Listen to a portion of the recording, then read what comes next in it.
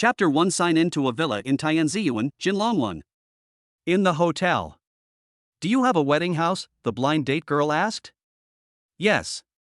Shu Feng. After hearing this, the blind date girl's eyes flashed, and then asked, do you have a car? A Civic worth hundreds of thousands. Shu Feng. After hearing this, the blind date girl's eyes brightened a little, and she couldn't help but get excited. He has a house and a car, is only 23 years old, tall and handsome, which perfectly meets her requirements. The blind date girl suppressed her excitement and continued to ask, what is your education level? Bachelor's degree. Shu Feng. Oh shit. The blind date girl was so excited that she almost shed tears. They both have bachelor's degrees. This Shu Feng is definitely a high-quality man. The blind date girl suppressed her excitement and asked, what does your family do? Shu Feng said calmly, I opened a supermarket of 80 square meters. After hearing this, the blind date girl was overjoyed. Shu Feng's family runs a supermarket, which means that even when Shu Feng's parents are old, they can be self-reliant and don't need her to support them. It's perfect. The blind date girl then asked, do you have any brothers or sisters? Shu Feng said calmly, I have a younger sister. After hearing this, the blind date girl felt even more satisfied. Her sister would get married sooner or later, and after she gets married, she could help out the family. Perfect. I am very satisfied with your conditions. Let us start dating and get engaged next month. The blind date girl said immediately. She looked at Shu Feng with eyes full of light. She couldn't wait any longer and had to get engaged to Shu Feng as soon as possible. That way, everything would be settled. After hearing this, Shu Feng sneered in his heart.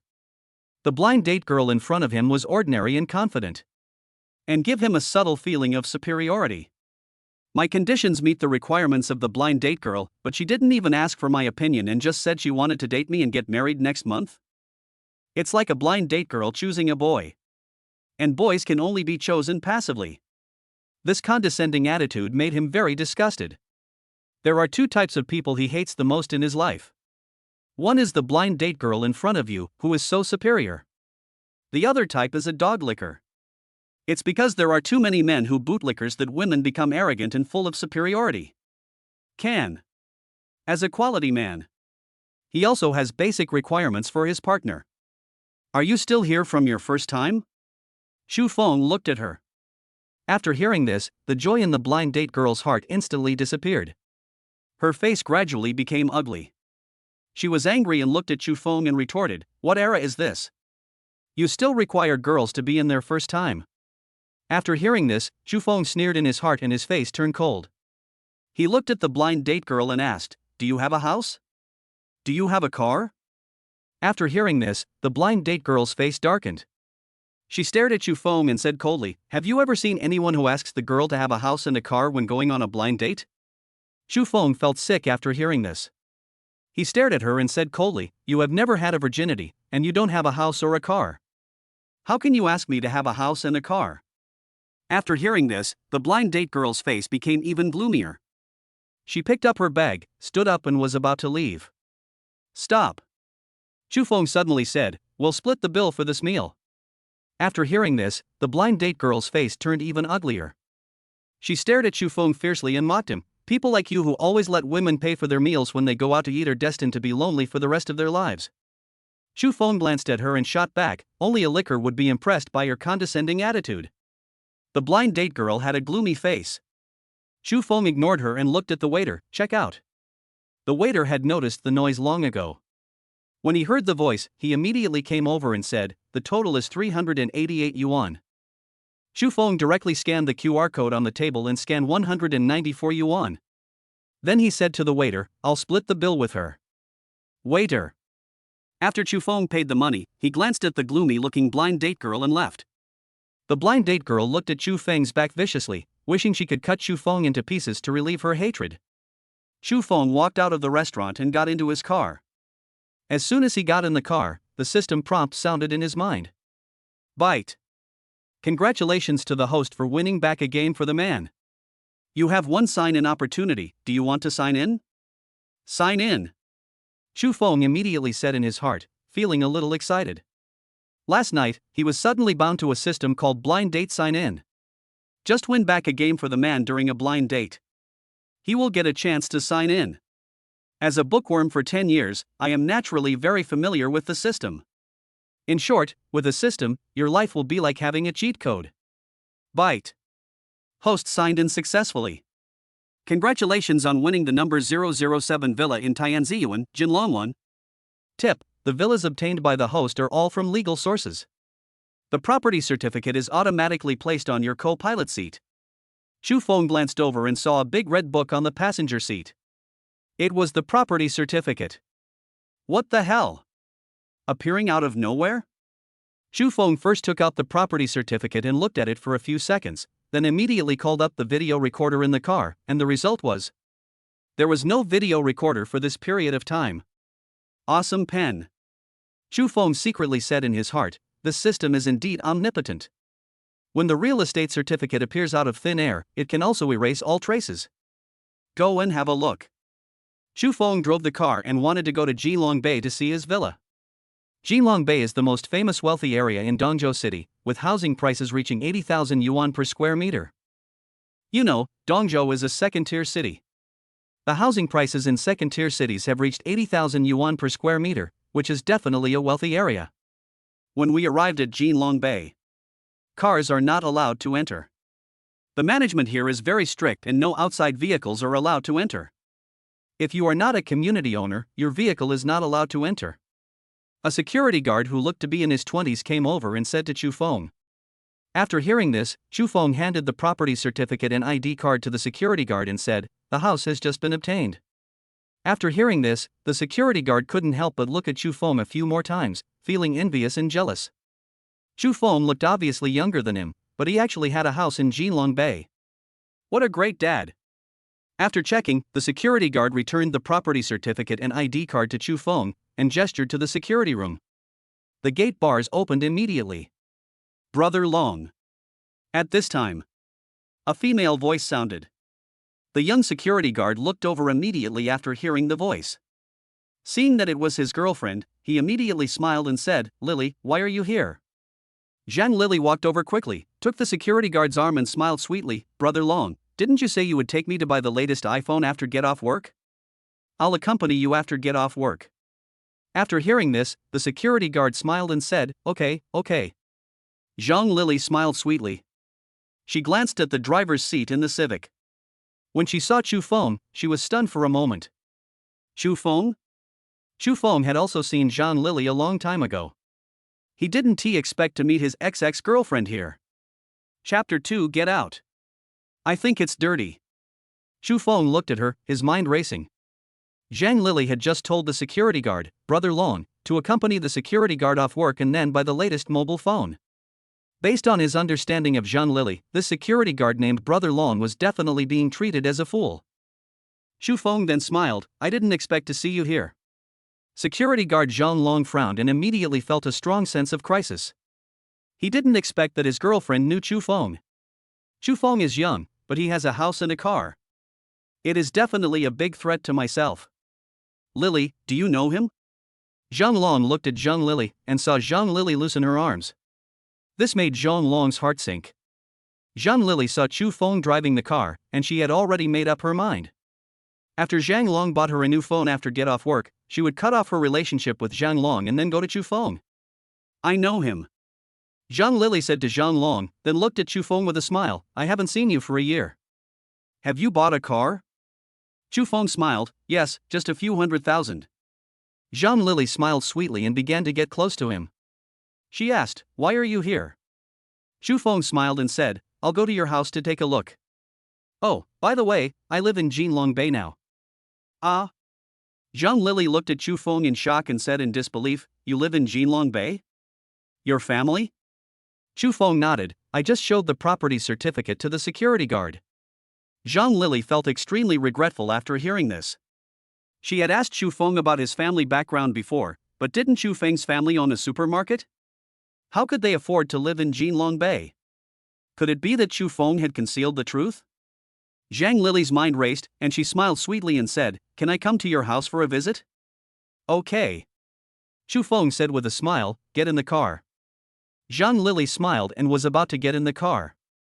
Seeing this, security guard Zhang Long pulled Zhang Lili and said in a deep voice, "Lily." Zhang Lili shook off Zhang Long's hand and said, "What's wrong with me going for a visit?" "I'll go with you," Zhang Long said worriedly. His face was slightly gloomy at this moment, and he looked at Chu Feng with unkind eyes. Zhang Lili frowned and said to Zhang Long, "You are a security guard. You must fulfill your duties at work. Chu Feng and I will go and take a look and come back soon." After hearing this, Zhang Long's face turned grim, but he didn't say anything else. Zhang Lili immediately got on the passenger seat. Chu Feng drove to villa number 007. Face recognition successful. The door of the villa opened directly. "Chu Feng, the security guard, and I are not in a boyfriend-girlfriend relationship. He is my adopted brother."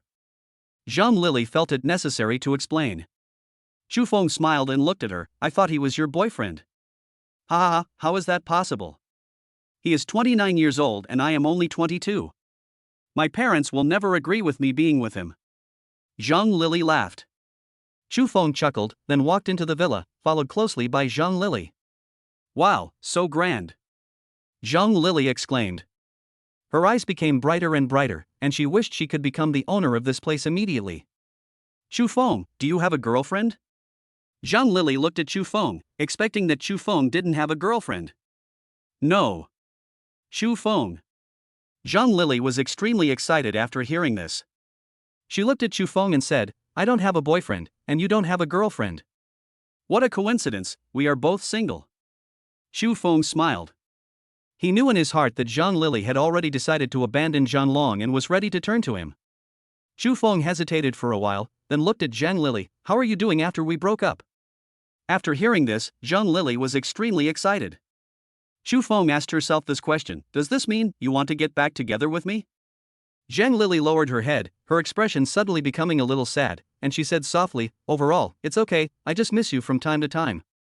After hearing this, Chu Feng sneered in his heart. Although Zhang Lili did not explicitly tell him to break up, she took the opportunity of a quarrel to block him.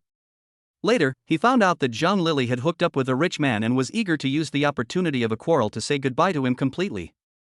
Fortunately, he didn't fall in love with her. When he met Zhang Lili, he saw through her as a green tea girl. Chu Feng's heart raced, and he slowly and tentatively touched Zhang Lili's hand.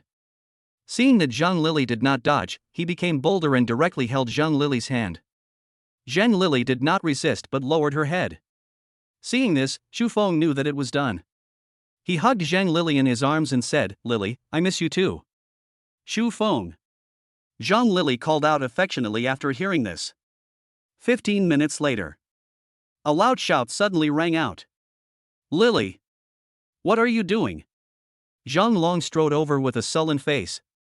He was worried about his girlfriend being alone with Chu Feng, so he told the minister and rushed here immediately, only to see this scene. Zhang Lili didn't expect Zhang Long to come over at this time. She felt a little panicked. She stared at Zhang Long with a cold face and said angrily, "Why are you yelling? I'm not your girlfriend." After hearing this, Zhang Long's eyes were filled with anger. He stared at Zhang Lili and yelled, "We both kissed each other. And you still say she's not my girlfriend?" Zhang Lili was panicking. How could she get along with Chu Feng if Zhang Long said such a thing? She had to deny it immediately. "What nonsense are you talking about? When did I ever kiss you?" Zhang Lili said angrily. "Lili is my girlfriend now." Chu Feng looked at the security guard Zhang Long. When security guard Zhang Long saw Chu Feng, his expression became a little more ferocious. "Okay. I finally understand. You two bastards. Today I will show you the photos of me and Zhang Lili kissing." Zhang Long took out his cell phone, found a photo, and handed it to Chu Feng. Seeing this, Zhang Lili became even more panicked. She didn't expect that Zhang Long had actually taken secret photos. Her first thought was to snatch the phone and smash it. However, Chu Feng got the phone first. Chu Feng took a look at the photo, then pushed Zhang Lili away and stared at her. "I didn't expect you to be this kind of person. You just told me that he was your adopted brother." I. Zhang Lili spoke incoherently, her face was pale, and her mind was buzzing, she didn't know what to say. Zhang Long was overjoyed when he saw Chu Feng push Zhang Lili away. He looked at Zhang Lili and said harshly, "You scumbag." Chu Feng looked at Zhang Lili and said coldly, "Don't stay in my villa, it's dirty to me." Zhang Lili turned pale after hearing this. She was originally very happy and thought she would have a wonderful life in the future, but she didn't expect. Not only did he lose Zhang Long, his rich man, she lost Chu Feng, the person she dreamed of marrying. Zhang Lili lowered her head and ran away dejectedly. Chu Feng didn't say anything, but he felt much better. He just didn't like this kind of green tea. Chapter 3. Qin ran. Chu Feng looked at the security guard Zhang Long and said calmly, Zhang Lili is a typical green tea girl who treats you as a fool. If I hadn't exposed her true colors today, you would have to spend money to buy her a new phone after get off work today. After hearing this, Zhang Long understood everything. He was furious and wanted to beat Zhang Lili up. It was such a loss for him to let Zhang Lili go just like that. Zhang Long looked at Chu Feng and asked the question in his mind, what was your relationship with Zhang Lili in the past? Chu Feng said calmly, she is my ex-girlfriend. Zhang Long showed a look of realization. So that's how it was. No wonder Chu Feng seemed to understand Zhang Lili better. After the two chatted for a few words, Zhang Long left. As for Chu Feng, he was looking at the villa. The villa had been completely decorated and had all the necessary furniture. In short, Chu Feng was very satisfied with the villa. Chu Feng sat in the massage chair and enjoyed himself while thinking about one thing. Blind date check-in system. Only win back a game for a man during a blind date. He will get one chance to sign in. The real reason why the system bound him as the host was because the system's mission was consistent with his own in some aspects. The system's mission is to achieve equality between men and women. And it's up to him to make it happen. If he wants to achieve gender equality, he needs the rewards from the system sign in. When his influence is high enough, anything he says will be the truth. No one dares to refute him. The boy from the past. At this time, Chu Feng's cell phone rang. Chu Feng took a look and saw that it was his mother calling. I knew without thinking that my mother wanted to ask about the previous blind date. Connected. Hey son. The blind date your Aunt Wang introduced to you complained that you wanted to split the bill when eating out. She also said that you required the girl to have a house and a car. Are you out of your mind? On the other end of the phone, Chu Feng's mother Luo Shui scolded him. After Luo Shui got the news from matchmaker Wang, she was so angry that her lungs ached and she wanted to slap Chu Feng. She had never seen anyone pay for meals during a blind date. And they also require the woman to have a house and a car. I've never seen this before. Such a thing happened to her son. The more Luo Shui thought about it, the angrier she got. She then scolded, how much water has gone into your brain? You have to pay for your meals on a blind date. Who would dare to date you? Who would dare to marry you? And you require the woman to have a house and a car? Did you get kicked in the head by a donkey? Women are meant to be married. Why do you require them to have a house and a car? Chu Feng listened to his mother's voice on the phone and couldn't help but feel helpless. He scolded her without knowing the truth. And he couldn't do anything, after all, she was his mother, his biological mother. It was not until Luo Shui stopped scolding him that Chu Feng sighed and said, Mom, don't you know that during dinner today, she asked me if I had a house or a car, and also asked about my education and family background. Although these were all necessary questions, she later said that she was very satisfied with me and wanted to date me directly, and get engaged next month. She didn't even ask me if I was satisfied with her or not. It was as if she was the boss of the company and I was an employee being interviewed, with only the right to be chosen and no right to choose. I can't get along with such a disrespectful woman. On the other end of the phone, Luo Shui was silent for a while before speaking. Okay, but this should be an exception. There are still many good girls. Mom will contact matchmaker Wang and ask him to introduce you to a good one. After hearing this, Chu Feng couldn't help but smile. Then I'll trouble you, Mom. Luo Shui said unhappily, I'm confused. My son is tall and handsome, and his family is not bad, so how could he be reduced to a blind date? Where are your former female classmates? You can contact them. Chu Feng sweated slightly, this is too ripe to start with. Ha ha. Luo Shui was a little angry and started to curse, are you crazy? It's hard to do it? And then wait for others to do it? Chu Feng felt that what his mother said made sense. Only. Many of my female classmates were in love during school. When we were teenagers, those who had a partner would show off on their social media accounts. Then add pictures and vows of eternal love. This is a bit disconcerting. After all, he had seen photos of almost all of his female classmates' boyfriends. Luo Shui scolded for a few minutes before she said, "Mom won't talk to you anymore." "By the way, have you found a job?" Chu Feng smiled and said, "I started my own business." "What business?" Luo Shui asked puzzledly. "I use my own car to pick up passengers." Chu Feng. After hearing this, Luo Shui's eyes lit up and she immediately said, "Express car, hitchhiking? I heard that it's easy to pick up beautiful women this way. You have to pay more attention to it. If you see a good-looking one, you must act in time." Chu Feng, I understand. I'll hang up if nothing else. Hang up, hang up. Hang up the phone. Chu Feng started to enjoy himself in the villa. It was not until after dinner that Chu Feng went downstairs, got in the car and opened the express platform to receive the order. Ding! You have a new order. Chu Feng was a little surprised. This was a wealthy area. Logically speaking, people in such places would have cars. There are new orders as soon as we go online. Chu Feng immediately accepted the order. He looked at the location and found that it was only 100 meters away from him. Villa number 001, Tianziyuan, Jinlongwan. So close? Chu Feng was a little surprised. The person who placed the order lived in Jinlong Bay. Without giving it any more thought, he drove to Villa 001. Before he reached Villa 001, he saw a woman standing in front of him. This woman is beautiful. She is tall, with a well-proportioned figure, very perfect. She is also stunningly beautiful, with long, shiny black hair that falls naturally behind her.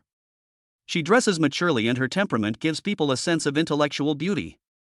Hanging a bag, it blends perfectly with the whole outfit without any sense of incongruity.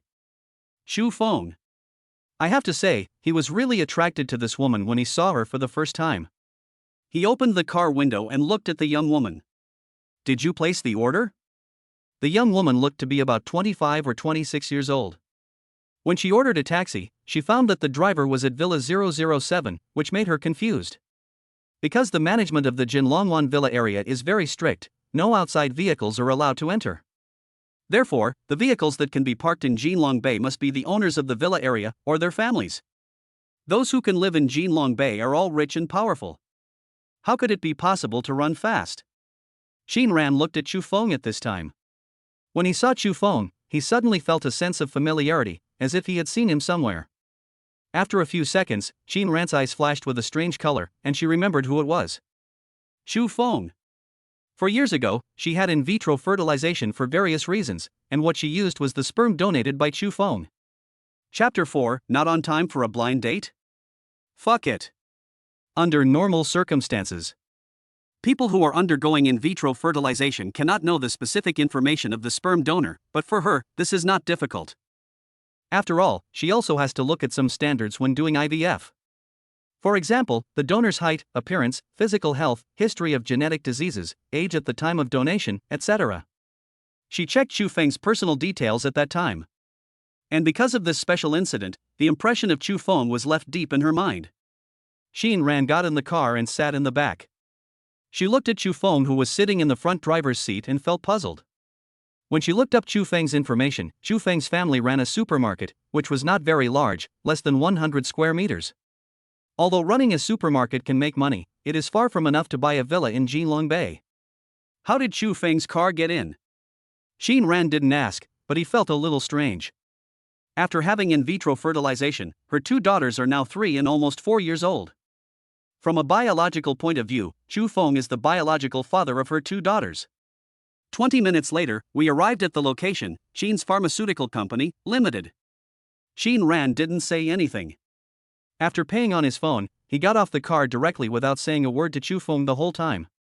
When Chu Feng saw Xin Ran leaving, he also drove away. Continue to take orders. After all, he still needs money for his life. He can't ask his parents for money at the age of 23. It's time to be more independent. Chu Feng suddenly thought of something, and asked through the consciousness communication system, is it possible to get a cash reward when signing in? It is not possible to sign in cash directly. The mechanical voice of the system sounded. Chu Feng was a little disappointed, but he didn't care. Although he couldn't get cash directly, he could sell the villa. Or if you sign for another car, you can also sell the car for money. At 8 o'clock in the evening, Shu Feng planned to go back. Not going back to the home where I live with my parents and sister. Instead, he returned to villa number 007 in Tianziyuan, Jinlongwan. Before this, he had also moved out, but he rented a house outside, so it was normal for him not to go home at night. After returning to Villa 007, Shu Feng took a hot bath and felt comfortable. Shu Feng received a call from his mother just after he finished taking a shower and changed into his pajamas. "Hello, Mom." "Shu Feng. Matchmaker Wang has found one for you. This girl is pretty good. I'll send her information to your WeChat. You can take a look later." Luo Shui said excitedly, and at the same time, she warned with a heavier tone, "Remember. Don't get sick this time. You pay for the meal. Don't let the girl pay." When Luo Shui thought of the previous blind date, she wanted to slap Shu Feng. "I understand, Mom," Shu Feng said perfunctorily. After chatting for a while, he hung up the phone. Jingle. Shu Feng received a message from his mother Luo Shui on WeChat. He took a look and found the profile of a blind date girl. Name, Li Jingjing. Age, 25 years old. Education, technical secondary school. Current job, kindergarten teacher. Monthly salary, 2,000. And photos of Li Jingjing. Looking at Li Jingjing's daily photos, if you rate her appearance out of 10, she would get 7. At this time, Luo Shui sent a message.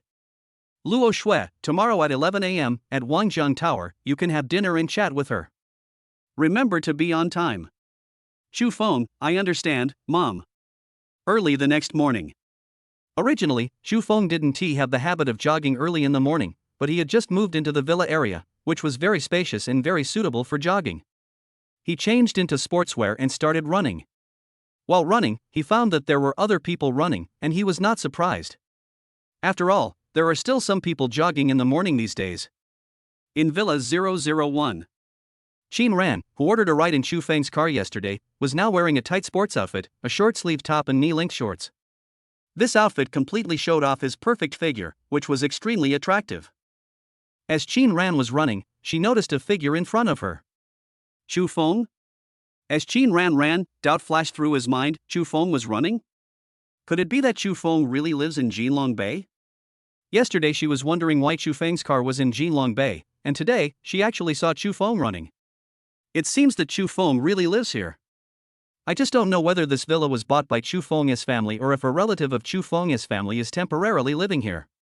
Although she was confused, she didn't ask. Run at a normal pace. In front, Shu Feng didn't usually run, and he stopped playing basketball after graduation. His physical fitness had obviously declined, and after running 1,000 meters, his speed slowed down. After a while, he found himself being slowly overtaken. And the person who surpassed him was none other than Karen, the man he had taken orders from yesterday and was soliciting customers. Shu Feng glanced at her and said nothing. Although he had given Qin Ran a ride before, the two of them had not spoken a word yesterday. Although we met once, there is nothing much to say. Likewise, Qin Ran also glanced at Shu Feng, but did not say anything. Shu Feng looked at Qin Ran who was running in front of him and thought to himself, Qin Ran's figure is really top-notch. It's rare to come across a figure as perfect as Karen's. Even if he had seen women with the same perfect body as Qin Ran, it was only in short videos on the internet. However, short videos and the like can be faked, so we don't know what the real situation is. After running a lap, Shu Feng returned to the villa and took a hot bath. Until 10:30 in the morning. Shu Feng drove to Wangjiang Tower according to the information his mother provided yesterday. Wangjiang Tower is near the city center, only a 15-minute drive from Jinlong Bay. Shu Feng arrived at 10:50. Sitting at table 9 in the lobby of Wangjiang building, playing with his mobile phone. Wait until 11 o'clock. Shu Feng glanced outside and continued to look at his phone. At 11:10, Shu Feng frowned, looking a little unhappy. As agreed, at 11 o'clock sharp. And it's already 11:10. Shu Feng called his mother Luo Shui and asked, Hello, Mom, is the time confirmed to be 11 o'clock? Luo Shui asked in confusion, Li Jingjing isn't here yet? Not yet. Shu Feng. Luo Shui, I'll ask matchmaker Wang. Hang up the phone. 5 minutes later, Luo Shui called Shu Feng and said, Li Jingjing has gone out. Please wait a moment. After chatting for a few words, he hung up the phone. Shu Feng's face didn't look very good. Was he late for the blind date? Go to hell. If it weren't for the fact that you can only get a chance to sign in if you win back around for a man during a blind date. Otherwise he would just walk away. Being 5 minutes late is fine. This guy is already 15 minutes late. Shu Feng randomly ordered 2 dishes and said to the waiter, "Serve the food." The waiter took it with a smile and then left. Another 20 minutes passed and the blind date girl Li Jingjing still hadn't arrived. Shu Feng's dishes had just arrived and Shu Feng was eating them. For the blind date girl who was seriously unpunctual. There was no need for Shu Feng to wait for her to come before ordering food. Chapter 5, Still Dreaming? Another 5 minutes passed. A young figure walked over. She looked at Shu Feng who was eating and wondered, is this the blind date guy? But if he was the blind date guy, how could he eat without waiting for her to come? Li Jingjing looked at Shu Feng carefully. Shu Feng looked the same as in the photo. That was him. Only. He actually ordered the food before she came. And he had already eaten it. Li Jingjing's face turned grim. She crossed her arms and stared at Shu Feng with cold eyes. Are you Shu Feng? Although Shu Feng lowered his head to eat, the peripheral vision of his eyes and the scent of perfume emanating from Li Jingjing made him guess who the person was, but he just didn't want to look up. Shu Feng raised his head and glanced at her calmly. Are you Li Jingjing? Li Jingjing snorted coldly, staring at Shu Feng, and said in a cold voice, I wasn't here, but you ordered the food and ate it. You must have been on a lot of blind dates. For someone like you, no matter how handsome you are, you can't find a girlfriend. Shu Feng looked indifferent and said calmly, for someone like you, you are 40 minutes late for a blind date. Only a bootleaker would like you. After hearing this, Li Jingjing's face turned extremely cold. Shu Feng then continued, okay, you can go now. After hearing this, Li Jingjing's face turned gloomy. She had just arrived here and hadn't even had her meal, and now she was asked to leave. Li Jingjing said coldly, reimburse me for the round-trip fare. Shu Feng glanced at her as if she were an idiot. Reimburse the travel expenses? Dream? Haven't T woken up from the dream yet? Shu Feng looked at the waiter at this time. Pay the bill. The waitress heard the voice and came over immediately. She was not far away and saw the conversation between Li Jingjing and Shu Feng. The two of them went on a blind date today, but this is what happened. The waitress didn't want to get involved, so she said to Shu Feng, 52 in total. After Shu Feng scanned the code to pay, he walked out. Li Jingjing saw this and blocked Shu Feng's way. She stared at Shu Feng with a sharp look in her eyes. I got up and put on makeup, and I took a taxi here, including the cost of wasting my time. The total is 300 yuan. Give it to me. Li Jingjing's voice was quite loud, so the guests dining in the hall could hear it. For a moment, the guests in the hall were silent and they all stared at Li Jingjing and Shu Feng. The guests in the hall were a little confused. What the hell was going on with this Li Jingjing? Round-trip taxi fare? Makeup fee? Delay fee? Damn it! Have you any shame? Especially those guests who already knew the whole story. They knew that Shu Feng had been waiting for Li Jingjing for more than half an hour. Li Jingjing was late, but she was still making excuses. This is fucking outrageous. Fuck, this woman is so shameless. She was late for the blind date and she blamed the guy. The guy can't wait for so long in vain and not even have a meal. A young man, the guest, couldn't help but complain. His companion also nodded, this kind of woman is really disgusting. She is so late for the blind date and doesn't take the blind dates seriously at all. Hurry up, record the video and post it online. It will definitely go viral. Damn it, if it doesn't go viral when I post it online, I'll buy it. I have to make this girl popular. Suddenly, many people took out their mobile phones and started recording. Li Jingjing, who was blocking the door, also heard the discussion of the guests in the hall. Her face became even gloomier at this moment. She glanced at everyone in the hall and said loudly, what's wrong with me being late? What do you know? Li Jingjing continued, women don't have to worry about getting married these days. A blind date requires a man's sincerity. I was only less than an hour late, and you can't stand it? How can you be sincere in a blind date like this? No one in the hall spoke. No one was too lazy to cause trouble with Li Jingjing, but they were secretly resentful of her in their hearts. Sincerity? Damn your sincerity. Isn't love mutual? Facing Chu Feng with such a condescending attitude, this kind of woman is really disgusting. After hearing what Li Jingjing said, Chu Feng was too lazy to say anything to Li Jingjing, because no matter what he said, Li Jingjing would not think that she was wrong.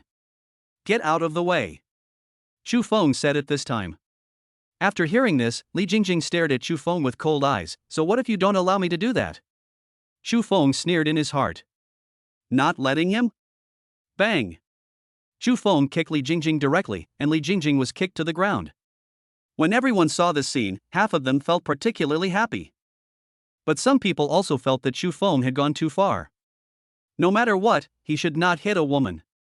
After Li Jingjing was kicked to the ground, she became crazy and got up, threatening Chu Feng with her fangs and claws. Bang! Chu Feng kicked Li Jingjing again, knocking her to the ground. Then, he walked away.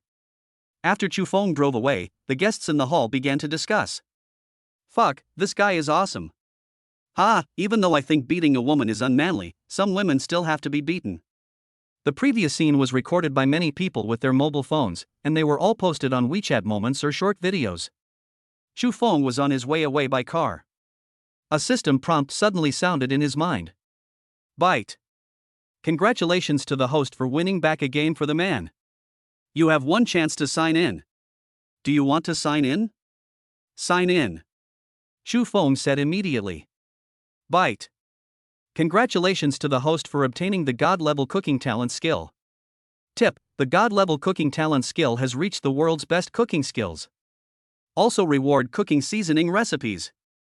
As soon as the system finished speaking, Chu Feng found that countless cooking combinations appeared in his mind, as well as the special seasoning recipes rewarded by the system. God-level cooking skills, not bad.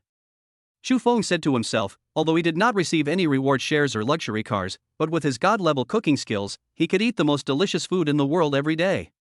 That's enough. Chu Feng decided to go to the vegetable market to buy vegetables now, and then make a sumptuous dinner tonight. Even though he was the only one eating it. At 2 o'clock in the afternoon, Chu Feng had already bought chicken, duck, fish, meat, and some vegetarian dishes, and drove back to villa number 007 in Jinlong Bay. It's still early now, let's cook at 6 o'clock. Chu Feng thought to himself. However, some seasoning recipes still need to be worked out first, and the chicken, duck, fish, and meat need to be marinated before they can be cooked. It was not until 6 o'clock in the afternoon that Chu Feng started cooking. I worked until 7 o'clock and made a total of 6 dishes and 1 soup. The whole villa was filled with the aroma of food, and the fragrance even spread outside the villa. Outside the villa, there were 2 little girls who looked about 4 years old standing outside Villa 007. The 2 little girls had arrived here a long time ago and were attracted by the smell of food coming from the villa. The 2 little girls couldn't help swallowing their saliva, it was so fragrant. At this time, the door of the villa was opened. The smell in the villa was too strong, so Chu Feng wanted to open the door to ventilate and dissipate the smell. As a result, he saw 2 little girls standing at the door, swallowing their saliva. Chapter 6 Dad? When Chu Feng saw the 2 little girls, his first impression was that they were so cute and so beautiful. He also follows a lot of cute kids on the short video platform, who are both beautiful and adorable. But now that he has seen these 2 little girls, he finds that the cute kids on the short video platform are still quite different from the 2 little girls in front of him. When Chu Feng saw the 2 little girls swallowing their saliva from time to time, he immediately understood that he had signed up for a God-level cooking skill talent. The food he cooked was extremely fragrant and could easily stimulate people's appetite. Chu Feng smiled, giving people a sense of intimacy. He looked at the 2 little girls and asked with a smile, "Want to eat?" The 2 little girls opened their big watery eyes and nodded gently. Chu Feng smiled and said, "Why don't you tell your family and then go to your uncle's house for dinner?" The little girl on the left looked at Chu Feng and said softly, "Uncle, can we really eat it?" Chu Feng smiled and rubbed her head. "Of course, but you have to tell your parents, otherwise they will be worried." The 2 little girls nodded slightly, and then said, "Uncle, let's go back and talk to Mom first." "Okay, go ahead. Uncle's door is not closed. Just come directly over later," Chu Feng said with a smile. The little girl on the right didn't want to go back. She looked at the little girl on the left and said, "How about you go back and tell your mother?" The little girl on the left looked at the little girl on the right and said, "Why don't you go back? Do you want to steal food?" The 2 children quarreled for a while, and finally decided to play rock, paper, scissors. Whoever lost would go back. In the end, the little girl on the right lost. This made Chu Feng laugh and cry, and he found it very interesting. The little girl on the right went back. Chu Feng smiled and said to the little girl who was still there, "Follow your uncle in and have a feast." The little girl nodded. Chu Feng brought her to the dining table. When the little girl saw so many dishes, she couldn't help but salivate and kept swallowing. Chu Feng couldn't help but laugh. He carried the little girl to the chair, and then picked up some food for her. Although the little girl wanted to eat very much, she did not wolf it down, but ate it relatively elegantly. This made Chu Feng sigh secretly. Children from wealthy families have really good family education, and they are only 3 or 4 years old. "Little girl, what's your name? Which villa do you live in?" Chu Feng asked with a casual smile, just wanting to chat with the little girl. After hearing this, the little girl looked at Chu Feng and said in a baby voice, "My name is Qin Shirhan, and I live in Villa 001. The one just now is my sister, her name is Qin Xiaoyu." After hearing this, Chu Feng immediately thought of Qin Ran, who was driving to take the order yesterday and was assigned to villa number 001. So she's married. For some reason, Chu Feng felt a little disappointed. He saw Qin Ran yesterday and today, and he felt that Qin Ran was indeed very attractive. "Unfortunately, I'm already married." Chu Feng couldn't help but envy Qin Ran's husband. He was really lucky to marry such a woman. "Uncle, where are your family members?" Qin Shirhan asked while eating. Chu Feng smiled and said, "Uncle's family doesn't live here. Only Uncle lives here." Qin Shirhan was a little confused. Why don't Uncle's family live with Uncle? Chu Feng was a little overwhelmed. The child was just asking 100,000 questions. The main thing was that even if he explained it, Qin Shirhan might not understand it. At this time, 2 figures appeared at the door of the villa. A tall, extremely perfect young woman with a stunning appearance and eyes as bright as stars, as if she had magical powers. Looking into her eyes will make you feel even more attractive. This young woman was Qin Ran. As for the little girl next to Qin Ran, she was Qin Xiaoyu just now. Seeing Qin Shirhan enjoying the food, Qin Xiaoyu couldn't help but get angry and said angrily, "Qin Shirhan, you ate first. You didn't even wait for me." Qin Shirhan glanced at her and said, "Who made you lose the rock-paper-scissors game?" Qin Xiaoyu snorted. She looked at the sumptuous dinner on the table and swallowed her saliva. However, the chair was too high and she couldn't climb up. Seeing this, Chu Feng carried Qin Xiaoyu to the chair. "Thank you, uncle." Qin Xiaoyu smiled happily. Chu Feng smiled and then looked at Qin Ran. Qin Ran walked over slowly. She took a look at the sumptuous dinner on the table. The dishes. Although she hadn't tasted it yet, she knew it was delicious from the way the 2 girls ate. This surprised her. She didn't expect Chu Feng's cooking skills to be so good. "My 2 daughters are ignorant. Sorry to bother you." Qin Ran looked at Chu Feng and said apologetically. Chu Feng smiled and said, "It's not a problem. I like these 2 children very much." After Qin Ran heard this, he felt something strange in his heart. "I like these 2 kids." From a biological point of view, Chu Feng is the biological father of the 2 girls. But she has no plans to get married. Because she felt that the man she was looking for would not be able to fully accept her 2 daughters, and if they had a quarrel or conflict one day. Maybe it's because of the 2 children. Qin Ran smiled and looked at Chu Feng, curiously asking, "Did you cook all these meals?" Chu Feng chuckled, "Do you see anyone else here?" Qin Ran smiled and asked, "You cook so many dishes by yourself?" Chu Feng smiled and said, "On a whim, I wanted to make a sumptuous dinner to try the flavor." Qin Ran nodded gently, "It's just a bit wasteful, you can ask your family to come and eat together." Chu Feng shook his head and smiled, "My parents and sister don't live here, and they are far away from here, so it's not very convenient." Qin Ran nodded slightly, feeling puzzled. Does this mean that Chu Feng is the only one living in this villa? Qin Ran still has many questions, such as who bought the villa. Because she had checked Chu Feng's information, Chu Feng's family simply could not afford to live in this villa. But she didn't ask. Asking too many questions is a bit impolite. Don't stand, sit down and try it. Oh, and ask your husband to come and try it too. Chu Feng called out while going to get the dishes and chopsticks. Qin Ran saw that the 2 girls had already sat down to eat, and she would definitely stay here with them, so she apologized, "Sorry to bother you." "No trouble. I can't finish all these dishes." Chu Feng smiled and took a set of bowls and chopsticks. Chu Feng just sat down when he suddenly thought, oh, right, let your husband come and try it. Xin Ran thought, she's not even married, where does her husband come from? But she didn't want to reveal too much. After all, she didn't want to get married now, so there was no need to tell Chu Feng that she was single. But the next second, Xin Ran was shocked, and then he heard Qin Xiaoyu say, Uncle, my mother doesn't have a husband. Ah? Chu Feng was stunned for a moment. When he came to his senses, he couldn't help but laugh, thinking that the child didn't understand what husband meant. Chu Feng smiled and said to Qin Xiaoyu, your mother's husband is your father, do you understand? We don't have a father. Qin Xiaoyu. Yes, we don't have a father. Qin Shihan. Xin Ran was standing aside, wishing she could shut up the two girls. This would directly expose her single identity. Chapter 7. Is he still single? Children will not lie, especially when seeing Xin Ran lowering his head and keeping silent. Chu Feng had some guesses.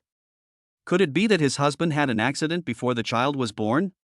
When Chu Feng thought of this possibility, he felt a little guilty and thought to himself that he should not have mentioned this matter. So he quickly changed the subject and helped Xin Ran pick up a piece of beef. Come, have a taste of my cooking. Yeah, thanks. I can do it myself. Fortunately, Xin Ran did not react too much, which made Chu Feng feel more relieved. After dinner, the two little girls sensibly took their bowls and wanted to put them in the sink. Seeing this, Chu Feng quickly said, just leave it here, and Uncle will come to clean it up later. No, Uncle, Mom said that you have to do your own things, that's what a good child should do. The older Qin Shihan spoke with such confidence that Chu Feng liked these two sensible children even more. Seeing Chu Feng standing up to clean the table, Xin Ran quickly stopped him. Let me do it. You've been busy for so long and cooked so many dishes. You must be tired. Go and take a rest. Xin Ran's words made Chu Feng a little dazed. He actually had a feeling of home, a feeling that was hard to explain. Especially when he saw Xin Ran and the two little girls busying around the pool, he felt warm in his heart. After all, Qin Xiaoyu is young and has a lively and active personality. Seeing Chu Feng standing behind him, he trotted over. Uncle. Xiaoyu, what's wrong? Chu Feng squatted down so that Qin Xiaoyu wouldn't have to tilt her neck when talking to him. Uncle, the food you cook is so delicious. Can I come and eat it in the future? Chu Feng smiled happily when he heard the little girl's praise. This was much better than the feeling he had when he was admitted to his ideal university. Of course, as long as Xiaoyu wants to eat, you can come to Uncle anytime. Qin Xiaoyu cheered immediately and kissed Chu Feng on the face excitedly, then turned around and ran back to tell her sister and mother the good news. I'm sorry to bother you today. The meal was over, and Xin Ran was ready to take the two little girls home. What's there to be embarrassed about? We live close to each other anyway, and I'm usually alone at home. If you can come more often, it will be more lively. Often? Xin Ran glanced at Chu Feng's expression without noticing, and seeing that his eyes were filled with doting on the two little girls, he finally dispelled his doubts. Although she knew very well that these two children had an inseparable relationship with Chu Feng. But she still had some guard against Chu Feng. After all, there was no relationship between her and Chu Feng. Uncle, let's go. Bye, Uncle. The two little girls were still reluctant to leave. Seeing this, Xin Ran asked angrily and amusedly, why, after meeting your uncle, do you no longer like your mother? Qin Shihan was afraid that her mother would be angry, so she quickly explained, no, Mom, Hanin still likes you the most, but Uncle is also very good. Xin Ran shook his head helplessly. It seemed that blood ties would always be the closest connection in the world. Chu Feng had just finished his shower and was about to go to bed when his cell phone, which was placed on the bedside table, started to ring frantically. When he picked up the phone, the other party had just hung up. He unlocked it and saw that while he was taking a shower, his mother had called him more than 20 times. It seemed that it must be about the blind date that happened during the day. Just when I was wondering whether to call back, my mom called again. As soon as Chu Feng answered the call, Luo Shui's roar was heard from the receiver. Chu Feng, are you crazy? I asked you to go on a blind date, but why did you fight? Have you grown up? This is how I raised you. Facing his mother's series of questions, Chu Feng didn't even have the chance to interrupt and explain.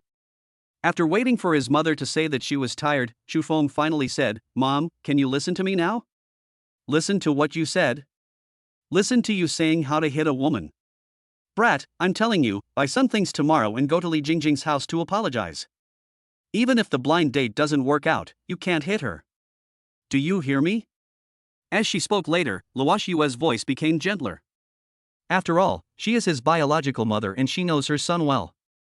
She knows that he is definitely not the kind of person who acts recklessly.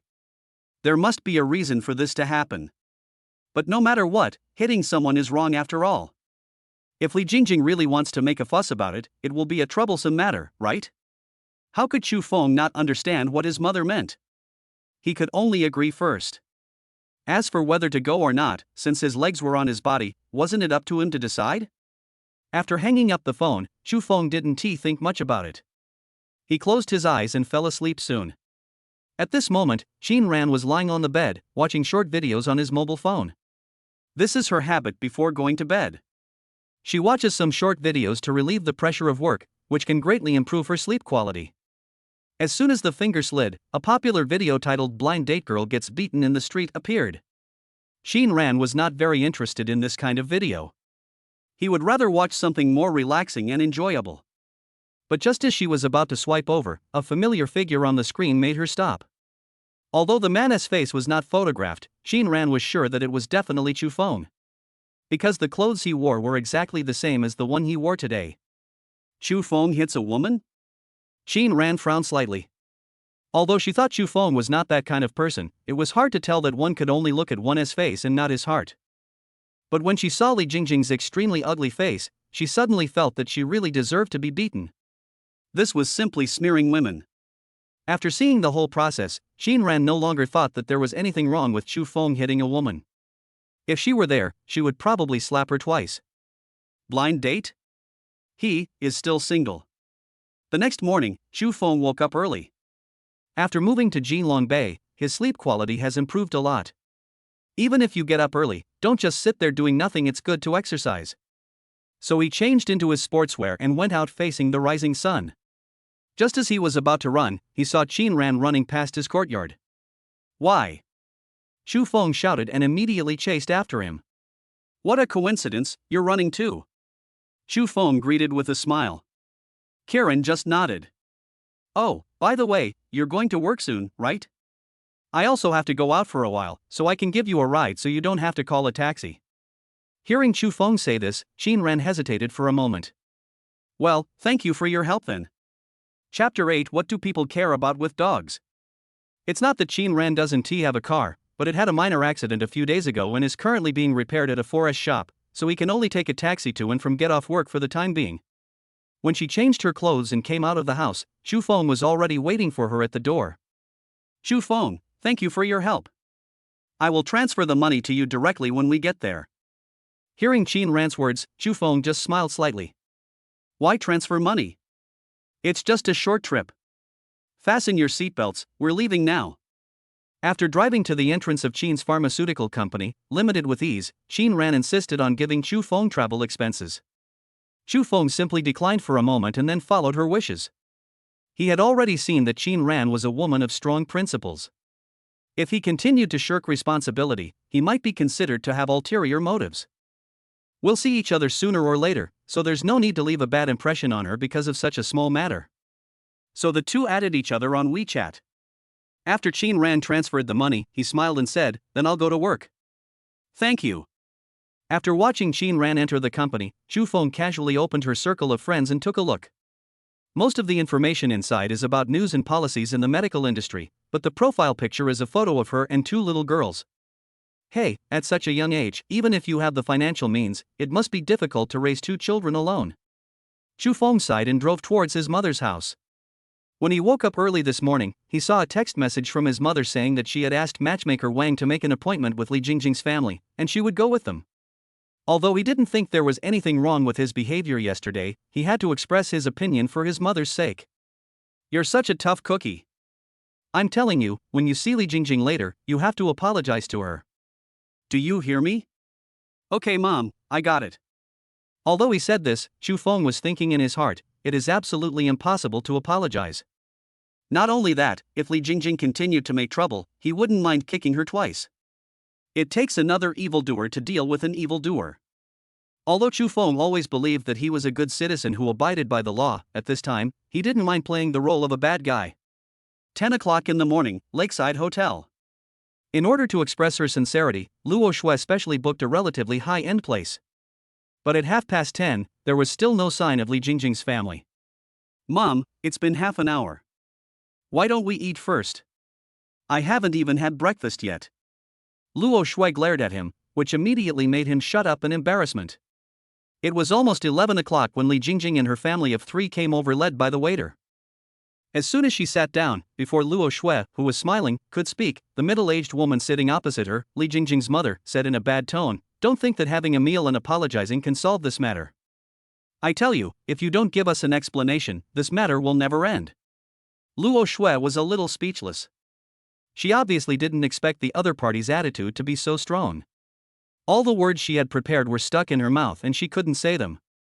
Xu Feng leaned back in his chair and looked at the family of 3 with great interest. It really is true that if you are not from the same family, you will not enter the same door. Words filled with mockery came out of Xu Feng's mouth. Without waiting for the other party to speak, he continued, "Why should I give you an explanation? Because you don't know what it means to be punctual? Or because you don't know how to be polite?" As soon as he said this, Li Jingjing's family became so angry that their faces turned red and their necks became thick. Mother Li pointed at Luo Shui and said angrily, Is this how you apologize? What does your son mean by this?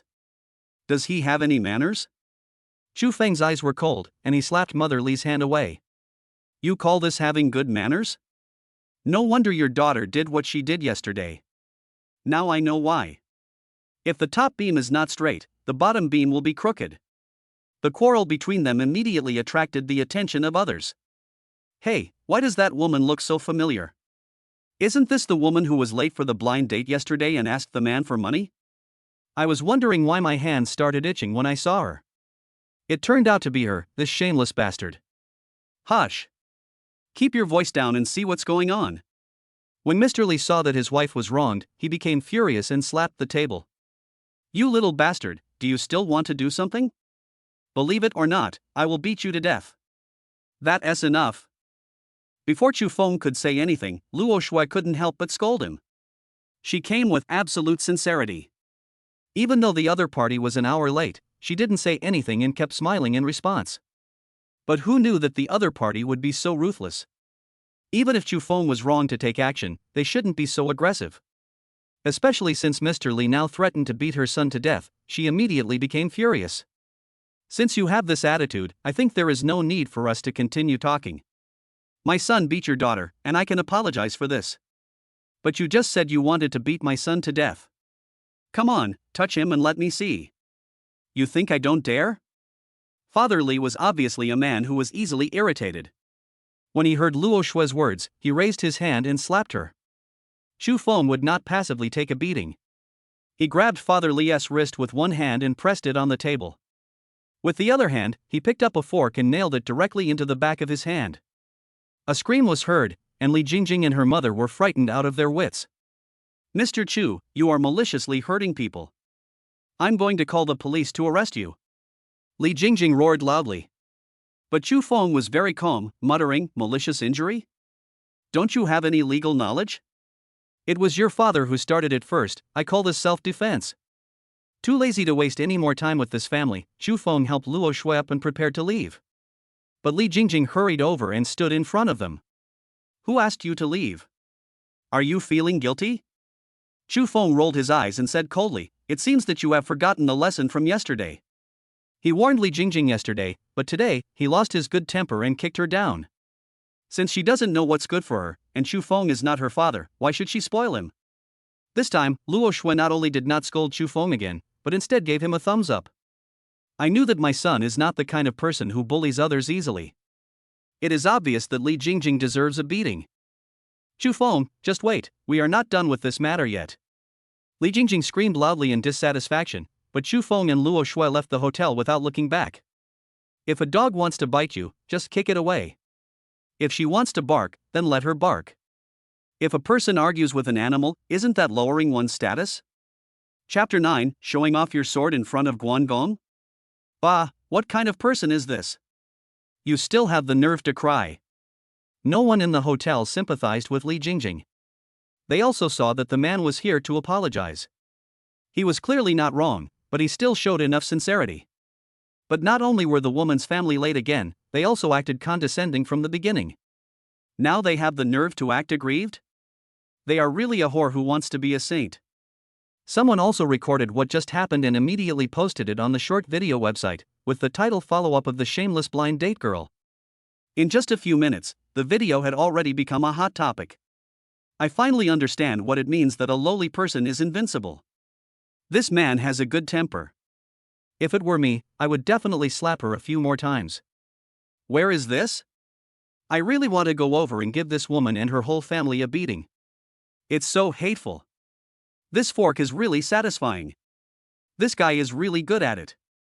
Awesome. The comments were almost one-sided. After all, there was video evidence, and anyone with good eyes and brain could tell who was right and who was wrong. The hotel waiter came over with an expressionless face.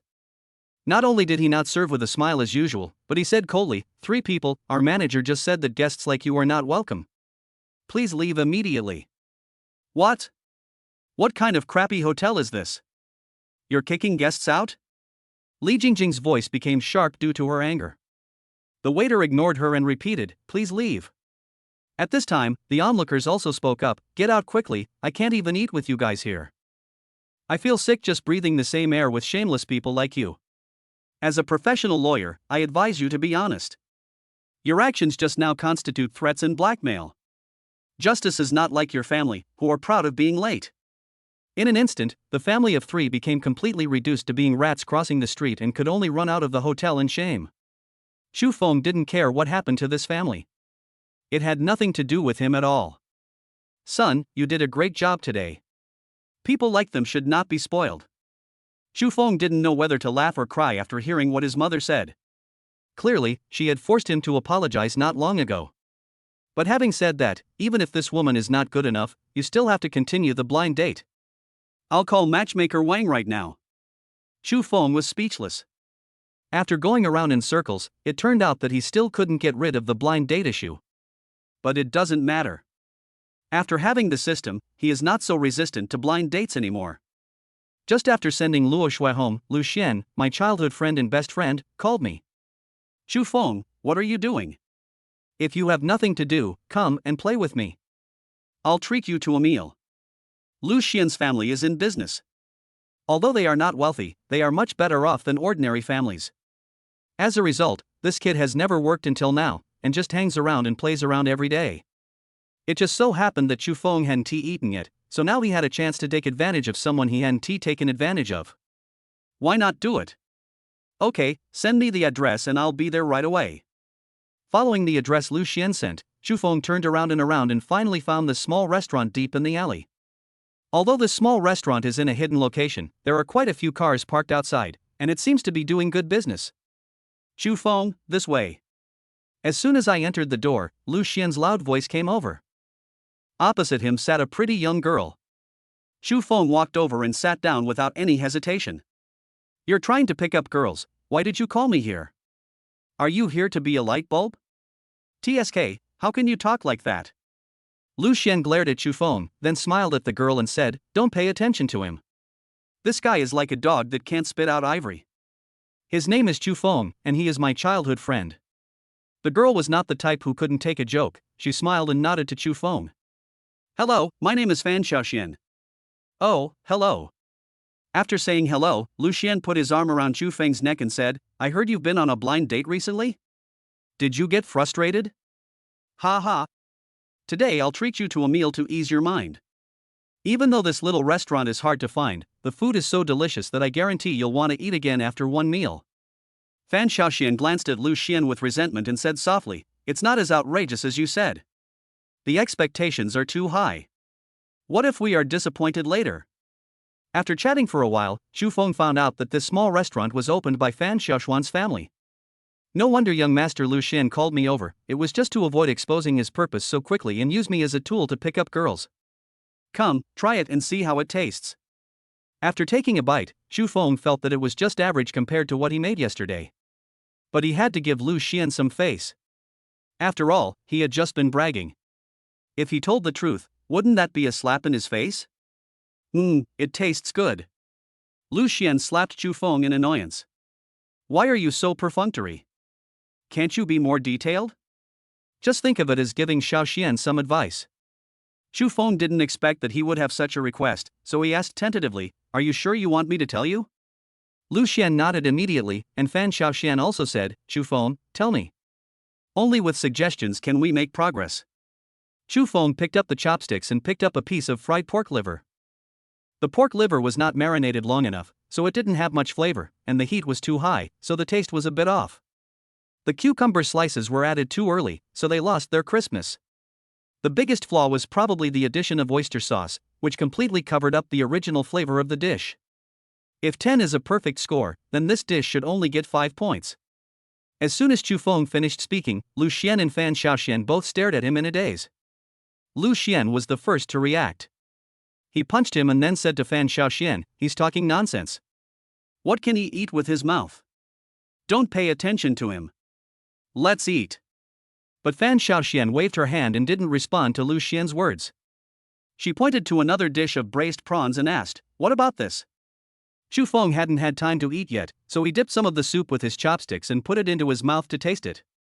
Well, the shrimp is fresh, but the cooking method is problematic. I'd rate it 6 or 7. Fan Xiaoxian frowned slightly.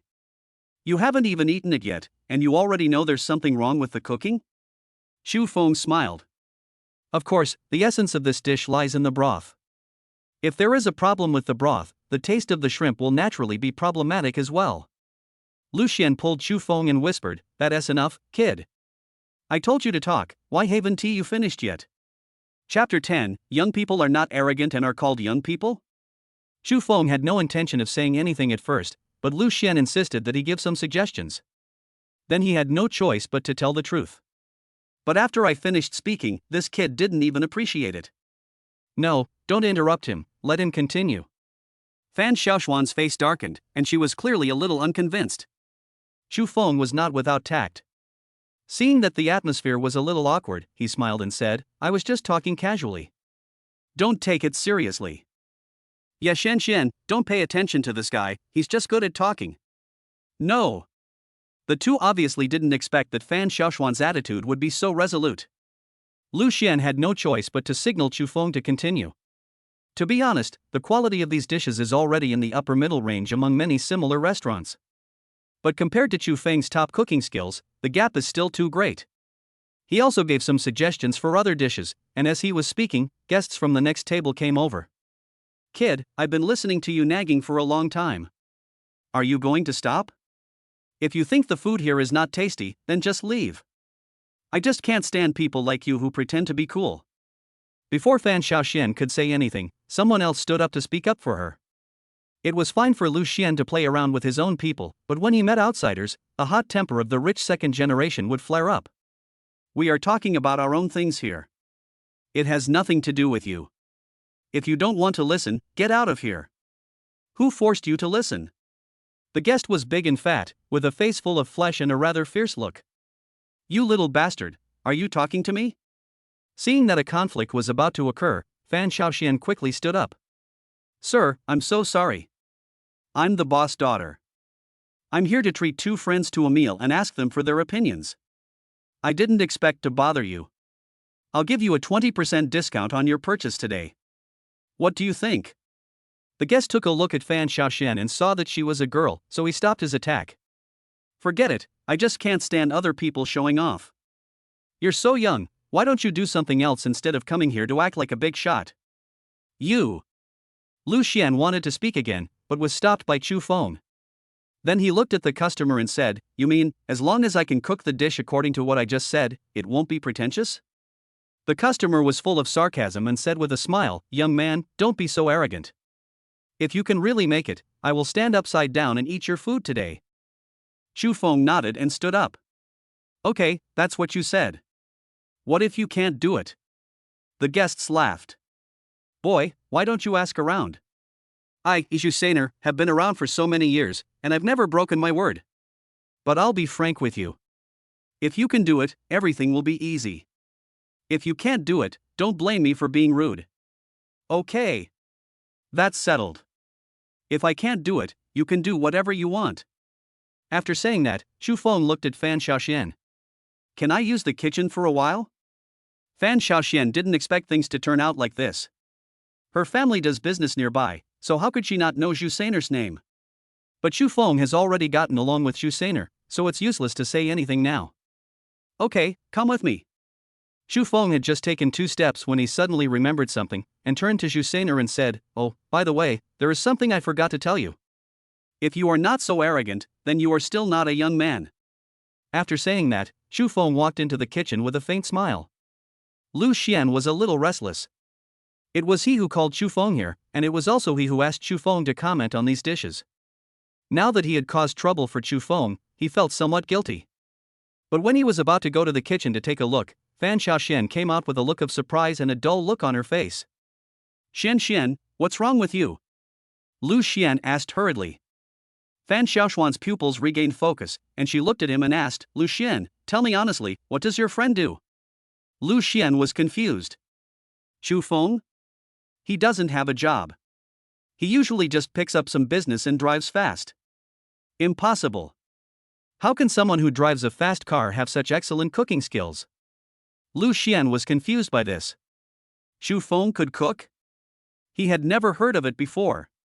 Without waiting for him to ask anything else, Xu Feng came out with a plate of braised prawns. An appetizing aroma began to spread, immediately making everyone nearby swallow their saliva. Putting the plate in front of Zhu Seiner, Xu Feng put his hands in his pockets and raised his chin. "Try it." Although his attitude made Zhu Seiner a little unhappy, the bright luster of the braised prawns in front of him, coupled with the tempting aroma, immediately made him forget everything else. Everyone's eyes were focused here. They just watched Zhu Seiner pick up a shrimp, put it into his mouth and suck the soup on it. The next moment, Zhu Seiner's eyes suddenly widened. After sucking up all the soup, he did not stop his hands and quickly peeled off the shrimp skin and put the shrimp meat into his mouth. "Boss, how is it?" The younger brothers who came with Zhu Seiner asked hurriedly. But Zhu Seiner ignored them. He had obviously almost finished eating just now, but now he looked like he had been hungry for days. He was eating the pot of braised prawns happily. What else is there to say? If the shrimps were not tasty, or tasted just average, Zhu Seiner would not have done this. That only proves that Xu Feng is not just pretending, he has real skills. This is just one dish, what about the others? In the blink of an eye, Zhu Seiner had finished a whole plate of braised prawns, without even leaving a drop of soup. The plate looked as if it had just been cleaned. Xu Feng smiled slightly. "Others, they haven't been fried yet." "Didn't you say you wanted to eat it upside down? I just saw that you didn't stand upside down." Xu Seiner was speechless. He was so busy eating that he couldn't think of anything else. "Good boy, you are awesome." As he spoke, he took out a wad of money from his bag. "Here, take it. Is this okay? I didn't mention the bet just now. Hurry up and fry the remaining dishes. I'm still waiting." The paper seal on the money has not been torn off yet, so it should be exactly 10,000 yuan. This Xu Seiner is quite interesting and he did a good job. Even though Xu Feng now has the system to rely on, he still feels a sense of crisis regarding his savings. You can earn 10,000 yuan just by cooking a few dishes, so why not do it? But Fan Xiaoxian was in a strange feeling at the moment. She was still unconvinced just now, but after seeing Xu Feng's cooking skills with her own eyes, she had to admit that Xu Feng's cooking skills were much better than his father's. If I could get him some advice, then my family's business. Chapter 11: The Incompetent Babysitter. Xu Seiner ate with great satisfaction, and he was so full that he couldn't eat another bite. He had no choice but to let his younger brother eat all the rest. The sight of a few people wolfing down the food made the other guests eager to try as well. But when they looked for Xu Feng, they found that he had disappeared long ago. "You are really good, kid. You are very skilled in cooking. I have known you for more than 20 years, and this is the first time I know that you are such an amazing cook." Lu Xian teased Xu Feng. After cooking those dishes, in order to avoid trouble, the three of them left the restaurant through the back door. "Xu Feng, wait a moment." When Fan Xiaoxian saw him turn around, she asked, would you like to sell your recipes and formulas? If possible. Not for sale." Without waiting for Fan Xiaoxian to finish, Xu Feng gave the answer directly. "Want his cooking skills? What a joke. That was a reward from the system. He could even easily beat the world's top chefs. How could he sell it to others so casually? Besides, cooking is different from a house. If he really needed money, he could just sell the villa in Jinlong Bay. After all, it had a clear price tag. But how to sell cooking skills? He knows not only Chinese food, but also Western food, desserts, baking, and so on. This intellectual property is priceless. Oh, sorry, I am being presumptuous. The restaurant is quite busy, I won't see you off, bye. Hearing Chu Feng's resolute answer, Fan Xiaoxian was very disappointed. Hey, Xian. Lu Xian patted Chu Feng on the shoulder. Go back first, I'll call you later. Chu Feng was speechless. This guy had no humanity towards the opposite sex and couldn't even walk when he saw a beautiful woman. When driving back to Jinlong Bay, there was still some distance when Chu Feng saw Qin Shihan and Qin Xiaoyu talking to a man on the side of the road. He stopped the car, stuck his head out and called out, Hanin, Xiaoyu. The two little girls looked over immediately, and the man they had just spoken to turned and left in a panic. Chu Feng got out of the car and walked towards the two little girls. Why did you two come out by yourselves? Qin Shihan came immediately. Uncle, Xiaoyu said she wanted to eat jelly, but there was no jelly at home. Sister Shuangshuang said she was busy, so we wanted to buy it ourselves. Sister Shuangshuang? Who is she? Chu Feng frowned slightly. Shuangshuang was really generous enough to let two little kids go out to buy things by themselves. Qin Xiaoyu immediately replied, Sister Shuangshuang is my family's nanny. Mom has to go to work and has no time to take care of us, so she asked Sister Shuangshuang to take care of us. Nanny? Since her responsibility is to take care of the two girls, she should not let them run away on their own. So he immediately took out his cell phone and said to the two little girls, Shall we take a picture? The two girls cheered and jumped for joy, obviously enjoying having their photos taken. After Chu Feng finished taking the photos, he immediately opened WeChat, sent the photos to Qin Ran, and explained the situation. Come on, Uncle will take you to buy some jelly. Oh, by the way, who was the person you just talked to? Qin Xiaoyu held Chu Feng's hand and said as they walked, That brother said he knew a place that sells delicious jelly. He was just asking us if we wanted to go, and then you came, Uncle. After hearing this, Chu Feng narrowed his eyes. Judging from the panic look on that guy's face just now, it was clear that he was not a good person. Qin Shihan pulled Chu Feng again and said, Uncle, that brother just now might be a bad guy. Mom said that we should not easily trust strangers, and we should not easily go with strangers. If you hadn't come, I would have gone back to find the security brother just now. It seems that Qin Shihan has a strong sense of security. But this is not a reason for them to go out alone at their age.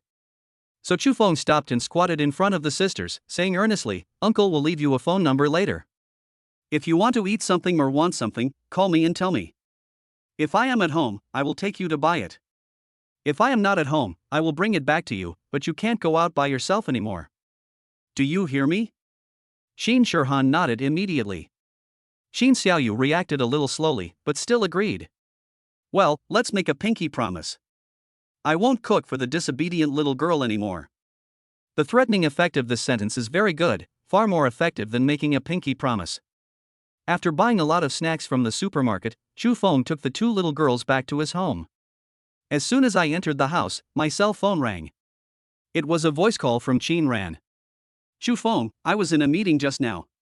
Are Hanian and Xiaoyu okay? Her voice was a little panicked. Chu Feng immediately said, Don't worry, I just brought them both to my house, they are fine. But? Chu Feng hesitated halfway through his words, because he knew that he shouldn't interfere too much in other people's affairs. But seeing the lively appearance of the two little girls, he still said, I suggest you change the nanny. This nanny is a little too incompetent. Until now, she hasn't contacted you, right? Okay, I understand. I'll finish the things on hand and go back right away. Please help me take care of the two sisters. It wasn't until about 5 o'clock that someone rang the doorbell. Chu Feng, who had just finished painting with the two little girls and was about to cook, opened the door and saw Qin Ran standing at the door. Come in. Mother. When the two little girls saw their mother coming, they immediately rushed over. Qin Xiaoyu even raised her head and said, Mom, Uncle said he would make us hamburgers. Can we eat them first before going back? Seeing the pleading and longing in his daughter's eyes, Qin Ran smiled gently. Okay, then you guys go play first. I'll go help Uncle cook. Oh. Long live Mom. The two little girls continued to play happily, treating this place as their own home. I'm sorry to trouble you again. Kieran looked apologetic. Chu Feng waved his hands. He liked the two little girls anyway, so he didn't take it seriously at all. Although he said he wanted to help, Chu Feng didn't need any help at all. I just went back home. Xuan didn't know Hanin and Xiaoyu went out. I have already fired her and will find a new nanny in the next 2 days. Xin Ran was a little angry. She paid Xuan a lot of salary, which was far higher than the market price. All along, she thought Xuan was very competent, until just now, after she fired Xuan and checked the surveillance cameras at home, she found that Xuan was busy playing with her mobile phone most of the time and didn't care about her 2 daughters at all. If something really happened to Qin Shihan and Qin Xiaoyu, she would definitely not survive. When she thought of this, her eyes turned red and her voice became choked. Chapter 12. Those who return from overseas studies may also be unsophisticated. Xin Ran seemed to have noticed her own loss of composure. Seeing Chu Feng looking at her, she immediately sniffed and adjusted herself. I'm sorry to make you laugh. Chu Feng did not respond. Saying words of comfort at this time would undoubtedly make the atmosphere even more awkward. The burgers are ready. The girls should be hungry, so let's eat first. After dinner, Xin Ran took the 2 little girls home. Chu Feng saw that there were still a lot of snacks on the coffee table, and he smiled. Just as he was about to put them away and wait for the little girls to come over to eat them, his cell phone rang. When he saw it was his mother calling, he roughly guessed what it was about. Son, matchmaker Wang has found another suitable girl. I'm sure you will be satisfied this time. Mom, you always say that. Chu Feng was already helpless. This seemed to have become his mother's opening remarks. Every time we say it's a good fit, but it always ends in a bad way. You little brat. Listen to me first. This girl is called Bai Shang. She seems to be a top student who studied abroad. She is currently working for a large company and earns a good income.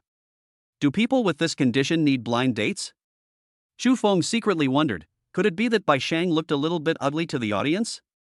Fortunately, my mother was understanding and said directly, I have sent you the photos and the agreed location. Don't forget it tomorrow morning at 11 o'clock.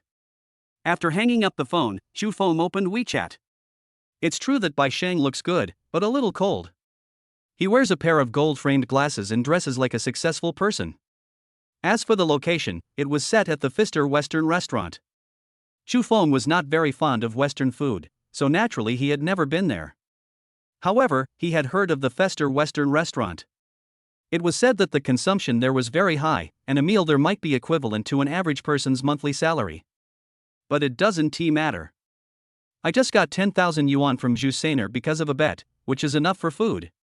The next morning, Chu Feng went out for a run as usual. But I didn't meet Xin Ran today. I guess there's no nanny at home, so I have to take care of the 2 little girls by myself. I went back home and had breakfast, and before I knew it, it was 10 o'clock. Chu Feng changed into a suit and went out. He actually didn't like this kind of clothes very much.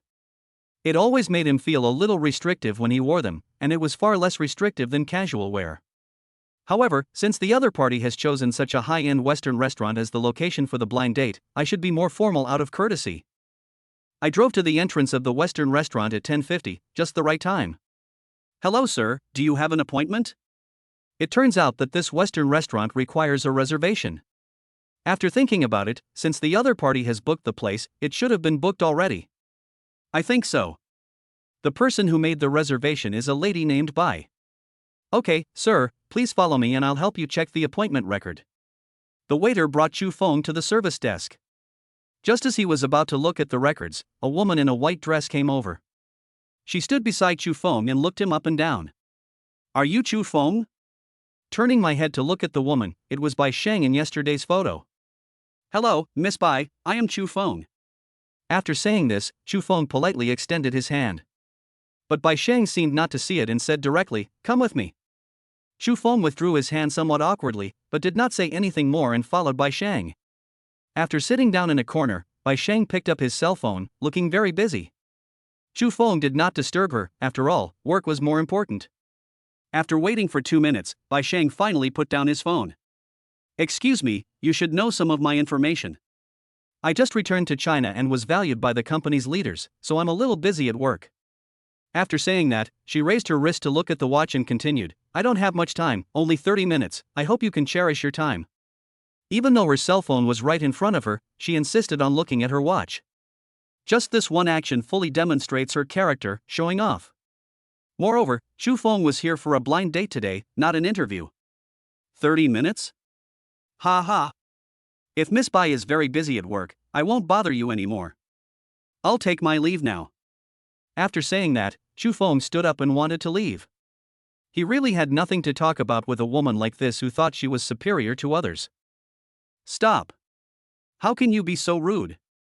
Shu Feng turned around and looked at her with amusement, pointed at himself, and asked in confusion, Are you talking about me? Bai Shang nodded with a frosty expression. What else? I took time out of my busy schedule to come and have a blind date with you, but what's your attitude? Do you think our company is very idle? No wonder people abroad think that Chinese people have no quality, it's because there are too many people like you. Shu Feng originally wanted to part ways amicably. If the blind date failed, there was no need to waste both parties' time. But Bai Shang's words made him even angrier. Bad attitude? No qualities? Go to hell. Shu Feng was not in a hurry to leave. Since Bai Shang said so, he didn't mind wasting some more time. Bai Shang, right? You're an international student who returned from abroad? Then I want to ask, is the moon really rounder in foreign countries? As soon as these words were spoken, Bai Shang frowned slightly. What do you mean? Shu Feng raised his lips and said, It's meaningless. Since you think the country is not good, why did you come back? Do you have the final say on the quality of the countrymen? Have you forgotten that the land that gave birth to you and raised you has another nickname called the land of etiquette? Who would say the Chinese people have no quality? I tell you, only those with bad intentions would say that. That's because as soon as they set foot on this land, they will be greeted by only shotguns. Is it great to be a returnee? Is it great to join a famous company? For a person who has forgotten his roots, no matter how capable you are, what good will it do? Do you think anyone will welcome a person who has forgotten his roots? Bai Shang was speechless after hearing Shu Feng's words, and her pretty face turned red with anger. Oh, and one more thing. Watches are for telling time, not for showing off your status. If you really want to be superior to others, you should at least use a real watch, right? Not all people who return from studying abroad are returnees. For those who wear high-end imitations to show off, it would be more appropriate to call them country bumpkins. After finishing speaking, Shu Feng turned around and left. He didn't want to breathe the same air with a woman like Bai Shang at all.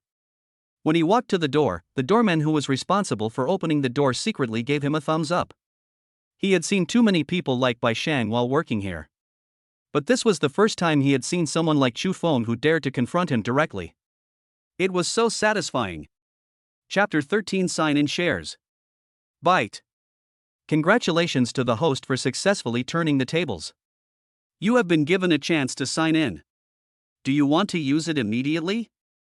As soon as I got back in the car, the system prompt sounded. There was no need to hesitate. Shu Feng immediately said, Use it. Bite. Sign in successfully. Congratulations on obtaining Shuguang Group shares.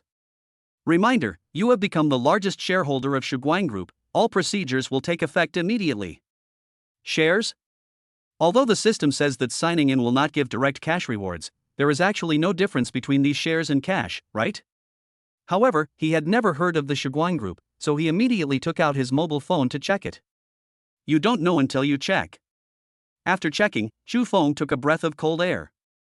It turns out that the Shuguang Group is a well-known local enterprise with a wide range of business operations.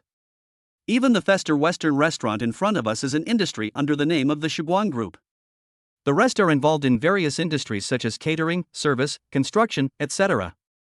Moreover, the Shuguang building is located in the most prosperous area of the city center, and the entire building is the headquarters of the Shuguang Group. When we become rich, how much will these shares be worth? Shu Feng would not be able to get an answer to this question for a while, but with such a large group, at least he would not have to worry about his livelihood anymore. His stomach growled twice, and Shu Feng shook his head and smiled bitterly. What's the use of having money? You still have to fill your stomach first. He didn't do anything too extravagant, he just found a ramen restaurant nearby. I plan to go to Shuguang Group after dinner and ask myself how much these shares are worth. The ramen is very authentic and tastes pretty good. After a hearty meal, Chu Feng drove straight to Shiguang Building. This building is considered a landmark. Even the bus stop and subway station at the entrance are named after it. There were more than 1,000 people working in this building. Chu Feng drove into the parking lot without attracting anyone's attention. As we stepped into the building, something embarrassing happened. Everyone entering and exiting needs an ID card, but he doesn't have that thing. And he didn't even know who to look for. So he walked to the front desk and asked politely, "Hello, I would like to ask, which floor is the most senior leader here? Can you tell him for me? I have something to ask him." The receptionist at the front desk froze her smile. It was the first time she had heard someone make this request. Even if you want to sell something or discuss cooperation, you should at least do some homework in advance. How can you just ask like this right away? This is because Chu Feng is handsome and polite when speaking, otherwise the receptionist would have called the security guard to kick him out long ago. "Sir, if you want to see our CEO Zhang, you need to make an appointment in advance. Also, not everyone can see CEO Zhang." The meaning of this statement was very clear. It was to tell Chu Feng not to have such unrealistic thoughts of taking shortcuts. She completely regarded Chu Feng as someone who came to try his luck. Chu Feng was not angry, but explained, "You may have misunderstood, I am." He wanted to identify himself and explain why he was there. But before he could finish his words, an angry voice came from behind. "Chu Feng! What are you doing here?" Turning around and taking a look, Chu Feng felt that this world was sometimes really wonderful. The person standing behind him, glaring at him hungrily, was none other than Bai Shang, the blind date he had just met. Bai Shang was still as arrogant as ever and asked the receptionist at the front desk directly, "What is he doing here?" This woman looked so arrogant and spoke in a completely commanding tone. "Miss Bai, this gentleman said he wants to see Director Zhang." "Looking for Director Zhang?" Upon hearing this, Bai Shang looked at Chu Feng with disdain. "Who do you think you are? Why do you come to see our Director Zhang? Why don't you take a good look in the mirror? Are you worthy of it?" Just now in the Western restaurant, Bai Shang was already filled with anger. Now when she arrived at her company, the security guard was standing not far away, giving her immediate sense of security. Chu Feng only knew that Bai Shang worked in a large company, but he never expected that she would be an employee of Shiguang Group. After hearing her words, Chu Feng was too lazy to care and said directly, "Whether I am worthy or not is none of your business. Just do what you need to do and don't make yourself unhappy. There's no need to be tactful with such a person. If you don't say something unpleasant, she won't know what restraint is." "What do you mean it has nothing to do with me? This is my company. I can do whatever I want. What's it to you?" Bai Shang's self-satisfaction left Chu Feng speechless. What is her company? She is just an employee. What does this company have to do with her? If you don't understand what I'm saying, I'll explain it more clearly. Get lost. No matter how good Chu Feng's temper was, it would have been completely worn out by dealing with such a person. But Bai Shang still yelled recklessly, "You are the one who should get out. Security! Get this guy out." Upon hearing this, the security guard immediately ran over. They knew Bai Shang, a top student who had returned from studying abroad. She worked in the planning department, and the manager of the planning department was also named Bai. Anyone with a little bit of common sense knew how to treat her. "Sir, I advise you to follow us obediently, otherwise we will use strong measures." The security guard said this, but his hands had already reached out, clearly trying to restrain Chu Feng. Chu Feng would not allow them to attack him, and when he was about to fight back, a loud shout suddenly came. "Stop!" A group of people came over, led by a middle-aged man with a strong aura. His hair was combed meticulously, and he walked with an air of majesty, giving off the air of a superior. "Can someone explain to me what's going on?" As soon as he glanced at him, the security guard immediately withdrew his hand obediently, lowered his head and dared not move. Bai Shang hurried over and said, "Uncle Zhang, this guy is here to cause trouble." I was just about to ask the security guard to kick him out. This middle-aged man is the chairman of Shiguang Group, Zhang Heng. Troublemaker? Zhang Heng was a little confused. The Shiguang Group had been established for so many years and was deeply rooted. Few people would dare to act recklessly at the group headquarters.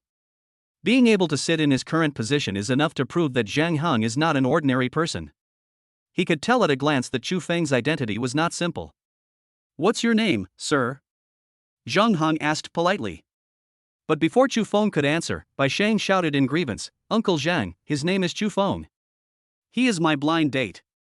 He scolded me in the restaurant before, and now he has even chased me to the company. You have to help me make the decision." Chapter 14, Getting Rich Overnight is Not a Dream. Chu Feng? Zhang Hong muttered the name secretly, and looked carefully at the young man in front of him. Chu Feng smiled slightly, straightened his clothes, and said, "Don't look at me. I am the person you think of in your mind. I didn't expect that I would be treated like this on my first visit today. Shouldn't you give me an explanation for this matter, Director Zhang?" If Chu Feng didn't know that this middle-aged man was Zhang Hong, then he would have given up his brain to be surrounded by so many people. When Zhang Hong heard Chu Feng's words, he was immediately stunned.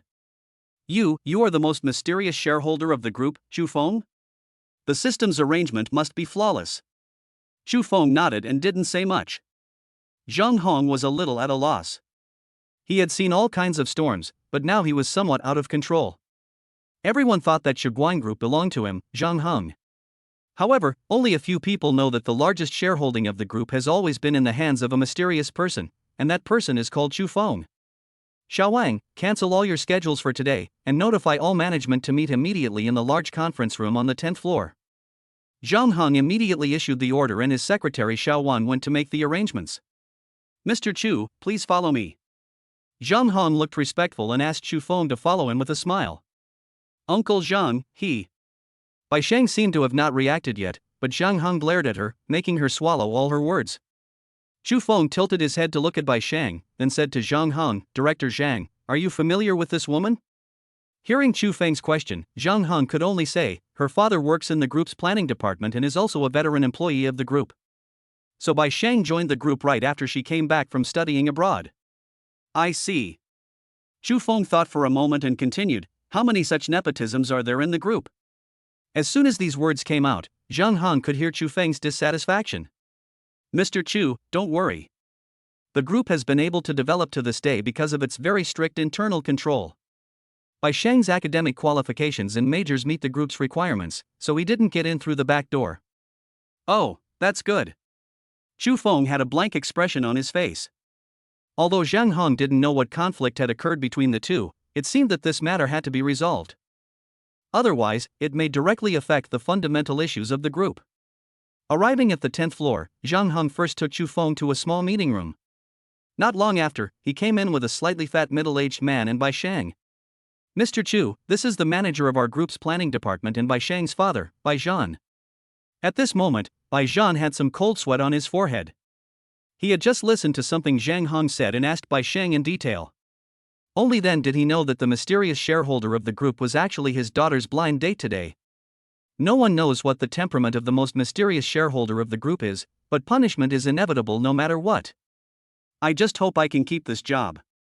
Mr. Chu, I apologize for my disrespectful behavior towards my daughter." Bai Zhan bent down, very sincerely. But Bai Shang was full of dissatisfaction, and said aggrievedly, "Dad, it was obviously him who scolded me. What's wrong with being a shareholder? Can shareholders scold people at will? Just shut up." Bai Zhan now really regretted spoiling his daughter and making her so incapable of even such a little tact. Chu Feng walked over and helped Bai Zhan up. "Manager Bai, right? You don't have to apologize to me. I heard from Director Zhang that you are also a veteran of the group. Your efforts are indispensable to the group's success today."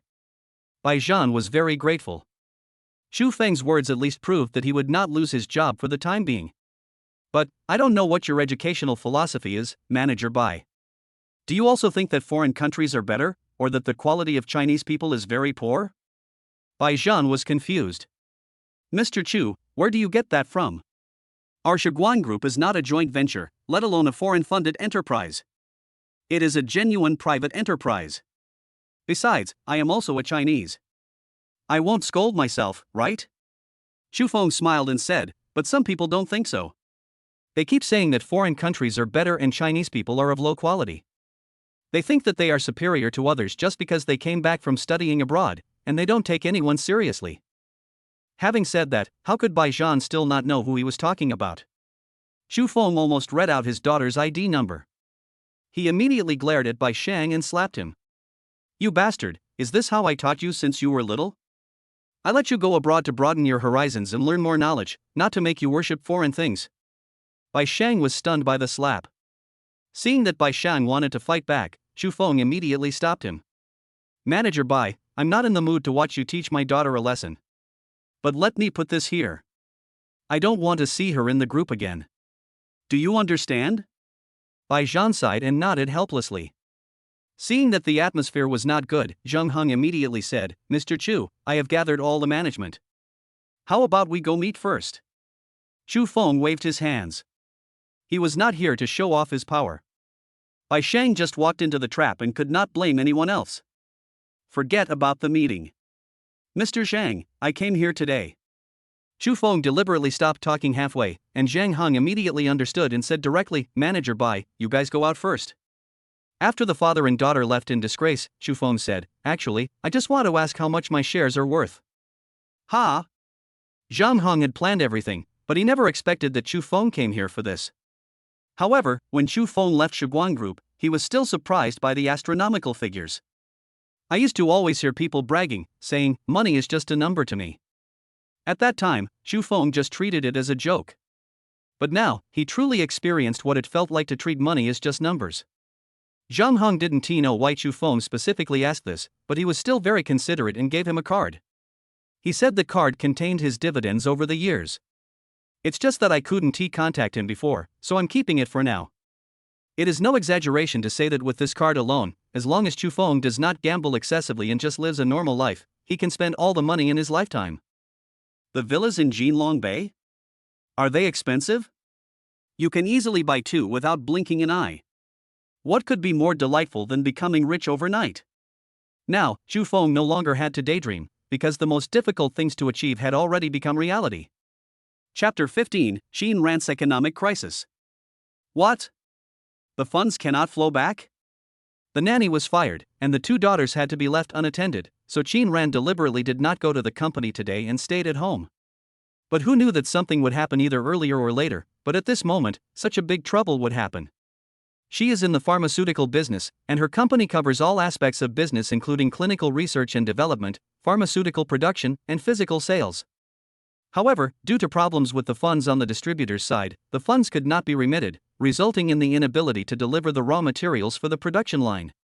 This means that the factory will stop production and will not be able to meet the next delivery date. If this happens, the entire company will face a deficit crisis. If it is not handled in time, it may face bankruptcy. The way to deal with it is simple to say. That is to find the capital inflow and outflow of large stocks and make up for the loophole that dealers' funds cannot flow back. In this way, all difficulties will be solved. This is the truth, but it is extremely difficult to put it into practice. After all, there is a big loophole in this fund. Who would dare to lend it to her casually? I made several phone calls in a row, but the bosses with whom I had done business in the past all made excuses. In desperation, Xin Ran gritted her teeth and called her uncle, her father's brother. Ever since my parents died in a car accident a few years ago, my relatives have been eyeing the company. And he repeatedly forced Xin Ran to get married so that she would lose the opportunity to seize the inheritance of the company. But Xin Ran withstood all the pressure and even had in vitro fertilization, which allowed her to successfully take control of the company and make all her relatives give up their hopes. If the situation hadn't forced her, she really wouldn't want to contact these vampire-like relatives. But she also didn't want to see the company left by her parents fail in her hands. Hello, uncle, it's me. Oh, Xiaoran. Why did you think of calling uncle? Xin Bojun's voice came from the phone. Xin Ran hesitated for a moment before saying, Uncle, the company has run into some problems and needs some funds to turn around.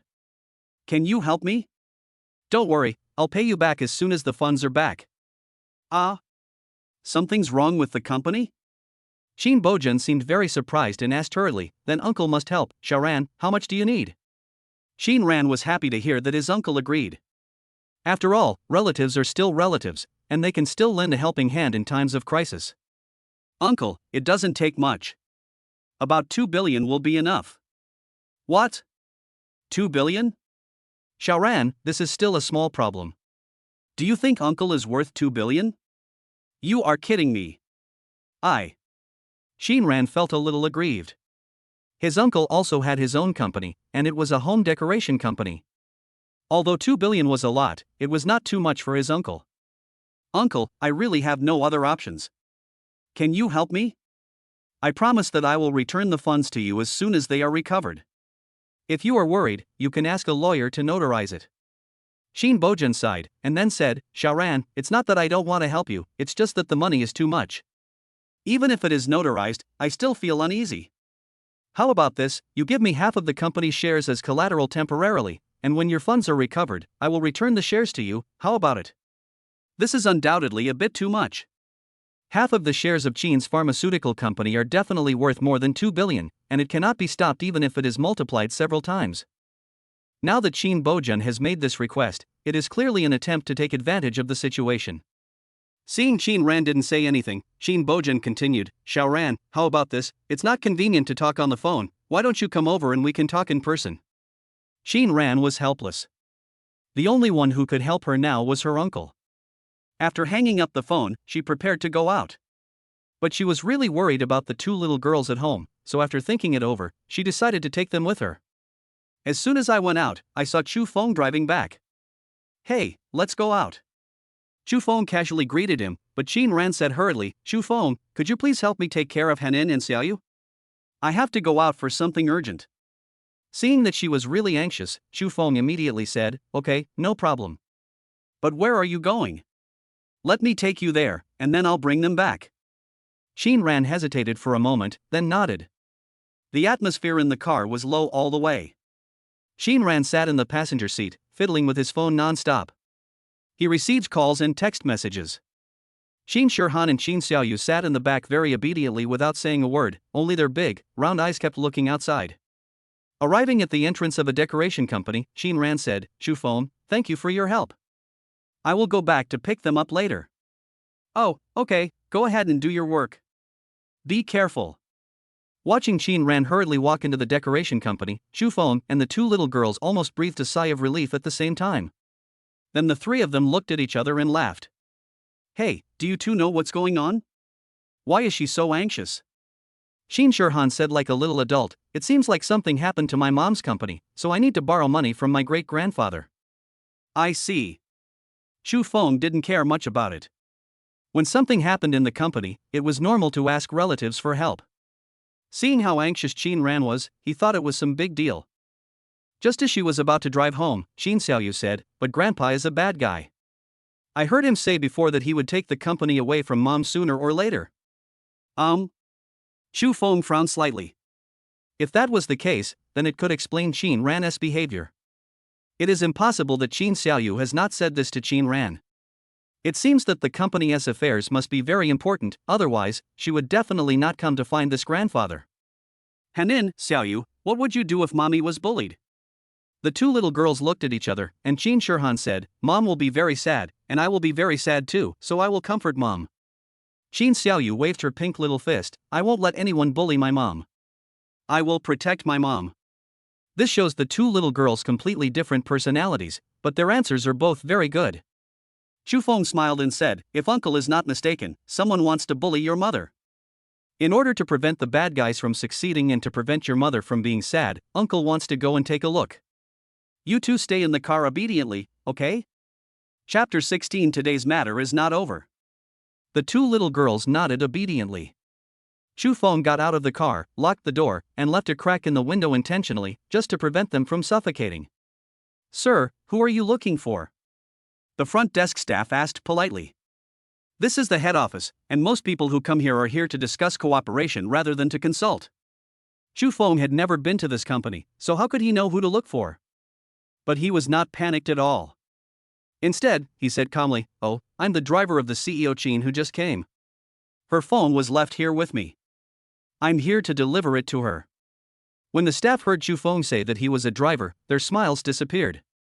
Oh, driver, then just give me the phone and I'll take it in. How could Chu Feng listen to her? He said directly, I'm afraid that won't work. There are many important things in our boss Qin's phone. We can't let others do it. There is something wrong with what he said. Can the boss's cell phone be given to others casually? The staff rolled his eyes in disdain and said, then go deliver it yourself. It's in the general manager's office on the third floor. Chu Feng wished this was the case. It would be best if no one followed him. And at this moment, in the office on the third floor, Shin Bojun, with a big belly, sat in his boss chair smoking a cigarette, his face full of melancholy. Xiaoran, you know your uncle's situation. My small temple can't be compared with your big company. If 2 billion is withdrawn at once, if there is any problem, will our family still be able to survive? As the saying goes, the collapse of adults begins with borrowing money. Shin Ran felt this way at the moment. Uncle, don't worry. I promise to return the money to you as soon as the funds are recovered. I can't let you help me for nothing. I will add an extra 20 million in interest. We can notarize it. Within 2 months at most, I will return the principal and interest to you. Shin Bojun sighed. It's not that I don't trust you, and it's not about the interest. You always say that the funds will be recovered, so can you tell me when it will be recovered? You said 2 months, what if it doesn't come back in 2 months, what do you want me to do? Otherwise, you can do as I just said and transfer half of your company's shares to my name first, at least this way I have protection, right? Shin Ran could tell that all Shin Bojun said was just to get the shares of Shin Pharmaceutical Company. Since they first forced her to get married, these relatives in the family have always had this goal in mind, and they have not given up until now. It is easy to give him the shares, but if you want to take them back, it will probably be harder than climbing to the sky. Uncle, can we discuss this matter again? If the shares are really not enough, how about using my house as collateral? Is that okay? Shin Bojun blared and said angrily, Shin Ran, are you kidding me? No matter how expensive the houses in Jinlong Bay are, they are only 20 million each. You are borrowing 2 billion from me. Or. Shin Ran wanted to say something more, but Shin Bojun snorted coldly, alright, stop talking. I'll put this here for you. Unless you bring the share transfer agreement, there's no point in talking about borrowing money. Shin Bojun is not a patient person. After just a few words, his true colors were revealed. Although Shin Ran had expected this, she was still very sad when the relationship between relatives could not outweigh the interests. Oh, you have such a bad temper. It really scared me. Chu Feng walked in swaggeringly and looked at Shin Bojun with a smile. Who are you? Shin Bojun was confused, as he had no memory of this young man at all. Chu Feng, why are you here? Shin Ran was a little surprised. Shouldn't Chu Feng be sending his 2 daughters home at this time? When Shin Bojun saw that the two knew each other, his face darkened and he naturally spoke in a less polite manner. Who let you into my office? Get out. Chu Feng did not answer Shin Ran. He looked at Shin Bojun with his eyes slightly narrowed, revealing a hint of coldness. We are all family, but for a little money, you are willing to tear each other apart. Isn't that disgusting? How old are you? Half of your body is already buried in the ground, right? What are you going to do with so much money? Buy yourself a coffin? Chu Feng would never tolerate those guys who didn't follow the humane path. Shin Bojun is a big boss after all. Wherever he goes, people respectfully call him Boss Shin. But now the young man Shin Ran brought with him actually dared to scold him? How could he tolerate this? Damn it! When I was out there, you were still in your mother's belly. How dare you act so recklessly in front of me? Chu Feng was not at all angered by his vulgar words, and said directly, do you think too highly of yourself? Only dogs like to eat from the pot and want to take over the bowl. Oh, no, calling you a dog is an insult to dogs. Chu Feng showed no mercy at all. There was no need to be afraid of such a person. You. Shin Bojun was so angry that he was speechless and pointed at Chu Feng tremblingly. However, he found that he could not win the argument with Chu Feng, so he could only turn his target to Shin Ran. Shin Ran, this is the person you brought with you? Don't you want the 2 billion? Then just wait for the company to go bankrupt. Uncle, Shin Ran was at a loss as to what to do. She had never expected that things would develop to this point. And you, kid. Don't think that you can get away with today's incident just because you scolded me. I tell you, in this small piece of land, no one dares to offend me, Shin Bojun. Oh. Chu Feng laughed unconsciously. How old are you? Why are you still playing this game? Okay, you don't believe it, right?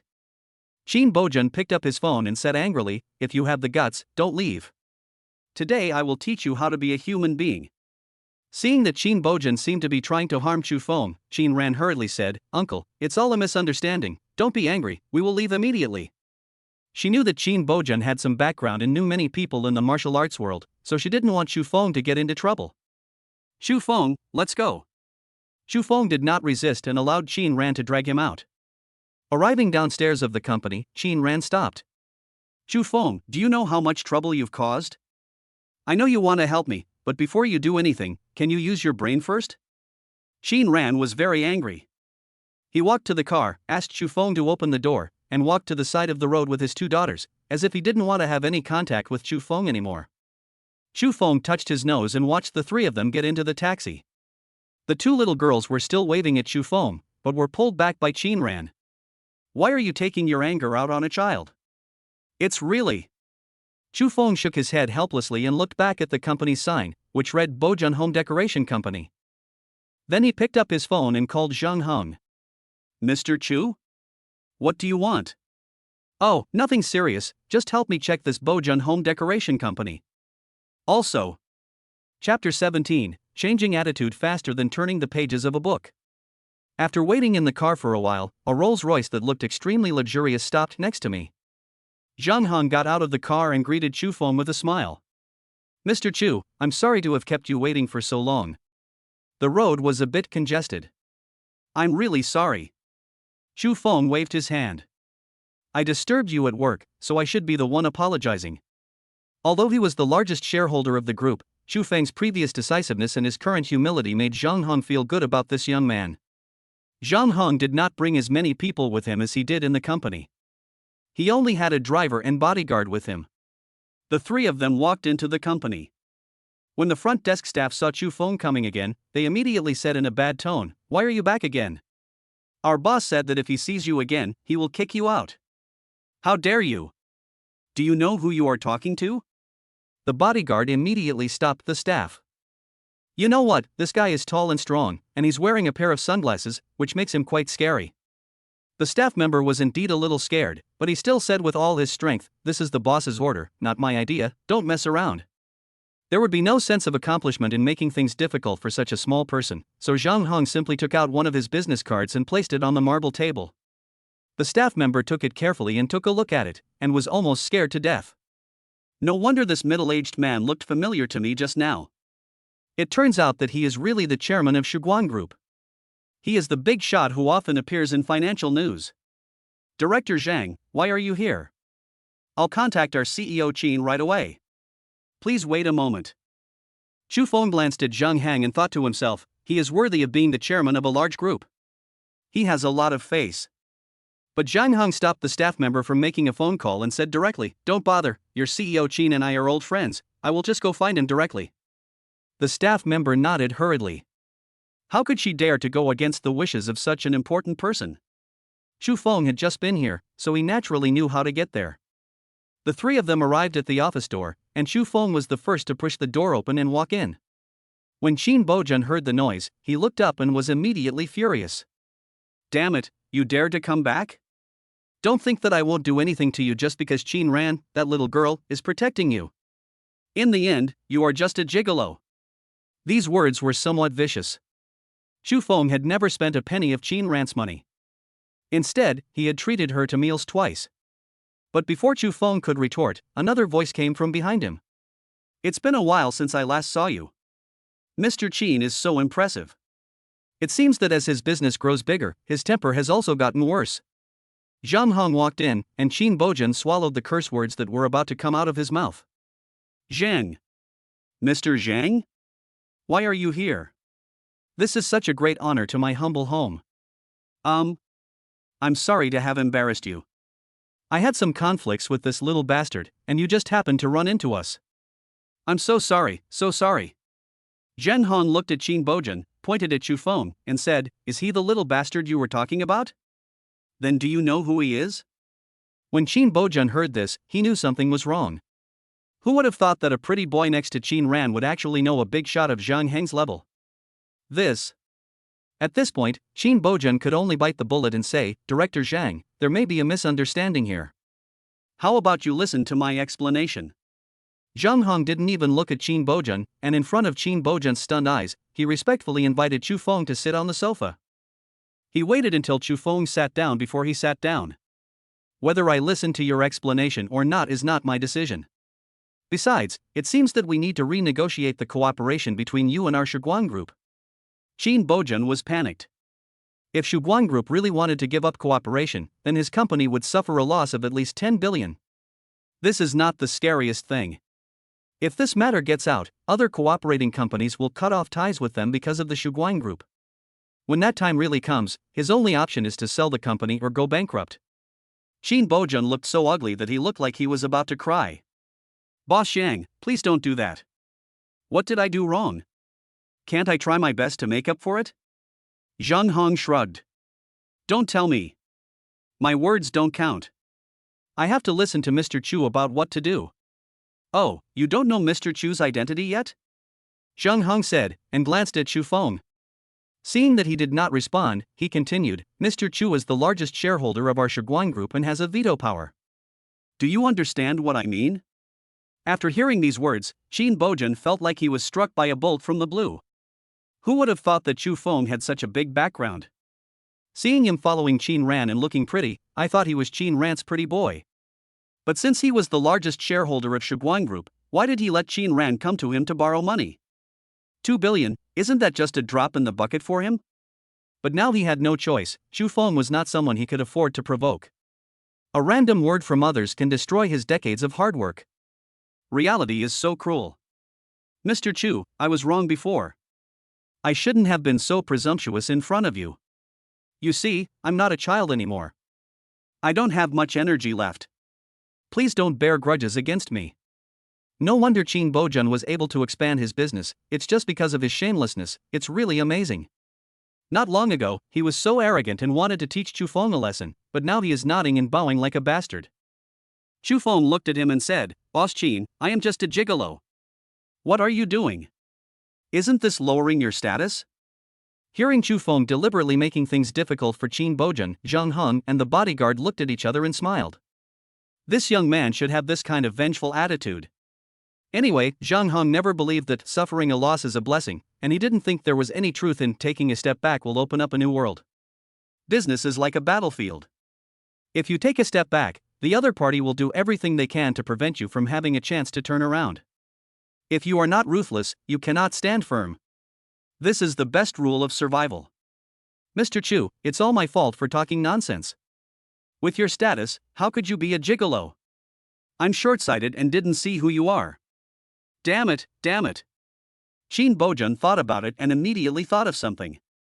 He said hurriedly, Mr. Chu, doesn't Xiaoran need 2 billion now? I will transfer it to her right away without any collateral. Can you please spare me this time for Xiaoran's sake? Chapter 18 What is a beauty? Zhang Heng smiled and said, Boss Qin, do you think Mr. Chu is short of these 2 billion? Qin Bojan lost all his temper after hearing this. Now he could only play the emotional card and use Qin Ran to negotiate terms with Chu Feng. Otherwise, based on his previous actions, he would definitely get himself killed. Chu Feng stood up, walked around the office, and finally sat in the boss chair. Boss Qin, I don't want to embarrass you either. After Chu Feng said this, Qin Bojan immediately showed a hint of joy.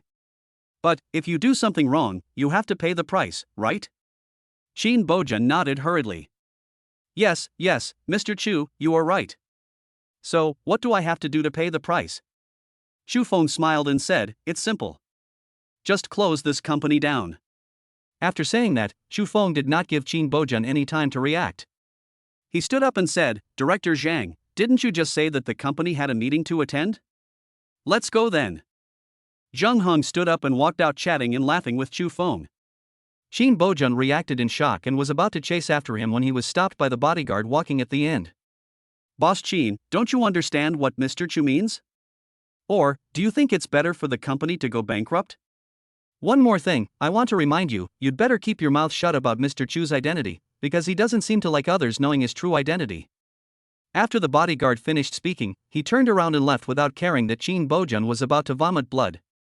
After coming outside, Zhang Heng took a look at the location of the office on the 3rd floor, then smiled and said to Chu Feng, Mr. Chu, I would like to ask, why did you let him close the business on his own instead of letting him go bankrupt? In this way, wouldn't it give him a chance to turn things around? Zhang Heng, a man who was so powerful in the business world, rarely bowed his head and asked for advice from others. However, he was still somewhat puzzled by Chu Feng's attitude towards solving this matter. Chu Feng waved his hand and said, "From now on, just call me Chu Feng. I will call you Uncle Zheng. Otherwise, I will always feel weird." Zheng Heng smiled and agreed. Chu Feng then continued, "It's not as complicated as you think. I just don't want to make things difficult for my friend. If he goes to Qin Ran to plead for mercy, wouldn't she be caught in the middle?" Zhang Heng nodded as if he understood something, and looking at his eyes, one could tell that he must have misunderstood something. Chu Feng was too lazy to explain to him. After all, he was the chairman of a large group. What kind of mess was going on in his mind? "Then Chu Feng, I will go back first. I will take care of the other thing you told me to do, don't worry." After watching Zhang Han leave, Chu Feng drove home. Not long after I entered the door, someone rang the doorbell. When I opened the door, I found that it was Qin Ran standing at the door. Wasn't she angry? Why did she come to see me again? "Come in and sit down." Chu Feng didn't say much and let her in. Chu Feng poured a glass of water and placed it on the coffee table. Seeing Qin Ran's hesitation, he smiled and said, "Do you have something to tell me?" Qin Ran pursed his lips and nodded slightly. "Chu Feng, I'm sorry. I shouldn't have lost my temper with you. It's just that I was too confused at the time. I knew she came here for this matter." So Chu Feng consoled her, "It's okay, it's normal. Besides, I'm not angry, why should I apologize?" Qin Ran seemed very tired. He held the water cup in both hands and said weakly with his head down, "Actually, I know that my uncle will not lend me money easily. I can't agree to his request. But I really have no choice. I can't watch the company left by my parents decline in my hands." From her words and tone, Chu Feng discerned too much information. For example, her parents have already. Chu Feng sighed and said, "Qin Ran, what I want to say is that there is nothing in this world that cannot be overcome. You don't need to be so depressed. It's already amazing that you can run such a big company by yourself. In addition, you have to believe that there are miracles in this world." Qin Ran raised her head and looked at Chu Feng. Their eyes met. She could see encouragement and support in Chu Feng's eyes. Ever since she met Chu Feng, she always had a strange feeling. At first, she thought it was because of her two daughters.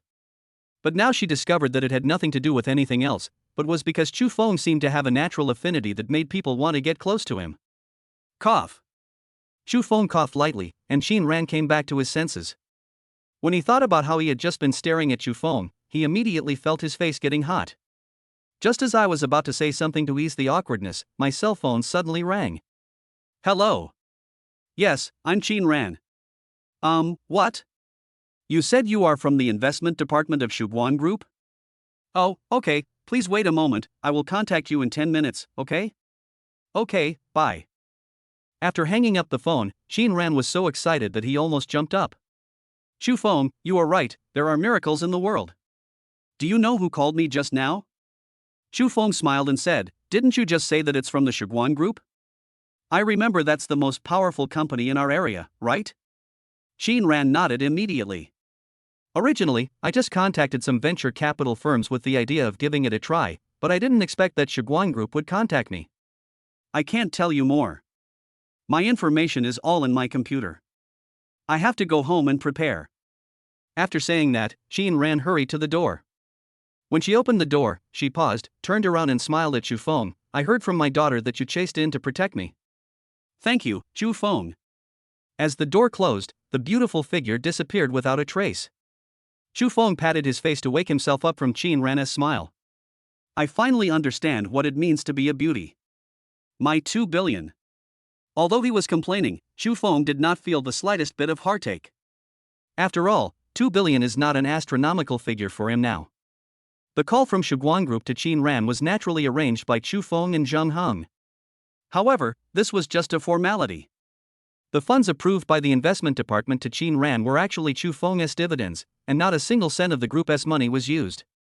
Of course, since they were helping Qin Ran in the name of the group, it couldn't be free of charge.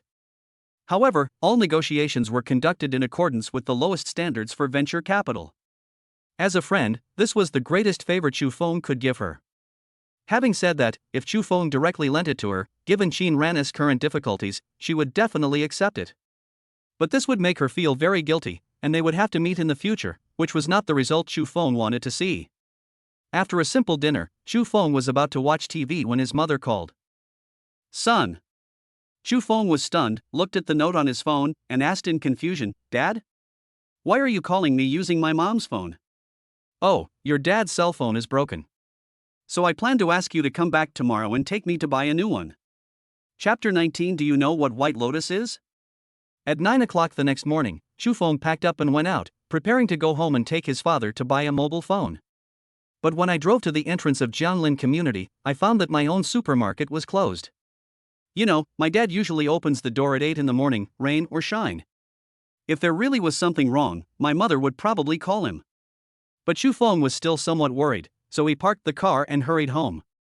When I arrived at my home and was about to open the door, I heard my father's hearty laughter coming from inside the house. This made Shu Feng feel relieved. As long as his parents were fine, that was enough.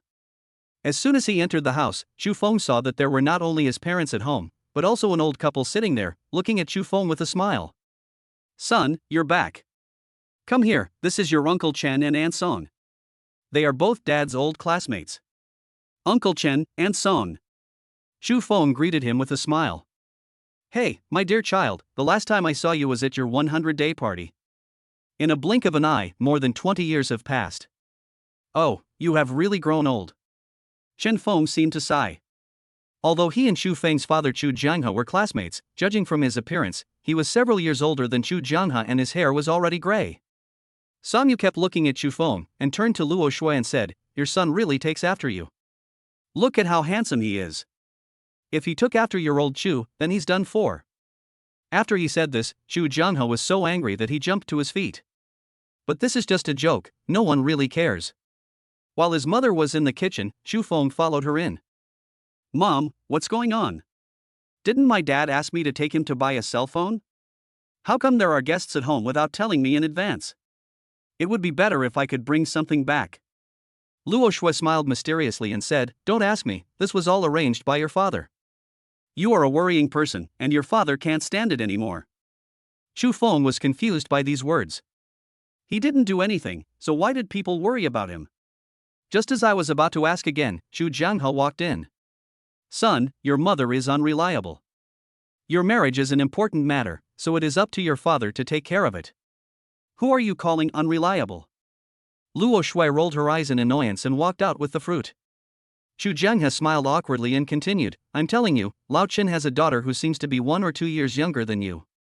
I've seen her photo, she's very pretty, but she doesn't have a boyfriend yet. Her family originally went out of town, and just came back 2 days ago. It just so happened that Lao Chen and I talked about this on the phone, so I decided to let you meet her. Shu Feng was speechless. He thought that his conditions were not bad, he looked okay, and he didn't have any bad habits. Why did his parents always feel that he couldn't find a girlfriend? Dad, you called me back for a blind date? Do you really need to lie to me? Just say no. Chu Jianghe glared at him and pretended to be angry, You little brat, who lied to you? My phone is broken. I accidentally dropped it when I was moving goods yesterday, and the screen is broken. As they were talking, they heard someone knocking on the door. Chu Jianghe immediately said, It should be the girl who is here, you little bastard, you should seize the opportunity. When she came out of the kitchen, Luo Shui had already welcomed in a pretty girl. Uncle Chu, Aunt Luo, hello, this is the gift I brought for you, please accept it. Luo Shui smiled from ear to ear, and said as she took the things, Girl, just come if you want to, you are not a stranger, what else do you need to buy? You know what, this girl named Chen Chen does look quite likable and speaks in a soft voice. Shu Feng, what are you standing there for? Come over and help me get the things in. Oh. After Chu Feng came over, Song Yu said, Chen Chen, this is your Uncle Chu's son, Chu Feng. Chen Chen smiled and nodded. Brother Chu Feng, hello. Hey, you two, come in and sit down. Seeing that the two young men were not shy, Chu Jianghe winked at Chen Feng. They were indeed old classmates and had a tacit understanding. Well, old Chu, I haven't been back for 20 years. How about we go out for a walk and buy some food to cook? Okay, no problem, let's go. Chu Feng, you and Chen Chen shouldn't go. You young people have things to talk about, and it's boring to keep us old guys company. I know that this is my dad creating opportunities, but isn't this blind date model a bit too abrupt? After the elders left, only Chu Feng and Chen Chen were left at home. Brother Chu Feng, I heard from Mom that they seem to want to arrange a blind date for us today. Chu Feng smiled bitterly. Since it was a tacit matter, why would the four elders put on a show? Actually, I don't have any objection to blind dates, and I've heard from my parents about your family's financial situation, which is pretty good. But there are some things I think I should say up front. What do you think? Of course, Chu Feng had no objection to what Chen Chen said. Blind dates, after all, are just a process for both parties to get to know each other. If we really get married, first of all, I won't do housework. I have never done housework since I was a child. In addition, I don't want to go to work. It's too hard. I haven't had enough fun yet. Oh, what else?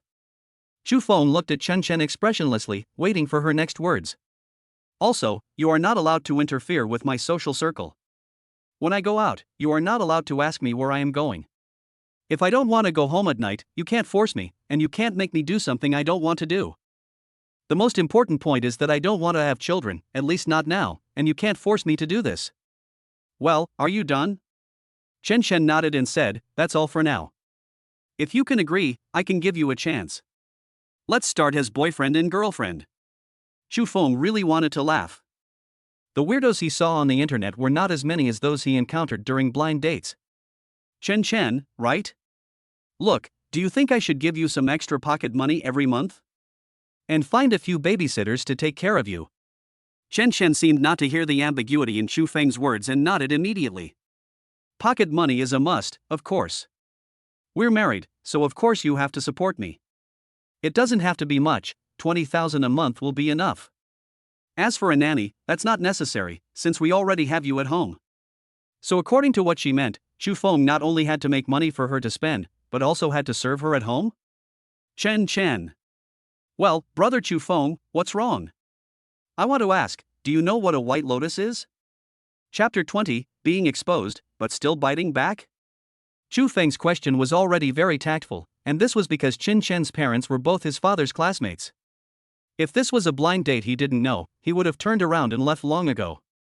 Brother Chu Feng, what do you mean? Chen Chen blinked his big watery eyes with an innocent look. Actually, to be honest, this girl is one of the more popular types. Although she can't be said to have great temperament, she is cute. Of course, this is just a first impression. As soon as I heard her requests, the smell of white lotus was already evident. Chu Feng had said it so clearly, but she still had this expression. Either she was just an idiot, or she was just a pure white lotus. It's just that Chu Feng is more inclined to the latter. After all, true idiots mostly only exist in fiction. There are no such stupid people in reality. It's meaningless. There are only two of us at home now, so you should just talk nicely. You're tired of talking, but I'm tired of listening to you. Chu Feng intended to explain things to her clearly, so as to avoid any conflicts among the elders. But Chen Chen pretended not to understand and said, Brother Chu Feng, what do you mean? Did I say something wrong to make you unhappy? If so, then you have to tell me. Why? Chu Feng sighed. According to the relationship between the two families, even if the blind date failed, they could still be friends. But the way Chen Chen behaved was really puzzling. Since you asked me to say it, I'll say it. Do you think you're cute like this? No, I'm afraid only a licker would think so. I just feel disgusted. How can you say that about others? Chen Chen looked aggrieved, not knowing that this would only make Chu Feng more disgusted. But now that it has been said, there is no need for Chu Feng to hide it. It's okay if you don't want to do housework or work. But why do you think you can get 20,000 yuan in pocket money every month without doing anything? Who gave you the confidence to say such things? Or do you think you are a fairy from heaven? I can only say that you have a very good self-image. What do you want to do if I don't interfere with your private life? Keep the red flag flying at home and the colorful flags flying outside? Take my money and then give me a green grassland? I also want to ask you, are you looking for a marriage partner or a sucker? Chu Feng was rational enough and did not say anything more unpleasant. In fact, with his current conditions, raising more than one person is not a problem at all. It would be fine if Chen Chen was simply the type of person who was spoiled by his family and couldn't stand being tired. But she clearly didn't come here with the intention of getting married. She just wanted to find an ATM. Anyone who could agree to her conditions must have never seen a woman in his lifetime. To put it even more bluntly, she is not even as good as the beggars begging on the streets. That's enough. Chen Chen shouted angrily, instantly shattering the personality she had worked so hard to build. Then she looked at Chu Feng with gnashing teeth and said angrily, "Who do you think you are? What qualifications do you have to say that to me? If my parents hadn't forced me to come, do you think I would be willing to come?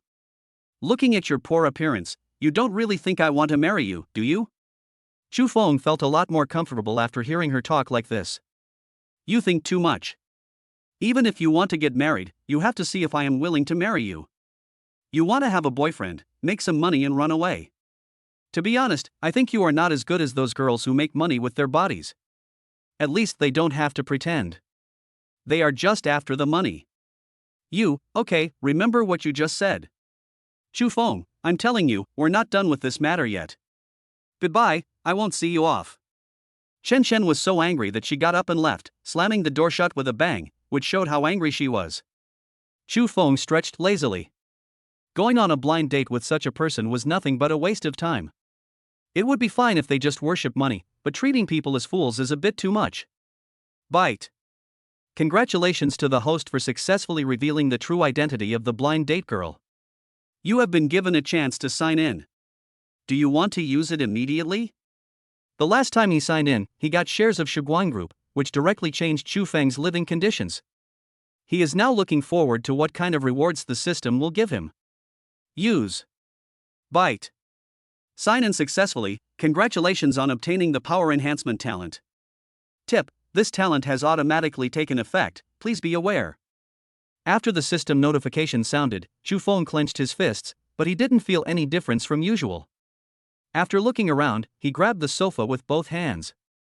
This sofa is a European-style solid wood sofa. He and Chu Jianhe carried it back together, and both father and son were exhausted. But at this moment, Chu Feng exerted force with his arms and lifted the sofa easily. Damn, with this much strength, you can get rich just by moving bricks at a construction site, right? This is Chu Feng's truest thought. Although this increase in power is not as impactful as the shares of Shuguang Group, it can be used at every moment in life. From a long-term perspective, it is also a very good reward. As soon as I put the sofa back in its original place, Chu Jianhe and Luo Shui hurried in. Chu Feng, what's going on? Chu Jianhe asked loudly as soon as he entered the room. Chen Chen called her father and cried, saying that you bullied her. What on earth did you do, you little brat? From what my dad said, it seemed as if Chu Feng had some problems with his lifestyle. Dad, don't be so angry. Listen to me. Luo Shui also advised, yes, no matter what happened, you should listen to your son's explanation first.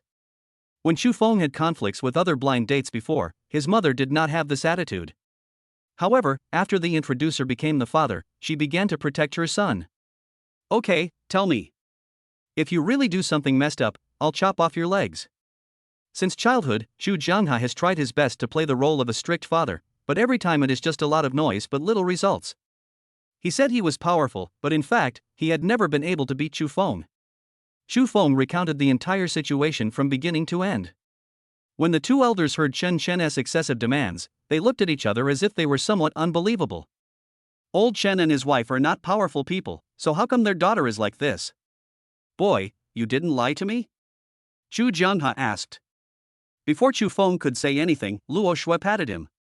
You don't know your son. When has he ever lied, let alone something like this? Chapter 21. Come and move the car. Alright, I'll take care of this. Can you please be more serious? You're not a kid anymore, can't you give us some peace of mind? Chu Jianhe is always nagging, probably because he is getting old and can't keep quiet. However, it was obvious that after listening to Chu Feng's explanation, he did not blame his son, but was just thinking about how to tell his old classmates. Luo Shui called Chu Feng aside and whispered, Son, go back first. I guess your father will be worried for a while. What about the cell phone? Don't buy it? Chu Feng asked. Luo Shui secretly glanced at Chu Jianhe, and then said, Why buy it? At your age, it's good enough to have an old phone to use. There is a spare one at home, so don't worry about it. Chu Feng was helpless. Although his parents had always quarreled over the years, their relationship had always been good. Moreover, unless it was a big deal at home, Luo Shui would usually make the decision. Since he's not buying a cell phone, he has nothing to do if he stays here. Seeing that it was almost noon, Xu Feng prepared to go to the market to buy some vegetables so that he could go home and cook. But just as he came out of the vegetable market and was about to get in the car, a black Volkswagen came speeding and braked suddenly and stopped in front of his car, leaving him no time to move. A bald man got out of the car and walked across the street while talking on the phone. Xu Feng took 2 quick steps, patted him, and said, "Brother, please move your car. My car can't get out." The bald man turned his head and glanced at Xu Feng, then said, "Can't you see I'm in a hurry to get things done? Get out of here now and don't cause yourself any trouble." Xu Feng had seen many unreasonable people, but it was rare to see someone as arrogant as this. After hearing what he said, Xu Feng simply stopped talking nonsense and turned around and left. The bald man sneered and held up his phone, saying, "It's okay. I'm not a coward. I'll be there soon. Wait." Just as he was about to hang up the phone, he heard a teeth-grinding voice coming from the back. He turned around and saw that the guy who had asked him to move his car was pushing his car. "Fuck, stop it." The bald man roared, and then said to the phone, "Come out, someone is causing trouble." Xu Feng's idea was very simple. Since he was unwilling to move, he could just push him away. It was a very simple thing. Of course he heard the bald man shouting, but he didn't want to pay any attention to him at all. "It's not like I didn't tell him. Didn't he ask me to find a solution? This is his solution." The power increase rewarded by the system was not exaggerated. He used a little effort and pushed the black Volkswagen forward a little. Just as he was about to push again, a large hand grabbed his shoulder. "I told you to stop, don't you have ears?" The bald man tried to pull Xu Feng away rudely, but when he pulled hard, Xu Feng didn't move at all. "Mad, I'm talking to you." The bald man was furious. Seeing that Xu Feng ignored him, he felt humiliated and punched him in the back. Xu Feng seemed to have eyes on his back. He moved to the left, allowing the big man's fist to hit the car body directly, causing him to grimace in pain. "Come and move the car?" Xu Feng asked softly. But when these words reached the ears of the bald man, they sounded like an insult. "Move the car? I'm moving it." He threw another punch, but this time, Xu Feng caught it directly. The big man wanted to pull back his fist, but after trying twice, Xu Feng's hand held him tightly like an iron clamp. Just as he was about to start cursing, Xu Feng began to exert his strength, which immediately changed the big man's expression. The piercing pain made him sweat profusely. Let me go." Even at this time, this guy is still speaking rudely. Xu Feng narrowed his eyes slightly and continued to exert force. Soon he heard a crack sound, which was the sound of bones breaking. He just crushed the big man's finger bones. After letting go of his hand, the big man squatted on the ground and howled in pain. At this time, a group of people came running over from the other side of the street. They looked like hooligans and didn't look like decent people. "Bald brother, what's wrong with you?" someone asked hurriedly. The big man raised his head, his face grim, and gnashed his teeth and said, "This kid is looking for trouble, beat him to death. If anything goes wrong, it's my fault." The group of people immediately rushed up and surrounded Xu Feng tightly. But he didn't seem to be panicked at all. It was just a fight. It was not like they hadn't had one before. When they were in school, Lu Xian's temper as a rich second generation had caused him a lot of trouble, and every time they had solved it together as brothers. Just as he was about to do it, he heard someone yell, "Stop!" The group of people turned around one after another, and Xu Feng also looked over curiously. Unexpectedly, he saw a familiar face. "Hey, little brother, what a fate, I just saw you, I didn't expect it to be true." This person was none other than Zhu Sainer, who had lost the bet with Xu Feng and compensated him with 10,000 yuan. Xu Feng smiled and nodded as a greeting. Zhu Sainer was somewhat appreciative of his calm demeanor. Nowadays, there were very few young people with the courage and insight like Xu Feng, who was not at all panicked when faced with such a situation. "Third brother, this guy has broken my hand, kill him quickly." The bald man roared miserably, but Zhu Sainer just glanced at him and turned to look at Xu Feng. "Little brother, you're a little too harsh.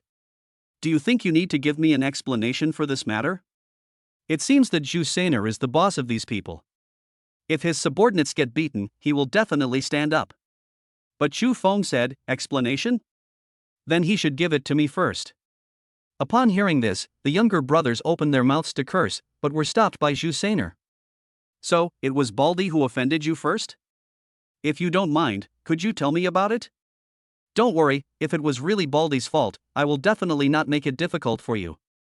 Chu Feng is not afraid of difficulties, but things have their right and wrong, and if they are not resolved, it will eventually be a trouble. So he told him what had happened just now. It was the bald man who blocked his car first, and not only did he refuse to move, he also cursed at him. Go move the car yourself, he still needs to do it. No matter what, Chu Feng was in the right. Bald, what this little brother said is true. The bald man was speechless. He wanted to make an excuse, but he couldn't find any.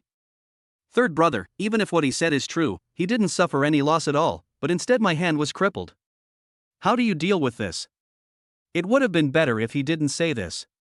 As soon as he said this, Jusainer's face was immediately filled with anger. He walked over and kicked the bald man, knocking him over. Damn it, is this how I usually teach you to do things? You were unreasonable first, and now you're blaming others? Breaking your hand is the least of my worries. If it were me, I would have broken your legs long ago. Chapter 22 Lu Hao. Just based on these few words from Jusainer, it can be proved that this guy is a real man of the world, not the kind of gangster who shows off his power and bullies others all day long. The bald guy was taught a lesson so well that he didn't even dare to fart. Jusainer came back and said, "Little brother, Baldy was wrong in this matter. I apologize to you on his behalf." Xu Feng waved his hand and said, "Brother Zhu, what you said is wrong. He is the one who made the mistake. How can I ask you to apologize?" After being in the business for so many years, how could Jusainer not understand what Xu Feng meant? Every wrong has its perpetrator and every debt has its creditor. I apologized on behalf of the bald man, but Xu Feng didn't accept it. Bald, are you pretending to be dead? Hurry up and get over here. I, Jusainer, am a famous person in the martial arts world. Hurry up and apologize to my little brother, or you will never follow me again. No matter how reluctant the bald man was, he did not dare to go against Jusainer's wishes. He could only be helped over and reluctantly apologized to Xu Feng. Before turning around, she gave him a look of resentment. Are you satisfied now, little brother? Xu Feng nodded and took out 1,000 yuan from his pocket and handed it over. I hit him a little too hard just now, so this will be considered as medical expenses. Jusainer then smiled knowingly. The bald man made a mistake and he should apologize. But bowing to Xu Feng would undoubtedly make them lose some face. Now Xu Feng paid the medical expenses. It didn't matter how much money he got. The main thing was that he got back the face he had lost. Jusainer couldn't find any fault with Xu Feng's attitude towards this matter. Little brother, you have a big stomach. Have you eaten yet? Come on, I'll ask you, so-and-so, to take Baldy to the hospital. Xu Feng declined politely, Brother Zhu, maybe next time. I have already bought the vegetables and will go home to cook. Ever since Jusainer tasted the dishes cooked by Xu Feng, everything else he ate tasted a bit like chewing wax. It was just a bet before and it didn't matter, but now, he was too embarrassed to open his mouth and ask Xu Feng to make 2 more for him. Okay, with my cooking skills, I really don't like the food outside. We are destined to be friends in the future. I will treat you when I have the chance in the future. After saying goodbye, Xu Feng drove home. While I was cooking, my phone rang with a voice call notification from WeChat. When I picked up the phone, it was Karen calling. Hello? Miss Qin. Hearing Xu Feng's joke, Qin Ran said with a sweet smile, What beautiful lady!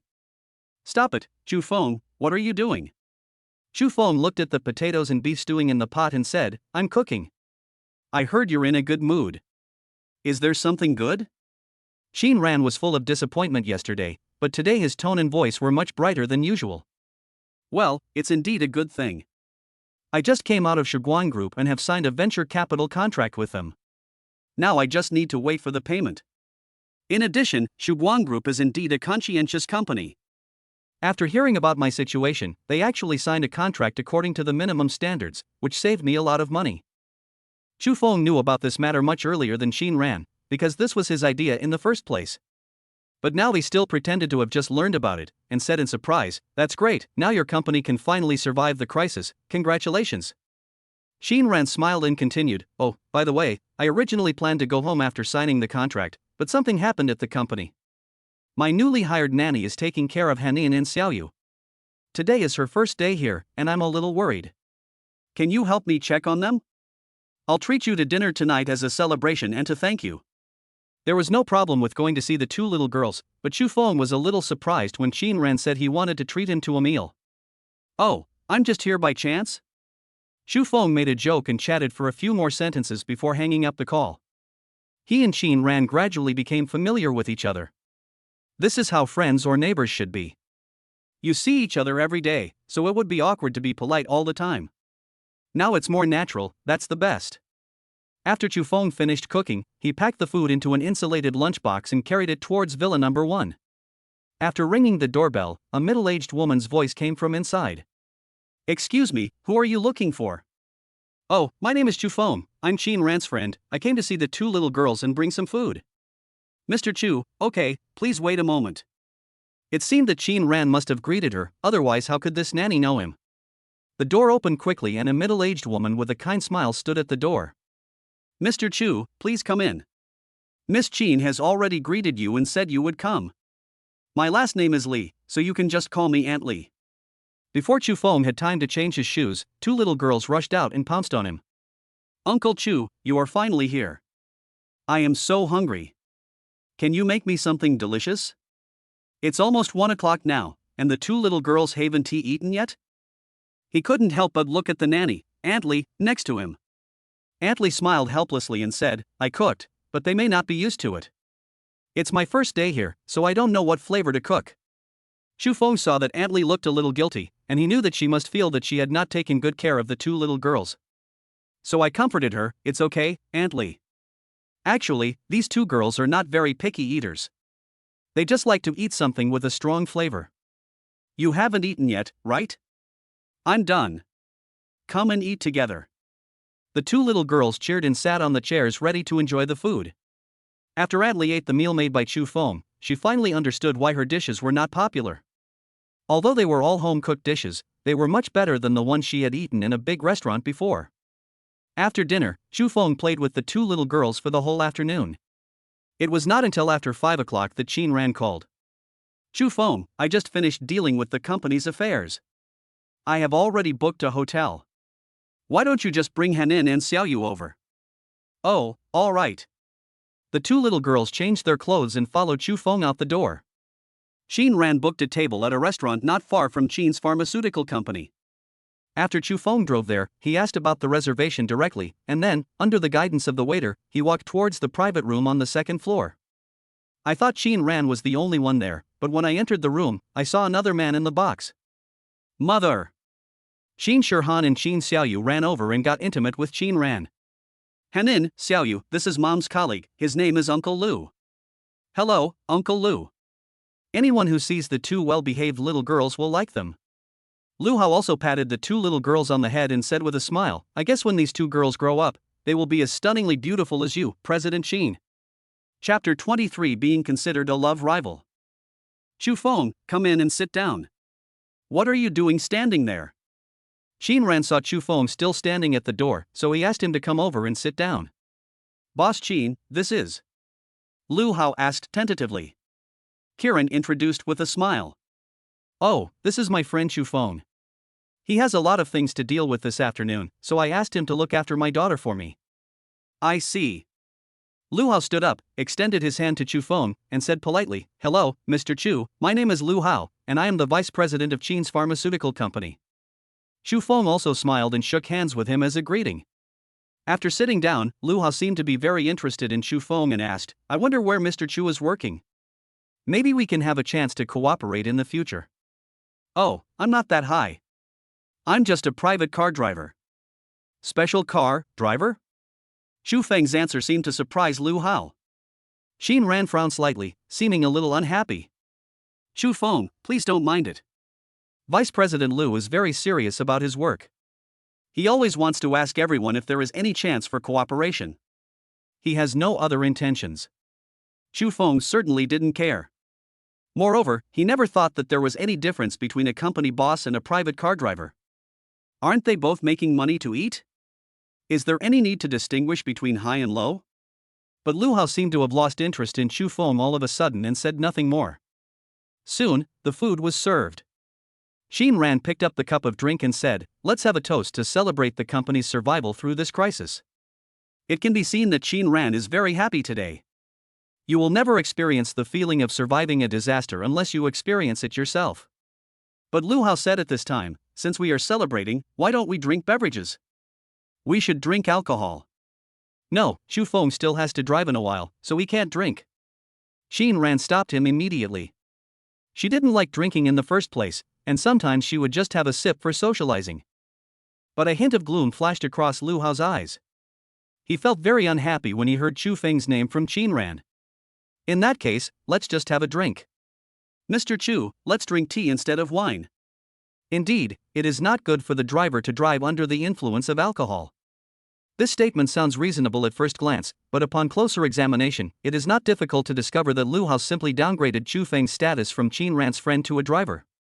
They are not fools, how could Xin Ran and Chu Feng not hear it? Xin Ran's face froze, but Chu Feng didn't change at all. They were all men, and just the aggression in Lu Hao's eyes when he looked at Xin Ran made Chu Feng understand that Lu Hao must have ill intentions. Lu Hao, I don't want to drink today, is that okay? Xin Ran's tone was a little cold, which immediately froze Lu Hao's smile. Okay, since you don't want to drink, then don't drink today. Come and eat. This guy even picked up some food for Xin Ran, looking very attentive. But Xin Ran just left the food he picked up on the plate without moving it. His attitude was very obvious. By the way, Chu Feng, what do you think of Aunt Li? She's very nice, very kind, efficient, and considerate.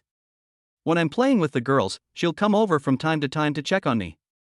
Well, I feel relieved when you say that. Xin Ran was taking care of the two little girls while chatting with Chu Feng.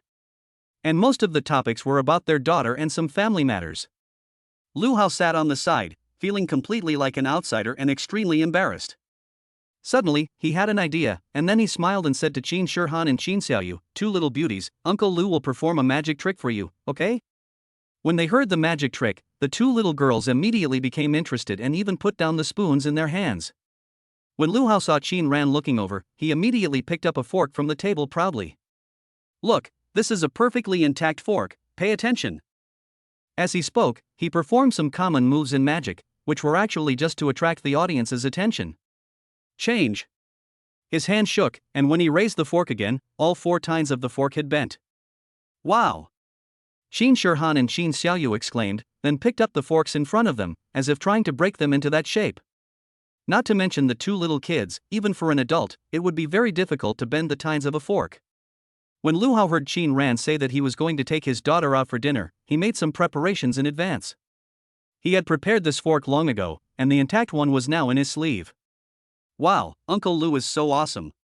The two little girls praised Lu Hao highly, which immediately made him feel proud. Before he could open his mouth to show off to the two little girls, Qin Xiaoyu looked up and asked Chu Feng, Uncle Chu, can you bend the fork? Chu Feng smiled and said, I don't know how to do magic, but I should be able to bend a fork. Wow, I knew Uncle Chu could do it. Show me a performance, I want to see it. Xiaoyu. Qin Ran naturally knew how difficult this was. She had just tried it, but the fork was very thick and the teeth were short. It was impossible to bend it with bare hands, and it would be easy to get hurt. Seeing Qin Xiaoyu pouting, Chu Feng patted her head and said to Qin Ran, it's okay. Xiaoyu wants to see it, so I'll just give it a try. Lu Hao looked at Chu Feng with disdain on the other side. He had to use pliers to achieve this effect, and even with the use of tools, it took a lot of strength, and his hand still hurts. He didn't believe Chu Feng could do it.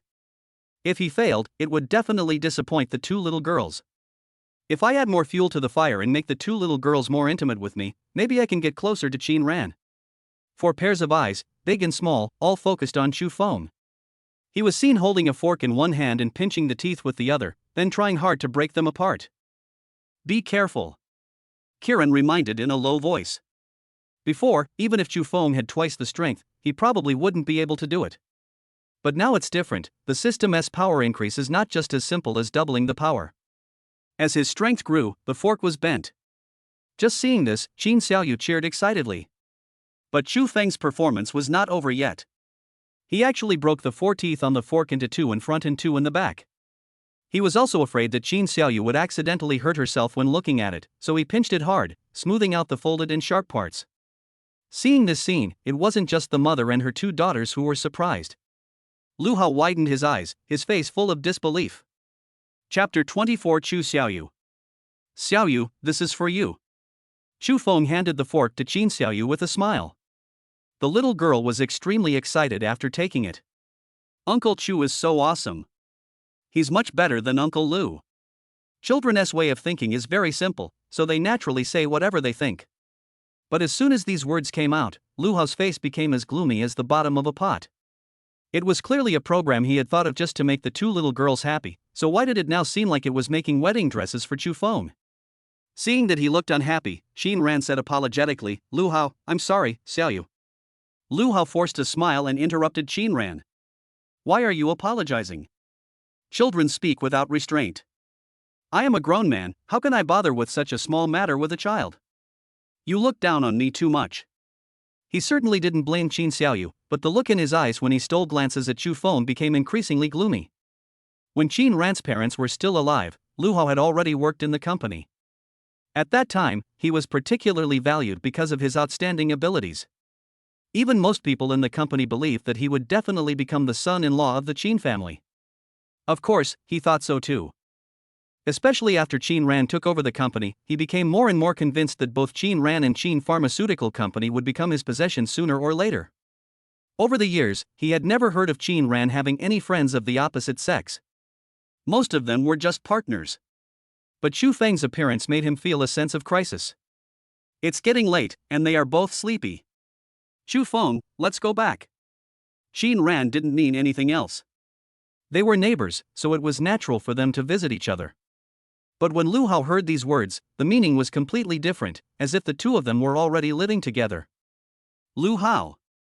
Qin Ran had already stood up, but found that Lu Hao was still sitting there in a daze. After shouting, he came to his senses. Ah, we're leaving, huh? Good.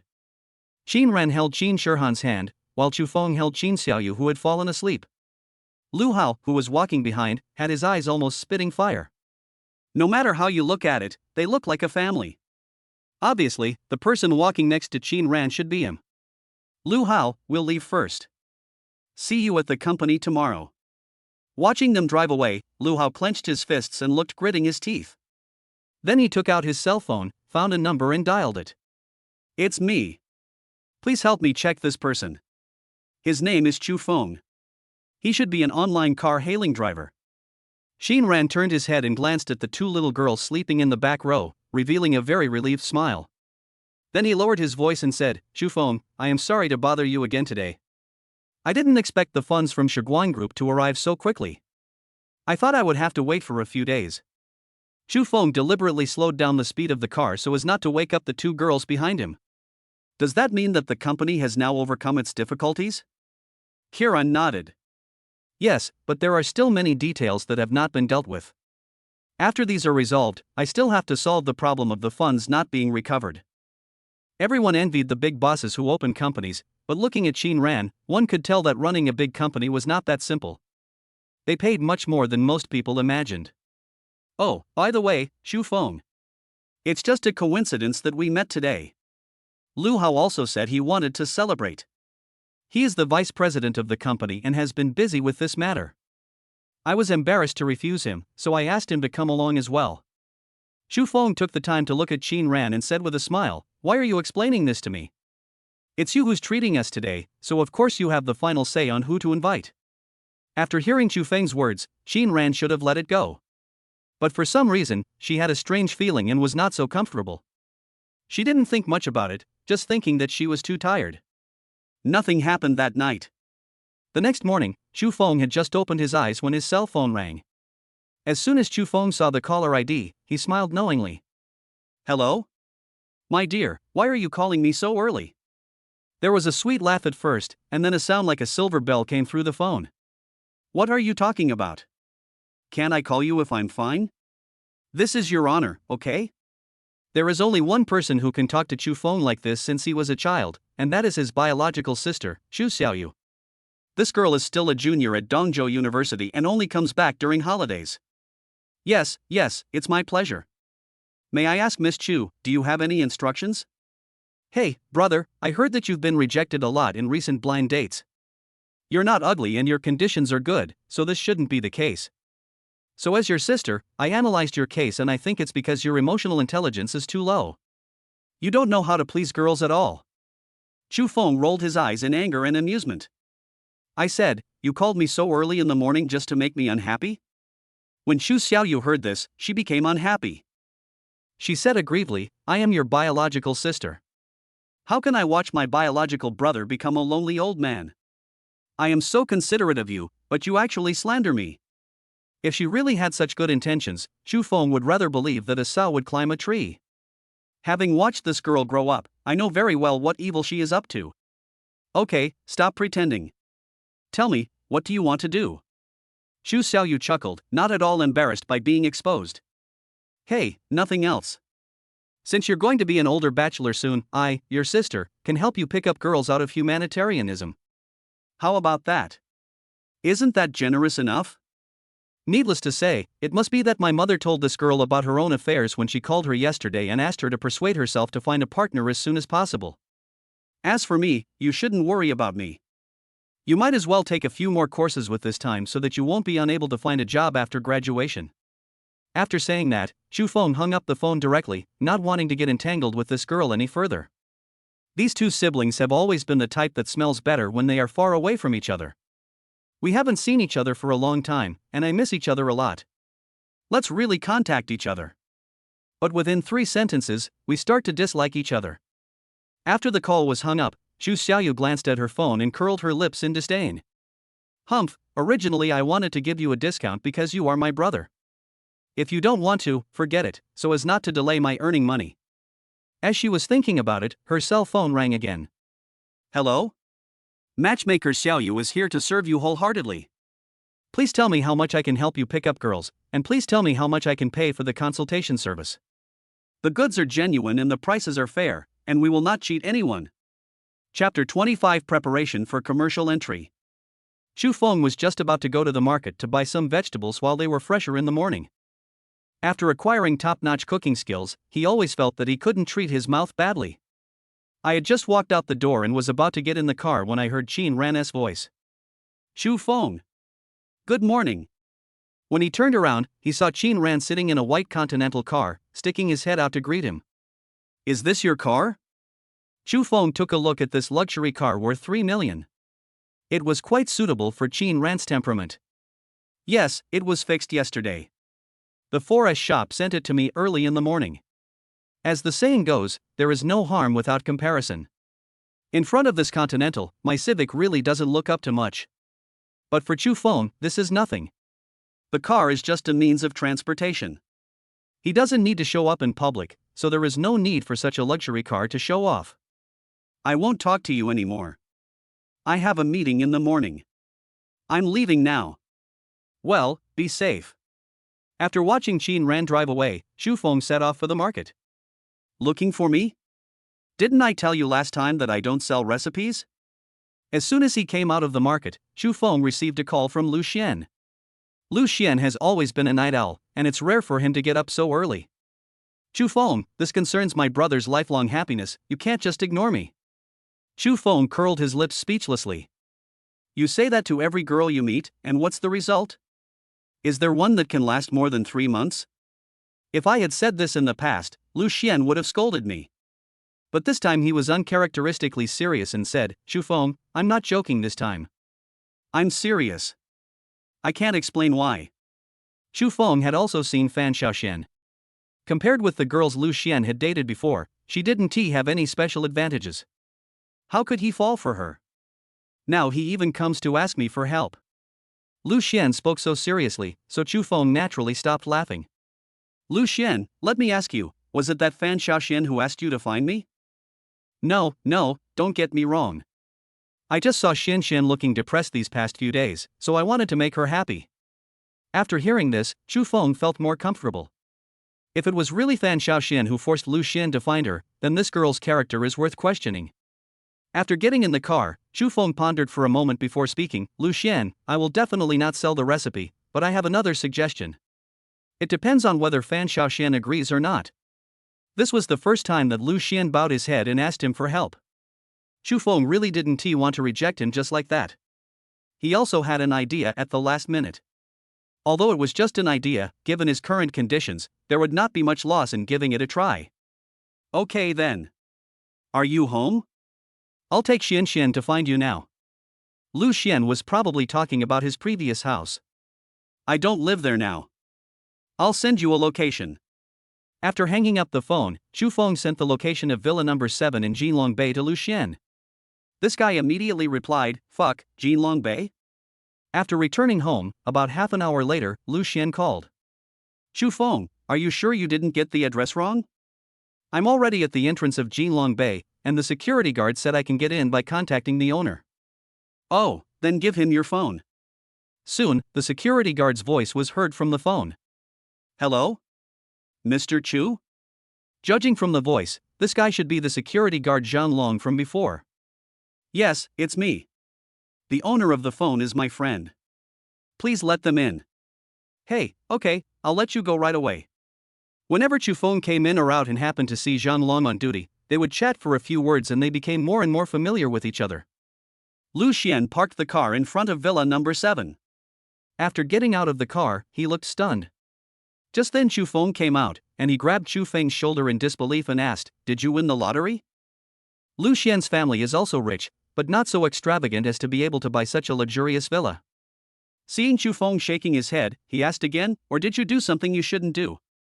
"Brother, if you have any difficulties, you must tell me, don't do anything stupid." Chu Feng couldn't help but smile bitterly. Don't think about it. I didn't steal or rob, and I didn't do anything illegal. Okay? Come in quickly.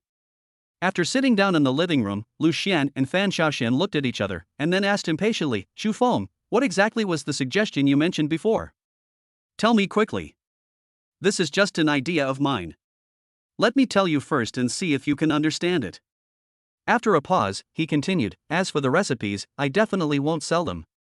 My idea is that we can work together. I'll provide the recipes, you'll provide the labor, and we can open a restaurant together." Fan Xiaoxian was stunned, seemingly unable to understand. "But Chu Feng, if that's the case, isn't it equivalent to you giving out the recipe for free?" Chu Feng nodded. There was nothing wrong with her understanding literally. "That being said, if I sell the recipe to you, it's a one-time deal. So how much do you think I should ask for? I think you understand what I mean. A recipe symbolizes long-term benefits. In other words, as long as people need to eat, this recipe will always be valuable, so it cannot be measured at all, which means it is priceless." Chu Feng's idea is actually very simple. Since the recipe is priceless, why not just let it keep making money? Fan Xiaoxian frowned slightly, as if she was considering something. How will the profits be divided? She thought Chu Feng's suggestion was feasible. With his recipes, she basically didn't have to worry about business.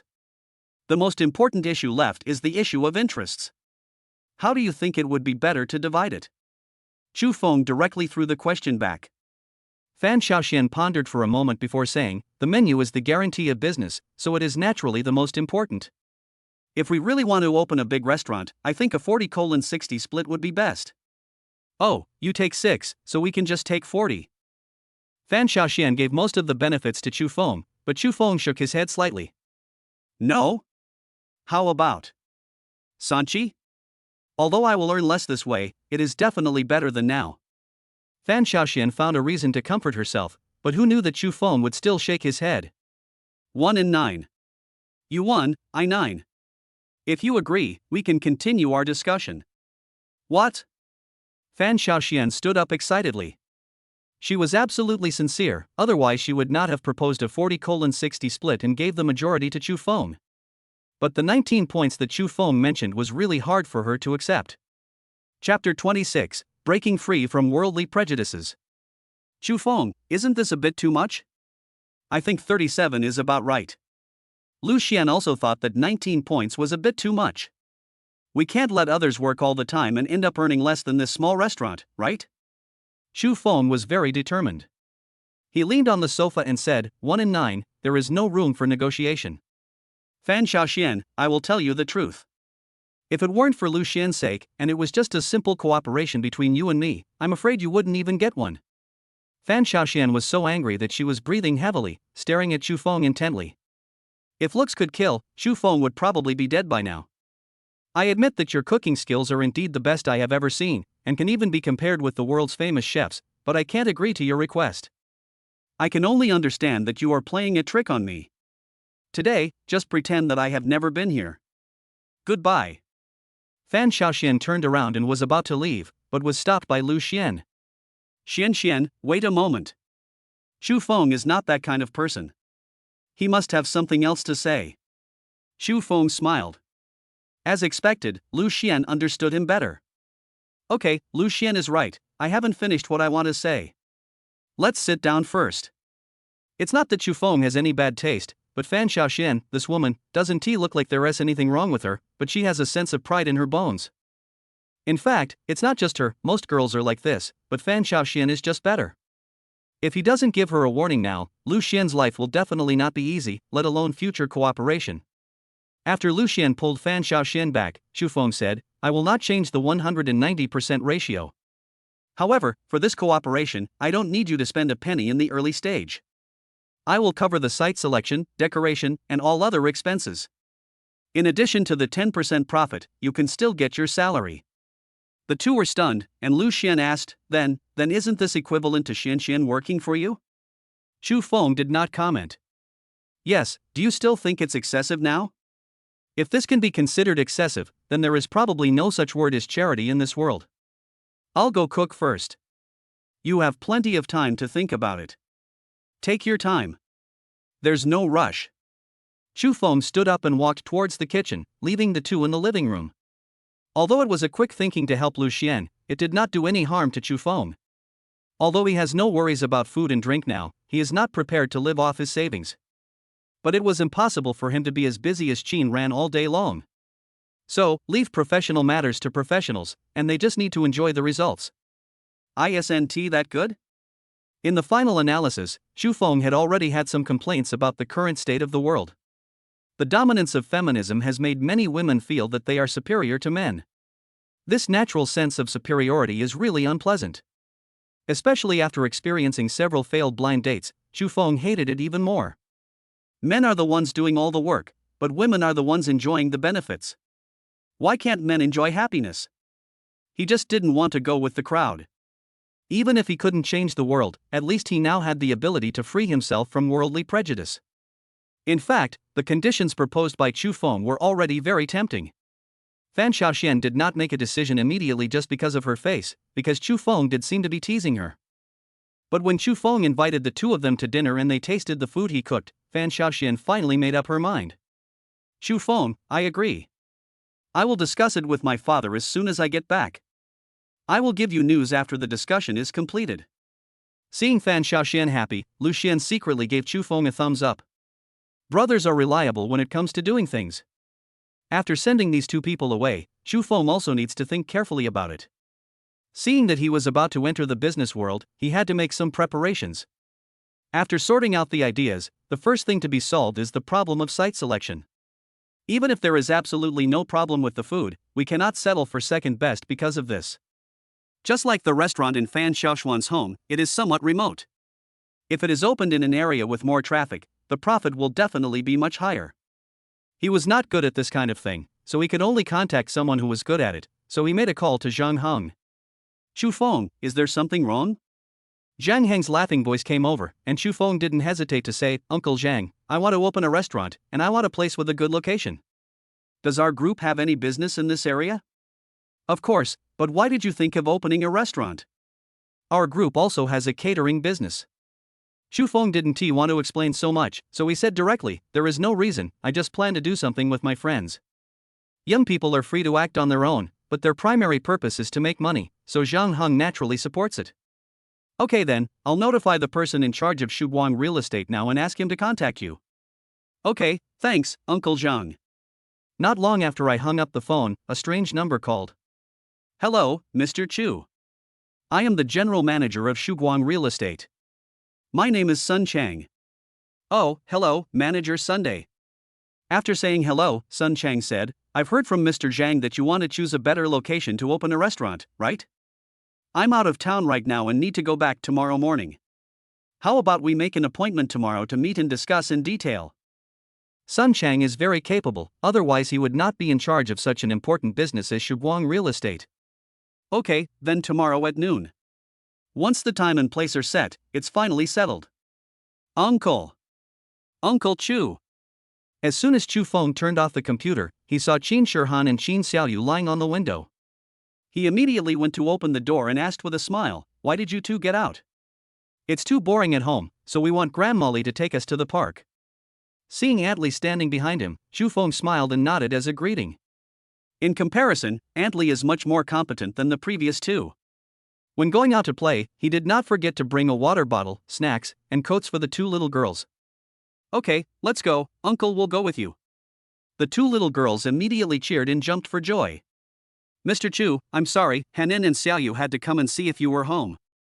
I hope they didn't bother you?" Chu Feng waved his hand and said, "It's okay, don't delay. I'm usually bored at home anyway." After saying that, he squatted down and picked up the two little girls, one in each hand. Let's go play."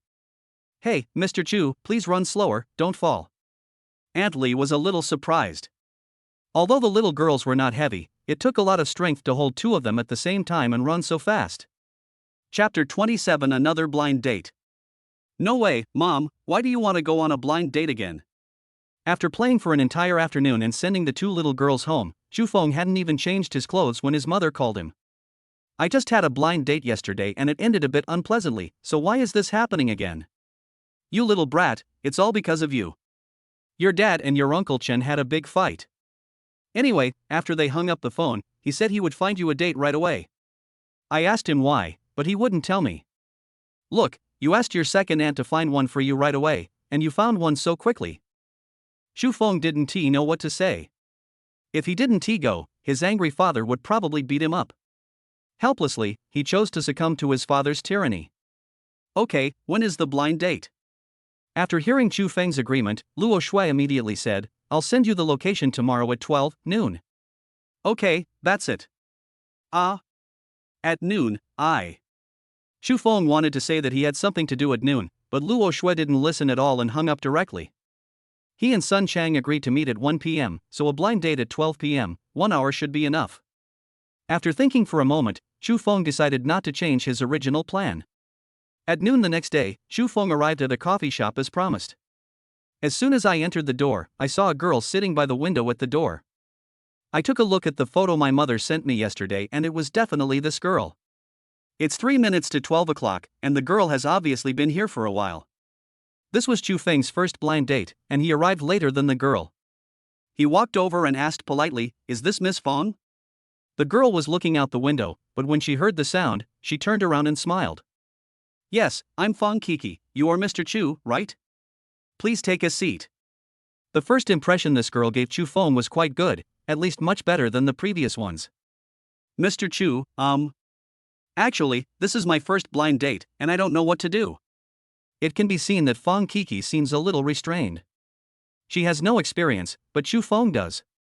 Actually, blind dating is nothing more than two people meeting each other, getting to know each other, and asking about things that they care about. If it's a good match, then you can continue the relationship. That's probably what it means. Feng Kiki nodded seriously and said with a smile, "I didn't expect Mr. Chu to be quite experienced." She was joking, so Chu Feng naturally didn't take it seriously. "By the way, Mr. Chu, Aunt Chu has told me about your family situation. I heard that you have a house and a car, but you don't have a formal job, right?" The Aunt Chu she mentioned was Chu Feng's second aunt and Chu Jung his second sister. Originally, Chu Feng would have nodded directly.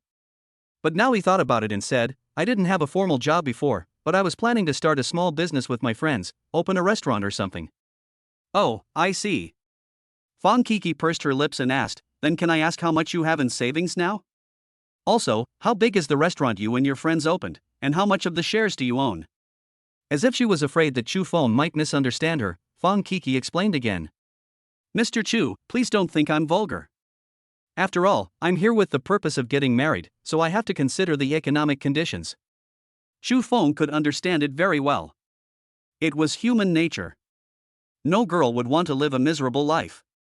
But just as Chu Feng was about to speak, Feng Kiki's phone on the table began to vibrate.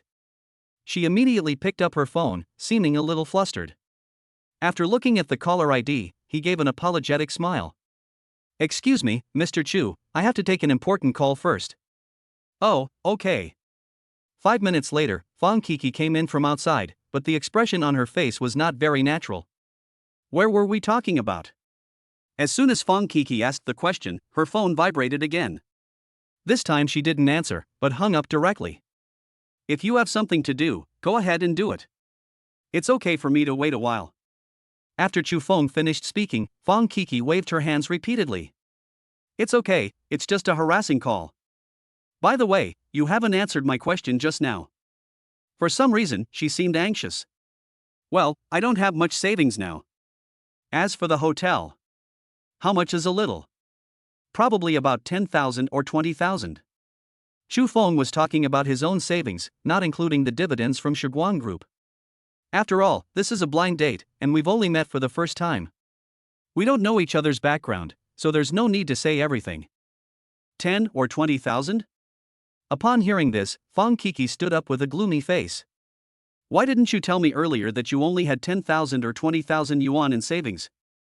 You want to open a restaurant? You can't even open a restaurant with this little money. You are kidding. You have the nerve to waste so much of my time. After saying that, the woman walked away, as if it was unlucky to go on a blind date with Chu Feng. But as soon as she reached the door, she bumped into someone who was about to come in. Don't you have eyes? Fong Kiki shouted in dissatisfaction, but when she looked closely, she saw that the man in front of her was wearing a handmade suit and the watch on his wrist was worth 6 figures. What he was holding in his hand was the key to a Mercedes-Benz, and it was obvious that he was a rich man. Fong Kiki? When she heard him calling her name again, Fong Kiki realized that the person in front of her was actually her high school classmate. I didn't expect that after these few years, this guy has become a successful person. Why is it you? What a fate. We haven't seen each other for several years, right? As she spoke, Fong Kiki took the man's arm. But the man pulled his arm back and said indifferently, yeah, I haven't seen you for several years.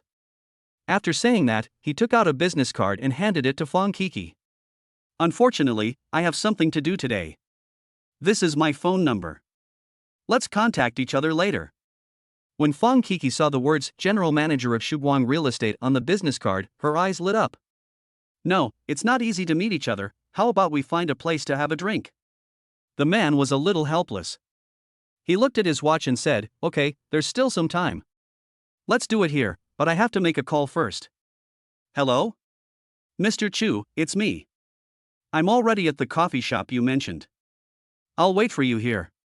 Don't wait, I'm right here. After seeing Chu Feng waving at him, the man walked over there. Fong Kiki hurried to follow. Hello Mr. Chu, I am Sun Chang. Seeing Sun Chang greeting Chu Feng, Fong Kiki was stunned. You know each other? Sun Chang glanced at Fong Kiki. This woman was somewhat tactless. This Mr. Chu is the major shareholder of our Shiguang Group. How could I not know him? What? Shareholders? Chapter 28 Fong Kiki, who is worse than a scumbag. In order to save time, after knowing the location of the blind date, Chu Feng contacted Sun Chang and asked him to come directly there. How is this possible? Didn't you just say that you only have 10,000 or 20,000 in savings? Fong Kiki was full of doubts, which made Sun Chang frown. He was able to take the position of general manager of Shiguang Real Estate at a young age and become a top member of this towering tree. In addition to his own excellent abilities, he also had the ability to read people's expressions. Fong Kiki's current actions are undoubtedly annoying, especially in front of the group's largest shareholder. Fong Kiki, Mr. Chu, and I have something important to discuss. Could you please step aside for a moment? Although he spoke in a tactful way, his intention to drive people away was very obvious. When they were in school, Fong Kiki was undoubtedly the school belle, and Sun Chang also had a secret crush on her at that time. But now it's different. He has become a true social elite and his vision is completely different from before. Fong Kiki is indeed a beauty now, with a more graceful figure. But when it comes to women and career, Sun Chang still knows how to choose. But Fong Kiki seemed not to have heard his words. She paused for a moment, then stepped forward, squatted beside Chu Feng, and grabbed his arm. Chu Feng, I was too rash just now. I didn't mean anything else. I just wanted to test you, but you didn't even chase me. I'm so disappointed. But it doesn't matter. I can give you another chance. Chu Feng was speechless. Was this woman too confident in herself, or did she think she was a fool? How could she even say such shameless words? He looked up at Sun Chang and asked, "Are you two classmates?" Sun Chang immediately replied, "Yes, Mr. Chu, we are high school classmates, but we are not very familiar with each other." This guy didn't deny it, but he cleverly used the 4 words "not very familiar" and chose to protect himself. That means that all of Fong Qiqi's actions have nothing to do with him. If Chu Feng wanted to do something, he would pretend to know nothing. Chu Feng nodded, pulled back his arm, and said with a smile, "Miss Fong, I don't think we are a good match. I will talk to second aunt. Now I have something important to do, so please leave first." After all, he was introduced by second aunt, so Chu Feng didn't want to make things too awkward. "Because of Chun Chen's matter, my father and Uncle Chen had a conflict. If Chu Feng offended second aunt now, wouldn't he become a sinner? How could Fong Qiqi give up? Her current situation did not allow her to be proud anymore. Although Sun Chang is also very well off, he is always respectful in front of Chu Feng. Doesn't this show who is richer? Chu Feng, I know I was wrong, isn't that enough? I shouldn't have tested you, it's all my fault. How about this, I will listen to you today, and you can punish me however you want." At the beginning, this woman behaved very reserved, but after receiving a phone call, her temperament seemed to change drastically. What she said was enough to make every man imagine something, especially the word punishment, which made it easy for people to think of certain images. If it were someone with weak self-control, they would probably really believe her lies. But Chu Feng is definitely not the kind of person who is dominated by his lower body. "Miss Fong, I don't know why you do this, but please respect yourself." "No, I've decided on you. I'm going to call Aunt Chu right now. Everyone has a so-called bottom line. No matter how shameless you are, there must be a limit." However, Fong Qiqi's performance made Chu Feng completely lose sight of what the bottom line was. Seeing her take out her phone, Chu Feng sighed and said directly, "Fong Qiqi, if I'm not mistaken, you should need money now, right?" Fong Qiqi paused, as if she had been exposed. She has shown it so obviously. If Chu Feng can't see it, then there is something wrong with his eyes. Chu Feng continued, "I can tell you the truth. Money is just a number to me. I am even too lazy to count how much money I have. But, what does this have to do with you?" Fong Qiqi wanted to speak, but was stopped by Chu Feng. "Don't explain. You just want to say that you've encountered some difficulties. If I can help you, you can marry me. But I just want to say one thing, Fong Qiqi, you think too highly of yourself. I also want to say one more thing to you, you don't deserve it." Chu Feng showed no mercy at all, and there was no need for him to show any mercy to someone like Fong Qiqi. It would be fine if she was looking for a sucker under the pretext of a blind date if she was really the kind of person who would repay a favor. But judging from her performance just now, she would immediately discard anyone who was of no use to her and then look for the next target. For such a person, calling her a scumbag is an insult. Chu Feng, you. Even a clay figure can show some temper, let alone Fong Qiqi? Now that her true purpose has been exposed and she has been insulted, how could she remain indifferent? Chu Feng glanced at the time on his phone and said, "Manager Sun, it's getting late. Please ask your classmate to leave." Sun Chang immediately understood. Although he was a powerful general manager, he was nothing in front of Chu Feng. Even Zhang Hong, the chairman of the board, had to be respectful to Chu Feng, so Sun Chang, the general manager, was only fit to be a lackey. "Yes, Mr. Chu." Sun Chang bowed slightly and pulled Fong Qiqi out. The woman finally found a life-saving straw, and it was the thickest one. But now she was about to lose him, how could she be willing to accept this? So she struggled to shake off Sun Chang's hand, but Sun Chang's eyes turned cold and he slapped her. If this woman was allowed to continue making trouble, it would be very likely that Chu Feng would feel alienated from her. You know, Chu Feng has a veto power in the group, which means that if he is dissatisfied and wants to fire me, no one can stop him. A solid slap landed on Fong Qiqi's face, causing her to immediately become stunned. Taking advantage of this opportunity, Sun Chang dragged her outside. Then he took out his wallet from his pocket, took out a stack of money and threw it at her, saying disdainfully, "Don't you want money? Here you go. Just consider it as compensation for that slap." Chu Feng watched the scene through the glass with great interest, thinking that Sun Chang was quite interesting. No wonder he was entrusted with such an important task now. It turned out that he had some skills. Although he had not personally experienced those intrigues, Chu Feng could tell at a glance that a large part of Sun Chang's behavior was just for him. But it doesn't matter.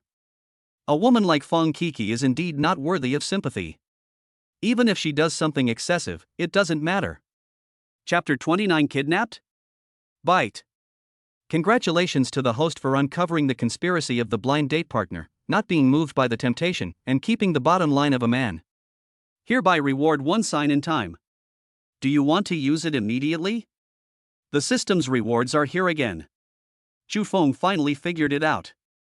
No matter who introduced the blind date to him, as long as the other party had an ulterior motive or looked arrogant, there was no need for him to show any mercy. As the saying goes, if you respect me 1 foot, I will respect you 1 yard. If you are polite, you can still be friends even if the blind date doesn't work out. But if Chu Feng is still obsessed with the idea of feminism, then he will definitely not consider anything else. This is the truth. Isn't it great to get the system reward? Seeing Sun Chang coming in, Chu Feng did not use his sign in times immediately. Mr. Chu, I'm sorry to waste your precious time. Sun Chang still looked respectful and never mentioned Fong Kiki. Chu Feng was happy to see this happen, and said directly, let's talk business, the place I need is preferably. The two of them explored for more than 2 hours, and it was obvious that Sun Chang was very attentive. Yesterday he was still handling official business in another place, but today, he was able to produce a series of information to analyze the advantages and disadvantages of each location for Chu Feng. Mr. Chu, let's just settle this for now. I'll go find out the time of the auction and then let you know. The reason why Sun Chang said this was because the two of them talked for a long time, and the location they were most satisfied with was a big hotel. It was just that due to some improper behavior of the boss, the restaurant was sealed and mortgaged. And in a few days, this place will be auctioned. Sun Chang had already made an assessment based on the geographical location, traffic flow, nearby living standards and other relevant factors, and gave Chu Feng a similar price. As long as it is within this price, it is definitely a good deal to buy it. There is also an alternative location where the conditions are slightly worse, but the impact is not particularly great. Of course, if conditions permit, we should strive for the best. Okay, that's it for today. You just got back from a business trip and it took a lot of effort for you to come here. Go home and have a rest. Professional matters should be handled by professionals, so as to save time and effort. Just as I was about to drive home, my mother called. Well, no need to guess, he must be here to scold me again. So Chu Feng decided to take the initiative this time and explain everything to his mother without waiting for her to speak. Hello, Mom, Chu Feng had just said 3 words when he heard his mother hurriedly say, Son, you can't be with Fong Kiki. Your second aunt just found out that there's something fishy about this woman, and she asked me to contact you right away. Chu Feng heaved a sigh of relief when he heard his mother say this. Don't worry, Mom, the deal didn't work out. Oh, that's good, that's good. How could this girl, who is so pretty, commit fraud against her conscience? Chu Feng frowned slightly. He thought Fong Kiki needed money because she got into trouble outside. I didn't expect she was actually a swindler. But it doesn't matter. Even if she is a murderer, it has nothing to do with me. As long as she can't fool me, it's fine. Oh, by the way, there is still one chance to sign in that has not been used. System, I want to sign in. Bite. Congratulations to the host for signing in successfully, you have been awarded the Grandmaster level martial arts talent. Tip, this talent draws on the essence of authentic Chinese martial arts and can be used in conjunction with strength enhancement. National martial arts? Chu Feng muttered to himself. This national art refers to some traditional martial arts. There are many well-known ones, including Tai Chi, Bajiquan, Baguazhang and so on. With the development of the times, authentic Chinese martial arts have gradually declined and been replaced by modern fighting methods such as Taekwondo and Muay Thai. Most of the traditional Chinese martial arts that exist today are aimed at strengthening the body. But what the system rewarded Chu Feng was a genuine national martial art with the purpose of killing the enemy and protecting oneself. But now is an era of rule of law. If a physical conflict really occurs, lying on the ground and calling the police is obviously a better choice. So this reward is more or less useless. But it doesn't matter. It's good to have some self-defense methods, just in case you encounter any dangerous situation. Chu Feng was still a relatively optimistic person. Now that he had let it go, he didn't care too much about it. As soon as he arrived at the entrance of Jinlong Bay, Chu Feng's cell phone rang. It was an unfamiliar number. After the call was connected, a man's deep voice was heard immediately. Is it Chu Feng? Yes, who are you? The other party did not intend to introduce himself, but said, you have 1 hour to get to the Western Suburbs Trade Wholesale Market, warehouse number 17. Remember, come alone. Chu Feng was somewhat amused and asked, if you ask me to go, I will go. Why? It's okay if you don't come. We will deal with your friend Qin on our own. Qin? Could it be Qin Ran? Qin Ran was kidnapped? I'm warning you, don't call the police, or I'll kill you right away. Also, I'll only wait for you for an hour. If you don't come, you'll have to bear the consequences. The other party hung up the phone, and Chu Feng immediately found Qin Ran's WeChat and made a voice call. But I called twice and no one answered. This probably explained the problem, but Chu Feng still felt something was wrong. The other party kidnapped Qin Ran most likely for money. After all, she was the boss of Qin Pharmaceutical Company. But the other party should contact Qin Ran's family instead of himself.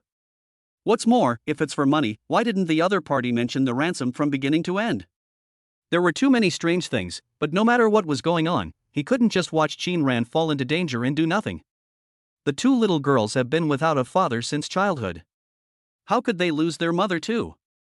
If Chu Feng really did not help, he would probably feel guilty for the rest of his life. He turned the car around and stepped on the accelerator. The Civic's engine roared and it shot out like an arrow. It takes more than an hour to get from Jinlong Bay to the trade wholesale market in the western suburbs, even if you take the ring road at normal speed. But the other party only gave 1 hour, and Chu Feng hardly let go of the accelerator along the way. The time was compressed to less than 50 minutes. Brother, excuse me, where is warehouse number 17? Oh, go straight ahead, the second to last one is number 17. Chu Feng asked the vendor at the door about the location and rushed over immediately. The door of warehouse number 17 was wide open, but it was very dark inside. Chu Feng walked in cautiously, but just as he stood still, the door behind him was closed. Chapter 30, The Power of Chinese Martial Arts. The entire warehouse was pitch dark. But as the door closed, the lights hanging from the ceiling lit up one by one. A lot of goods were piled up on both sides. Chu Feng looked around but did not see Qin Ran. Footsteps were heard, and Chu Feng turned around and saw about 10 people coming out from behind the piled goods. Where's Kieran? Chu Feng asked directly. The leader, a ferocious-looking guy, grinned in a way that made even the children afraid to cry. For a woman, you are willing to take such a big risk. For this reason, I, Old Eagle, admire you. However, you are taking money from others and helping them to avoid disasters. If you want to blame someone, you can only blame yourself for not having good manners and offending someone you shouldn't have offended. Judging from the voice, this guy is the one who called me just now. But from what he said, it was obvious that they were coming for him, and they captured Qin Ran just to lure him over. If you want to deal with me, then why did you arrest Qin Ran? Let him go first, and we can deal with our affairs slowly. The eagle laughed loudly, and the younger brothers behind him were full of contempt. Chu Feng, do you think you are qualified to negotiate with me now? I tell you, don't even think about leaving here alive today. Even if they were given 10,000 guts, Chu Feng didn't believe they would really dare to kill him. This is a wholesale trade market. I don't know how many people outside the warehouse saw me coming in. If something really happens to me, according to the current level of technology, no one here will be able to escape. Everyone can brag, but since you guys are going to do it, then stop talking nonsense. Chu Feng was worried about Qin Ran's safety, so he naturally didn't want to talk so much nonsense with them. Just now I thought that the martial arts rewarded by the system were useless, but who would have thought that things in the world are often so coincidental, and I would actually use them now. Ha! This is the first time I've seen someone rushing to his death. Since you're so ignorant, don't blame me. Do it! At Eagle's command, the younger brothers behind him immediately rushed over. Chu Feng remained fearless in the face of danger. The Chinese martial arts rewarded by the system were completely imprinted in his memory and body. He did not need to study at all, and his proficiency had already reached the pinnacle. One of the younger brothers reached out to grab Chu Feng's shoulder, obviously wanting to control him. But Chu Feng's face was as gloomy as water. He took a step forward, shook his shoulders, and instantly made the guy fly backwards. Who says that fighting must rely on fists and feet? Anyway, almost all the joints of Chu Feng's body can become extremely powerful weapons. A dozen people rushed forward and attacked with fists and kicks. But instead of being beaten, he relied on his nimble steps to move among them. Every time he takes action, someone will inevitably lose his fighting ability. The worst-case scenario was that one of them even had his ribs broken by his kick. In a short while, 7 or 8 people were lying on the ground, all struggling and wailing, unable to even get up. The remaining people surrounded Chu Feng vigilantly, not daring to take any more action.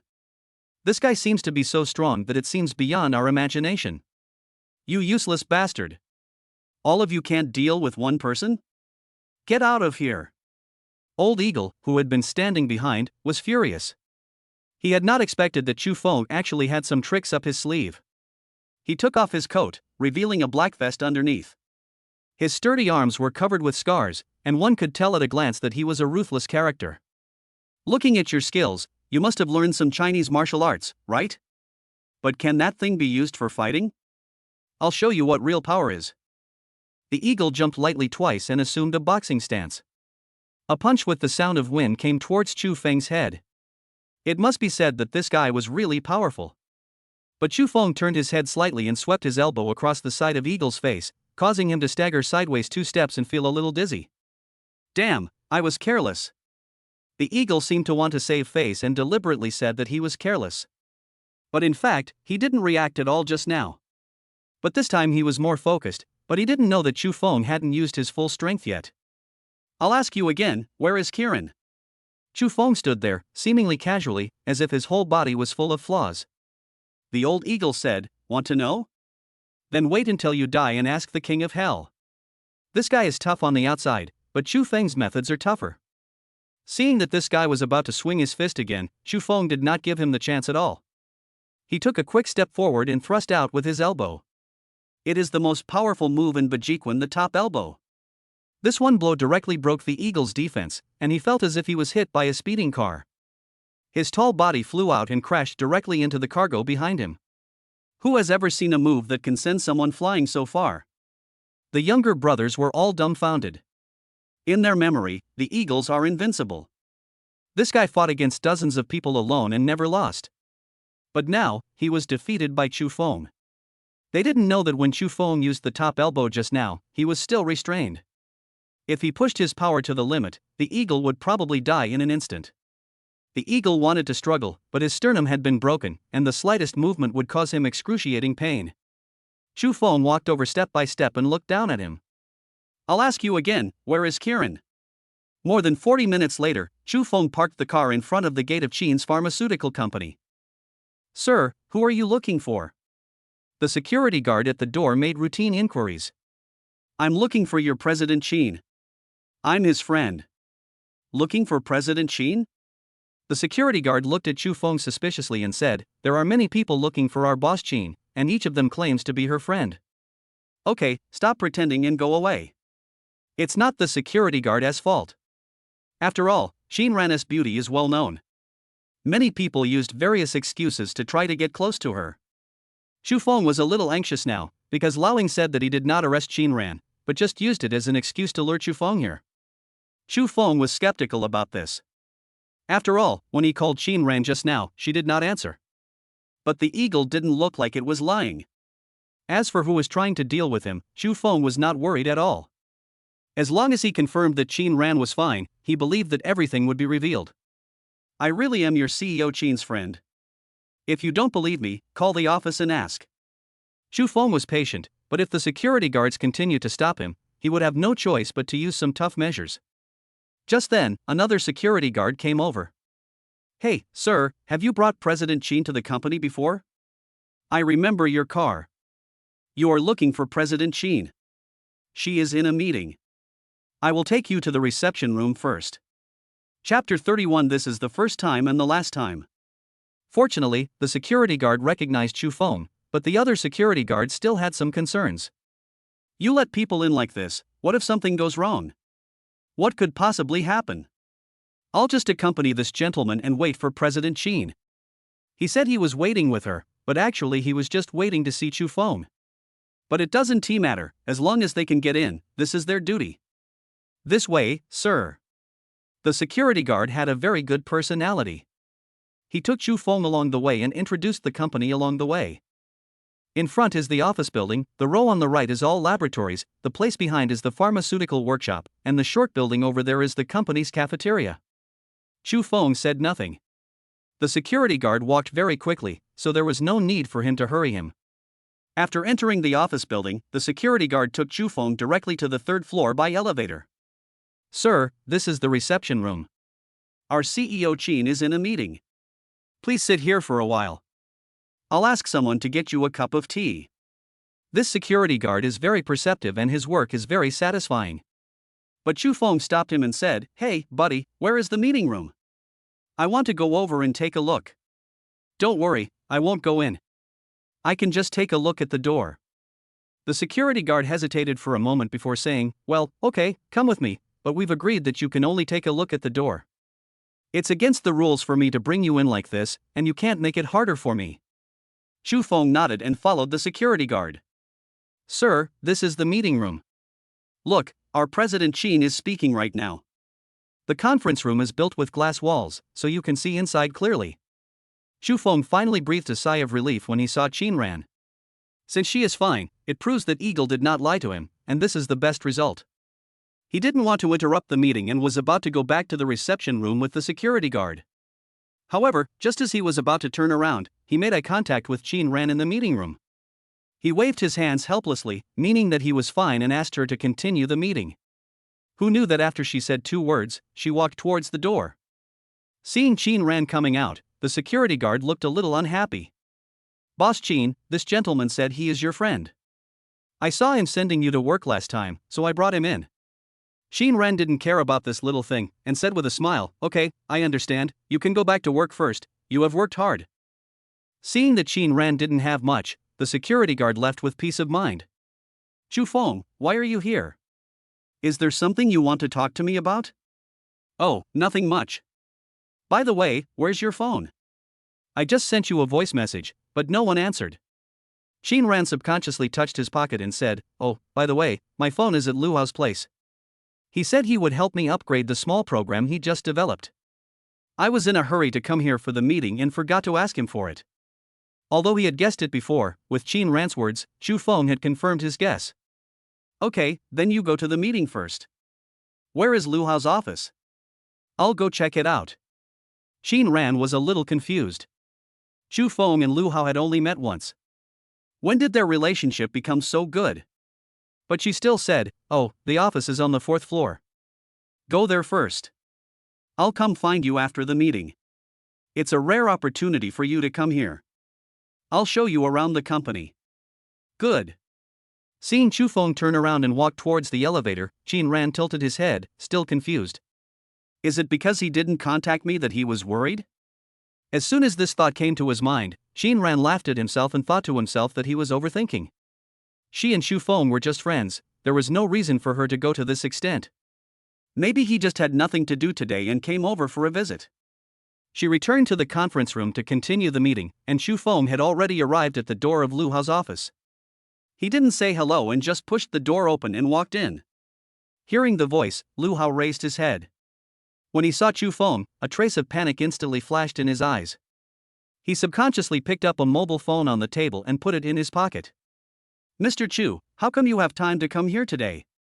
Are you here to see Ms. Chin? She is in a meeting. I will go and call her for you." Having said that, Lu Hao wanted to get up and walk out. But when they passed each other, Chu Feng held his shoulder. "I just met Chin Ran, but I didn't come here to see her today, but to see you." Chu Feng's tone remained unchanged, but cold sweat trickled down Lu Hao's forehead. "Looking for me? Then let's sit down and talk." Walking to the sofa, Lu Hao also poured a glass of water for Chu Feng. "Mr. Chu, drink some water first." Chu Feng looked at the cup in front of him, then raised his head and looked at Lu Hao. "Forget about the water. What if it's poisonous? I'll be dead here." Lu Hao's face darkened, and then he laughed. "Mr. Chu, what are you talking about?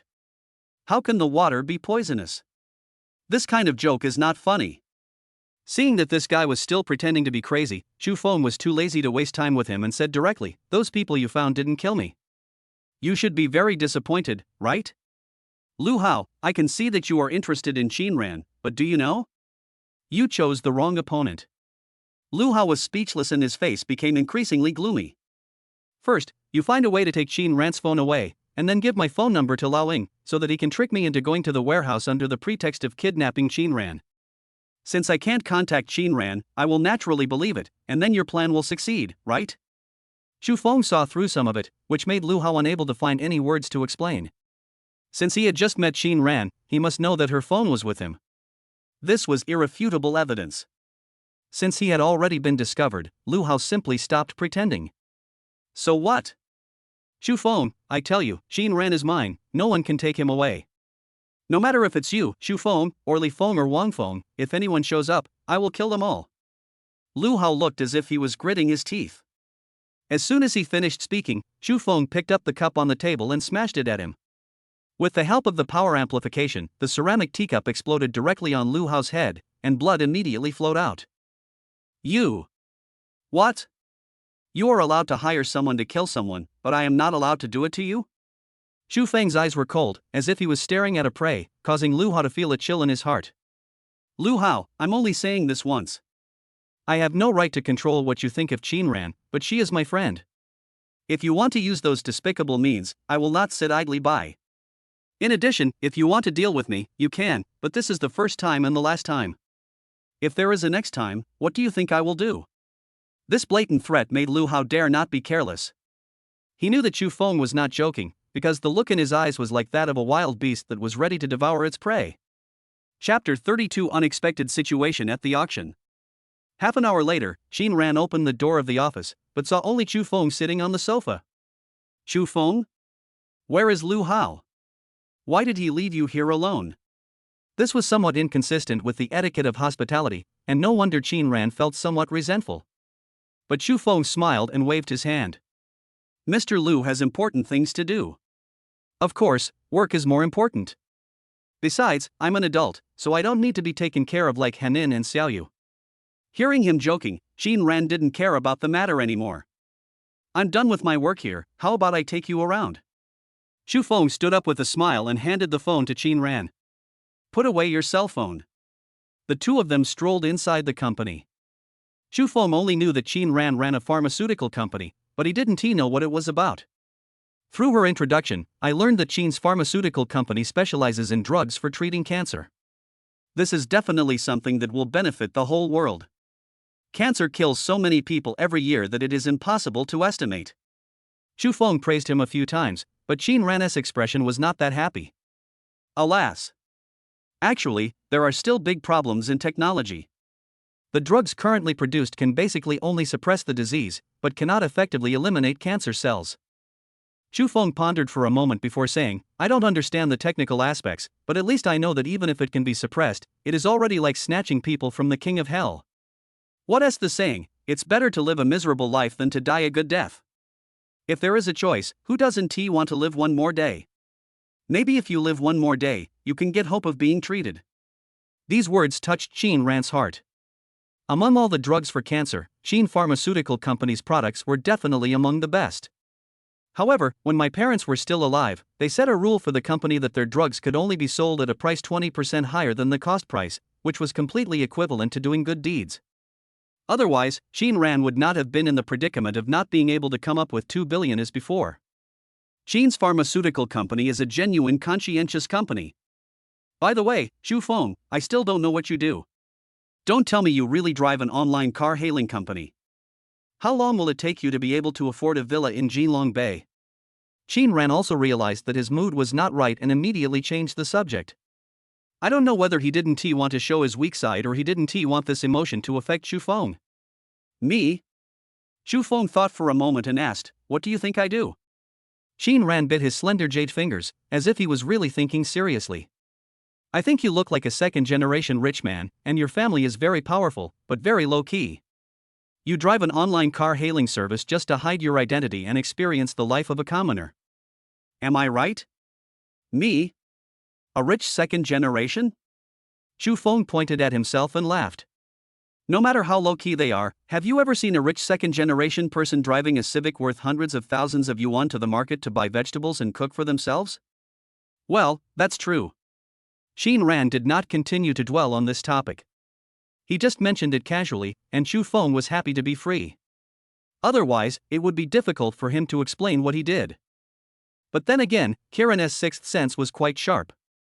Although I am not a second-generation rich, I am now a genuine first-generation rich. Although there is no such thing as experiencing life, I am indeed low-key enough. Shinran still had some work to do, so Chu Feng went home first. As soon as he entered the house, Sun Chang called him. Mr. Chu, I've asked, the auction of that restaurant will start at 10 a.m. tomorrow. Tomorrow? So soon? I originally thought I would have to wait for a while, and that's what Sun Chang said before. Fortunately, he put this matter on the agenda, otherwise if he had delayed it for a few more days, he would probably have missed this opportunity. Well, I specifically asked around. There are a lot of things that need to be auctioned recently, so I added a special auction. What do you think? Xu Feng thought for a moment and said, then send me the address and I'll go there tomorrow. Sun Chang immediately replied, okay, Mr. Chu, I will go and get a spot in the auction now, and then I will go with you tomorrow. This is the best way. After all, Xu Feng has never been involved in this kind of auction before, and he doesn't know if there are any other rules. Having someone who knows the business following him can naturally save a lot of trouble. After hanging up the phone, Xu Feng told Lu Xian the news. Lu Xian now almost wishes he could stay with Fan Xiaoxian 24 hours a day.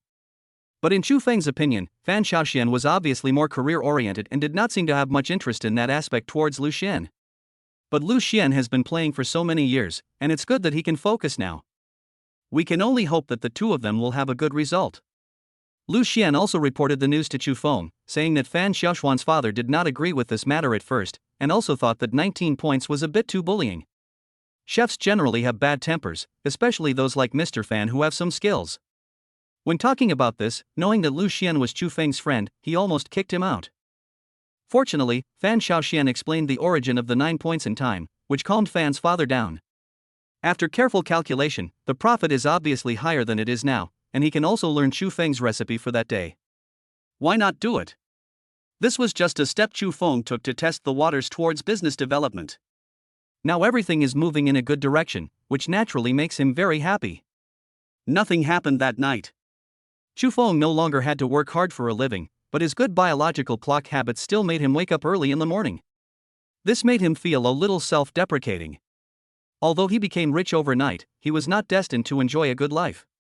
After wandering around for a while, at around 9:30, Sun Chang called him and said that he had arrived at the entrance of Jinlong Bay. Originally, Xu Feng planned to go there by himself, but then he remembered that there was a license plate restriction on him today and he couldn't drive. As the general manager of Shuguang Real Estate, Sun Chang also has a driver. However, today he drove himself and came to pick up Xu Feng in person, which was enough to prove that Sun Chang had a high EQ in this regard. On the way, Sun Chang said, Mr. Chu, the situation has changed a bit today. I heard that someone wants to take our fancy piece of land, and they are determined to get it. Oh? Then let's compete fairly. Isn't it true that the highest bidder wins in an auction?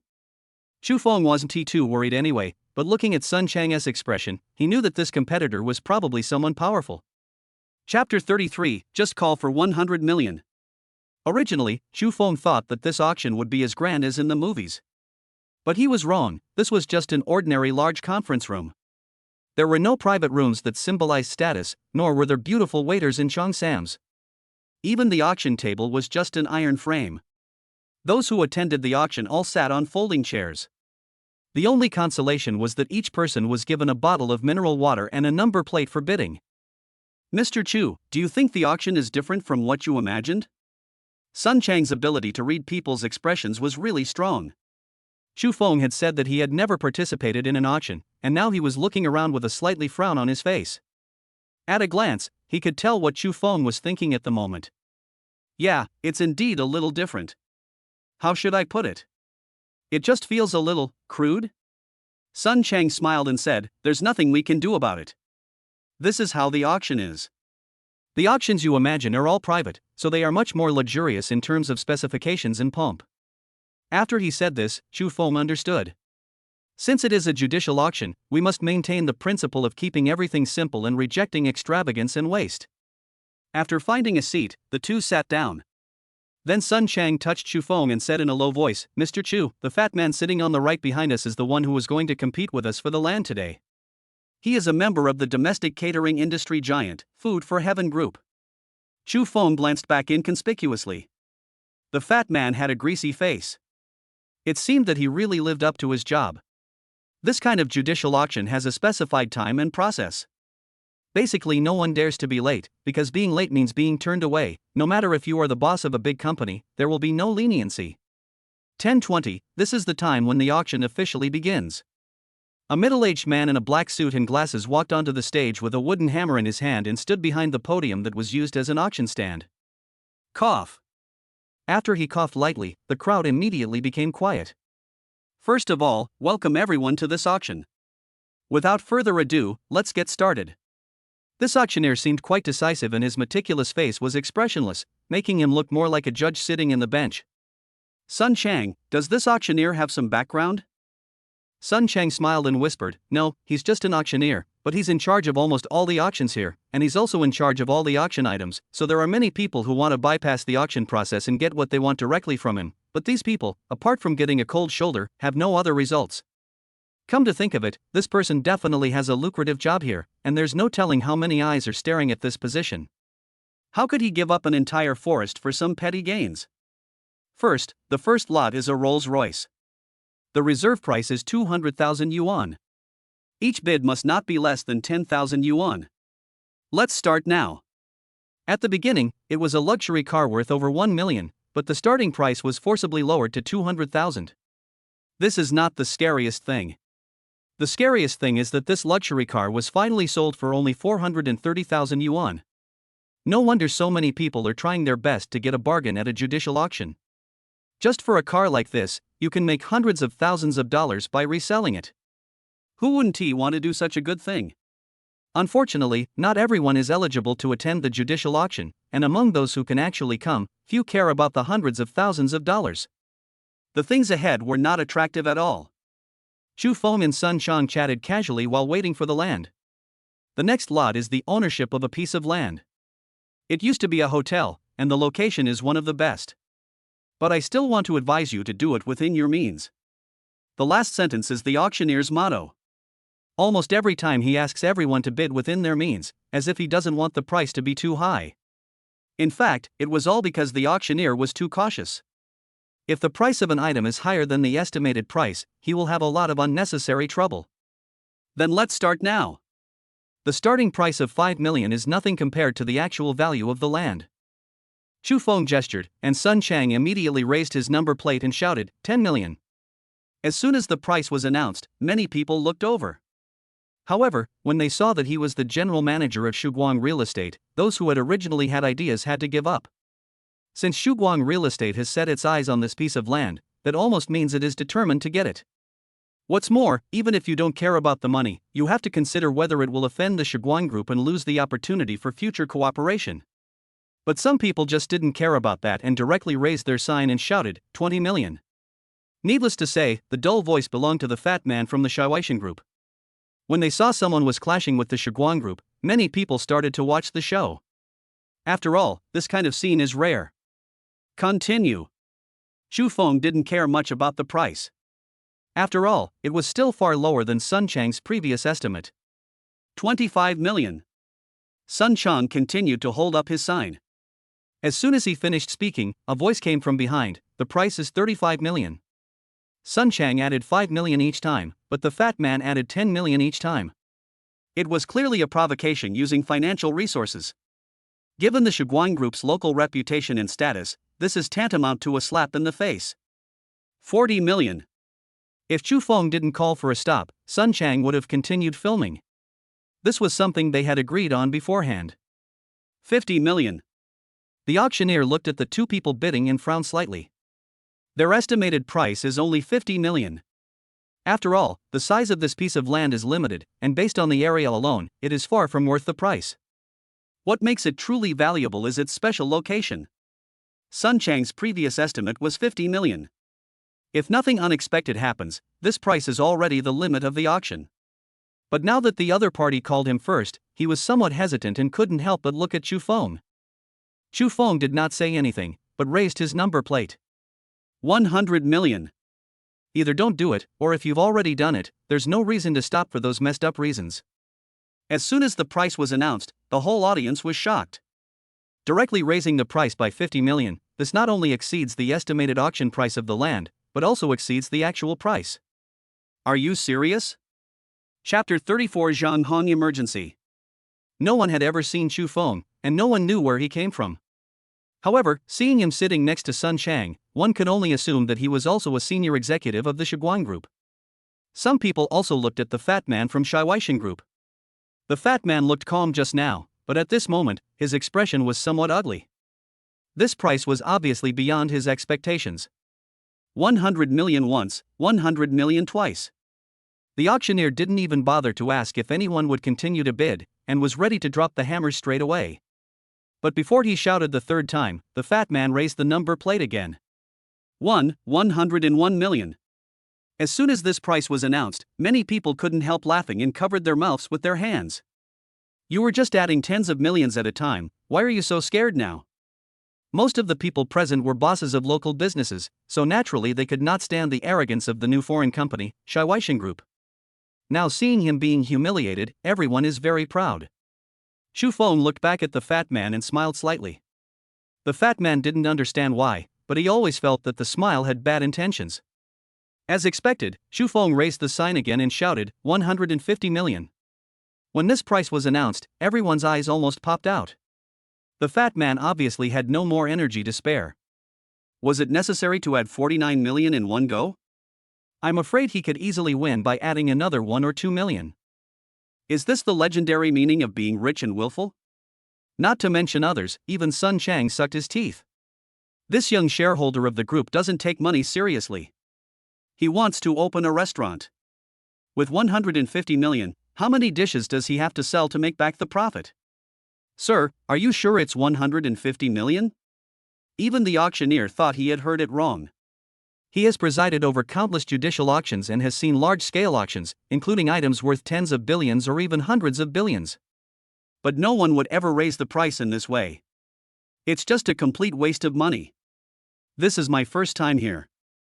Why, can't I increase the price like this? Chu Feng asked with an open mind, which made the auctioneer speechless. No, you can add it. I'm just confirming it.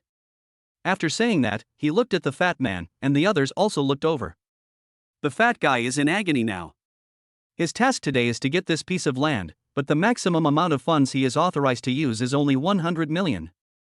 Adding another million was already a risky move, but now faced with the sky-high price of 150 million, he was really helpless. It is impossible that this person has no intention of suppressing local businesses. As proud as he was just now he felt so embarrassed under everyone's gaze that he wished he could find a crack in the ground to crawl into. Finally, the auctioneer brought down the hammer. As long as the auction was over, the money was paid and the signature was signed, the land would officially belong to Chu Feng. Mr. Chu, isn't this price a bit too high? After meeting Chu Feng, Sun Chang could feel that Chu Feng was a relatively easygoing person, so when he spoke, although he was still extremely respectful, he was also much more natural. Hi. Not bad. If he keeps yelling, I might give up. Chu Feng said so, but looking at his expression, Sun Chang didn't believe it at all. In his opinion, even if the fat man bid 200 million, Chu Feng would still follow. Is this the iron-blooded tactics of the major shareholder of Shiguan Group? He would rather lose money than let the reputation of the group fall. It was obvious that the more he thought about it, the more complicated it became. In fact, Chu Feng did not have so many unnecessary thoughts. He simply believed that as long as the restaurant was open, making back the money would be a piece of cake. There were no further twists and turns in the subsequent judicial auction, and everything ended smoothly. Sun Chang took Chu Feng to complete all the formalities, and then took the land deed and prepared to leave. As soon as I walked to the door, I saw the fat man from Shiweishan Group standing there with an unfriendly expression. The two of them didn't even look at him, and walked out talking and laughing. Hey! Are you from Shiguan Group too? Sun Chang turned his head and glared at the fat man, asking, who are you talking to? You people who live by food, besides guarding the stove every day, don't you even know basic manners? The fat man's face darkened. He ignored Sun Chang and stared straight at Chu Feng. I'm asking you, are you from Shiguan Group? What is your identity? Chu Feng smiled slightly, the same smile he gave the fat man just now, but this time, it made the fat man feel a chill down his spine. You want to know my identity? Excuse me, have you ever seen a human or an animal introduce themselves? Sun Chang almost burst out laughing, but Chu Feng patted him and he continued to walk out. Many people also felt relieved after hearing Chu Feng's words, especially those in the catering industry. Their biggest enemy is the Shiweishan group. Mr. Chu, what you just said is so refreshing. Ha ha ha, that fat guy's expression is so funny. As soon as he got in the car, Sun Chang's true colors were revealed. This guy has always acted a little reserved, and now it seems more realistic. Okay, stop laughing. Now that we have the title deed, let's go to the site and take a look at the situation there. Good. Sun Chang calmed down a bit and prepared to set off. Chu Feng had passed by here occasionally before, but at that time he was just passing by and didn't pay any attention to anything else. But now looking at it again with a purpose in mind, this location is really good. Located in the downtown area, there are many office buildings and residences nearby, and not far away is a commercial area. It can be said that this location is definitely the place with the largest passenger flow. Mr. Chu, what are your plans for the future? Do you want to tear it all down and rebuild it, or just renovate it? Our company has a professional construction team that can start work at any time.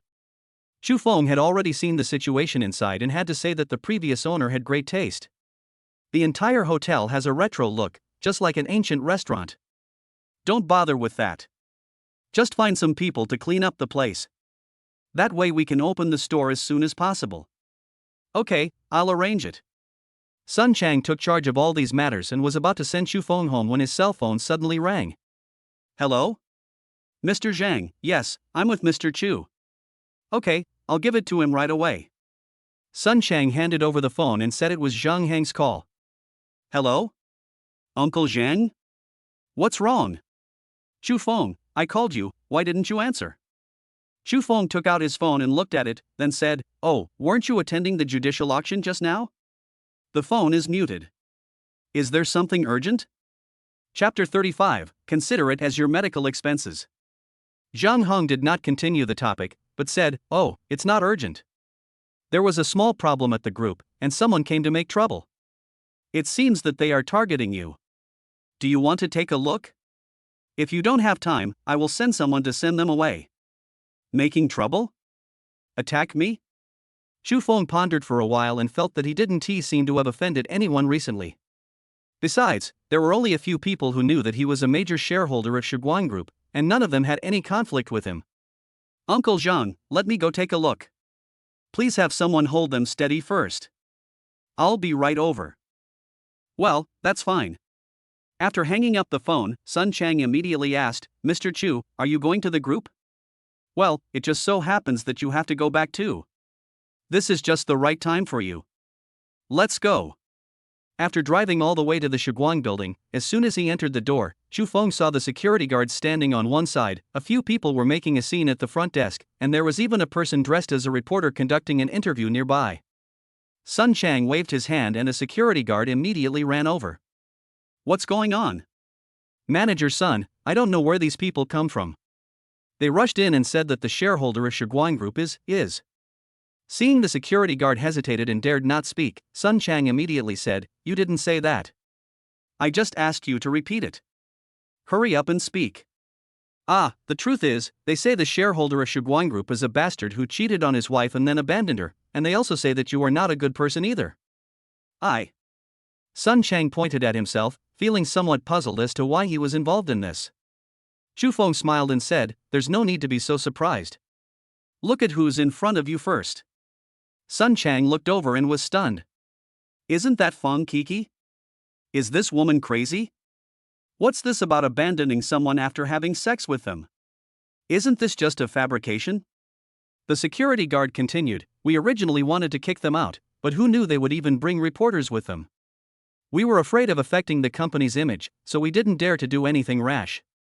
Sun Chang remained silent, but Chu Feng patted the security guard on the shoulder and said, You did the right thing. Okay, leave this to me. Wait for a moment. Even the group's chairman, Zhang Heng, had to be polite to this young man. The security guard was immediately filled with pride when he was praised by Chu Feng. Even if Chu Feng ordered him to throw these people out, he would not hesitate at all. Let's go and see what your old classmate who specializes in fraud is up to. Fraud? Sun Chang obviously didn't know Feng Kik's background, so he could only follow behind in confusion. Mr. Chu. When the staff at the front desk saw Chu Feng coming, they immediately bowed and called out. After hearing this, Fang Kiki turned her head to look at Chu Feng and immediately started wailing. She pointed at his nose and cried, "You bastard, you said you would take care of me for the rest of my life, but now that I'm pregnant, you're disappearing." After saying this, the people around looked at Chu Feng with strange eyes. Could it be that this young major shareholder is a scumbag? It's no wonder they look so similar. After all, Chu Feng meets all the qualities of a scumbag. He is handsome, rich, and very kind to others. He satisfies every girl's fantasy of a boyfriend. But you can never know a person's heart by just looking at his appearance. Fang Kiki is a great beauty. If it wasn't true, there's no need for her to give up her reputation. The reporters are right next to her. "Fang Kiki, what nonsense are you talking about?" Sun Chang couldn't listen any longer. Having such a classmate was simply a stain on his life. Who knew that Fang Kiki did not show weakness and pointed the finger at him again? "And you? You're also a bastard. How did you get your current status? Don't you know? You knew that Chu Feng was such a person, but you still introduced me to him. Don't you feel guilty for treating your old classmate as a stepping stone to your success?" The expressions of the onlookers became even weirder. It turns out that this beauty was a classmate of Sun Chang, and Sun Chang introduced her to Chu Feng for his own future. Then Chu Feng took advantage of her and now dumped this beauty? She is pregnant now, and doing this is really inhumane. However, some people are very worried. After all, there are reporters nearby. If this matter gets out, the reputation of Shiguan Group may be ruined. "You're done?" Chu Feng's face was full of indifference, and he didn't seem to be panicked at all by having his true nature exposed. "Why, do you still want to bully us orphans and widows? Let me tell you, the reporters are here. If you mess around, you will definitely be exposed." Chu Feng nodded with deep concern. "Indeed, you are right. If this matter gets out, I will be the sinner of Shiguan Group. However, this requires a prerequisite, that is, this matter must be true, and the reporter must also be genuine." As he spoke, Chu Feng reached out and snatched the camera that the man behind him was carrying, and slammed it to the ground. Many people exclaimed in surprise, secretly thinking that Chu Feng was going too far. He had clearly done something wrong, but still wanted to destroy the evidence. But when they looked again, they found a clue. At the same time, Chu Feng also said, "Even if you want to cheat, can you at least be serious? Buying a real camera is not very expensive, right? You are not willing to invest this little bit, and you still expect to make a lot of money?" Just as he said, the ground was covered with plastic fragments. This so-called camera was just an empty shell. The male cameraman's acting skills were really poor, otherwise Chu Feng wouldn't have discovered it so quickly. "You. What? Are you feeling uncomfortable because I've exposed your purpose before you even said it out loud?" Fang Ki's face was gloomy, and she said angrily, "You bastard, do you think this can cover up your scumbag nature? Even if there are no reporters, I can still expose you on the internet. Cyber violence is far more powerful than news. Because those netizens don't care about the so-called evidence at all, they just infer right and wrong based on subjective conjecture. In today's world where women's rights are supreme, as long as Fang Kiki plays the victim, Chu Feng will be exposed by these netizens in a matter of minutes." Chu Feng shook his head helplessly and said, "Well, this threat is more like that. Tell me, how much do you want?" There was a hint of joy in Fang Ki's eyes, but she still pretended to look resentful. "Do you think I'm here for your money?" Chu Feng ignored her and said directly, "You only have this one chance. If you don't cherish it, then just do whatever you want." After saying that, Chu Feng turned around and was about to leave. Fang Kiki became anxious and hurriedly said, 10 million. "I want 10 million. Chu Feng stopped and walked back. 10 million? Sure, then consider it as medical expenses and support for the rest of your life." After saying that, he grabbed Fang Kiki by the collar, turned her back, and threw her directly from the front desk to the door. The distance between them was more than 10 meters. Chapter 36. Chu Xiaoyu is coming back. This scene made everyone drop their jaws. That was a real person, not a sandbag that primary school students played with. How could it be thrown so far? The fake reporters and fake cameramen rushed over to fight with Chu Feng, but Chu Feng was too lazy to even move. He punched them one by one and made them bend down obediently like shrimps. All those present were employees of the Shiguan Group. Seeing Chu Feng display his might, they were all so surprised that they couldn't close their mouths. It's fine if he hits a man, but he even hits a woman. Isn't that a bit too much? A female employee whispered in a low voice, seeming to be somewhat dissatisfied with this behavior. But the male employee next to him felt relieved and said directly, "What's wrong with women? Women are not human beings? Why can't you hit them? Don't you have eyes? Can't you see that they are scammers?" The female employee felt very aggrieved by the series of questions and her eyes turned red. "I was just saying it casually, why do you say that to me?" But the male employees did not know how to be gentle with women at all. It seemed like they had had similar experiences before and could empathize with them. Just saying it casually? Do you know how much harm women's casual remarks can cause to men? And this time it has already reached the headquarters of the group. If this matter is not handled properly, do you know how big the impact on the entire group will be? The woman still wanted to seek protection from others, but looking around, the other male employees either pretended to turn a blind eye or simply laughed at her, as if she was the most hateful person. It was time to teach these women a lesson. Chu Feng's actions drew praise from all the men. Why does the world have to favor women more? What have men done wrong? Chu Feng also heard the discussion of the employees next to him, but he did not pay much attention to it. He just said to Sun Chang, "The rest is up to you. Don't forget to transfer 10 million to Fong Kiki. If nothing unexpected happens, she will spend the rest of her life in bed with this 10 million. Sun Chang nodded. He did not think Chu Feng was cruel and ruthless. In the final analysis, Fong Kiki can only say that she deserved it. Even though it was Chu Feng who hit her now, if she really succeeded, Chu Feng's fate would be far more miserable than hers now. After leaving the aftermath to Sun Chang, Chu Feng turned around and went upstairs.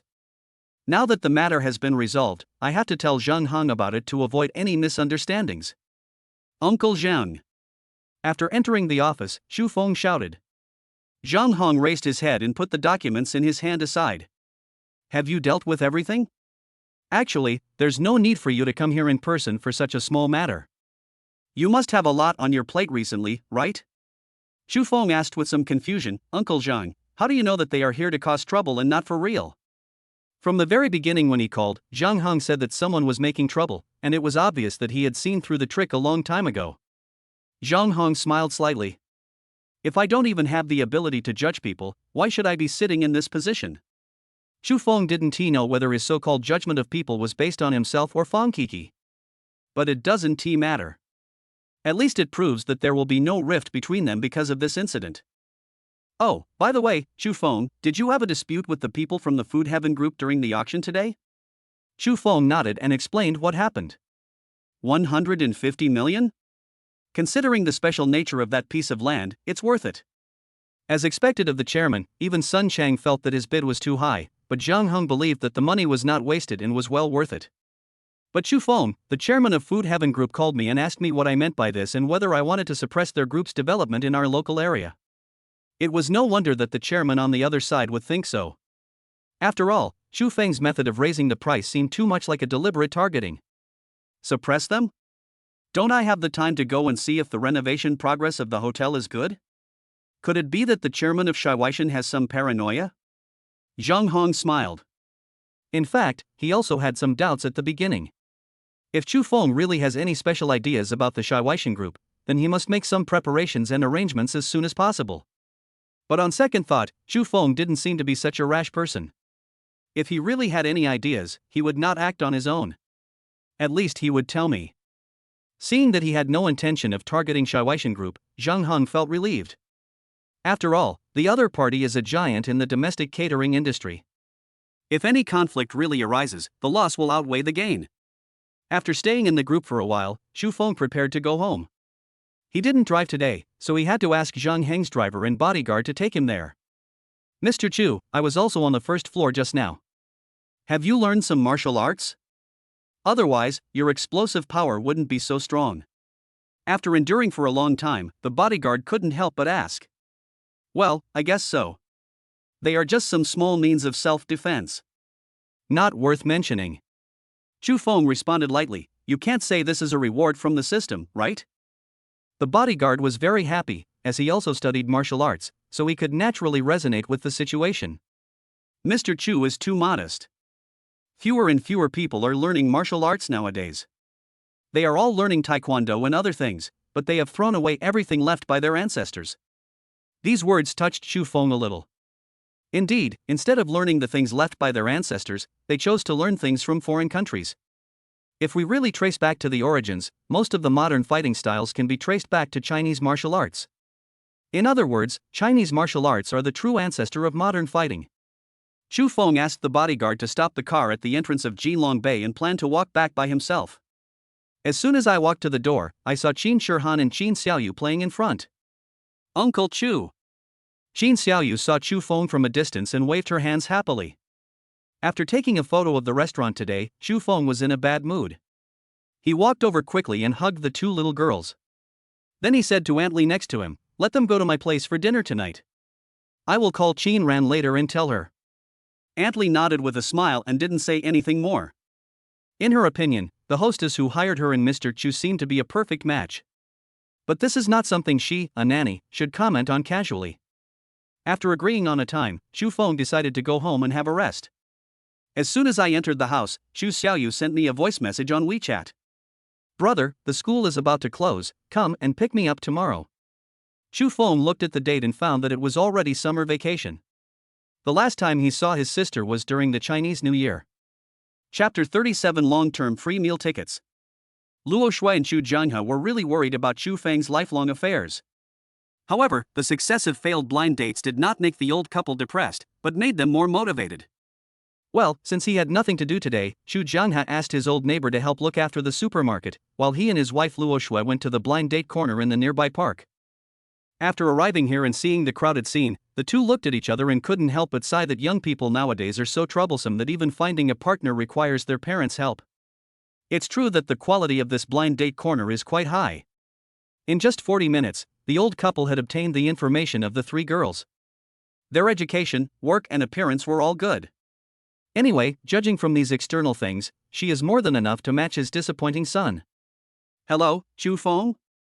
Xu Jianghe used his old phone to call Xu Feng. Under Luo Shui's coercion, he finally gave up the idea of buying a new phone. "Ah, Dad, what's wrong?" Xu Feng was just about to go to the market to buy vegetables when his father called. "Nothing. Your mom and I had nothing to do today, so we took a stroll around the neighborhood. We happened to walk into the park at the door and found a few blind dates for you." Xu Feng didn't know what to say. What was he talking about? The blind date corner in the park had been there for a long time, and he had known about it for a long time. This old couple must be heading for that place. "You little brat, why don't you speak?" "Wife, I told you this phone isn't working. Look, it's silent. You should get me a new one." Hearing his father complaining to his mother, Xu Feng sighed and smiled helplessly. His parents were worried about him, so they kept finding blind dates for him. He seemed to have no reason to refuse this kindness. "Hello? Son?" Luo Shui's voice came, and Xu Feng immediately responded, "Yes, Mom, I'm here." Then I heard a pop sound. Without looking, I knew it must be my mom beating my dad again. Who said there was no sound? Isn't there a sound? You're going crazy if you try to lie to me. Regarding his parents' way of showing affection, Xu Feng said that he didn't want to eat this bowl of dog food. But Xu Jianghe didn't intend to let him go. He picked up the phone and said, "You little brat, can't you just cooperate a little?" "Okay, I won't waste my time talking to you. I'm going on a blind date tomorrow. I'll ask your mom to send you the time and place later." After saying that, Xu Jianghe hung up the phone without giving Xu Feng a chance to speak. Well, Xu Feng was a little dazed. He had to pick up Xu Xiaoyu tomorrow, so how could he have the time to go on a blind date? If Xu Xiaoyu knew that I didn't pick her up because of a blind date, she would be furious when she came back. After checking the time, he decided to think about this matter later as it was more important to go buy groceries first. On the way, he called Qin Ran. "Eat? What happened today? Is there anything happy?" Qin Ran didn't refuse, he was just a little curious. Xu Feng did not hide anything and directly said that he was going to open a restaurant, and also explained that he had successfully photographed the location today. "Oh, you mean the old Fu Rui restaurant? That location is great, and with your cooking skills, business will definitely be booming." It was obvious from the words that Qin Ran was not complimenting him, but rather speaking from the bottom of his heart. "Okay, I'll go there directly after get off work. That's it for now. I'm going to get busy." Luo Shui sent a WeChat message to Chu Feng only after he returned home. The time and place of the blind date are scheduled for tomorrow at noon, in the park in front of my parents' house. There are also photos of the girl. Although the photos are a bit blurry, you can still see that she is a sweet-looking girl. I have to pick up Chu Xiaoyu in the morning. If we have a blind date at noon, I should be able to make it in time. In this case, Chu Feng no longer had any worries and walked into the kitchen carrying the dishes. In the evening, the two little girls had their mouths full of oil after eating the table full of delicious food. Even Qin Ran, who paid great attention to his body management, couldn't help but eat an extra bowl of rice. If I eat your cooking every day, I'll probably have to renew my gym membership card soon. Qin Ran joked with a smile on her face. She was now familiar enough with Chu Feng that she naturally did not need to be so polite when talking to him. Chu Feng was washing dishes while Qin Ran was standing beside him. She wanted to help, but was rejected by Chu Feng. Okay, why are you being so polite? You've already worked a whole day, so just take a rest. These were Chu Feng's original words. The company had indeed been busy during this period, so Qin Ran did not force it. Chu Feng, will it be difficult to eat your cooking in the future? After hearing what Qin Ran said, Chu Feng turned his head and looked at her curiously. Why do you say that? Qin Ran tilted her head, lacking the firmness of a strong woman and gaining more of the playfulness and charm of a young woman. Think about it, now that we have a place, and you said we can open the business after a simple cleanup, then as the head chef, you will definitely not be as leisurely as you are now. So this is what the woman thought. Before Chu Feng could answer, Qin Ran continued, Hey, it's okay. At most I'll come back to support you more often. Remember to give me a discount. Chu Feng knew very well that Qin Ran was using chatting to relieve the pressure from work. In fact, it didn't matter what they talked about, as long as it could make Kiran forget about work for a while. Oh, do you have any work to do tonight? If not, I'd like to make a few desserts for trial, can you help me taste them? Dessert. Qin Ran's eyes lit up. As a woman, no matter if she was a girl or a woman, she probably had no resistance to desserts. Okay, I'm fine tonight. Chu Feng smiled and began to make preparations. In fact, he originally planned to use these ingredients to make dessert for Chu Xiaoyu tomorrow. This girl is just a greedy cat.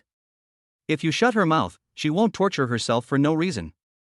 However, seeing the fatigue that could not be concealed in Qin Ran's eyes, Chu Feng decided to help her relieve it first. The preparation of desserts is much more sophisticated. Fortunately, the villas are all finely decorated and the kitchen is equipped with all the necessary equipment. Qin Ran was dazzled watching from the side. Chu Feng's movements were so skillful that she had no chance to learn from him.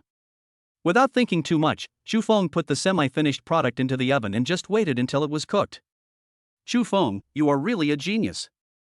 I have seen many famous chefs, but none of them are as good as you. Chu Feng smiled and said, Okay, stop bragging. At worst, you can come to the restaurant to eat for free next time, right? Chapter 38 The Nature of the Little Witch. Mom, Uncle Chu, what are you doing? Why does it smell so good? The sweet smell of the dessert just taken out of the oven immediately attracted the two little girls who were watching cartoons. Come and try it. Chu Feng waved his hand and they immediately ran over. The mother, daughter and three of them watched Chu Feng carry out the final process with their eyes wide open, their mouths almost watering. Two little girls would be fine, but who would have thought that Qin Ran, a big boss of a pharmaceutical company, would have such a feminine side? Be careful, it's hot. Chu Feng first gave one piece to each of the two little girls, and then gave one to Qin Ran. This made Kiran pout slightly, as she was clearly the one who had been waiting the longest. Perhaps she herself did not realize that after spending so much time with Chu Feng, she had slowly removed her disguise and returned to her original appearance. It's delicious. As a chef, there is nothing more gratifying than having others praise my cooking skills. This was also the first time for Chu Feng to make desserts, but the cooking skills rewarded by the system were not exaggerated. These things were definitely better than all the desserts in the world. Don't eat so hastily. There's still some left. You can't eat too much at night. I'll pack this for you and you can eat it slowly when you get home. Chu Feng only felt like he was taking care of three little girls, and the smile on his face never disappeared. It was too late, so Chu Feng sent the mother and daughter to the door of Villa number 1 before handing over the small paper box in his hand. Keep an eye on them both. Don't eat secretly at night. Otherwise, it will be hard for you to digest when you sleep, and it will be hard for you too. Listening to Chu Feng's constant instructions, Xin Ran smiled and said, "Okay, you said it several times, I know." When Xin Ran smiled, it was so bright and charming that Chu Feng couldn't help but stare at her for 2 more seconds.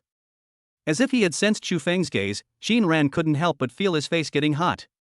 He immediately said, "Then I'll take them in first. You should also go to bed early." "Well, go ahead." After watching them enter the house, Chu Feng walked back home. After closing the door, Xin Ran touched his face and felt that something was wrong with him. But on second thought, no one would remain indifferent when being looked at by a man with that kind of eyes, right? Shaking off unnecessary thoughts, Xin Ran rejected the 2 little girls' request for dessert and took them into the bathroom to wash up. The next morning, Chu Feng drove to Dongzhou University. The relationship between him and Chu Xiaoyu has always been that the farther they are, the more fragrant they are. "After not seeing you for such a long time, I still miss you a little." But he also knew that this feeling might not last too long.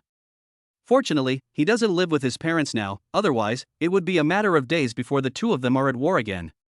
Nowadays, universities are far away from the city. Chu Feng drove for nearly 2 hours before arriving at Dongzhou University. To be precise, this is a university town, and each school occupies a very large area. Dongzhou University in particular even included a nearby lake into its school grounds. This was not the first time Chu Feng came here. He entered the school with ease and drove directly to the girls' dormitory. Many students were walking out carrying large and small bags, and there was an endless stream of people like him coming to pick up people. Fortunately, Chu Feng had contacted Chu Xiaoyu in advance, so when he arrived downstairs at the dormitory, Chu Xiaoyu was already waiting at the door. "Brother!" Seeing Chu Feng getting out of the car, Chu Xiaoyu rushed over and hung on him like a koala. Chu Feng laughed unhappily and said, "You are already this big, what are you doing? Come down quickly, aren't you afraid of being laughed at by others?" Chu Xiaoyu didn't care at all. "You are my brother, my dear brother, and you are still afraid of other people's gossips." Ha! Chu Feng was very experienced and knew that he couldn't quarrel with Chu Xiaoyu.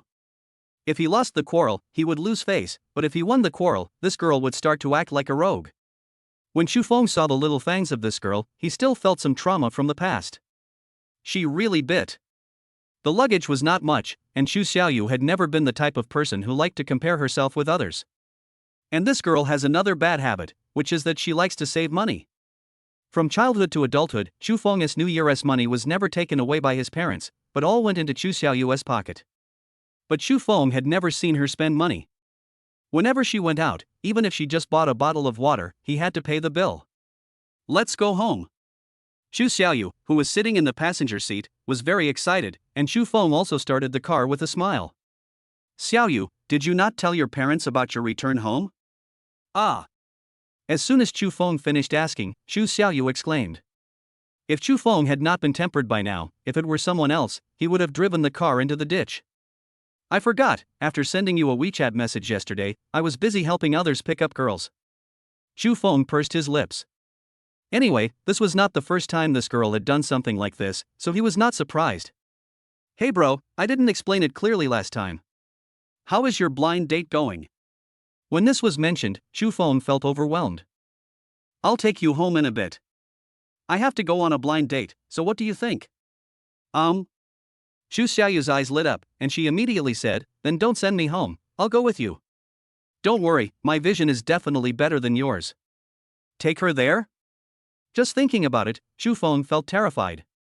This girl is a typical show-off, and you never know what kind of trouble she might cause. "Forget it, I'll go by myself." Chu Feng directly refused, but Chu Xiaoyu just rolled his eyes and said nothing. But the more she acted like this, the more uneasy Chu Feng felt. This girl wasn't someone who could be persuaded by just a few words. When I returned to my parents' neighborhood, it was almost 11 o'clock. Chu Xiaoyu skipped into the supermarket, and soon, Chu Jiangyan's rough laughter was heard from inside. This made Chu Feng wonder if he was picked up.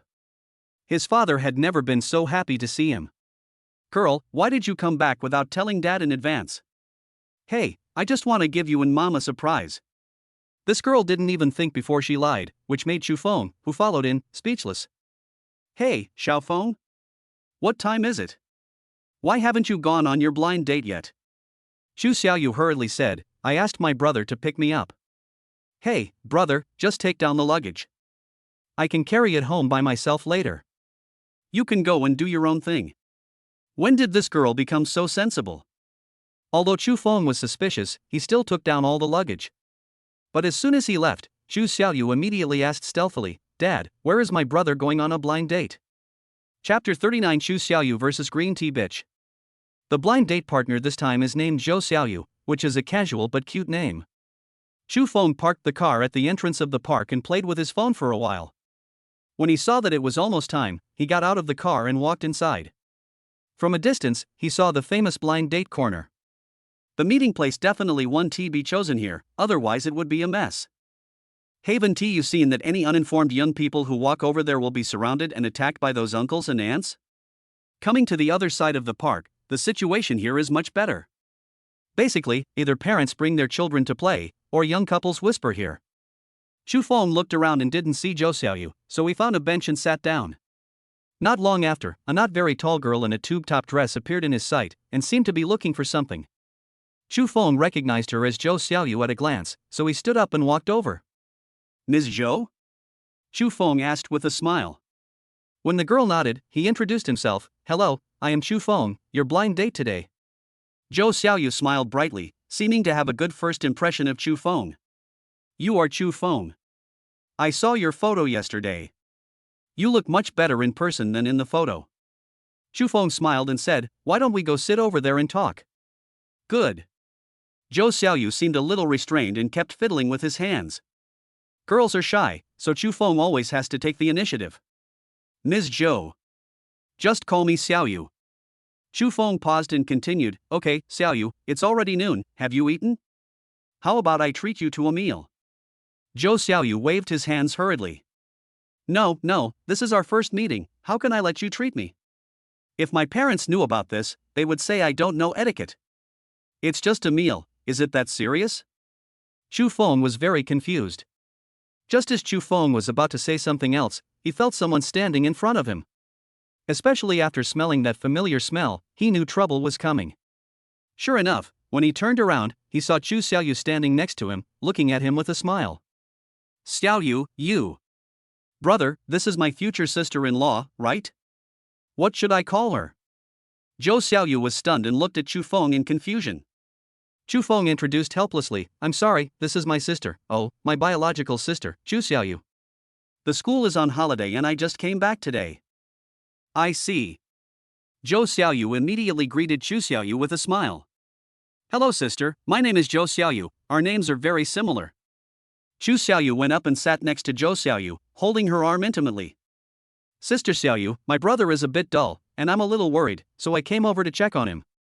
Do you mind?" Chu Xiaoyu blinked her big eyes, her face full of anticipation. Zhou Xiaoyu had no choice but to smile and said, "You're so cute, of course I don't mind." That being said, her expression was somewhat gloomy. Although she concealed it well, it still did not escape Chu Xiaoyu's eyes. "Hey, Sister Xiaoyu, I haven't eaten yet." "I guess you haven't eaten either. There's a snack street nearby. Let's go there and let brother treat us." "Ah." Before Zhou Xiaoyu could say anything, he was pulled up by Chu Xiaoyu. Chu Feng had no choice. He was hungry anyway, so he just let Chu Xiaoyu do whatever she wanted. When he arrived at the snack street, Chu Xiaoyu rushed in like a wild horse. Chu Feng said apologetically, "I'm sorry, my sister is just a little too lively." Zhou Xiaoyu waved his hands quickly. "It's okay, I think it's good for my sister." Chu Feng looked around and asked, "Would you like something to eat?" "Don't worry, they are just some snacks and won't cost much." After hearing what Chu Feng said, Zhou Xiaoyu hesitated for a moment before nodding. "I can eat anything." Since she said so, Chu Feng would naturally bring her a copy of whatever he bought. Anyway, the portion is not big. If she doesn't like it, she can eat it herself, so it won't be wasted. "Hey, don't move. The food has reached your mouth. Let me wipe it for you." Zhou Xiaoyu took out a tissue and carefully helped Chu Feng wipe the oil stains from the corners of his mouth. "Okay, Chu Feng, you only buy food for me and not for my sister, will she be angry?" "Sister Xiaoyu, I won't be angry." Chu Xiaoyu suddenly appeared from nowhere and scared Zhou Xiaoyu. "Brother, come here, I just bought some food and I don't have any money, can you help me pay the bill?" Chu Feng was still waiting in line, so he had no choice but to say to Zhou Xiaoyu, "Sorry, please wait in line here first." I'll go and pay for her and we'll be back soon. Yeah, okay. Zhou Xiaoyu nodded very reasonably, but as soon as Chu Feng was dragged away by Chu Xiaoyu, her smile froze and she seemed to be thinking about something. On the other side, Chu Feng had just helped Chu Xiaoyu pay the bill and was about to go back when he was grabbed by Chu Xiaoyu. Brother, do you believe me? Chu Feng was puzzled. He touched her forehead and asked, You don't have a fever. What nonsense are you talking about? Chu Xiaoyu angrily slapped his hand away. I'm not kidding you. I'm telling you, this Zhou Xiaoyu is definitely a green tea bitch. I've been observing her for a long time. Green tea bitch? Chu Feng had naturally heard of these popular words on the internet. Shouldn't it be? As far as he knows, Zhou Xiaoyu's behavior has nothing to do with a green tea bitch. But Chu Xiaoyu looked very disappointed. Brother, do you think that only those who destroy other people's feelings can be called green tea bitches? Chu Feng nodded. This was how he understood it. Chu Xiaoyu sighed and said, Your level is low. Who told you that a green tea bitch would be someone who says, Will my sister be angry if you chat with me, or I hope my sister won't blame you if you buy me this? Seeing that Chu Feng still couldn't understand, Chu Xiaoyu simply said, Forget it, I'll do it myself. She's just a little demon, yet she dares to act so presumptuous in front of me. I'll show her her true form. As Chu Feng was half comprehending, the two returned to Zhou Xiaoyu's side. You guys are back. Zhou Xiaoyu greeted with a smile, holding the snacks he had just bought. Chu Xiaoyu was eating the food in her hand and suddenly asked, Oh, I forgot to ask you just now, Sister Xiaoyu, if I drag my brother away to help me pay the bill, you won't be angry, right? Chapter 40 Zhou Xiaoyu's True Face. Looking at Chu Xiaoyu's pretentious appearance, Chu Feng felt a chill down his spine. He didn't know what this girl was up to. As for Zhou Xiaoyu, he was obviously a little dazed. After a moment, he reacted and said, Of course not. How could I be angry? Chu Xiaoyu smiled sweetly, but there was a hint of sadness in the corners of her eyes. She continued, Sister Xiaoyu, I think you and my brother are a perfect match. You don't even know how outstanding my brother is. Ah, yes, Chu Feng is indeed very good. Zhou Xiaoyu's expression was a little strange, but fortunately Chu Xiaoyu didn't continue talking, but ran to the front to find other food. Chu Feng scratched his head. He didn't know how to tell Zhou Xiaoyu. Should he just tell her, My sister said you are a green tea bitch? Chu Feng, I just want to confirm, is Xiaoyu really your biological sister? At this time, Zhou Xiaoyu asked first. Chu Feng frowned slightly. Is this something worthy of suspicion? Of course. But. Zhou Xiaoyu seemed to want to say something, but when the words came to his lips, he just shook his head. The three of them came out of the snack street when a little puppy that looked only 2 or 3 months old ran over from somewhere. It was dirty and didn't look like it was raised by anyone. Wow. As soon as Zhou Xiaoyu opened his mouth, Chu Xiaoyu ran over. Wow, brother, look, what a poor little puppy, can we feed it? Oh, then I'll go buy 2 sausages. Having said that, Chu Feng ran towards the small supermarket opposite. The 2 girls stayed here. Chu Xiaoyu turned her head and looked at Zhou Xiaoyu, her eyes full of boasting. It was this one look that made Zhou Xiaoyu seem to understand many things. Did you do this on purpose? Hearing Zhou Xiaoyu ask this, Chu Xiaoyu laughed. What? Are you anxious? Do you think the way I looked just now is very familiar? My little sister Xiaoyu. You. Zhou Xiaoyu was speechless, but the innocence on Chu Xiaoyu's face was gone. She stood up holding the puppy and looked straight at Zhou Xiaoyu. With your rank, you can at best fool an honest man like my brother and turn him into a member of your fish pond. What a pity, Sister Xiaoyu, you made a wrong calculation. Do you think that with me here, you will succeed easily? If we compare whores, I can beat you by 18 streets. Her words made Zhou Xiaoyu so angry that his face turned pale and his breathing became rapid. What nonsense are you talking about? I don't understand anything at all. Chu Xiaoyu showed his little fangs and smiled slyly. I don't understand? I don't understand why you are so angry. At this time, you still want to switch to a natural fool to get away with it? Then your skills are not up to standard. How about I teach you? Zhou Xiaoyu's expression became more and more ugly, and finally, she revealed a sinister smile. Chu Xiaoyu, I really underestimated you. Originally, I didn't have much interest in your brother, but now I have changed my mind. Although you are his sister and have some advantages, don't forget that your brother is a man after all. I have many ways to deal with men. Believe it or not, it won't be long before I can completely break the relationship between you and your brother. Zhou Xiaoyu didn't want to hide any longer. Since they were all in the same boat, they might as well see who was better. But Zhu Xiaoyu seemed to be frightened, and immediately said aggrievedly, Sister Xiaoyu, what are you talking about? Why do you want to break our brother-sister relationship? Did I do something wrong to make you unhappy? If that's the case, then can I apologize to you? As soon as these words came out, Zhou Xiaoyu immediately turned around to look, only to see Chu Feng had just come out of the supermarket and was still across the street. So she said, isn't it too early for you to get into the role now? Zhu Xiaoyu, let me tell you, I have decided on your brother. Just wait and see how much he will hate you when I dump him. Zhou Xiaoyu's appearance at this moment is completely inconsistent with her appearance. This woman looks very innocent, but the words she said are so vicious. Chu Feng crossed the road and walked towards this side. Zhou Xiaoyu immediately put on an aggrieved expression and walked over to him, holding his arm. Chu Feng, I don't know what I did wrong. My sister just said a lot of inexplicable things to me. Ah? Chu Feng looked towards Zhu Xiaoyu, only to see that she was holding the puppy in one hand and fiddling with her phone with the other, with a faint smile on her face. Chu Feng, if there is really something wrong with me, can you help me talk to my sister about it? I can change it. The woman held Chu Feng's arm and shook it continuously, as if she didn't notice their physical contact at all. Chu Feng was a little confused. Although his sister always behaved like a spoiled brat at home, she was always very sensible outside.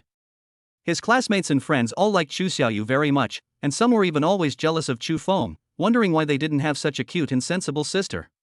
Just as I was about to ask Zhu Xiaoyu what was going on, the girl picked up her phone and pressed the play button on the screen.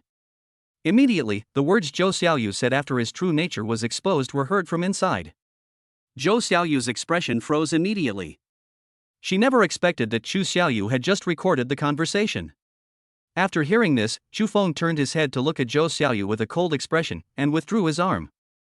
Chu Feng, that's not the case. Let me explain. What happened just now was. Zhou Xiaoyu wanted to say something in panic, but Chu Feng turned his head away and didn't even look at her. He took the puppy from Zhu Xiaoyu's arms and put it on the ground, tore open the sausage package, and started feeding it bit by bit. When has Zhou Xiaoyu ever been treated as heir? This made her very dissatisfied. I get it. There's something wrong with you too. Disgusting, so disgusting. Zhu Xiaoyu opened her mouth to curse, but was stopped by Chu Feng. He said calmly, Miss Xiu, since we are not on the same page, please leave immediately. Zhou Xiaoyu's face was filled with resentment, and he angrily said, Leave? Why should I leave? Is this road owned by your family? Don't think that I'm done just because you guys play tricks on me, especially you, Zhu Xiaoyu, you green tea bitch, just wait for me. After saying these harsh words, Zhou Xiaoyu turned around and was about to leave. But after taking 2 steps, a big hand pressed on his shoulder. As soon as she turned her head, she was slapped in the face. Say what you just said again, who is the green tea bitch? Who are you asking to wait? Chu Feng is not a very principled person, and most of the time he just muddles through. But this was only for himself. But when someone threatens his relatives or friends, he will definitely not just laugh it off. Chapter 41 Sign in to the top supercar. Zhou Xiaoyu had tears in her eyes. From childhood to adulthood, no one had ever hit her. Whether at home or outside, everyone is around her and pampering her. Apologize. Chu Feng originally did not intend to embarrass her. He had no right to care about what others did, so he just stayed away from them. But she should never, ever scold Zhu Xiaoyu, let alone threaten her. This had already touched Chu Feng's reverse scale. Why? Zhou Xiaoyu was about to quibble, but was interrupted by another slap in the face. I say it again, I apologize. Zhu Xiaoyu came over and held Chu Feng, advising him, Brother, forget it. There is no need to bother with such a person. Fish are not so easy to raise. With her methods, she will drown in the fish pond sooner or later. With Zhu Xiaoyu trying to smooth things over, Chu Feng was too lazy to argue with her anymore.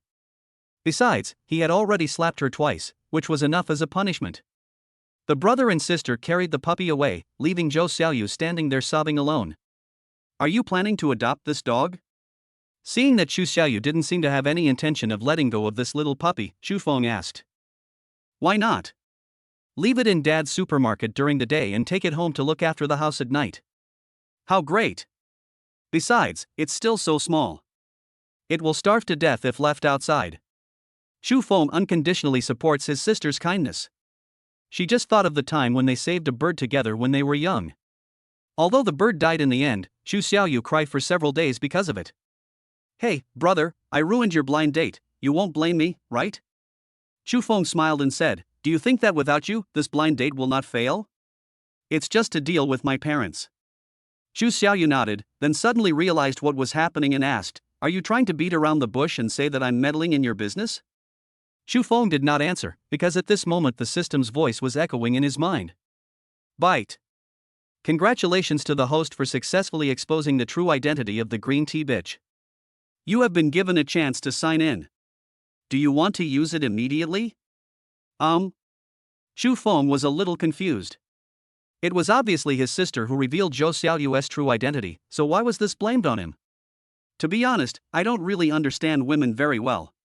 If Zhou Xiaoyu hadn't been there this time, he really wouldn't have been able to see the woman clearly. But it doesn't matter. It's always good to get rewards. If this is feasible, I can ask Zhou Xiaoyu to help me on blind dates in the future. Maybe I can still get unexpected gains. Don't use it yet. He answered the system's questions in his mind. Who knows what the reward for signing in will be? What if something strange happens? How will he explain it to Zhou Xiaoyu? There is no problem in adopting this puppy, but you need to confirm first whether it has any disease. So the two of them went straight to the pet hospital. While Zhou Xiaoyu was communicating with the doctor inside, Shu Feng walked outside alone. System, sign in. Bite. Sign in successfully, congratulations on winning a Lamborghini Veneno. Tip, this reward has been directly distributed to the host's garage. I finally signed for a car, and it's a top-of-the-line luxury car. When Shu Feng had nothing to do, he also browsed websites about cars and saw quite a few luxury cars. This Lamborghini Veneno can be considered the best of the best. The name Veneno may sound unfamiliar to some people. This car has another name, called Poison. Its selling price reached more than 20 million, but its current actual price is far higher than the selling price.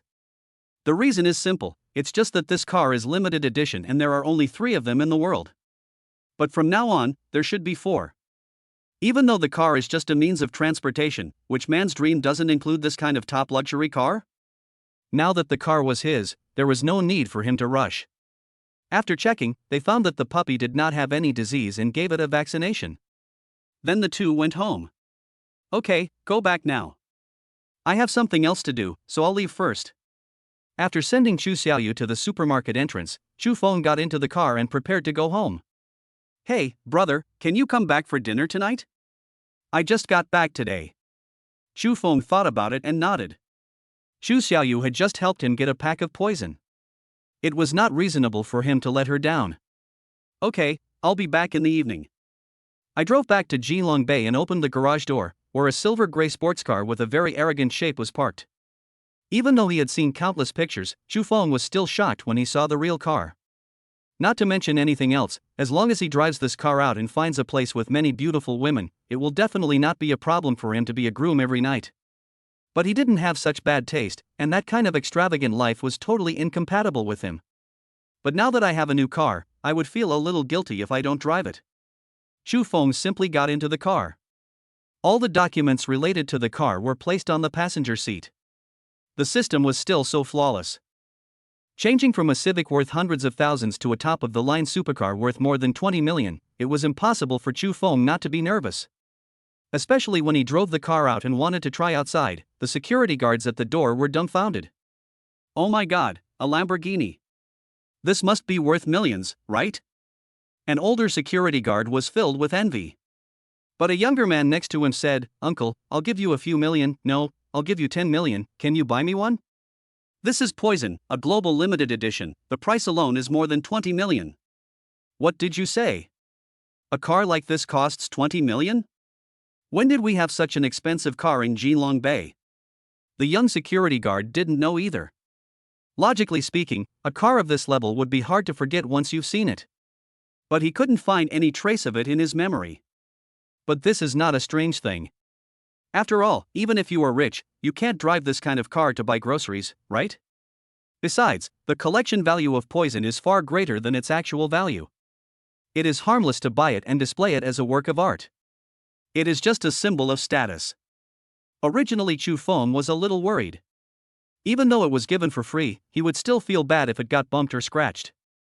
But what was beyond his imagination was that even if he wanted to collide with another car to see if he could do so, he would not have the chance.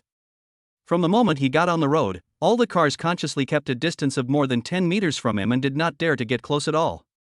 No one is a fool. How many drivers don't recognize this top supercar? Not to mention a collision, even if the paint is scratched off, it would probably bankrupt an average family. Chapter 42: Shocking the School Beauty. Wow, look, that car is so cool, take a picture. Damn, is this poison? Didn't they say there's only one in our country? Could it be here? Oh my god, if I could sit on this just once, it would be worth it in my whole life. Passers-by's reactions upon seeing this poison vehicle were almost all one of shock. Chu Feng was not very familiar with this car and was just about to find someone to give him some pointers.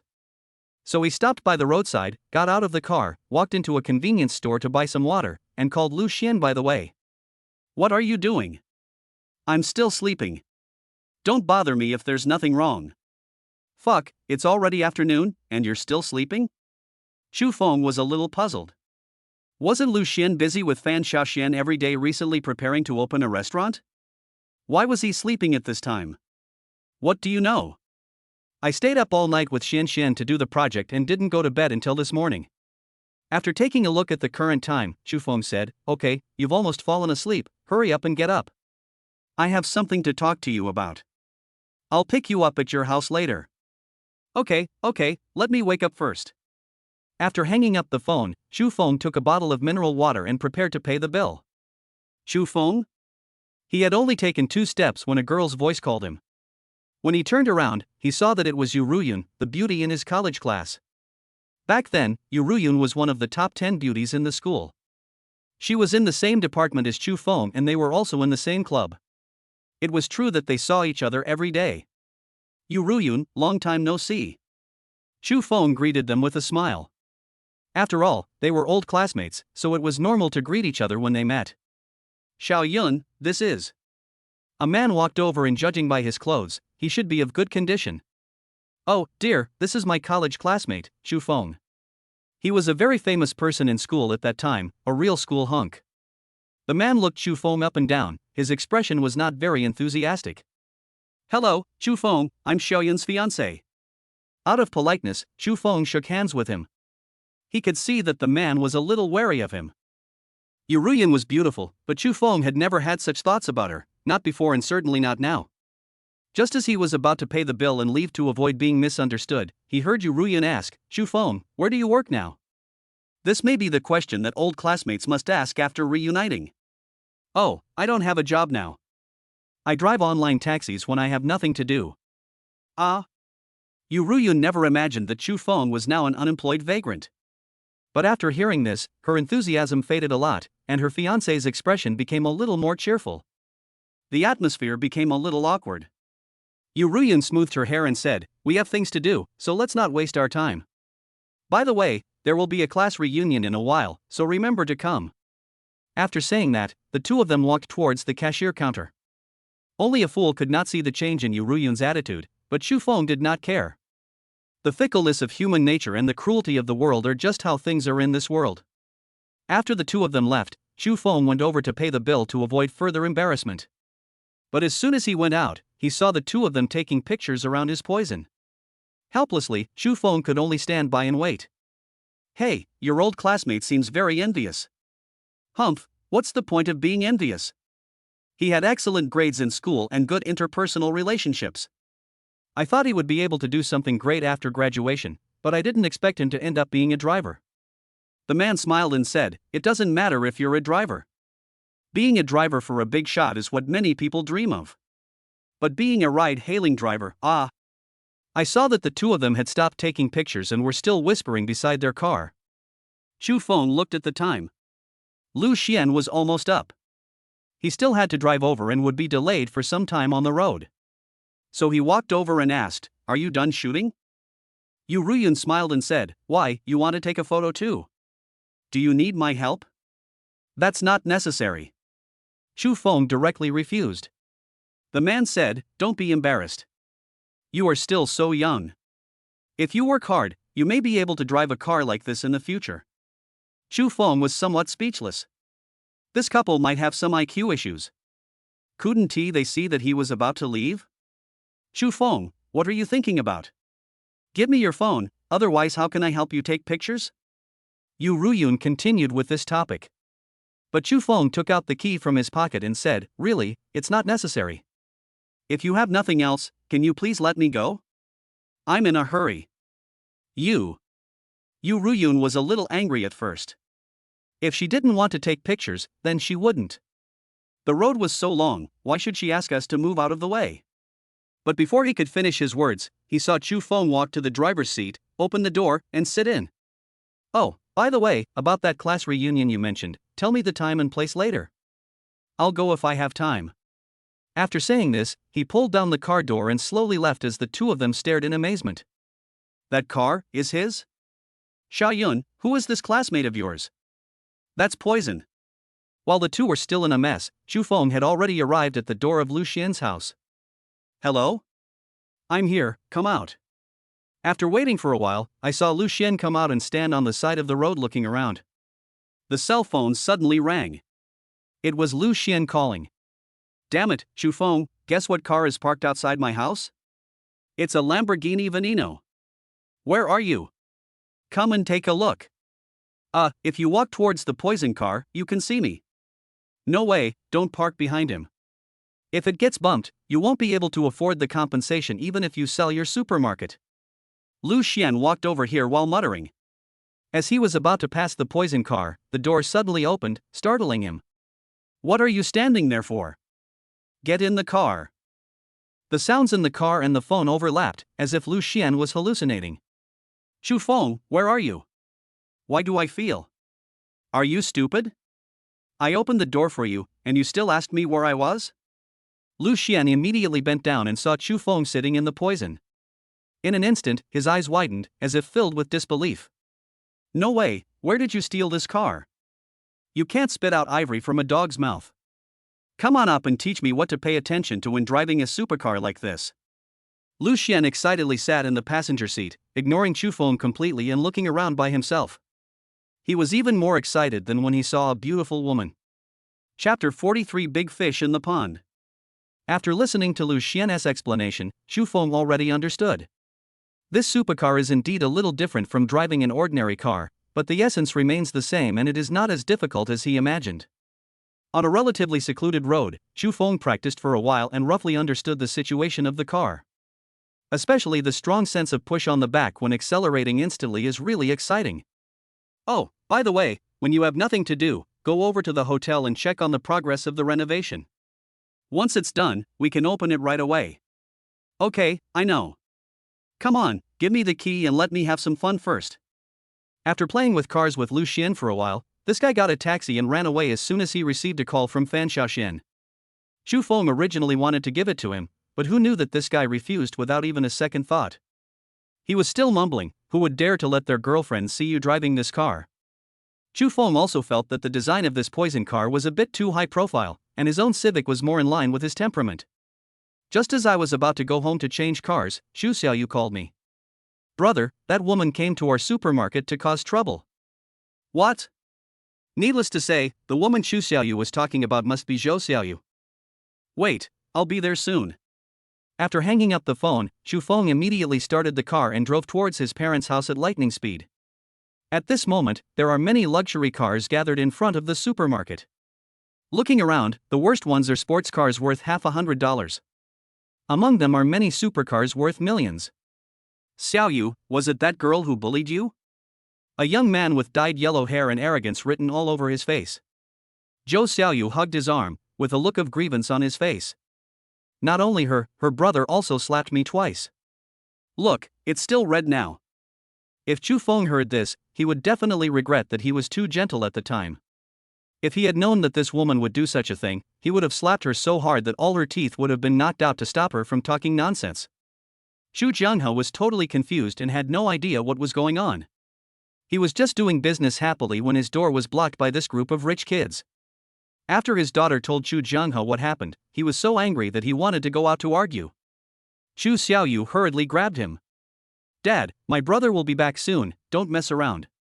Chu Jianghe is old after all, and those rich kids seem to be the type who have no fears at all.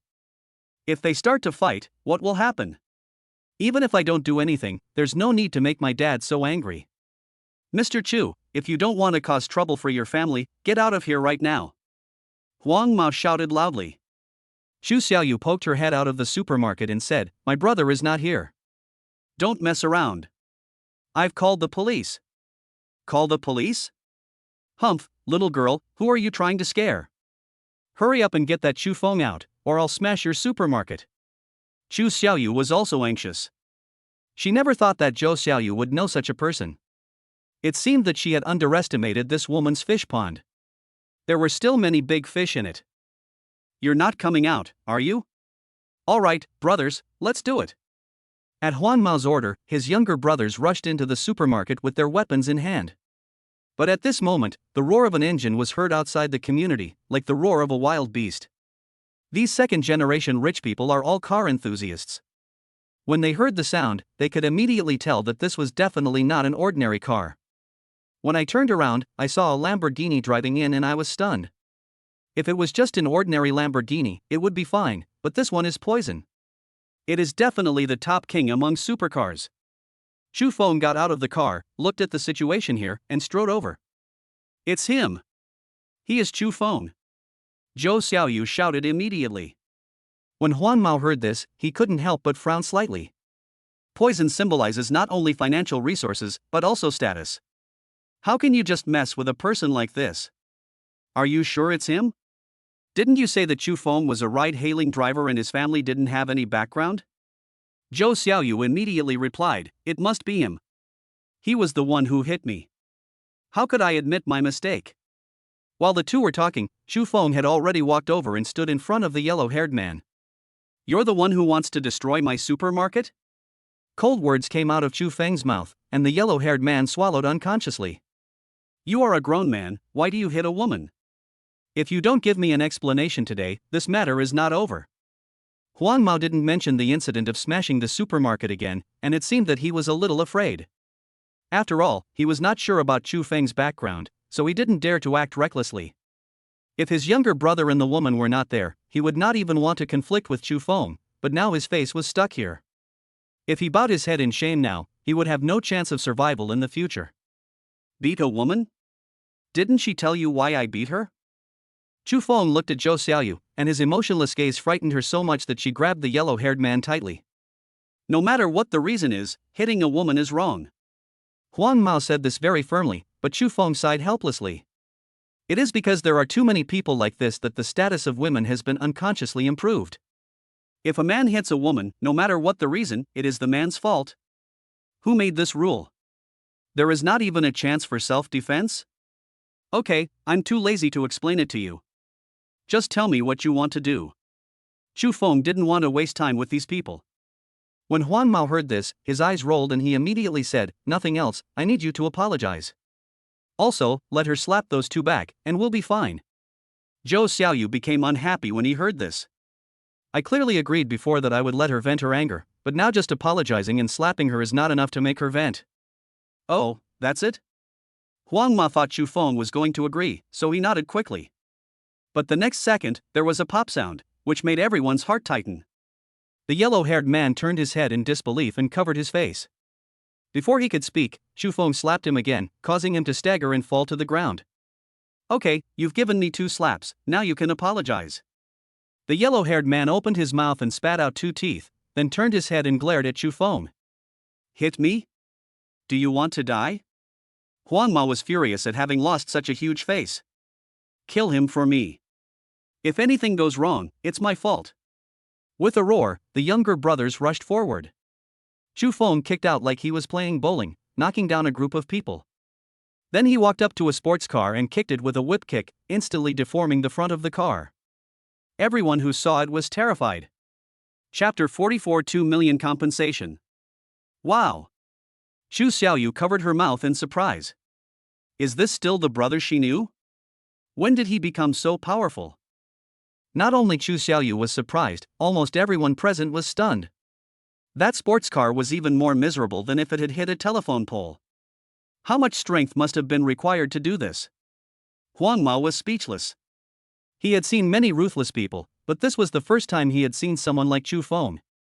Why aren't you guys moving? Hurry up and beat him up. Can't so many of you handle him alone? Chu Feng has already demonstrated such strength, but some people are still blind.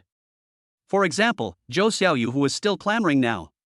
Seeing Chu Feng looking over, the yellow-haired man trembled all over and immediately got up from the ground. He grabbed Zhou Xiaoyu and yelled at her, "Shut your mouth, look at the trouble you've caused." Chu Feng had already walked over, and the yellow-haired man hurriedly said, "Big brother, this is all a misunderstanding. I was blind and did not recognize a great man. I have offended you. Please forgive me and we will leave now." Leave? Didn't you just ask me to apologize? Chu Feng looked at him with a half-smile, which made his hair stand on end. Brother, you are joking. Look, you have hit me and my face is swollen. Why don't we just call it a day? Huang Mao didn't dare not to bow his head. With that kick just now, the car couldn't even withstand it. If he were hit like this, he would be dead. This group of people are typical bullies who only bully the weak and fear the strong. They rely on their family's little wealth to do a lot of evil. Anyway, if something really happens, it can be settled by spending some pocket money. If it was really a misunderstanding, Chu Feng would definitely not care about it. He was a person who disliked trouble. But this group of people were clearly here to cause trouble. If I weren't there, it wouldn't matter what happened in the supermarket, because I was afraid that my father and sister would definitely get hurt. Just for this reason, Chu Feng would never let them go so easily. Seeing that Chu Feng didn't say anything, Huang Mao asked cautiously, "Brother, can we leave now?" Chu Feng tilted his head and looked at him, muttering, "What do you think?" Judging from the tone of his voice, it doesn't sound like he wants to let them go. Huang Mao didn't hate Chu Feng now, and he didn't dare to hate him. Not to mention how powerful Chu Feng's skills were, just based on the poison car he drove. Even if his parents were here, they would have to be respectful to him. Didn't you say you were going to help me vent my anger? What on earth are you doing now? If it weren't for the fact that this person was asking for death, there would be no way to stop him. Even though Huang Mao was being so servile, Zhou Xiaoyu was still chattering. It's all because of you, you stinky bitch. Huang Mao was furious. He had known Zhou Xiaoyu for some time, but this woman always kept him on suspense and prevented him from succeeding. Today Zhou Xiaoyu called him and said that he was bullied. As long as Huang Mao can help her vent her anger, she will do anything. Upon hearing this, Huang Mao couldn't hold back any longer. When he learned that the other party's family ran a small supermarket and had no background, he felt that he had a clear shot at winning. Who could have known that the person I would offend would be such a great god? The more I thought about it, the angrier I got. If anything bad happened today, it would be all because of Zhou Xiaoyu. He grabbed Zhou Xiaoyu's hair, pulled her in front of him, kicked her out, and made her lie at Chu Feng's feet. Brother, this is all because of her. You can handle it however you want. You don't have to worry about any trouble later. I will take care of it all. If you think this is not enough, then just tell me. As long as I can do it, I will never hesitate. Huang Mao immediately cut off his relationship with Zhou Xiaoyu. He could not afford to offend someone like Chu Feng. If he did not resolve the matter today, he would probably not be able to survive in the future. Chu Feng looked down at Zhou Xiaoyu with cold eyes. Deal with her? I'm afraid of getting my hands dirty. Just deal with her the way she told you to deal with me. As for you, you still need to be punished for your wrongdoings. 100,000 per person, and let's just leave it at that. Chu Feng was not short of money, he did this just to get an explanation. Moreover, he had no plan to keep the money for himself. He gave it all to his parents and let them spend it as they pleased. After all, he couldn't explain his current identity openly. If he suddenly told his family that he was now a major shareholder of Shiguang Group, his parents would probably send him directly to a mental hospital. For Huang Mao, as long as this matter can have a result, that would be the best. The only thing he was afraid of was that Chu Feng would not make any requests, and then he would probably be worried for a while. No problem, no problem. There are 13 of us in total. How about this? I have 2 million in this card, but there is no password. Do you think it's okay? Xu Feng took it and waved his hand, indicating that they could leave. The yellow-haired man immediately asked everyone to leave and grabbed Zhou Xiaoyu's hair. No matter how she screamed, he remained indifferent and threw her directly into the passenger seat. "Brother, don't worry, I promise that this woman will never appear in front of you again." Leaving these words behind, the group walked away. However, the car whose engine was smashed by Chu Feng's kick was already scrapped and could only wait for a tow truck to come and tow it away. "Brother, you are so handsome. When I was not at home, did you meet some hermit or master, or fell into a cave and got some martial arts secrets? This girl's imagination is really out of this world. Can she believe the fictional plots in those TV dramas?" "Okay, what are you talking about? Is Dad okay?" Chu Jianghe was naturally fine, he was just very angry. Seeing this, Xu Feng handed over the bank card and said, "Dad, there is 2 million in it. It is the compensation given by those people just now." Chu Jianghe subconsciously wanted to take it, but was stunned the next second. "What? How much did you say?" Before Chu Feng could say anything, Zhu Xiaoyu excitedly said, "Dad, how old are you to be hard of hearing? There is 2 million in it, you don't know, my brother just..."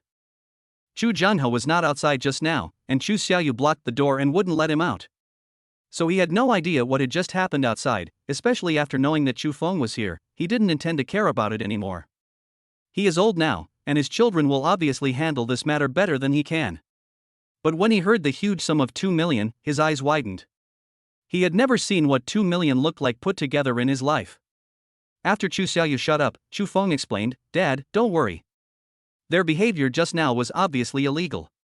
After I warned them, they paid compensation in order to avoid trouble. You can keep the money." Chapter 45 Ferrari. Although it felt a bit hot, Chu Jianhe still took the money. Since his son said that everything would be fine, then there wouldn't be any problem. After all, Xu Feng had always been very reliable over the years, and even relatives and neighbors always praised him. The only flaw was probably the emotional issue. "Hey, brother, is this car yours?" Xu Xiaoyu walked around the poison, her eyes full of stars. "Yes, but don't tell my parents. If they ask, just say I borrowed it from a friend." Xu Xiaoyu nodded with an understanding expression. "I see. I should have just said that this was brother Lu Xian's car. But brother, what have you done in the past 6 months? Why do I feel like you've become a different person?" Xu Feng didn't know how to explain it. After all, the existence of the system was really incredible. Fortunately, Xu Xiaoyu didn't intend to dig into the matter. The original plan was to have dinner at home, but having just received a huge sum of 2 million, my parents were a little uneasy, so they didn't even cook. Xu Feng had no choice but to cook by himself. The old couple sat in the house whispering to each other. When they moved their noses, they immediately smelled an appetizing aroma. When I came out, I found that there were several delicious dishes on the table. "Dad, Mom, wash your hands and have dinner." "Son, you did all this?" The old couple had no idea that their son was such a good cook. He had been coming home from time to time to eat with him some time ago. Xu Xiaoyu started stealing food from the kitchen, and now she was sitting at the table holding a bowl of rice, eating it with relish. "We are all family, so naturally no one will care about etiquette or anything like that." As she devoured her food, she said, "Dad, Mom, come and eat. The food my brother cooks is absolutely amazing. It's enough to open a restaurant. It's definitely the best food I've ever eaten in my life." As expected, except for Chu Feng, the family of 3 all ate too much. After sitting for a while, Chu Feng prepared to go home. "Be careful on the road." "No. I was driving the poisonous car home and happened to pass by Qin's pharmaceutical company on the way. When he was still some distance away, he saw a familiar figure standing at the company gate. It was Qin Ran. Normally at this time, Qin Ran would have gone home long ago. But today, not only did she not go home, she didn't even drive the car. Looking at her standing at the door, I knew she was preparing to take a taxi. So Chu Feng drove the car over and stopped beside her. Qin Ran took a look at the luxury supercar in front of her. Although she didn't know much about cars, she could tell that this car was definitely very expensive. But she didn't show any reaction and instead walked away. This was not the first time she had encountered someone who came to chat with her in a luxury car. Instead of feeling happy, she felt that it was somewhat impolite. Who knew that when she moved to the side, the car moved with her? This immediately made her a little dissatisfied. Just as she was about to step forward and say something, she saw the car door open and Chu Feng, who was sitting in the driver's seat, waved to her. Chu Feng? Why is it you? Xin Ran obviously didn't expect that the person in the car was Chu Feng. In her impression, although Chu Feng lived in Jinlong Bay, he was a very low-key person. Even the car he drove was worth more than 100,000 yuan, and his identity could not be seen at all. But she couldn't accept the sudden change to such a flashy car for a while. I just came back from my parents' place and I saw you here. Hey, where's your car? Kiran pointed to the company behind. The car is inside. We had a lunch party today and drank some wine. I felt a little dizzy just now. I was afraid something might happen, so I didn't drive. So that's what is happening. Chu Feng nodded and said, let's go.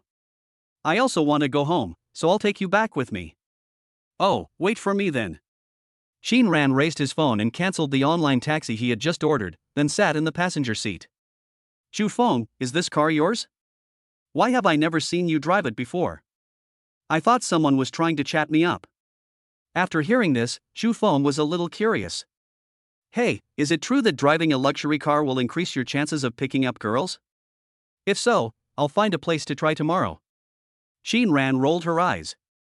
Of course she could tell that Chu Feng was joking. I don't know about others, but I really hate this approach.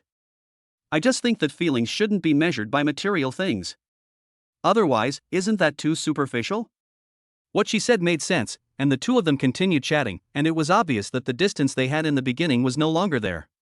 Xin Ran naturally wouldn't mention the fare again. The Duyu was driving very steadily on the road. Chu Feng rarely drove fast, whether it was the Civic or the Duyu, especially when there were other people in the car. But the rearview mirror flashed twice, and Chu Feng took a look and saw that it was the car behind that seemed to be urging him. So he turned on the turn signal and prepared to change lanes to the right to let the car behind him go first. Who knew that the bright red Ferrari would roar and in an instant be on par with him? The car window rolled down and a young girl in the passenger seat waved. Chu Feng didn't understand what was going on and thought something was wrong, so he had to lower the window as well. Uncle, can you do this? You're driving a supercar and pretending to be a turtle here? Unexpectedly, the girl started to mock him right away. Chu Feng just glanced at her and didn't say much. The car is his, he is free to drive it however he wants, as long as he doesn't violate traffic regulations, right? Moreover, he also noticed that the girl's eyes were drunk and it was obvious that she had just finished drinking, so he had no reason to care. There is a saying that goes, the tree wants to be still but the wind does not stop. Chu Feng did not want to cause trouble, but trouble kept coming to him.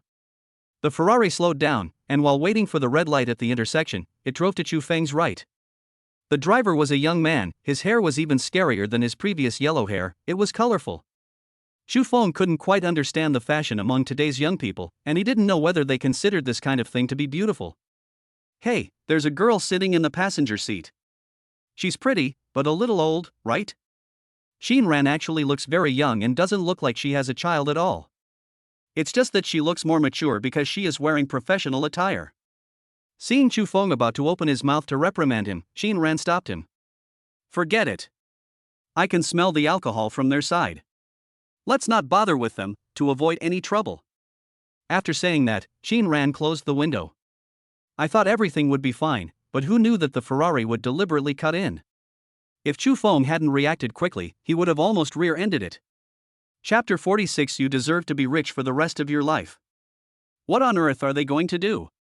Xin Ran was just startled. If she was driving, she would have definitely been hit.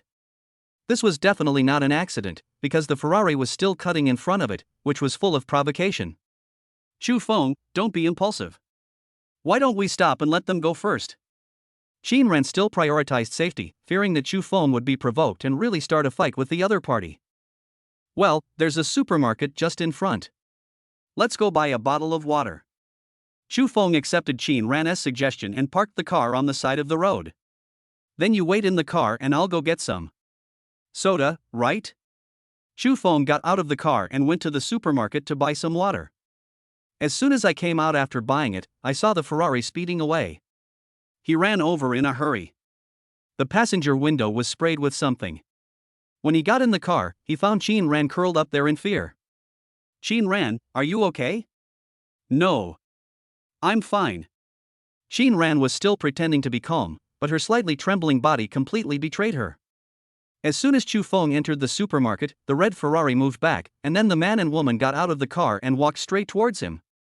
Not only did he stand outside and point fingers at Xin Ran, he even started spraying a can of unknown substance. The man even planned to open the car door. Fortunately, Xu Feng had the habit of locking the door, otherwise, who knows what they would do. How could Xin Ran not be afraid when encountering such a thing? Xu Feng's eyes flashed coldly. He got into the car, fastened his seatbelt, and said softly, "Sit tight." Xin Ran seemed to have guessed what Xu Feng was going to do. Before he could stop him, the entire car shot out like an arrow.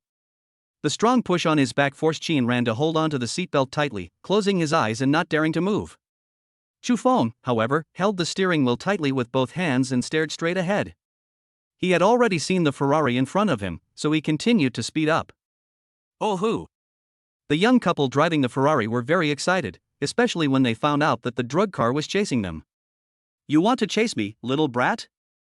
So what if I own a Lamborghini? I'll show you my driving skills." The two supercars were speeding on the road like two streaks of light. However, the gap between the two is getting smaller and smaller. It is obvious that the straight-line speed of Venom is much faster than that of Ferrari. But there was a T-junction ahead and there was no way to move forward.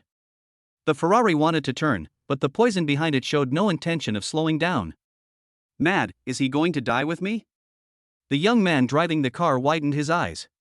If he continued to turn, he would definitely be hit by the poison. At this moment, he almost subconsciously turned the steering wheel, and the Ferrari rushed towards the artificial lake in front. But Xu Feng had already stepped on the brakes, and the poison slid on the grass for a while before stopping steadily. Then I heard a loud bang coming from the front. The Ferrari hit a hidden stake in the lake, and the whole car was almost stuck there at an angle. "Okay, it's okay. Wait for me in the car for a while, I'll be back soon." After saying that, Xu Feng got out of the car and walked towards the front. Xin Ran opened his eyes tentatively, only to discover the tragic scene in front of him. Xu Feng walked directly into the lake, grabbed the deformed car door with one hand, tried to pull it open, but failed. Then he used some strength and actually pulled the car door down. He curled his lips, threw the car door aside, stretched out his hand, picked up the young man with a bleeding head, and threw him at his feet. The man woke up immediately when he was shocked by the cold lake water, and then he covered his head with a grimace. Xu Feng was not here to be a good guy. He didn't care whether the man was seriously injured or not. He stepped on his shoulder and made him fall into the mud at the bottom of the water. No matter how the man struggled, he could not resist Xu Feng's strength.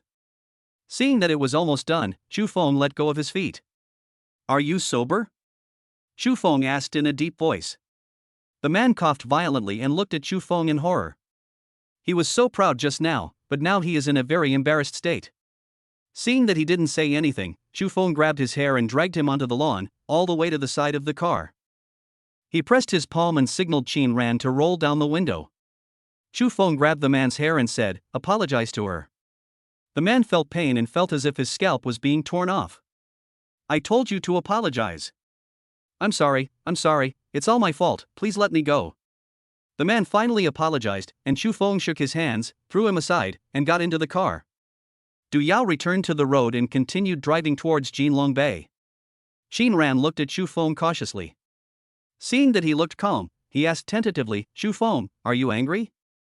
Xu Feng turned his head and looked at her in confusion, and said, "Me? Shouldn't you be the one who was angry? I'm sorry for driving so fast without your consent." Kiran shook his head. "But I seem to have seen that man before. If I remember correctly, he should be Mr. Liao's son." Xu Feng didn't care who he was. Among all the rich second generations he had met, it seemed that only Lu Xian looked like a human being. Apart from being a little lustful, there was nothing wrong with him. But whether it was the yellow-haired guy in the afternoon or the guy with a head like a parrot just now, what they did was totally inhumane. Is it because their parents have status and position that they don't have to be punished when they do something wrong? When we arrived at the entrance of Jinlong Bay, security guard Zhang Long was on duty. After Xu Feng lowered the car window, Zhang Long immediately came over to say hello. "Mr. Chu, is it you? I heard from my colleagues that there is a poison machine in Jinlong Bay. I didn't believe it at first, but I didn't expect it to be yours." Xu Feng smiled and nodded, then asked, "Do you know anyone who washes cars nearby?" I had a small accident just now and my car got dirty. Zhanglong patted his chest and said directly, Mr. Chu, you have asked the right person. My second brother owns a car wash just down the street. His craftsmanship is second to none. Xu Feng didn't know what skills were involved in washing cars, but he still got out of the car and threw the keys into Zhanglong's hands. Then I'll leave it to you. You can pay the money first and I'll give it to you later. After saying that, he walked in with Qin Ran. Zhanglong was stunned. He stood there for 2 minutes before he came to his senses. Xu Feng then threw a car worth more than 20 million yuan to him? Wasn't he afraid that he would just drive away and never come back? No wonder you are rich. With such generosity and broad-mindedness, you deserve to be rich all your life. Zhanglong was circling the car while muttering. If you didn't know, you might think he was cursing Xu Feng. Chapter 47, Slapping a Girl. Xu Feng, no matter what, I have to thank you for what you did today. But don't do such dangerous things next time. After sending Qin Ran to the entrance of Villa Number 1, she spoke to Xu Feng in a gentle tone. He knew very well that a big part of the reason why Xu Feng acted so radically was because he was almost hurt.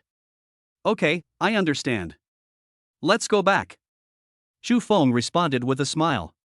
Come to think of it, his actions just now were indeed likely to scare Qin Ran. Just as he was about to go home, Qin Ran seemed to remember something and turned to Xu Feng and said, Oh, there is one more thing. Mr. Liao has some tricks. If he knew that his son was beaten by you, I'm afraid he would not let it go. If you have any trouble, remember to find me. Mr. Liao? Xu Feng had never heard of such a person. However, he had nothing to worry about. It was his son who provoked first, so no matter what, Xu Feng was in the right. But no matter what he thought, he couldn't refuse Qin Ran's kindness. Well, if there's any trouble, I'll tell you. After returning home, Xu Feng immediately forgot about this matter. Took a shower and went straight to bed. The next morning, Sun Chang called. The hotel had been cleaned up according to Chu Feng's instructions. There were not many places that needed to be changed. In addition, the workers hired by Sun Chang were the most skilled in Shuguang real estate, so it was easy to do such a small job. Okay, I'll go over and take a look later. After a quick tidying up, I went out and just in time saw Zhanglong walking into the yard.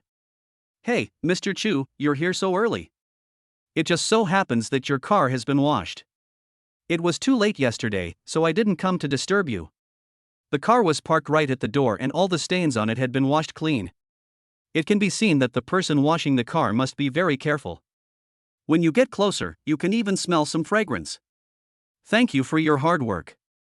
I'll transfer the money to you. Zhanglong did not charge more, but quoted a realistic price, which was obviously lower than the market price. Anyone who can live in Jinlong Bay is either rich or noble, and it is impossible for a small security guard like him to offend them. Although they don't care about this little money, it's better for them to be more responsible. After all, someone else's words may very likely determine their future. Previously, there was a very smart guy in their security team. Because of his eloquence, he now works as a driver for a big boss. His income makes them jealous.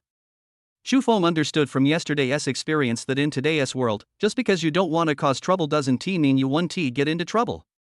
Being deliberately low-key sometimes doesn't lead to any good results.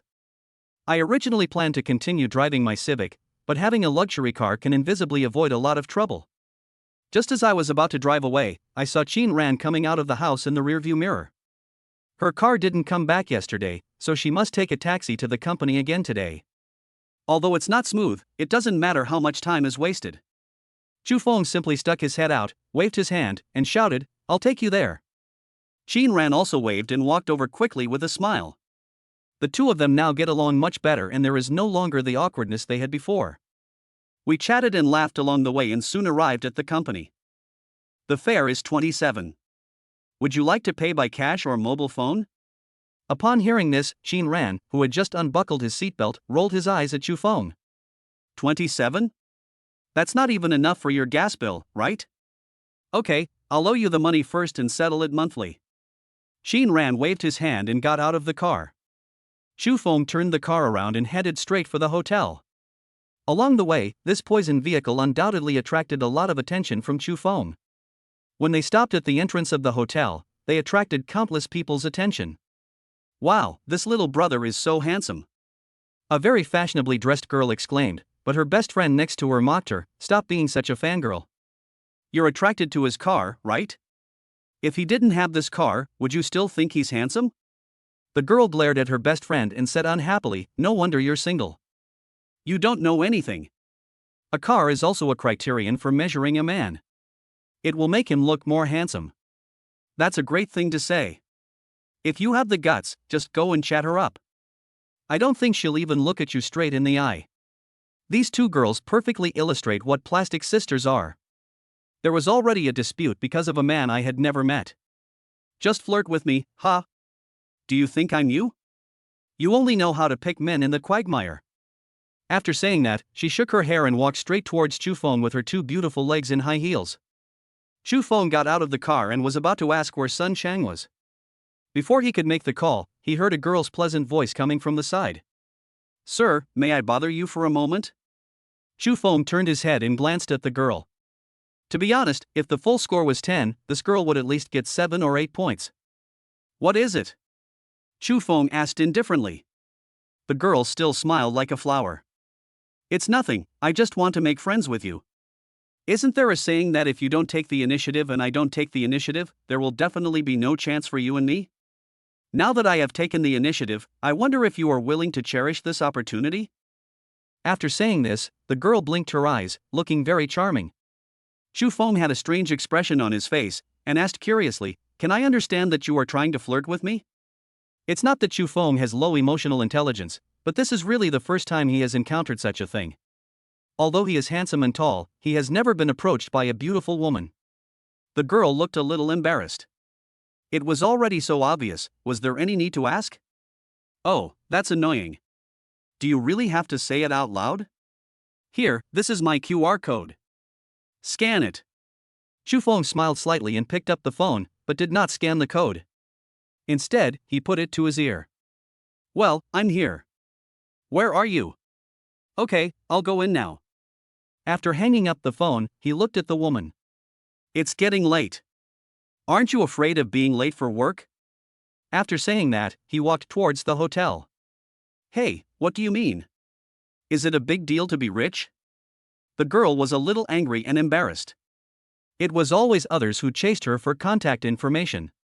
When she took the initiative occasionally, she was determined to get it. Who knew that she would be rejected by Chufeng?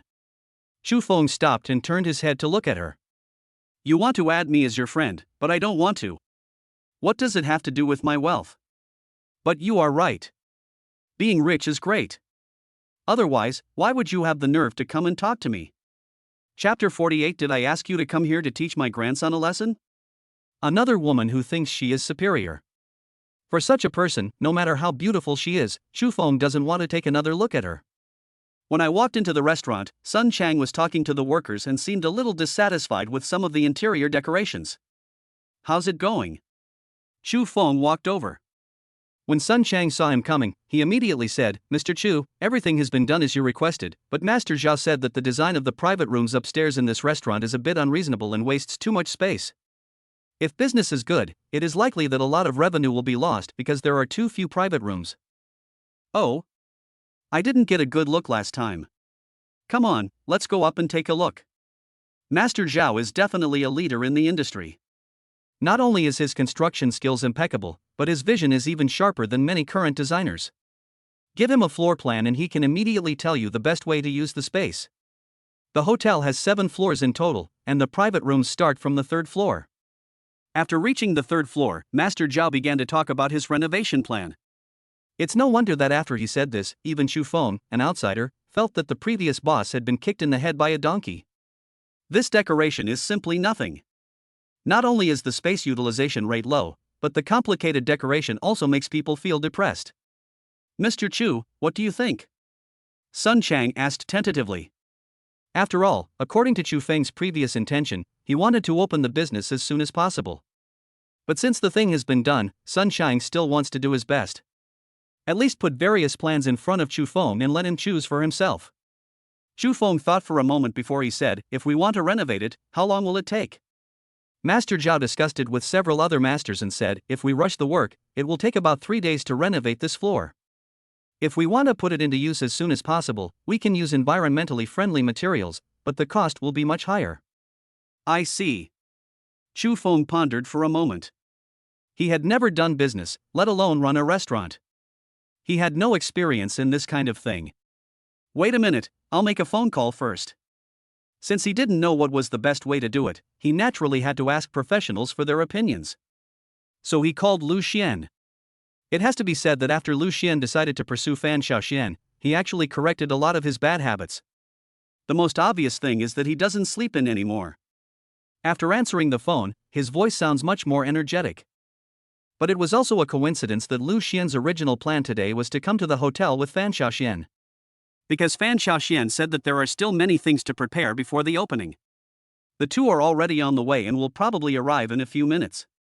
If that's the case, there's no need to talk about it on the phone. After waiting for a while, they finally arrived, but there was another man with them. This is... Lu Xian didn't say they were going to bring someone else with them. Fan Xiaoxian immediately introduced, "Oh, this is my junior high school classmate, Miao Pei, who studied hotel management in college. I specifically asked him to help." "Miao Pei, this is the investor of our hotel, Chu Feng." Since he was here to help, Chu Feng naturally welcomed him, so he extended his hand politely. But Miao Pei first adjusted his glasses, and then slowly shook hands with Chu Feng, with an attitude that was more or less arrogant. Chu Feng didn't care. It wasn't a big deal anyway. You just said that the private rooms above the third floor need to be renovated? Didn't you say that they should be open first? Lu Xian opened the topic. After all, he also had shares in this restaurant. Master Zhao repeated his idea again, and Lu Xian and Fan Xiaoxian also thought that it would be better after this transformation. What's more, the construction period is not too long, and there are still many things that need to be prepared, so it's definitely possible to make it in time. Basically, as long as the three of them agree, the matter is settled. But Fan Xiaoxuan's classmate who studies hotel management has a different opinion. In my opinion, these changes are a complete waste of time. As soon as he said this, everyone looked over. "Miao Pei, what does this mean?" Fan Xiaoxian asked curiously. Miao Pei habitually raised his eyes and replied, "You guys can't think of such a simple thing?" He was just talking nonsense. If he could think of it, who would ask him? Besides, not everyone has studied hotel management. Who knows what it is from a professional perspective? Miao Pei sighed, as if he was very disappointed and helpless. "You certainly don't understand the technical terms, so let me explain it in plain words. Have you considered the cost? The time period is relatively short, but have you really calculated it carefully? And what about the rate of return after the transformation? You probably haven't considered that either, right? You didn't think of anything, but just said you wanted to change it. Isn't that a bit irresponsible?" He was clearly offering advice from a professional perspective, but when he said it, it always sounded like he was scolding someone. It seemed like he knew everything and everyone else was just fools who knew nothing. But he obviously hadn't finished his words yet, and continued, "Do you think this is a small restaurant? You just need a place, a cook, a license, and a few tables to open it? This is a restaurant. You don't even have a basic plan. What are you opening? If you just open it, you will lose money." After hearing his reprimand, Lu Xian frowned and his expression turned gloomy. "We didn't ask you to come here to teach us a lesson. After all the bullshit, why don't you say something useful?" Chu Feng, who knew him well, knew that Lu Xian was just suppressing his anger. This was done out of respect for Fan Xiaoxian, otherwise he would have probably swung his fist at her long ago. Fan Xiaoxian also heard Lu Xian's annoyance, and said to Miao Pei, "Yes, Miao Pei, it is because we have no relevant experience that we asked you to come. Can you explain it more simply and tell us what we should and should not do now?" Fan Xiaoxian had already tried to smooth things over, but Miao Pei still looked arrogant. "Do you think planning is just a matter of talking? It takes time to investigate and study. It takes a comprehensive understanding before it can be put on paper. If you can get things done just by talking, then everyone should just go into business. No matter how good-tempered a person is, he or she will not be too indifferent when hearing what Miao Pei said. He was like a man of gunpowder. Others were humbly seeking advice, but he spoke in a very harsh manner, as if he was lecturing his grandson. Chapter 49, 1000 times, no deception. Chu Feng didn't say anything just now. After all, Lu Xian had spoken, so there was no need for him to offend Fan Xiaoxian. But now Miao Pei doesn't know what's good for him at all. He relies on what he has learned in this area to start giving orders. The most annoying thing is that he won't stop. Even Fan Xiaoshuan's face looked very ugly now. She could never have imagined that her old classmate would become like this. Lu Xian had already clenched his fists. Seeing this, Xu Feng patted his shoulder and said to Miao Pei with a smile, "Mr. Miao, right? I welcome your invitation to help today and I am very grateful. However, we just talked about something and I think your professional knowledge is not very suitable for our hotel, so thank you." After all, she is Fan Xiaoshuan's classmate. Even if Xu Feng doesn't have to give her face, he still has to consider Lu Xian. Therefore, he did not say anything too harsh, but his intention to send the guest away was already very obvious. But Miao Pei seemed to have no idea what social etiquette was, and said directly, "What do you mean by this? Do you think you are great just because you are an investor? If it weren't for Fan Xiaoshuan's sake, do you think I would come to your shabby place?" Miao Pei. Have you said enough? Fan Xiaoxian was really angry. After all, she was the one who invited this person. This guy made the situation so awkward, and she must be the most uncomfortable one being caught in the middle. "Fan Xiaoxian, you yelled at me? I put down a job worth millions to come and help you, and you treat me like this?" Not only did he say that, he even reached out to grab Fan Xiaoxian.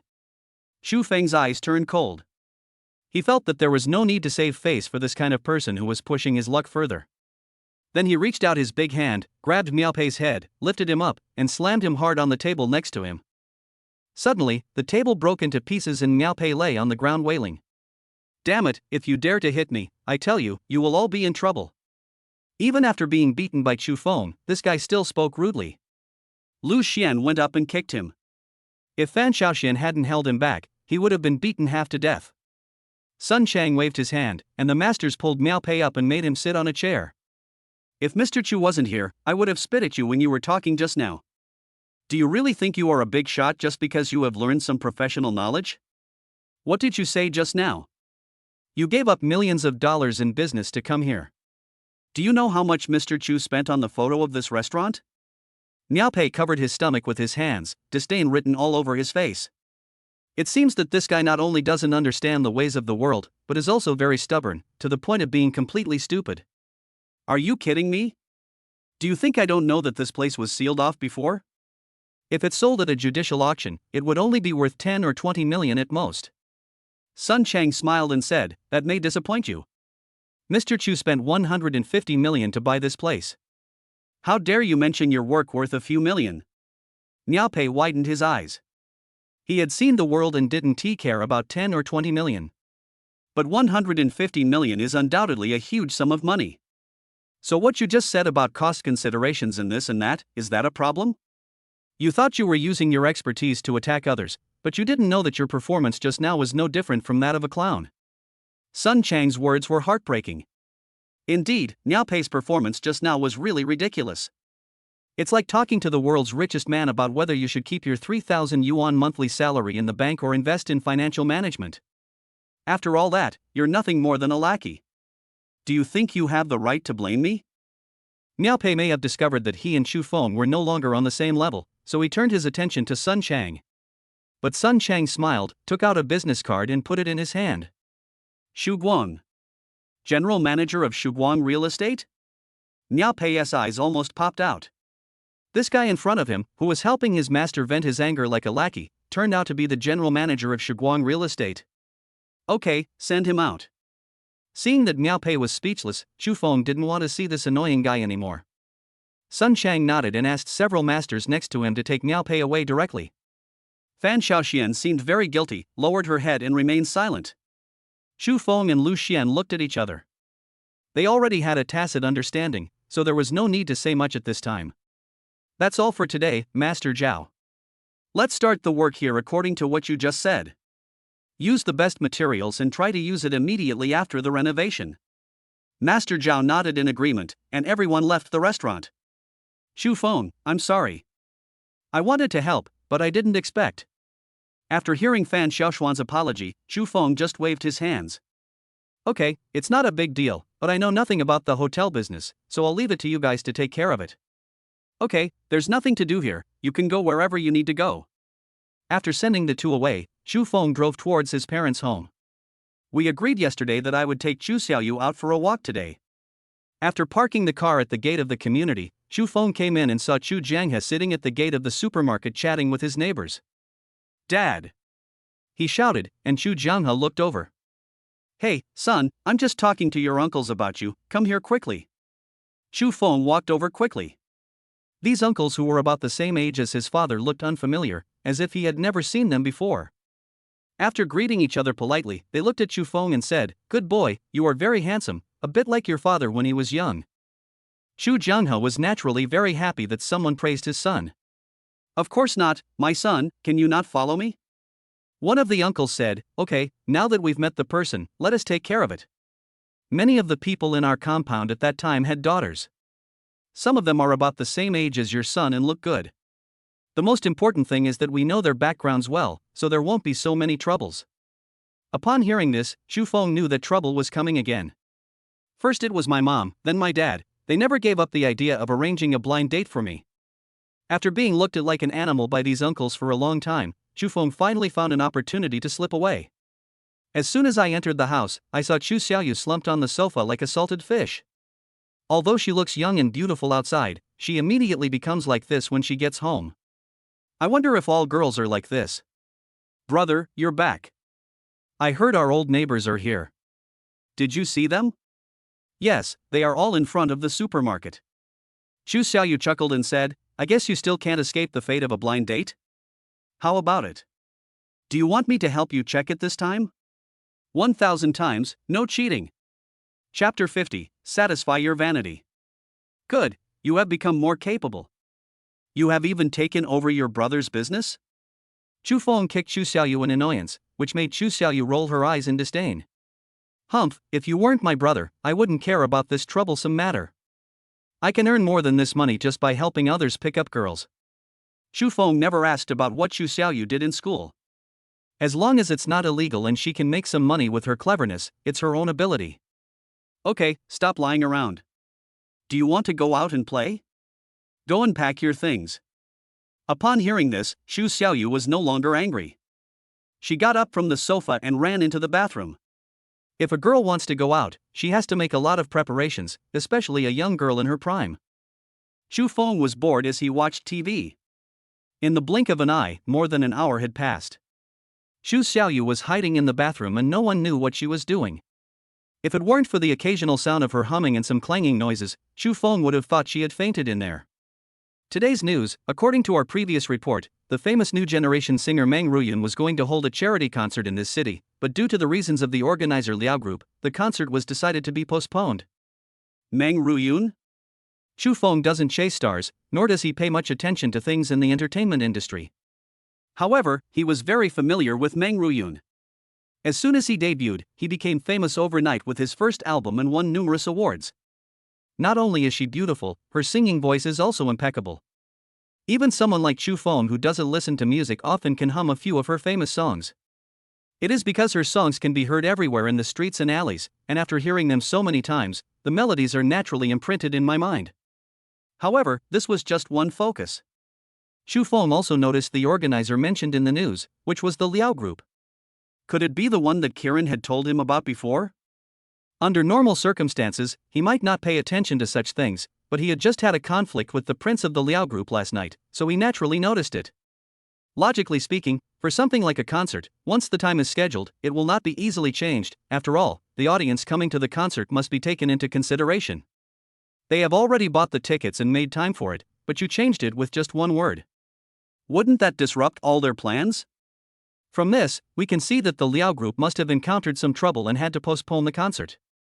But these have nothing to do with Xu Feng, he is just a spectator. After a full hour and a half, Xu Xiaoyu finally came out of the bathroom. "Brother, how do you see my makeup?" Xu Feng turned his head and looked at her, then asked in confusion, "Are you wearing makeup?" Xu Xiaoyu gnashed her teeth in anger and said angrily, "For someone like you, you deserve to be single." Xu Feng was confused. He really didn't notice that Xu Xiaoyu was wearing makeup. After waiting for another 10 minutes, Xu Xiaoyu finally changed her clothes. When Xu Feng was driving an online taxi before, he heard passengers talking about the question of whether girls should put on makeup first and then change clothes, or change clothes first and then put on makeup. He was very puzzled. Is there any essential difference between the two? In the end, it can only be summed up in one word, that is pretentious. As soon as I went downstairs, I saw Luo Shui coming back from the vegetable market. Hey, you two, get out. Well, my brother wants to take me out to play. Xu Xiaoyu has always been the treasure of the family, and her status is much higher than Xu Feng's. Luo Shui smiled and said, okay, go ahead and let your brother take you around. After talking to Xu Xiaoyu, Luo Shui turned her head to look at Xu Feng again, but her smile disappeared immediately. Take your sister out and be careful, don't let her get bullied. By the way, come back for dinner tonight, your dad has something to tell you. Xu Xiaoyu was bullied? Upon hearing this, Xu Feng wanted to denounce Xu Xiaoyu's many evil deeds since childhood. Thank God she doesn't bully others. Who can bully her? Okay, Mom, don't worry, but is my dad going to find me another blind date? Luo Shui sneered. You know that, too? Well, let me tell you right now. You have to go even if you don't want to. Our Chu family is counting on you to have children. If you don't want to go on a blind date, then hurry up and find a girlfriend and get married. Your father and I don't have any requirements. It's all that matters as long as you can live a good life. Xu Xiaoyu laughed secretly beside him and asked, Mom, do you mean that as long as my brother likes it, it's fine? Like? Luo Shui sighed helplessly. For someone like your brother, how can you even talk about whether you like her or not? As long as she's a woman, it's fine. Why are you being so picky? Although Chu Feng knew that Luo Shui was joking, he still felt aggrieved. Why was it that when it came to him, as long as the gender was right, he didn't have to consider anything else? It was as if marrying him was a good deed to save all living beings. After finally sending her mother home, Xu Xiaoyu almost had cramps from laughing. Have you laughed enough? If you have, leave now. I left home early in the morning and it's almost noon now. Xu Xiaoyu finally stopped laughing and twisted around in the passenger seat of the Duya car. Are you imitating maggots? Fasten your seatbelts. Hearing Xu Feng's words, Xu Xiaoyu pinched him directly. You're so disgusting. This sports car is not comfortable to sit in. It hurts my back. It's worse than your Civic. Don't even mention the panic. For most girls, even if they were asked to squat on this top-level supercar, they would still fight for it. Xu Xiaoyu is so good that she is complaining now. Complaints may be complaints, but after all, we are young and we still prefer the cool feeling of being noticed. As soon as the car was on the road, Xu Xiaoyu's vanity was greatly satisfied. Put. That guy just now crashed into a tree while trying to see this car. I was dying of laughter. Ha ha ha ha. Xu Xiaoyu is a born optimist, and it seems that nothing can make her depressed. Some trivial things can often make her laugh. Hey, brother, let's go to the University of Finance and Economics first. Isn't there a food court at the entrance? I haven't even had breakfast yet. Xu Feng nodded. But are you sure you're going to eat? Xu Xiaoyu's little thoughts could not be hidden from Xu Feng, but she was not embarrassed at all. Hey, my brother is so capable now, is it okay for me to show off? Since Xu Xiaoyu wanted to be in the limelight, there was no need for Xu Feng to stop her. Those who boycott people showing off their wealth online all day long do so because they are poor, which is why they have this hatred towards the rich. After all, the money is theirs, and if they want to show off, that is their freedom and no one can interfere. Chapter 51, Encountering a Big Star.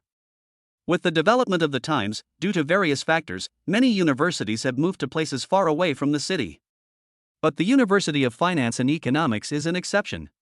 This school has been located in the urban area since its establishment, and with the campus as the center, many supporting facilities have been derived around it. For example, low-rent apartments, food courts, commercial streets, cinemas, libraries, entertainment venues, etc. These facilities are integrated into the school, and one move has a ripple effect on the entire body. So although the relocation issue was occasionally mentioned, it was always put on hold. This place is not only for students from the University of Finance and Economics, but also for young people. Even though it is already the holiday season, it is still bustling with people. When Xu Feng's poison appeared, it was like lighting a fuse. On both sides of the road, men and women were all holding their mobile phones to take pictures. Is this the effect you want? Xu Feng looked at Xu Xiaoyu's smug face and couldn't help but stretched out his hand and pinched her twice. Hate it, stop pinching me, it's taking off my makeup. The car slowly stopped at the entrance of the food street. As soon as Xu Feng and Xu Xiaoyu got out of the car, they immediately attracted a lot of attention. These young men and women had stars in their eyes. If they hadn't seen Chu Xiaoyu holding Chu Feng intimately, they would have rushed up to ask for his contact information. After all, the brother and sister both have good genes. Chu Feng is tall and handsome, and Chu Xiaoyu is pretty and cute. They are definitely a beautiful sight. Man, I want to eat that. Brother? When everyone heard Chu Xiaoyu address Chu Feng, they looked at him carefully and found that the two had very similar eyebrows and eyes. Then I suddenly realized that these two were not lovers, but siblings. Many brave people were already ready to make a move, and some even jogged over.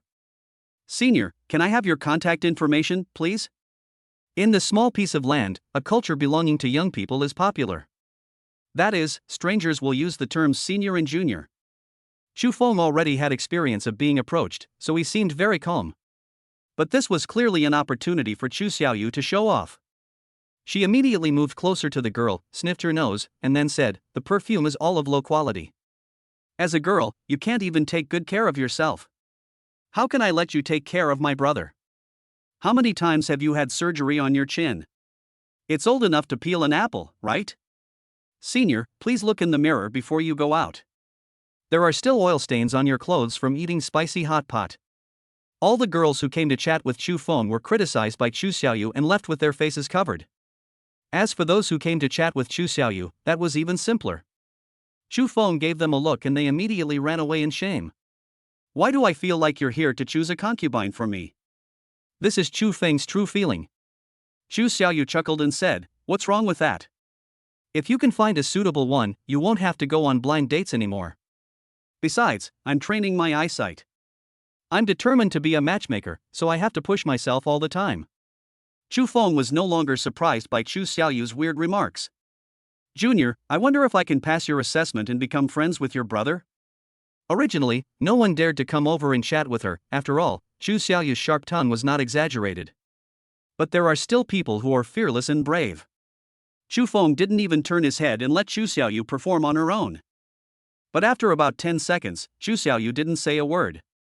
Chu Feng turned his head to look at her, but found that she had her mouth open, looking stunned. Could it be that there really is a perfect girl in this world who even Chu Xiaoyu can't find any fault with? Chu Feng shifted his gaze and saw a girl wearing sunglasses and a mask standing behind him. How could such a tightly dressed person make Chu Xiaoyu so surprised? But then, Chu Feng understood. When the girl saw Chu Feng looking over, she looked around, then carefully pulled down her mask and pushed up her sunglasses. "You." Seeing that face, Chu Feng was also a little surprised. How could it be her?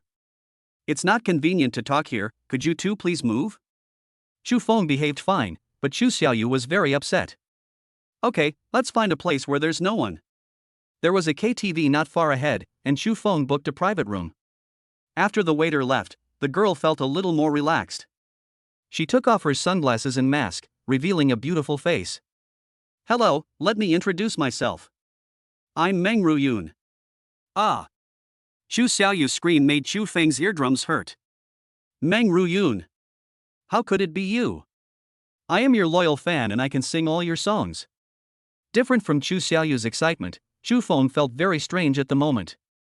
Logically speaking, how could such a popular superstar appear in such a mixed place? More than 90% of her fans are young people. If her identity is exposed, it will definitely cause a lot of trouble. "Brother! What are you thinking about? Come over here and take a picture for me." This was not the first or second time that Chu Feng was used as a tool by Chu Xiaoyu. He took out his cell phone and took a picture of the two girls leaning against each other. "Sister Ruyun, why are you here? Oh, by the way, you are going to hold a concert, right? But why are you alone? It's so dangerous." Meng Ruyun smiled and said, "Apart from my identity as a singer, I am actually just an ordinary person. As long as I don't reveal my identity, there will be no danger." Not to mention anything else, just Meng Ruyun's words made Chu Feng feel good about her, of course not the kind between men and women. Although she has only been in the industry for a short time, she has not been blinded by the halo around her, which is commendable. But this doesn't explain why she appeared here alone. At least she should have an assistant with her, right? If you think about it this way, there is only one explanation left. So Chu Feng said directly, "Ms. Meng, if you need any help, you might as well tell me directly. I don't like the feeling of being used by others." "Brother, what do you mean?" Chu Xiaoyu was confused, But she did not feel dissatisfied with Chu Feng's attitude just because she liked Meng Ruyan. Comparatively speaking, even though the person in front of her was a big star, she still trusted Chu Feng more. Chu Feng shrugged and looked at Meng Ruyan. Meng Ruyan seemed a little conflicted, but still said, I did run into some trouble. Someone was following me just now, so I had no choice but to talk to you and your sister. I'm sorry, I shouldn't have concealed this. Chapter 52 I Reject.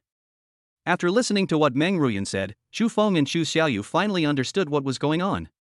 No wonder the news said that Meng Ruyan's concert had to be postponed. I thought there was a problem with the Liao group, but who would have thought that this was not the reason? Meng Ruyan, who is currently on the rise, needs to accumulate reputation and image. Therefore, this kind of concert, where all proceeds will be donated to charity, is very suitable for her now. But who could have thought that the Liao group, as the main organizer of the event, would actually make such excessive demands? As a celebrity, socializing is inevitable, but after the other party explained some details, Meng Ruyan felt something was wrong. This is not a social event at all, it's clearly asking me to go drinking with others. So Meng Ruyan directly chose to refuse, and then the Liao group became ruthless and even postponed the concert. Not only that, the hotel they stayed in, as well as their food, clothing, housing and transportation, were all arranged by the Liao group, and even their ability to go out was restricted. This is too much. Chu Xiaoyu was so angry that she slapped her thigh. But Meng Ruyan smiled miserably, because even more outrageous things were still to come. Not only was her freedom restricted, but even this morning, someone tried to use force to take Meng Ruyan away. The team members around her put in a lot of effort to help Meng Ruyan escape, but their whereabouts were still discovered. If she hadn't been smart enough, she would have been caught long ago. Chu Feng never thought that such a thing could happen in reality, but such scenes are very common in TV dramas. How dare the boss of the Liao group do such an unjust thing in broad daylight? Just as he finished talking, a waiter pushed the door and walked in. Meng Ruyan turned her head away, trying to cover her face. Hey, what are you doing? Why didn't you even knock on the door? Chu Xiaoyu scolded. The waiter bowed hurriedly. I'm sorry, I went into the wrong room. I'm so sorry. He apologized and bowed as he walked out. However, Chu Feng did not miss the strange look that flashed across his eyes. Sure enough, within 2 minutes, the door of the box was pushed open again. This time, 2 strong men came in. That's them. Meng Ruyan pointed at the 2 people in horror. She thought she had successfully gotten rid of them, so why were they chasing her again? Ms. Meng, you really made it hard for us to find you. Would you like to come with me, or would you like us to take you away? These 2 sturdy men have flesh on their faces and look ferocious. Needless to say, the waiter just now must have accepted their benefits and came here to investigate. Don't think I don't know what you guys are up to. I will never go with you. Meng Ruyan curled up in a corner of the sofa, looking a little pitiful. Chu Xiaoyu even stood in front of her and angrily said to the 2 strong men, I advise you not to mess around, go back to where you came from, otherwise, if you provoke my brother, believe it or not, he will break your legs. Your brother? The 2 sturdy men looked at Chu Feng, who was sitting on the side, their eyes full of disdain. Isn't he your brother? He's so delicate and yet he broke our legs? Hearing this, Chu Feng stood up and straightened his wrinkled clothes. Chu Xiaoyu had seen Chu Feng's skills before, but she still warned him worriedly, brother, be careful. Chu Feng smiled and hooked his finger at the 2 burly men, full of provocation. Damn it, you little bastard, why don't you just watch the show quietly? You won't feel satisfied until I beat you up, right? The 2 big men were ready to fight and kill Chu Feng, the blind guy. But Chu Feng stood there motionless, waiting for the big man to swing his fist. Then he slowly raised his hand, clenched the fist in his palm, and then squeezed it tightly. The big man's face changed, and he knew that he might have met a tough guy, so he shouted directly, kill him. Another big man jumped onto the marble table and kicked it. But Chu Feng leaned back slightly, and the guy's leg kicked his companion directly in the face. Fuck, I asked you to fuck him, why did you kick me? The kick made his nose bleed, no wonder he was so furious. Chu Feng didn't want to waste time with this kind of scum who was an accomplice to the evil, so he kicked out, directly bending the leg of the strong man in front of him backwards, and it was obvious that his leg was broken. Before the other one could make another move, Chu Feng stretched out his hand and pulled him off the table, landing heavily on the ground. But that's not all. Chu Xiaoyu said that if she wanted to break both of their legs, she had to do it. So he walked over, raised his foot, and stepped down without thinking, and immediately another scream rang out. Let's get out of here first. Chu Feng was not afraid of causing trouble, he just found it troublesome. Meng Wanyun thought she was finished, but Chu Feng's skills undoubtedly gave her new hope. The three of them walked out of the box, and the waiter from before just came over. "Hey, you guys." Chu Feng grabbed his collar and pressed him against the wall. "Don't ask what you shouldn't ask, don't say what you shouldn't say, keep your money. If you keep jumping around, I'll make you suffer the same fate as them." After leaving the KTV, Chu Feng stood at the door and said to Meng Ruyan, "Ms. Meng, this is all I can help you with. The rest is up to you. Xiaoyu, let's go." Chu Feng said and dragged Chu Xiaoyu away. Even though Meng Ruyun's experience was very pitiful, in the final analysis, this matter had nothing to do with Chu Feng. In addition, if Meng Ruyun hadn't asked, she probably wouldn't have said it on her own initiative. For her behavior, Chu Feng was able to help her once because of Chu Xiaoyu's face. Although Chu Xiaoyu wanted to help Meng Ruyun, she didn't ask since Chu Feng had already made the decision. She was a girl with great sense of propriety. No matter how she bullied Chu Feng at other times, when it came to serious matters, she would definitely listen to her brother. After all, one should not turn one's elbow outward. Meng Ruyun obviously didn't expect that Chu Feng would actually leave her here. But when she thought of the two people inside, she felt a pang of fear. If it weren't for Chu Feng, she would probably have been captured by now. So she gritted her teeth, took a step forward and chased after Chu Feng and the others. "Wait a minute, Mr. Chu, I was wrong before. I apologize to you, but can you help me? I am unfamiliar with this place, and my assistance must be under surveillance. I really have no other options." Chu Feng just looked at her like this, and after a moment of silence, he said, "I'm sorry, I refuse. I thought about it, but I really can't find any reason to help you." Chapter 53, Deal with a Big Star. It's true that Meng Ruyun is a big star, and there will be many people willing to help her as long as she needs it. But this definitely does not include Chu Feng. Coupled with Meng Ruyun's recent behavior, Chu Feng had even less favorable impression of her. "Mr. Chu, listen to me. As long as you can help me get rid of the Liao group, no matter what conditions you put forward, as long as I can do it, I will agree to it." Chu Feng smiled and said, "It seems to be a good deal to have a big star like you owe me a favor. However, where do you get the confidence that I can definitely deal with the Liao group?" Chu Feng's words left Meng Ruyun speechless. What he said was indeed right. The Liao group was of such a large scale, could ordinary people deal with it?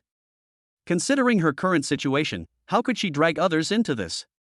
Meng Ruyun's face looked a little gloomy. She shook her lips and wanted to leave in a daze.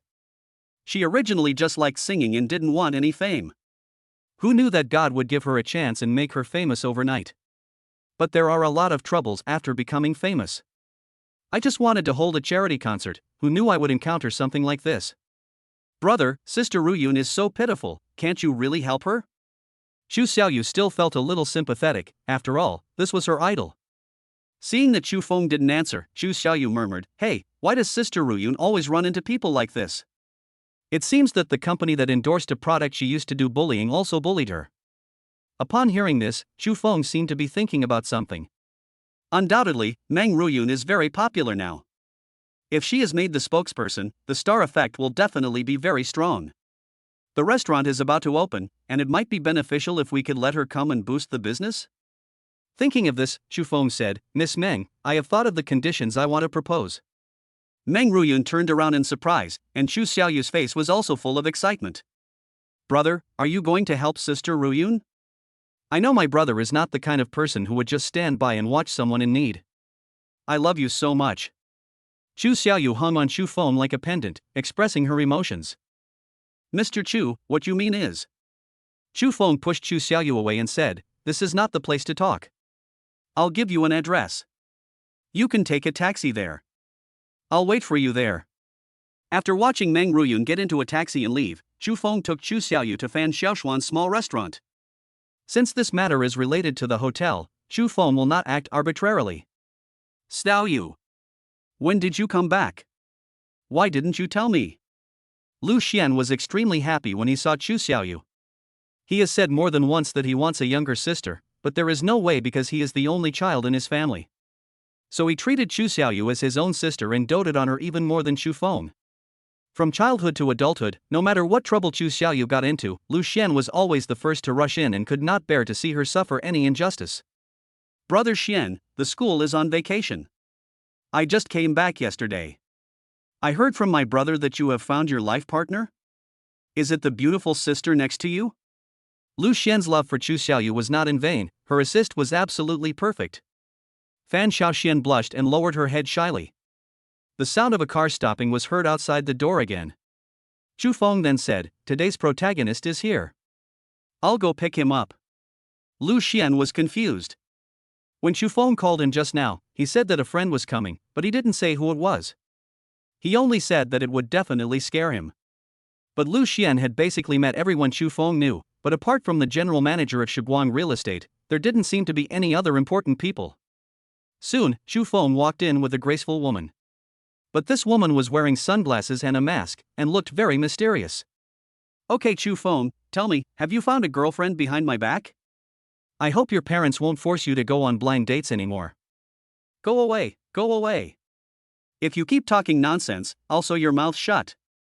Xu Xiaoyu laughed and said, "Brother Xian, if you can find me a sister-in-law like my brother, I would rather be single for the rest of my life." This made Lu Xian very confused.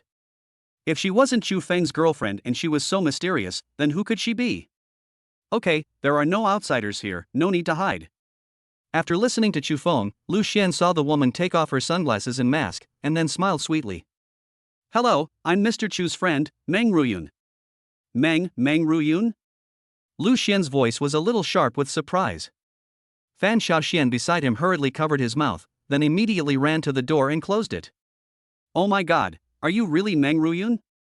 Even Fan Xiaoxian, who always looked like a lady from a noble family, was now a little uneasy, leaning against the door excitedly. "Yes, it's really me." It took Lu Xian and Fan Xiaoxian about half an hour to calm down. Chu Feng then learned that the reason why Lu Xian got to know Fan Xiaoxian was because he heard Fan Xiaoxian singing in a bar, and that song was Meng Ruyun's famous song. I have to say, this is truly fate. Mr. Chu, what you said before meant. Although Chu Feng's attitude was already very clear, Meng Ruyun still had doubts in her heart. Chu Feng did not beat around the bush and said directly, "I can help you solve your problem." Finally getting a definite answer, Meng Ruyun finally felt relieved. There was a look of relief on her face, as if a heavy burden had been lifted from her. Lu Xian stared with curiosity, but with his idol in front of him, he didn't know whether he should ask. "Then Mr. Chu, what are your conditions?" Seeing that she was getting nervous again, Chu Feng smiled and said, "Don't worry, what you are worried about will not happen. This is what happened. We are planning to open a restaurant, and my condition is that you just need to help promote it on the opening day. How about that? That's all?" Meng Ruyun was a little bit unbelievable. In her opinion, Chu Feng was a very rational person. But no matter how you think about it, there is absolutely no equal between her troubles and promoting the hotel. That's it. But this is just my idea. I still need to seek the opinion of my partner. What objections could Lu Xian and Fan Xiaoxian have? They were eager for Meng Ruyun to help promote the product, so naturally they were very supportive. Okay. I promise. Meng Ruyun agreed immediately. She couldn't go back to the hotel for the time being, so Chu Feng called her assistant on her behalf. He didn't explain the actual situation, but just made up an excuse and asked indirectly. At least he could confirm that her team was absolutely safe now. Chapter 54. Then I will teach you myself. "Uncle Zhang, I have something to trouble you." Chu Feng called Zhang Hong and explained Meng Ruyun's situation to him. After listening quietly, Zhang Hong was silent for a moment, and then he said, "Chu Feng, I have heard a little about this matter. Liao Yuan is indeed not a good guy. It is not surprising that he can do such a thing. Moreover, I heard that his son seems to have been beaten up, and now he is looking for the person who beat his son all over the world." "Oh? Then he shouldn't have to bother. I was the one who beat his son." "What?" Zhang Hong was stunned. He only heard that the person who beat up young Master Liao was a man driving a Lamborghini. But now think about it, how many people in their city can afford such a top-level supercar? So he was not surprised that it was Chu Feng who beat people. The reason why he was surprised was actually because in his impression, although Chu Feng had some tricks, he was a relatively stable person in most cases and should not do such a thing. But considering young Master Liao's extremely dandy character, everything makes sense. How about this, Uncle Zhang? I heard that the Liao group is quite large. You don't have to show up in this matter. Just be a middleman. Please help me make an appointment with him and I will talk to him directly. Zhang Heng thought about it and agreed. He only needed to go with him. With him present, no matter what Liao Yuan did, he would never dare to touch Chu Feng. Okay, I'll make the arrangements. I'll let you know when I have news. Oh, by the way, what are you going to do with Meng Ruyun? Will you take her home, or? Hearing the teasing tone in Zhang Heng's voice, Chu Feng said helplessly, of course not. I remember that our group also has a hotel, right? I'll take her there later. Okay, Oklahoma. I'll notify them later and send someone to protect her safety. You can rest assured. With Zhang Heng around, Chu Feng naturally wouldn't worry about Meng Ruyun getting into any danger again. All that was left was to have a serious talk with Liao Yuan face to face. If it is possible to reason, Chu Feng doesn't mind resolving it peacefully. At most it will just cost some money. But if Liao Yuan continues to push his limits, then of course we will have to use another solution. Then I'll take her to the hotel. Chu Feng and Meng Ruyun stood up. Lu Xian then said, okay, go ahead. Xian and I have nothing to do today. We'll take Xiaoyu out to play later. You should be busy with your own things. I'll take her home later.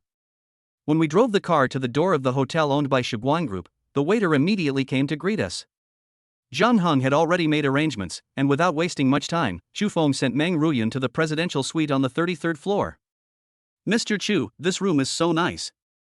You have already helped me a lot. There is no need for this. Chu Feng waved his hand. This is not arranged by me, but it doesn't matter. You can stay here peacefully. I will bring your team here after I finish the matter. As he was saying this, there was a knock on the door. Meng Ruyun shuddered almost subconsciously. Chu Feng gave her a reassuring look and said softly, it's okay. The people who are protecting you should have arrived. Chu Feng went over and opened the door. Standing at the door was a woman in a black outfit with a high ponytail, which fully demonstrated her capability. Mr. Chu, I received an order from Director Zhang to come and protect Miss Meng. This woman looked cool and her face was expressionless when she spoke. However, Zhang Heng was quite smart. Fearing that Meng Ruyun might be inconvenienced, he specially found a female bodyguard. Okay, then Miss Meng's safety is in your hands. You two can get to know each other first. I'll be leaving first. After coming out of the hotel, Chu Feng headed straight for Shiguang Building. Zhang Heng is very efficient in his work and he said that there are already some results. Seeing Chu Feng enter the office, Zhang Heng put down the documents in his hand. Come on, sit down. The two people sat down on the sofa facing each other. Chu Feng, I contacted Liao Yuan as you requested. As soon as this guy heard that you were the one who beat his son, he immediately asked me to hand you over. He also said that even if I wanted to save you, he would not give me face. Hearing this, Chu Feng just smiled. It seems that Liao Yuan is not easy to deal with. But it doesn't matter. If reason doesn't work, then let's use fists to make things clear. Maybe this is more direct. Zhang Heng nodded. He meant the same thing. This is not a clash between groups, so there isn't that much trouble.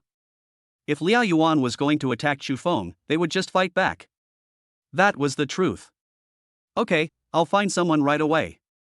Zhang Heng was about to make a phone call when he was stopped by Chu Feng. Uncle Zhang, there's no need to bother. When did you decide? Just a moment. Liao Yuan asked me to take you there. I have to say, this Liao Yuan is quite arrogant.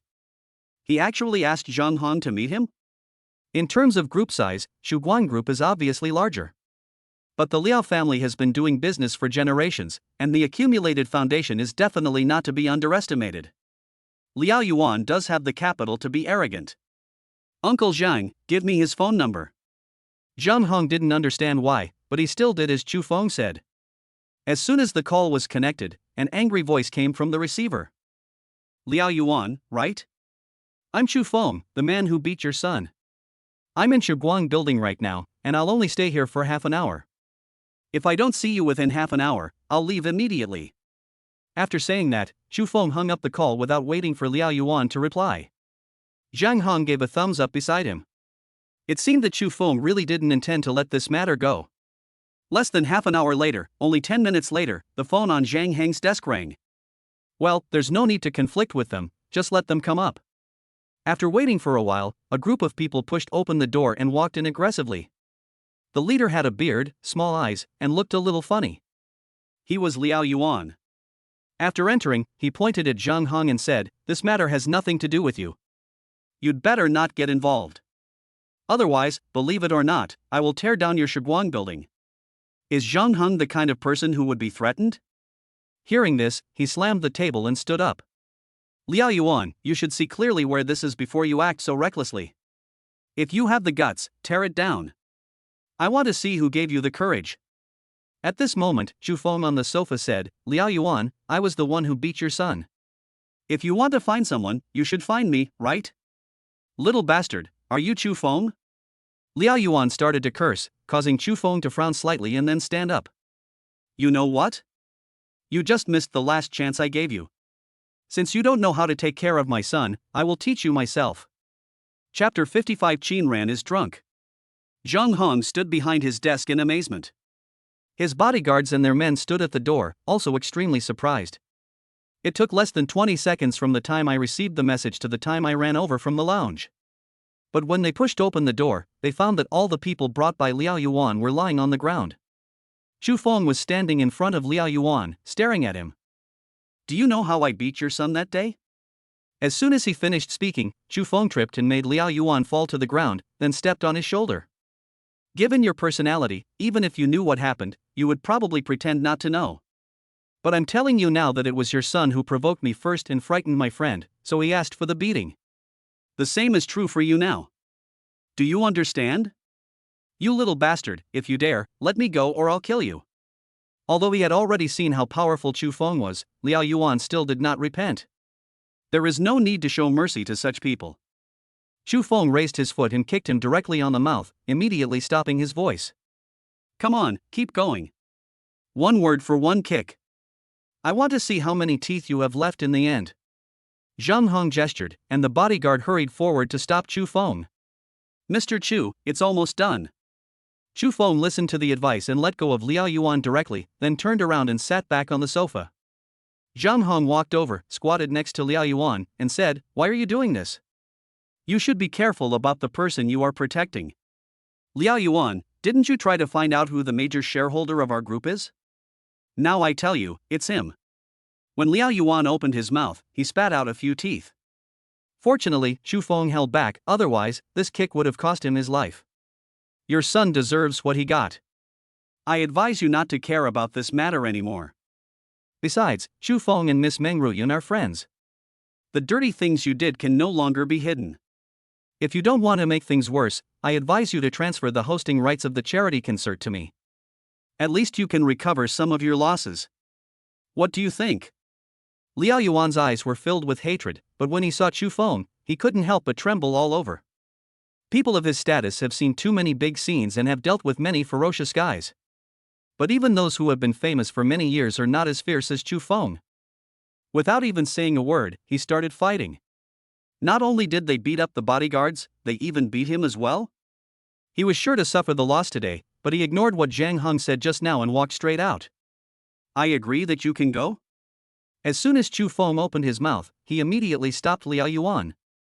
"I'm already like this, what else do you want? Do you want to kill me? Come on if you dare. This Liao Yuan is simply a scoundrel." Chu Feng smiled slightly and said, "Kill you? That's a nice thought. Do you have the qualifications to let me be buried with you?" "You? What do you mean? Didn't you hear what Uncle Zhang just said? Hand over the rights to host the concert, but I won't give you a penny. Also, if you harass Meng Ruyun and the people around her again, I promise you will regret it." "Do you believe it?" After Chu Feng finished speaking, Liao Yuan wanted to pounce on him and bite him twice. "What if I refuse?" Chu Feng stood up slowly, holding a glass in his hand and walking forward. "Refuse? Of course you can refuse. Although I don't want to be buried with you, it would be bad if I accidentally hurt you, right?" After saying this, he exerted force with his hand, and the glass in his hand immediately broke into pieces. "All right. You win today, Chu Feng, right? Just wait, we are not done with this matter yet." Liao Yuan left angrily, and Chu Feng was not worried at all that he would dare to default on his debt. If he really dared to do so, he wouldn't mind going to Liao Group in person. Chu Feng, this Liao Yuan is definitely a villain. Even though he admitted defeat this time, he will definitely not give up. Chu Feng didn't care at all when he heard Zhang Heng's reminder. If that's the case, wouldn't it be better if the entire Liao Group disappeared? Even Zhang Heng had to admire his courage. Fortunately, the matter has been resolved satisfactorily. We just need to wait until we get the hosting rights and then we can talk about the rest. It was already getting late, so Chu Feng entrusted the remaining matters to Zhang Heng, then left Shuguang Building and drove home. Hey, son, why did you come back by yourself? Where's Xiao Yu? Luo Shui was sitting in the living room picking vegetables. Seeing Chu Feng coming back by himself, she asked. Oh, I have something to do this afternoon, so I asked Lu Xian to take her out to play. I think she will be back soon. Luo Shui responded but didn't say much. Lu Xian grew up in her care, so there was no difference between him and her own son. After dinner in the evening, Chu Feng was about to go home when he was stopped by Chu Jianhe. Hey, don't go yet. I want to tell you something. Dad, just ask Mom to send me the time and place, and I'll go there tomorrow. Chu Feng was somewhat numb to blind dates. Okay, kid, go ahead, let's go. I'll ask your mom to send it to you later. Chu Feng escaped, and just as he got downstairs, Chu Xiaoyu sent him a WeChat message. Brother, do you want me to help you check it out tomorrow? Since you helped my idol today, I'll give you a discount. Chu Feng rolled his eyes and didn't even bother to reply. He stuffed his phone into his pocket and drove away. When I returned to Jilong Bay, Zhang Long ran over as soon as I reached the door. Mr. Chu, you're back. Are you familiar with Miss Qin from Villa Number 1? Chu Feng nodded, not knowing why he asked this. Oh, that's right. Miss Qin just went in. But she looked drunk and staggered. I wanted to take her back, but she refused. Why don't you go and take a look at her quickly to prevent any more danger? Upon hearing this, Chu Feng immediately unbuckled his seatbelt and got out of the car. Okay, thank you. Hey, Mr. Chu, give me the keys. I'll help you park the car at the door after get off work.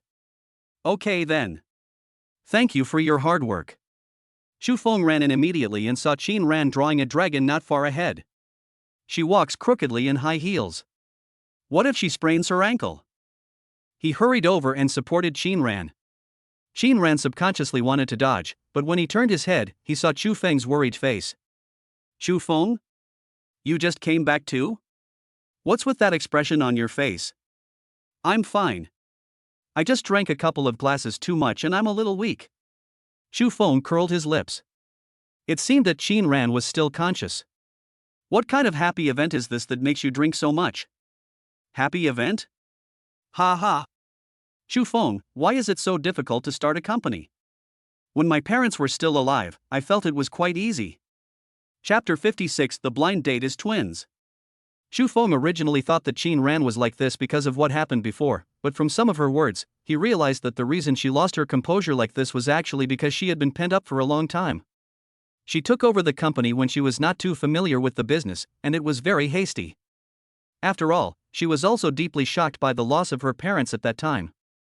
But when many relatives were preparing to divide the company, she still managed to hold on. Afterwards, things kept happening at the company, and one can imagine the pressure she had to bear. For years have passed, and all the accumulated pressure is almost about to explode because of the previous inability to recover funds. Fortunately, she got through it again, but this was the limit of what she could bear. On the outside, she looks like a decisive female boss. But in the final analysis, she was just forced to become like this. Before that, she was just a carefree little girl under the protection of her parents. There are no more breakthroughs in technology. When we had the meeting today, the company's revenue was still declining compared to the previous quarter. This situation made her wonder how long the company could last in her hands. It was precisely because of this worry that she drank a few more glasses at the dinner after the quarterly meeting today. After walking and stopping along the way, Chu Feng finally sent her to her doorstep. After ringing the doorbell, Adley opened the door and saw Chu Feng supporting the drunk Qin Ran, and hurriedly made way. Why are you so drunk? Adley was very worried, as if she was concerned about her own daughter. Chu Feng helped Qin Ran walk inside. Not sure if it was because of the alcohol or because he felt safe at home, Qin Ran's legs went weak and he almost fell to the ground. Fortunately, Chu Feng reacted quickly and picked her up with both hands. Auntly, please go make a bowl of hangover soup. I'll take her back to her room first. Okay, I'll go right away. The two little girls were silent, they must have gone to sleep, but it was better this way, as it saved the two sensible little girls from worrying. It was the first time that Chu Feng entered Qin Ran's bedroom. The pink and tender color inside was quite inconsistent with her identity as the big boss of Qin's pharmaceutical company. Gently put Qin Ran on the bed, and leave the rest to Antly. Just as he was about to give Antly a few words of advice and then go home, as soon as he turned around, Chu Feng's wrist was grabbed. Chu Feng turned his head and saw that Qin Ran was looking at him with narrowed eyes. His throat moved as if he wanted to say something. Hey, you're not. Chu Feng reacted immediately, and quickly took the trash can next to him, then helped Qin Ran up and handed the trash can to him. Sure enough, it was better when I was outside in the evening breeze, but once I lay down, under the influence of alcohol, my brain felt dizzy, my stomach twitched, and vomiting was inevitable. Facts have proven that no matter how beautiful a woman is, she won't look much better when she is drunk. Fortunately, Chu Feng didn't think about these things at all. After Qin Ran lay down again, he packed the trash can. Chu Feng. Hearing Qin Ran calling his name unclearly, Chu Feng said softly, "Sleep for a while, wait for Antly to come up, drink the sobering soup, and then have a good sleep." Qin Ran did not answer, as if he had fallen asleep after hearing Chu Feng's words. I tiptoed out of the room and just closed the door when I saw Antly coming up to me. "Mr. Chu, how is Miss Qin?" Chu Feng smiled and said, "She feels better after vomiting. She just fell asleep. When you cook the hangover soup and let it cool down a little, let her drink it. Then help her take off her clothes and let her sleep more comfortably." Antly nodded, and her eyes showed a little more favor towards Chu Feng. There are few beauties like Qin Ran, even among the stars on TV. But Chu Feng not only did not have any evil thoughts, but he was very concerned about Qin Ran. Such an outstanding young man is really rare. "Hey, Mr. Chu, are your clothes stained with dirt? Take them off quickly and I will help you wash them." Chu Feng lowered his head to take a look. It should have been splashed when Qin Ran vomited just now. "Oh, it's okay, I'll just wash it in the washing machine when I get home." Antly said angrily, "You young people are always trying to save trouble. How can you wash this kind of shirt in a washing machine? Not only will it get stained over time, it will also get deformed." Chu Feng had heard this kind of complaints from his mother many times, and he didn't know if all elders liked to talk like this. But Antly meant well.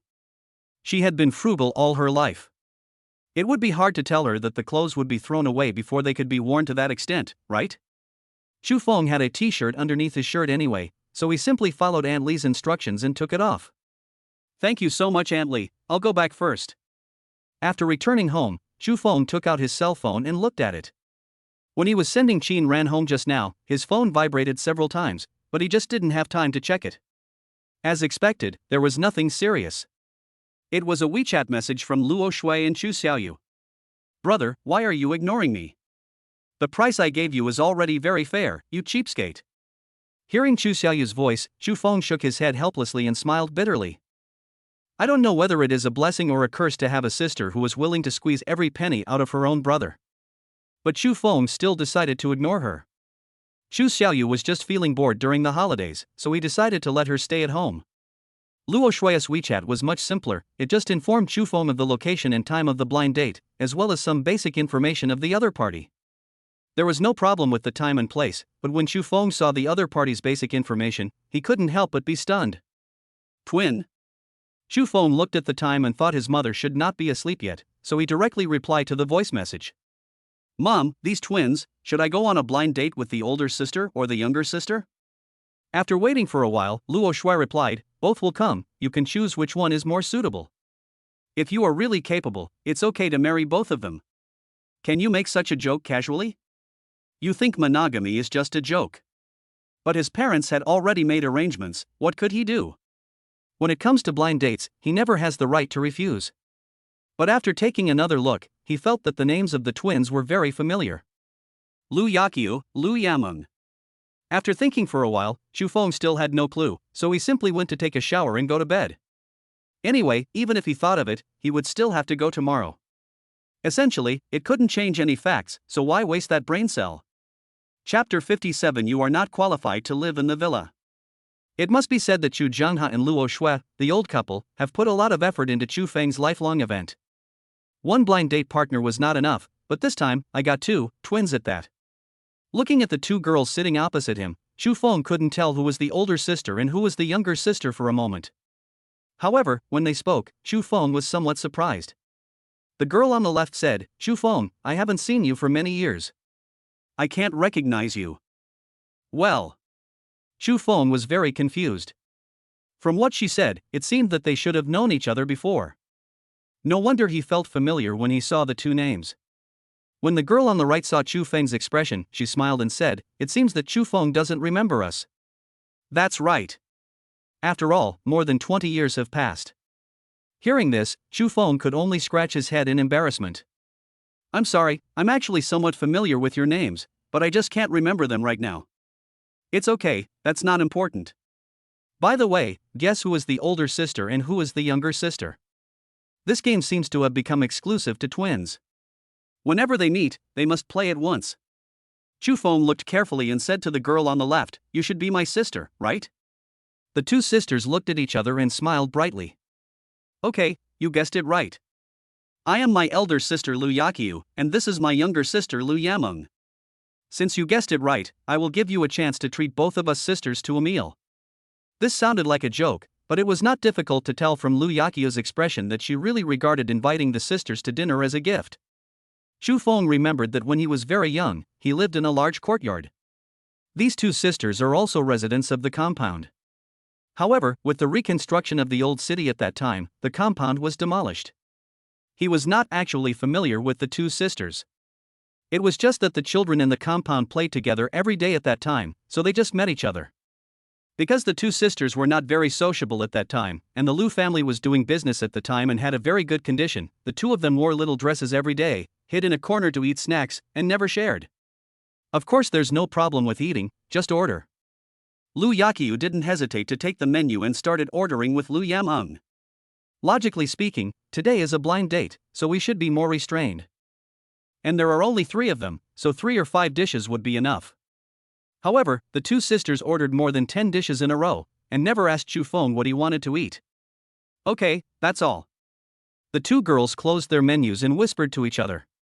The waiter looked at Chu Feng and asked with a smile, "Sir, do you need anything else?" Chu Feng waved his hand. He had top-notch cooking skills, so he had little interest in eating outside. He could eat anything. "No, that's all." "Okay, please wait a moment." The waiter bowed slightly and turned away. Until the dishes were served, the two girls did not say a word to Chu Feng, but were chatting happily over there. "Hey, the food is here, Xiaomeng, come and try it." When Lu Yakyu saw the waiter bring the dishes, she picked up her chopsticks and asked Lu Yameng to eat, but ignored Chu Feng. It was not until the third dish was served that Lu Yameng said to Chu Feng, "By the way, Chu Feng, since this is a blind date, we still need to chat." They seemed to have no idea what politeness meant. Chu Feng hadn't moved his chopsticks, and they pretended not to notice. "To be honest, my sister and I don't want to separate. We have also agreed that even if one of us gets married first, we will still live together." "Oh, what else?" Chu Feng leaned back in his chair and watched their performance quietly. Lu Yakyu added, "Chu Feng, you have also seen that we two sisters must be together, so we have very high requirements for food, clothing, housing, and transportation." Chu Feng nodded. "According to what you said, that's understandable. If we want to live there, a villa should be fine, right?" The two sisters looked at each other, and Lu Yakyu said, "Chu Feng, I am talking to you seriously, don't joke. I know your family's conditions. A 3-bedroom and 2 living room house is actually enough. A villa. I'm afraid you can't afford it, right?" He asked for 3 bedrooms and 2 living rooms.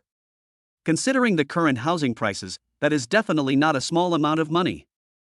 Even his previous wedding house was just 2 bedrooms and a living room. "Okay, 3 bedrooms and 2 living rooms, no problem, but I'm afraid the car won't work, my car can only seat 2 people. 2 people? Your car can't be a very small one, right? That won't do.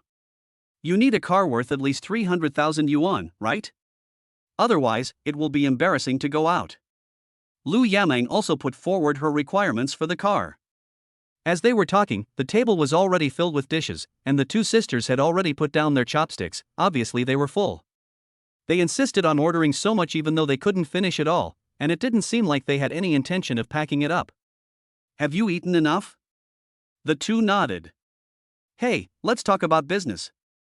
Don't talk about anything else first. Lu Yaming wanted to say more, but Xu Feng didn't want to listen anymore. He simply waved his hand and called the waiter over. Please pack. As soon as he finished speaking, Lu Yaqiu's face darkened. Xu Feng, although saving money is a good thing, isn't it a bit too embarrassing to pack up a meal when you go out to eat?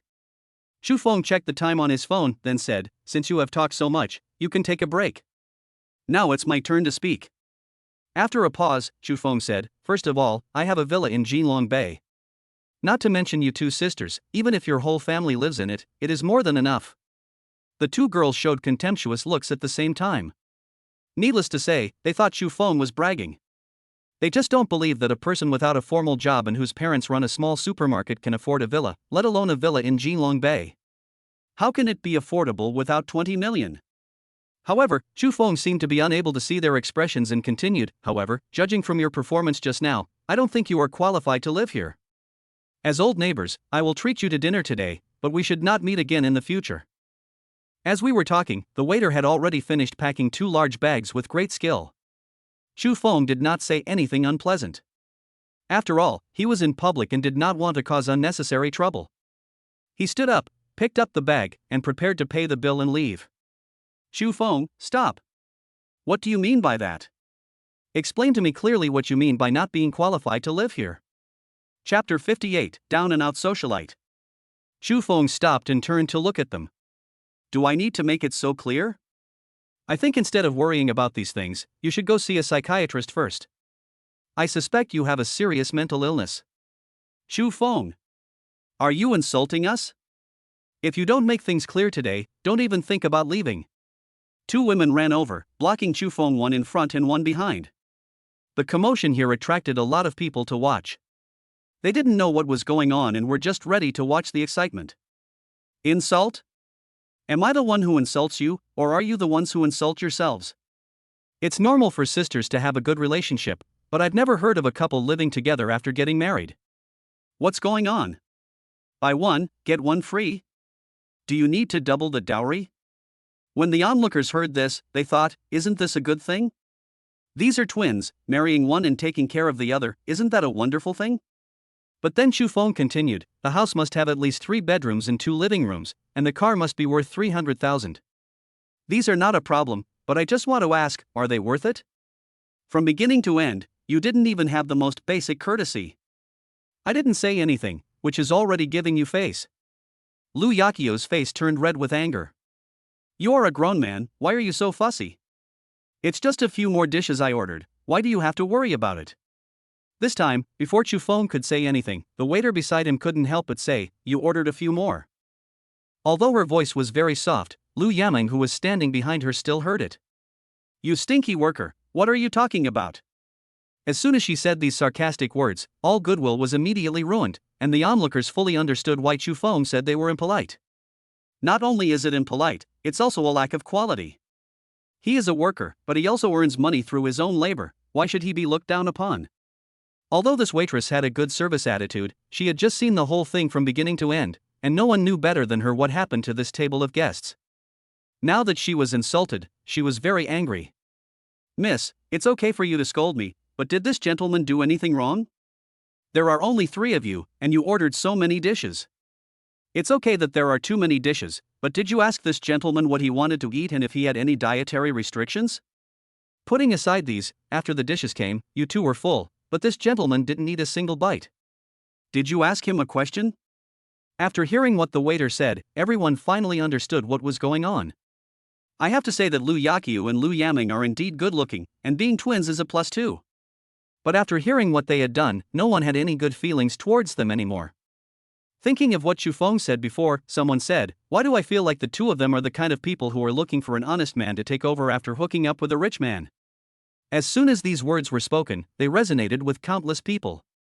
The 2 girls were so angry that they couldn't say anything. Xu Feng did not continue speaking. He walked straight to the front desk with the waiter and settled the bill. Sir, please take care.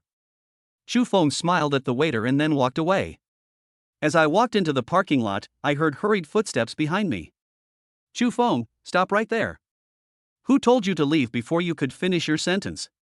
apologize to us. The two girls were still trying to make trouble, but Xu Feng didn't want to get entangled with them.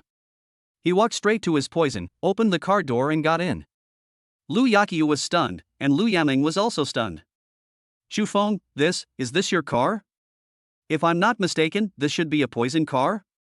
The one that costs more than 20 million and is limited to the world? Lu Yaming has good vision. Lu Yaqiu also thought of what Xu Feng had said before, that he had a villa in Jinlong Bay. The price of this car is equivalent to that of a villa. If he says so, then he is not lying? If it's not mine, how can it be yours? I told you I have a villa, and I also told you my car can only hold 2 people. You just made up your mind. Okay, I want to go home, so get out of the way. The two of them blocked the car, making it impossible for Xu Feng to drive out. Lu Yaming hurried to the driver's seat and said with a smile, Xu Feng, I was just joking. My sister and I have a good relationship, but if we really get married, it will be inconvenient to live together. Seeing that Lu Yaming took the initiative, Lu Yaqiu could no longer stand it and hurried over, pushing Lu Yaming aside. Xu Feng, don't listen to my sister's nonsense. What I meant just now was that if you want, you can marry both of us. It doesn't matter even if one of us doesn't have a legitimate status. We don't mind. The sight of this top-of-the-line supercar immediately exposed their true natures. Just now in the restaurant, someone said that the sisters were looking for an honest man to take over. To be honest, Xu Feng thought that what the man said was a bit too much. But now it seems that what that person said was right. It seems that the two sisters do not really have a good relationship. They are just using their twin identities to exchange for what they want. If you're done, then get out of the way. I can't enjoy your double happiness. When I see you, I can only feel double disgust.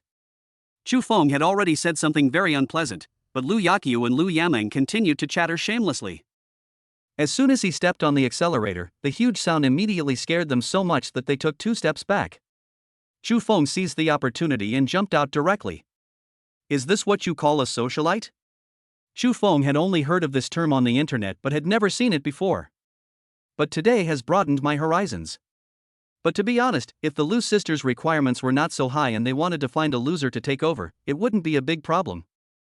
I just don't know whether that loser is lucky or miserable, but one thing is certain, that is, there will always be a green grassland on his head in the future. While I was driving, Xu Xiaoyu called. Brother, give me $1,000 as hard work fee. What kind of labor fee? Xu Feng was confused. Xu Xiaoyu couldn't make the deal, so now she was planning to rob him? But Xu Xiaoyu was very confident. I'll send you something. Take a look at it first. I promise you that this $1,000 is worth it. After hanging up the phone, Xu Feng parked the car on the side of the road. Xu Xiaoyu sent a forum URL, and when Xu Feng saw it, he smiled. It turned out to be an exposed post, and the protagonists in it were the Lu sisters. The post describes their true natures vividly from beginning to end. No wonder they are looking for someone to take over at such a young age. It turns out that they can no longer make it in their circle. Chapter 59 Sign in Artist Talent. Bite. Congratulations to the host for revealing the true identity of the blind date partner and receiving 2 sign-in rewards. Do you want to use them immediately? Twice? Xu Feng put down his phone and confirmed with the system. He did not hear wrongly. It was indeed twice. It seems that the sign-in rewards given by this system are not only based on the number of blind dates, but also calculated according to the number of people. The Lu sisters got 2 sign-in opportunities. If they were to hold a blind date conference in the future. However, Xu Feng was just thinking about this casually. He was too lazy to even deal with blind dates, let alone blind date conferences. It just so happened that he had nothing to do now, so he took the lead in starting a sign-in. Bite. Congratulations to the host for signing in successfully and receiving the reward, all-round artist talent. Hint, this talent includes singing, dancing and creative ability. This talent made Xu Feng feel a little amused and helpless. Could it be that the system was planning to let him debut as a group? But no matter how you look at it, I'm not the type of young and handsome guy. Hey, it seems that my luck is not very good today. Forget it, I will not use the remaining sign-in opportunity for now. In the morning, Zhang Heng received news that the Liao Group had transferred the hosting rights of the concert, so he was now preparing to go to the hotel to find Meng Ruyan, tell her the good news, and bring her a meal. Mr. Chu, you are here. The female bodyguard that Zhang Heng found was very dedicated. After welcoming Chu Feng in, she looked outside vigilantly, and her professional quality was evident. Meng Ruyun also stood up to greet him, but Chu Feng waved his hand and said, "Since we are friends, don't be so polite. You haven't eaten yet, I packed some food from the restaurant, come and eat." Eating also depends on one's mood. At least looking at the beautiful woman Meng Ruyun can make Chu Feng feel much happier. "Sister Chen Ling, please sit down and eat with us." Chen Ling was the female bodyguard. Seeing that Meng Ruyun and Chu Feng were both inviting her, she simply sat down. While eating, Chu Feng told Meng Ruyun about the hosting rights. She was so surprised that she didn't even notice the chopsticks in her hand fell. "So now, you can make your own decisions about the concert, including the time, venue, or other arrangements. There will be a professional team to assist you." This matter was not something Chu Feng took the initiative to do. For the Shuguang group, this kind of charity concert can also enhance the group's image. This is the fundamental reason why Zhang Hong agreed to help without any hesitation. "Chu Feng, I really don't know how to thank you." After Meng Ruyun was so excited, her eyes turned red. She was really moved. She and Chu Feng had never met each other before, but Chu Feng actually risked offending the Liao group to help her to this extent. Chu Feng didn't really care about it. It would be better to say that he just did it casually. Anyway, even if there was no Meng Ruyun incident, he and the Liao family had already had conflicts and disputes. "Oh, by the way, you can call your team and ask them to come over. If there is not enough room, go find the manager and ask him to arrange a few more rooms for you." Chu Feng did not stay for too long. He said everything he needed to say and finished his meal. Then he stood up and left. Meng Ruyun sat on the bay window and looked at the sky outside, wondering about Chu Feng's identity and background. Judging from the car he drives, he must be either rich or noble. Moreover, he has a close relationship with Shuguang Group. But he doesn't seem to be very old. Could it be that he is the son of the CEO of Shuguang Group? Chen Ling looked at Meng Ruyun talking to herself from behind. She knew Chu Feng's identity, but she had no intention of telling Meng Ruyun. As a professional bodyguard, she knows exactly what to say and what not to say. However, as a woman herself, Chen Ling could already tell that this big star was probably very interested in Chu Feng. They were a perfect match, with their talent and beauty. Chu Feng had no idea that one of the two women was speculating about his identity, while the other was preparing to watch the show and support their relationship. He suddenly felt that he seemed to have become busy recently.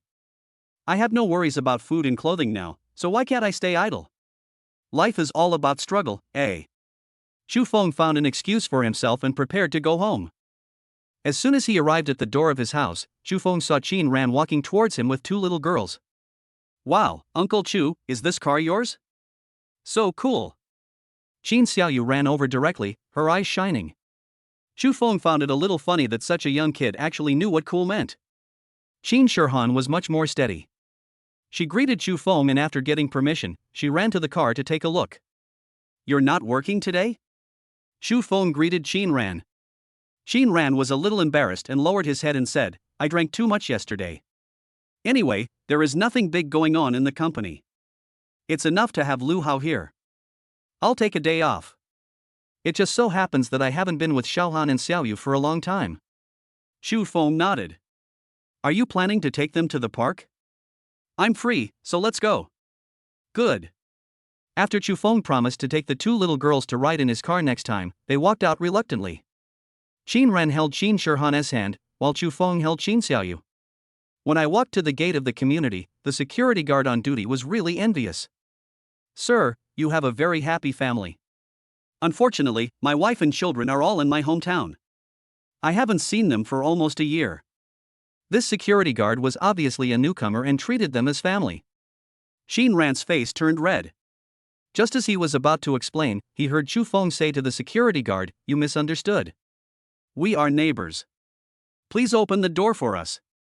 The security guard looked a little embarrassed and apologized quickly. It wasn't a big deal in the first place, so Chu Feng certainly wouldn't care about it. However, Qin Ran's eyes were a little dim. For some reason, when Chu Feng said that they were neighbors, she felt a little blocked in her chest. "Mother?" Chu Feng had already gone out carrying Qin Xiaoyu, so Qin Shihan had no choice but to look up at Qin Ran who was standing there. "Oh, sorry, Mom was thinking about something and got distracted."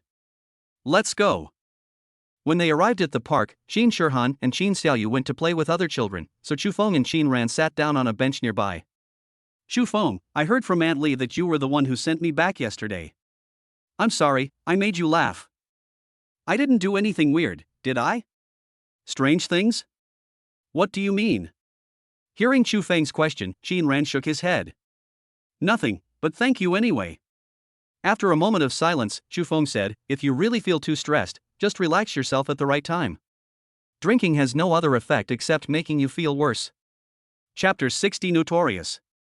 Chu Feng's caring words seemed to touch Qin Ran. It had been a long time since her parents passed away since anyone had cared for her so sincerely. Okay, I understand. I won't drink anymore. Qin Ran responded very obediently, just like a little girl who had made a mistake. At this moment, in front of Jianglin's supermarket. This should be it, right? The Lu sisters asked for the address of Chu Jianghe's supermarket and ran back directly. Chu Feng has a top-notch supercar and a villa worth tens of millions, so how could he let the two of them give up so easily? Greed is insatiable. Because of the various actions of these two sisters, they have become notorious in their circle. Chu Jianghe was naturally very happy to see the two girls.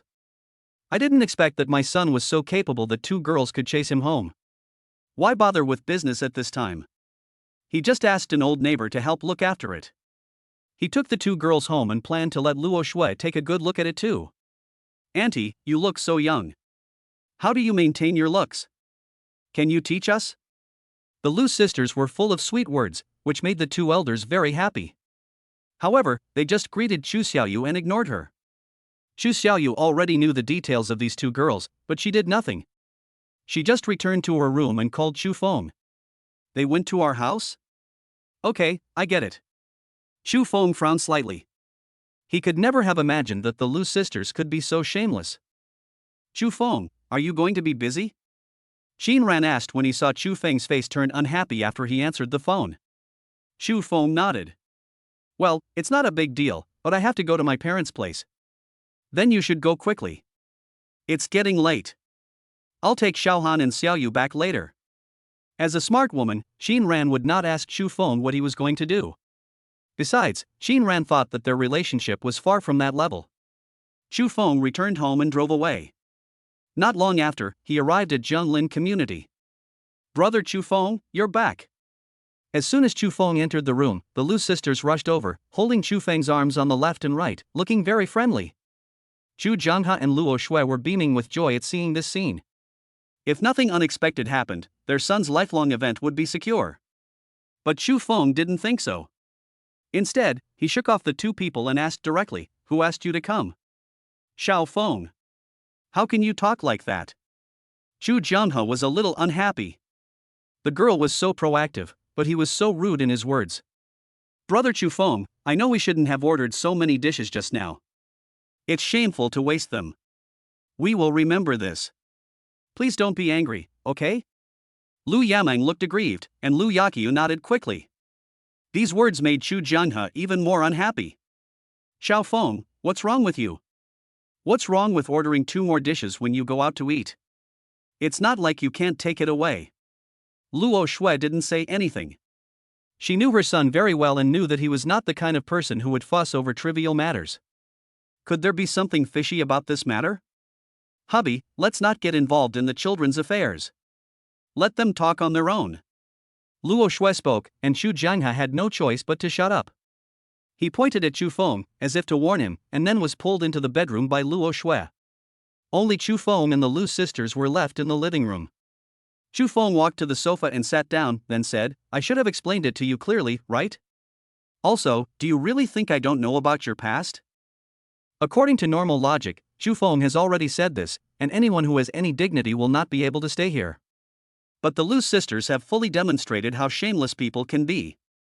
Lu Yaming sat next to Chu Feng, took his arm and said, Brother Chu Feng, we were just too young before. Look at us now. Haven't we changed our ways? Can't you give us a chance? Chu Feng pulled back his arm with some disgust and warned, just talk, don't pull and tug. Lu Yaqiu sat on the other side and did not take any action, but she sandwiched Chu Feng in the middle. Brother Chu Feng, if you give us a chance, we can do anything. The level of her words is very high. Can she do anything? Coupled with the two people's current expressions and actions, it is really hard not to imagine those blood-pumping scenes. Hey, there's a child here. Can you please stop saying things that are inappropriate for children? Xu Xiaoyu opened the door and leaned against it, looking at the Lu sisters with a smile. Hey, brother, it's fine if you're messing around outside, but can you please not bring them home? Can't you see that the air at home is not good? It's full of coquettish smells. Chu Feng smiled helplessly. With Xu Xiaoyu's mouth, it was not difficult to make people angry to death. The Lu sisters looked at Xu Xiaoyu viciously, as if they wanted to eat her alive. But they obviously chose the wrong target. Would Xu Xiaoyu be the type of person who would be easily scared by them? Why are you glaring at me? Did you do something wrong? Do you think you can enter my house just by dealing with my parents? I tell you, if I don't agree, you won't have a chance at all. Bro, right. Xu Feng nodded. He knew that he could not keep his $1,000. But it doesn't matter. Since Xu Xiaoyu has come forward, there is no need for him to say so much nonsense. Oh, by the way, I was the one who told my brother about your situation. Also, I have prepared a surprise for you. After saying that, Xu Xiaoyu checked the time on her phone and said with a smile, it should be here soon. The Lu sisters looked at each other and couldn't help feeling a little scared. But Xu Xiaoyu walked to her parents' bedroom, knocked on the door, and said, Mom and Dad, come out and watch the show. As soon as the two elders came out, the doorbell rang outside the gate. Xu Xiaoyu came running over, and when she opened the door, she saw a man in a suit with a sullen face. Hello, are you Miss Xiaoyu? Xu Xiaoyu smiled and said, it's me, please come in. Just hearing the sound at the door was enough to terrify the Lu sisters. They were so panicked that they wanted to crawl under the table. But Xu Feng did not give them this opportunity. Since Xu Xiaoyu directed the play, he naturally had to cooperate. So he pressed the Lu sisters down on the sofa, one in each hand. As soon as the man came in and saw the two of them, his eyes instantly flashed with coldness. It's really hard for me to find it. Tell me, where are the things you stole? Chapter 61 Concert Invitation. There is an unwritten rule in the socialite circle. No matter what means you use to get money from your sponsor, whether it's schemes or beauty, even if it's the lowest kind, exchanging your body for money, no one will look down on you. But this is based on the premise that the financier takes the initiative to give you the money. But if you have evil thoughts and steal things from your sponsor, you will definitely be despised by everyone. The Lu sisters did just that. And what they stole were not ordinary items, but the heirlooms of the man in front of them. Not to mention its value, the fact that it is inherited from our ancestors is beyond measure. So this man has been tracking the whereabouts of the Lu sisters.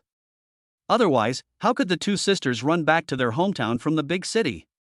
What's going on? Xu Jianghe was a little confused. Xu Xiaoyu said beside him, Dad, you will understand in a moment, just watch first. The man's eyes widened, and he stepped forward and pulled Lu Yamling up, shouting, Tell me quickly, where is the thing? Xu Feng frowned slightly. There was nothing wrong with the play arranged by Xu Xiaoyu, but the behavior of this man might scare his parents. So he stood up and patted the man on the shoulder. Brother, we are all here and can't run away. Let's talk slowly. But the man seemed to be blinded by anger and turned around and grabbed Xu Feng by the collar.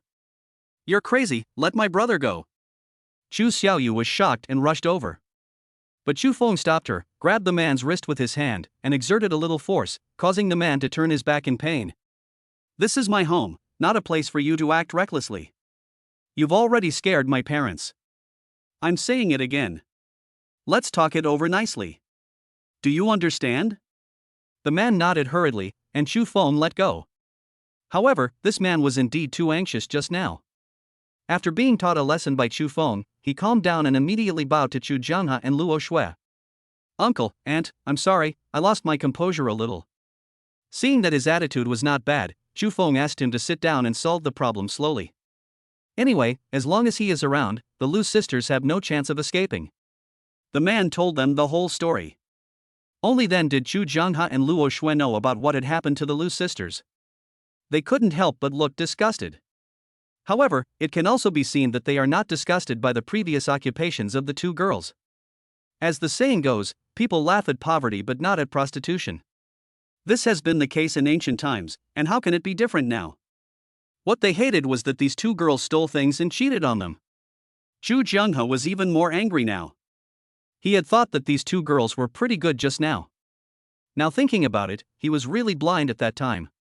Uncle, aunt, what they stole were my family heirlooms. Although they are not valuable, they are of great significance to me. So can you give them to me? This. Chu Jianghe looked embarrassed. It's not that he has any compassion, but the Lu sisters are, after all, the daughters of an old neighbor. It would be a bit unreasonable if he just sat back and did nothing. Seeing this, Chu Feng said, "Brother, how are you going to solve this problem? It seems that the things are no longer in their hands. Otherwise, they would not have returned them to you in this situation." The man couldn't understand it, but he said, "Whether it was sold or thrown away, I have to find it back. Otherwise, even if I die, I won't be able to face my parents after I go to hell." Chu Feng nodded and looked towards Chu Jianghe. "Dad, do you have the Lu family's phone number? If not, please ask those uncles from last time to contact them and let their parents handle this matter." Chu Jianghe nodded. This was the best way. It would also give an explanation to the old neighbors. Anyway, no matter what the result is, it has nothing to do with them. After waiting for about an hour, the parents of the Lu sisters finally arrived. As soon as Mr. Lu entered the room, he took a stick and hit Lu Yaqiu and Lu Yaming on the head without saying a word. "I raised you to this age, and you're going to do something shameful?" According to Chu Feng's memory, the Lu family used to be very rich, but now it seems that Father Lu and Mother Lu's clothes and other things are very tight. It seems that something must have happened in the family. From this, it is not difficult to guess why the Lu sisters went back to do that kind of business. It is easy to go from frugality to extravagance, but it is difficult to go from extravagance to frugality. "Miss Xiaoyu, thank you very much for this time. When I find the thing, I will definitely prepare a generous gift for you." When leaving, the man did not forget to say thank you. Chu Xiaoyu waved her hand generously. "It's just a small matter. If you really want to thank me, I won't stop you." The man was stunned for a moment, then burst into laughter, said goodbye to Chu Feng's family, and then left. "I hope he can find it, otherwise my generous gift will be lost." Chu Xiaoyu muttered to herself, but was hit on the head by Chu Feng's fist. "Ouch! Brother, why did you hit me?" Chu Feng looked at her unhappily and said, "Look at what you have done. You even made trouble at home. What if you really scare your parents?" Chu Xiaoyu pouted in grievance. "I didn't expect this to happen, but you're here too, so what trouble can that guy cause?" Although the man was reasonable, if Chu Feng was not there, who knows what he would have done in his rage just now. "Okay, don't do this kind of thing again." As he spoke, Chu Feng took out his mobile phone and directly transferred 5,000 yuan to Chu Xiaoyu. "Take the flowers first, and tell me when you're out of them." Chu Xiaoyu's expression changed instantly. She was feeling extremely aggrieved just now, but now she was hanging on Chu Feng happily. "I know my brother is the best. I love you so much." Since he was already here, Chu Feng simply finished his meal at home. After eating and drinking, Chu Feng was leaning on the sofa watching TV when his cell phone rang. He took a look and picked it up casually. "Hello? Chu Feng, it's me, Meng Ruyun. Sister Chen Ling helped me contact Mr. Zhang from Shuguang Group. Everything about the concert should be carried out according to the original plan. This way, it will be easier to explain to the audience, and we don't have to spend extra time on the rest of the donation arrangements." "Oh, isn't this great? What day is it exactly?" Regardless of whether the date was changed or not, Chu Feng had no idea when the concert would start. "It's tomorrow night, at the Civic Stadium, starting at 8 p.m.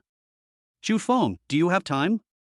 I still have a few VIP tickets here, you can bring your sister and friends along." At 8 o'clock in the evening, Chu Feng had nothing to do. "Okay, I'll go. I'll stop by and get the ticket on my way home." Chapter 62 First Date? Chu Xiaoyu pricked up her ears and waited for Chu Feng to hang up the phone before asking, "Brother, is this Sister Ruyun?" Chu Feng nodded. "She said she wanted to give me some VIP tickets for the concert. Are you going?" "Ah!" Chu Xiaoyu screamed, scaring both Chu Jianhe and Luo Shui. "I'm going. Of course I'm going. If you don't take me with you, I'll bite you to death." This idle chaser was even trying to murder his own brother. Chu Feng could only shake his head and smile bitterly. I asked Chu Jianhe and Luo Shui again. Although the two elders also knew Meng Ruyun, they were not interested in the concert. "Okay, it's getting late, I'll go get the ticket first, and I'll pick you up tomorrow night." Well, long live brother. I hurried to the hotel, and as soon as I opened the door, the entire suite was packed with people. I didn't expect Meng Ruyun's team to have so many people. Shu Feng, you are here. Meng Ruyun's face was full of excitement, and it seemed that they were discussing the schedule of tomorrow's concert. Well, didn't I tell you to get a few more rooms if there aren't enough? How can we rest if we're all crowded here? Meng Ruyun smiled and said, It's okay. We are used to it. After all, something like that just happened. Now everyone is still a little uneasy. It will be more relaxing to get together. Since she had said so, Shu Feng didn't know what to say. After getting the ticket, he did not stay for long. Time was very tight, and Meng Ruyun and the others still had a lot of preparation to do. There were 10 tickets in total, 1 for himself, 1 for Chu Xiaoyu, 2 for Lu Xian and Fan Xiaoxian, and 6 left. Shu Feng pondered for a moment and realized that he didn't seem to have so many friends around him. When I got home and got out of the car, I saw Adley standing at the door of Villa number 1, looking a little anxious. Seeing this, Shu Feng thought something had happened and hurried over. Adley, why are you standing outside? Mr. Chu, something happened at home and I need to go back now. I just called Miss Qin and she is on her way home, but it will take a while. In this situation, Adley did not leave directly, but waited for Qin Ran to come back, which is enough to show that she is really a serious and responsible person. Then Adley, please go back soon. I'll just wait here for Qin Ran to come back.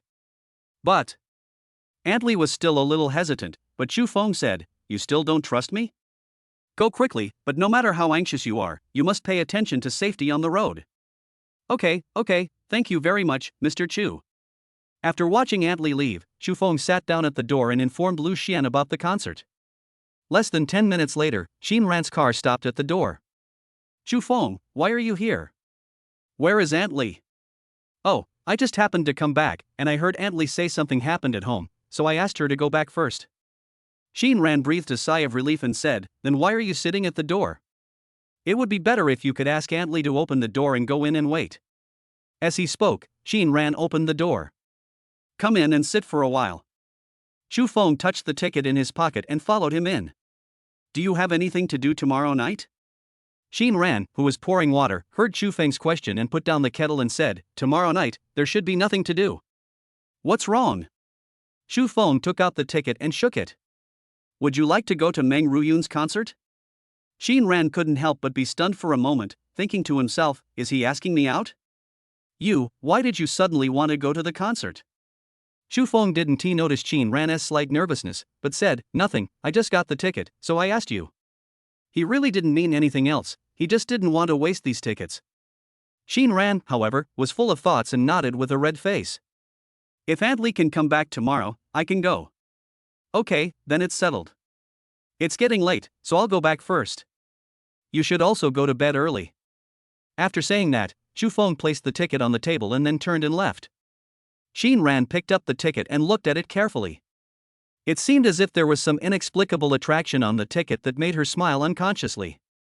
After Shu Feng returned home, he looked at the remaining 5 tickets, pondered for a while, and finally decided to give them to Chu Xiaoyu and let her deal with them herself. Even if he asked some classmates to come, it would not be wasted. The next morning, Shu Feng, as usual, wore sportswear and went for a morning run outside. Shu Feng! Qin Ran shouted from behind. She hadn't gone for a morning run for a long time since the last incident at the company. You're in a good mood today. Did you go out and pick up some money? Shu Feng made a joke, but Qin Ran rolled his eyes, looking cute like a young girl. By the way, how is Adley doing? The two had been running for a while and were now taking a walk to catch their breath. Adley called me and said that her son had a small conflict with someone else, but it has been resolved and he will be back soon.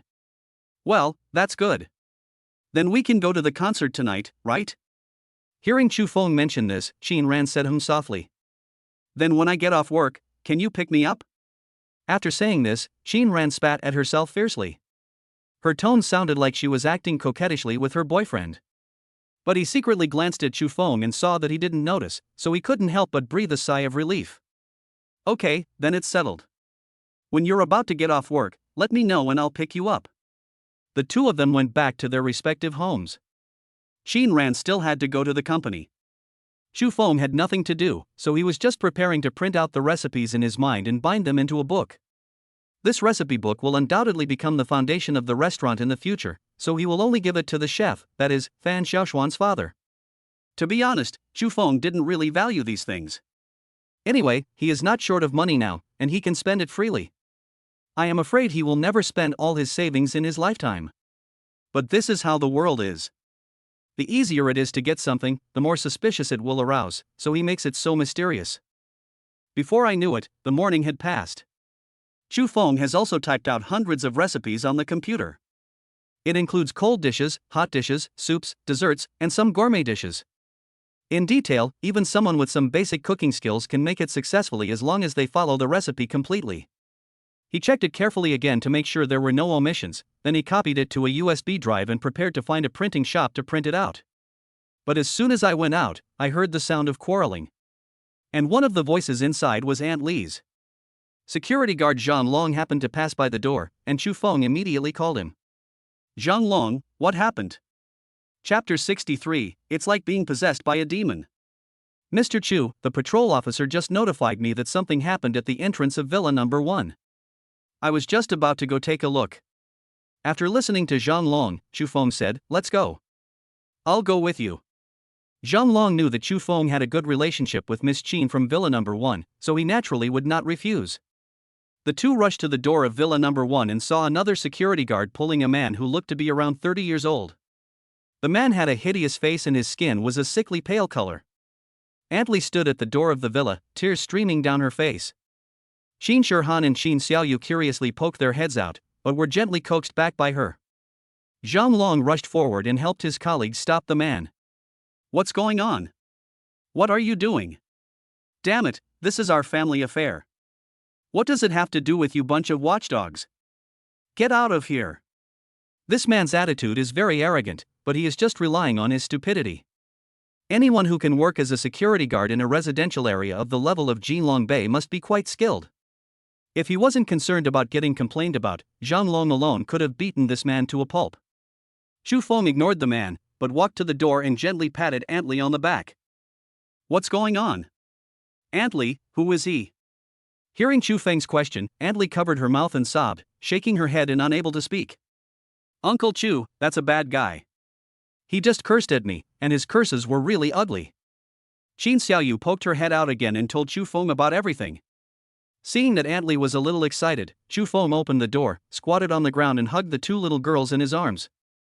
Tell Uncle what you just saw. Qin Shirhan thought for a moment, then said, we were having dinner just now, and that bad uncle came knocking on the door. Grandma Li was scared, but she was still trying to comfort us. Then that bad uncle started banging on the door again. Grandma Li was afraid that we would be in danger, so she came out on her own.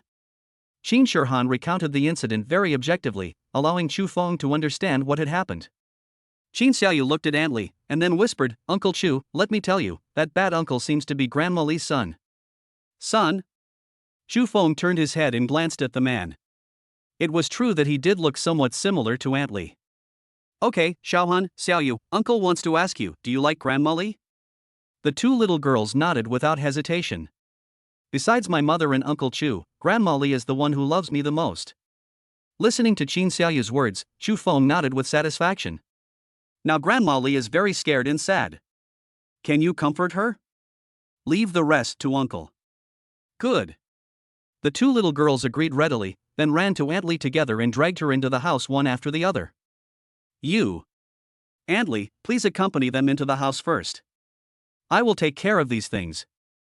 Aunt Li's face didn't look very good. After a moment, she said, Mr. Chu, he is actually a good boy, really, but... Don't worry, I know he is your son, but no matter what he was like before, now that he has been exposed to that kind of stuff, he has lost his mind. We must use some tough measures. After winking at Qin Shirhan and Qin Xiaoyu, they used all their strength to push Aunt Li into the house. The smile on Chu Feng's face disappeared, replaced by indifference.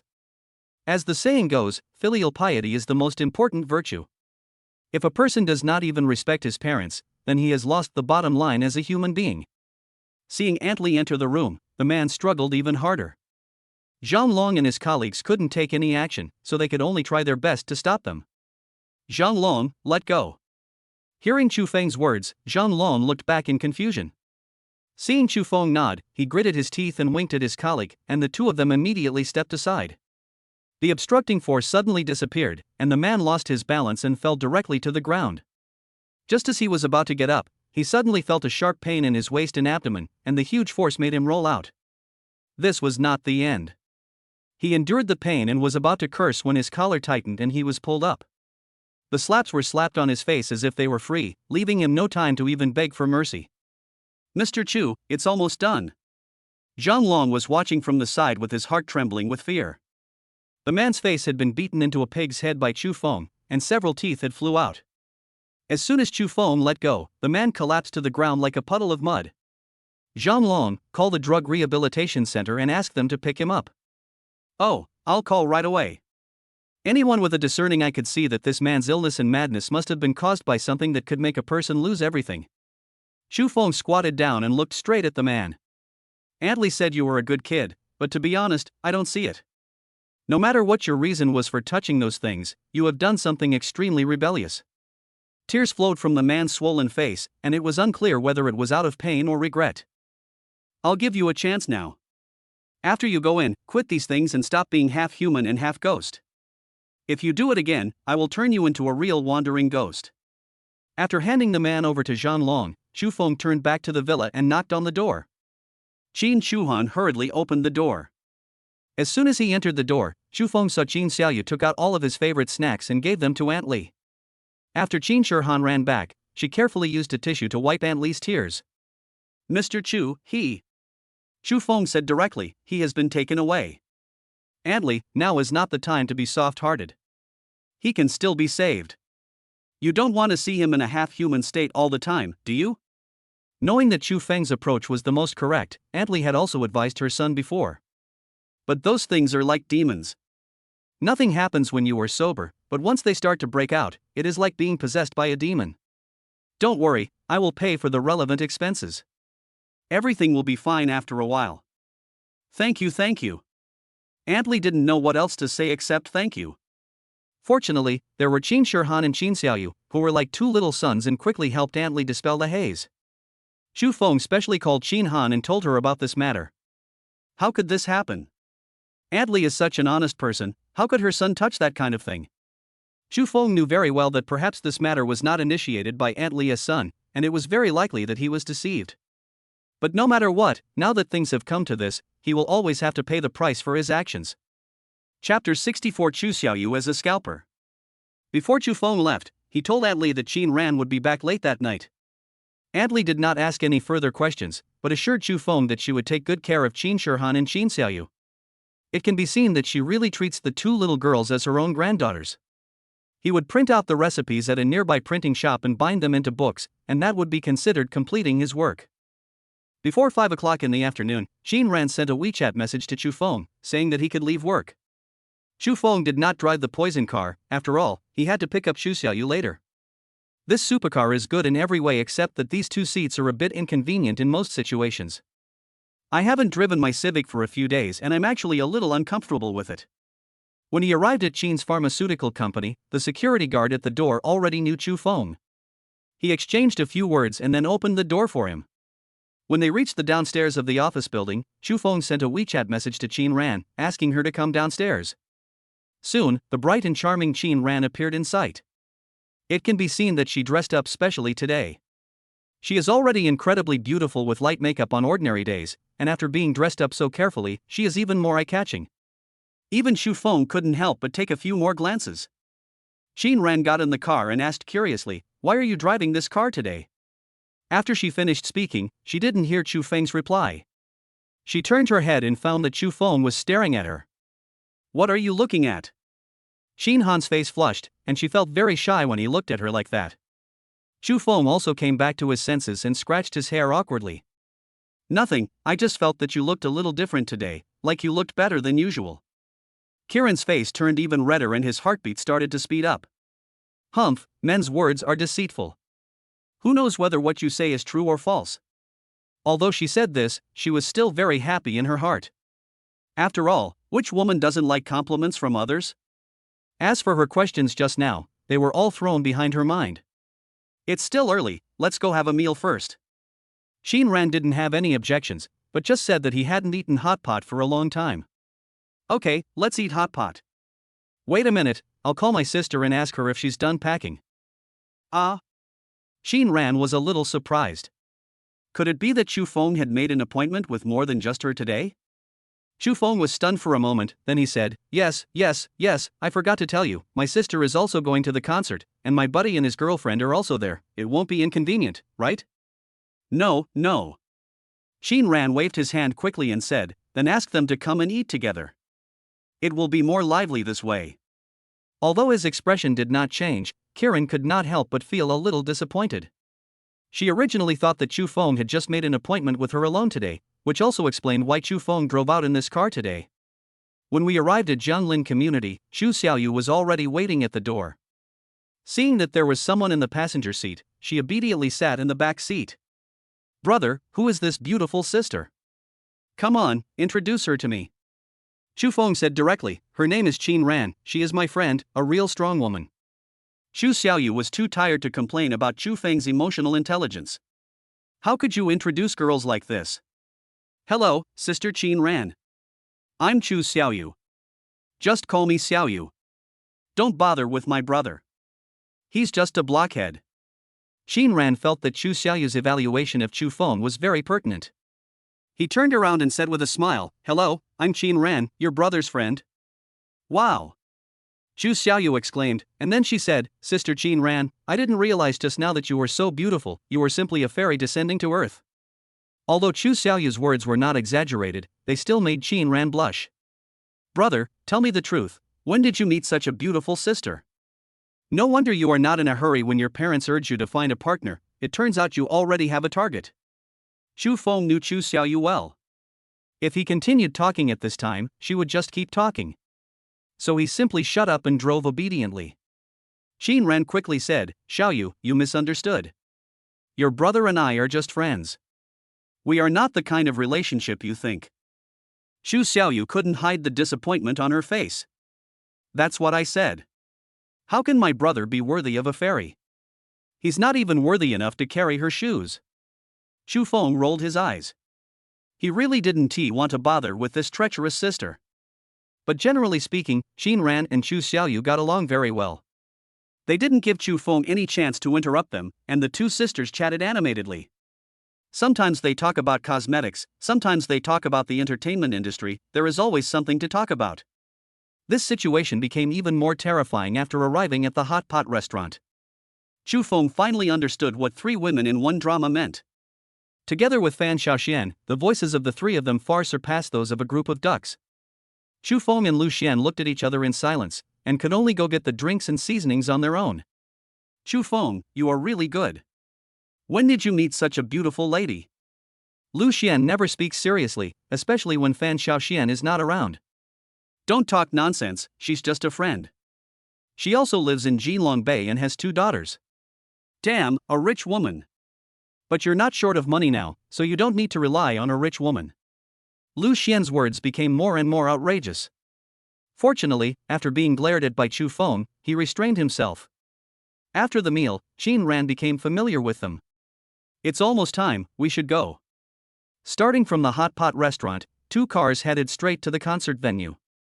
When they reached the door, Xu Xiaoyu said, Brother, where are the remaining 5 tickets? Give them to me quickly. Here.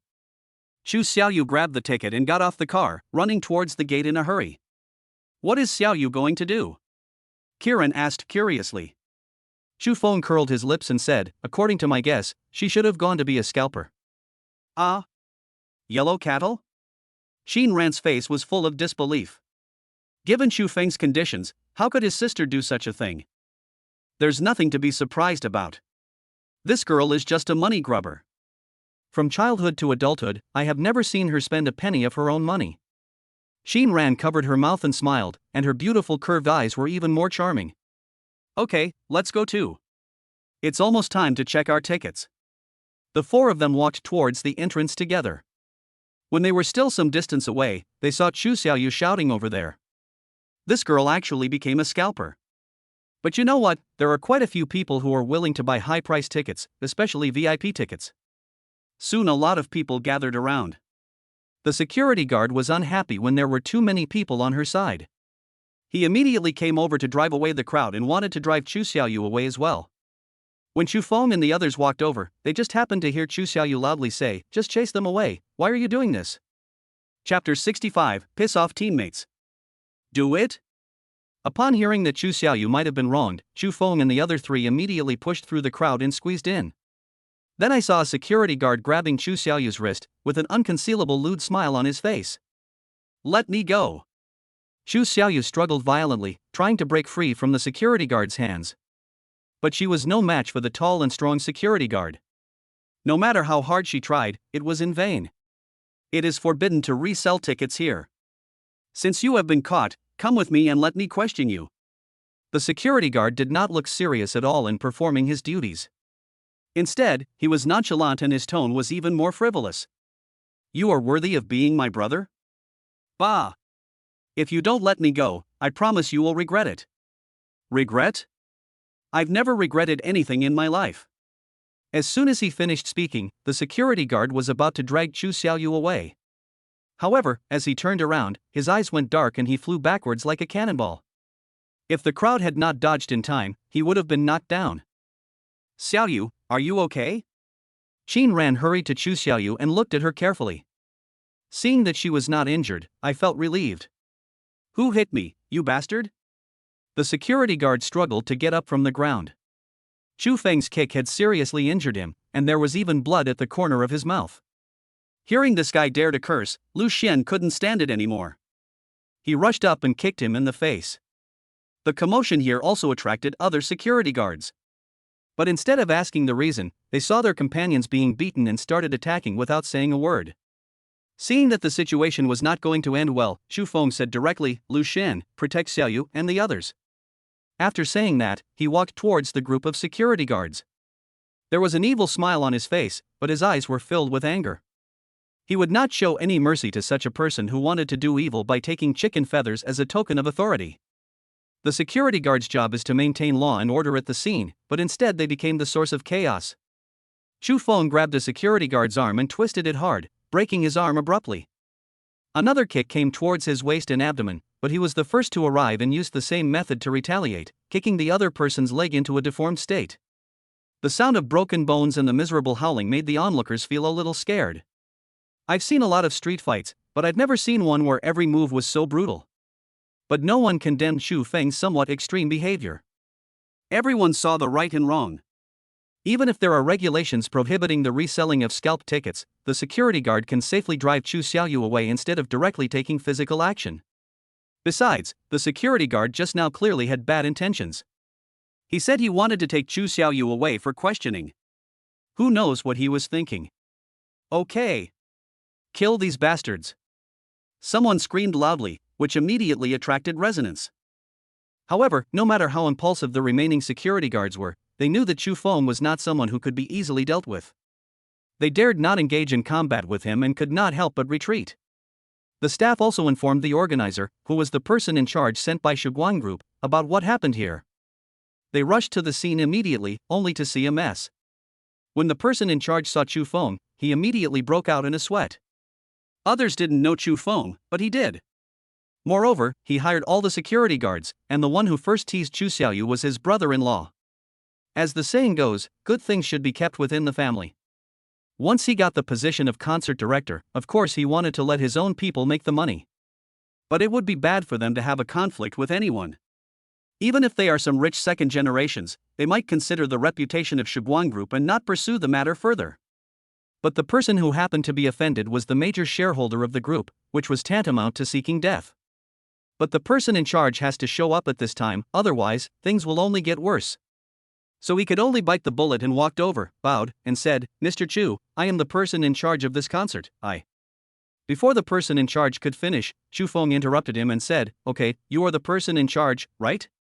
In other words, these security guards are under your charge? If you want to keep your job at a time like this, it all depends on the person in charge." "Yes, they are all under my jurisdiction, but I didn't expect them to conflict with you. I will definitely investigate this matter thoroughly and give you a satisfactory explanation." The person in charge's words are clearly trying to avoid the main issue and gloss over it. Chu Feng is not the kind of person who is easily fooled. If these security guards had provoked someone else, he would not sit idly by, but at most he would try to smooth things over. After all, as a major shareholder of the Shiguang Group, he still has to consider the image of the group. But this time, the security guards offended Chu Xiaoyu.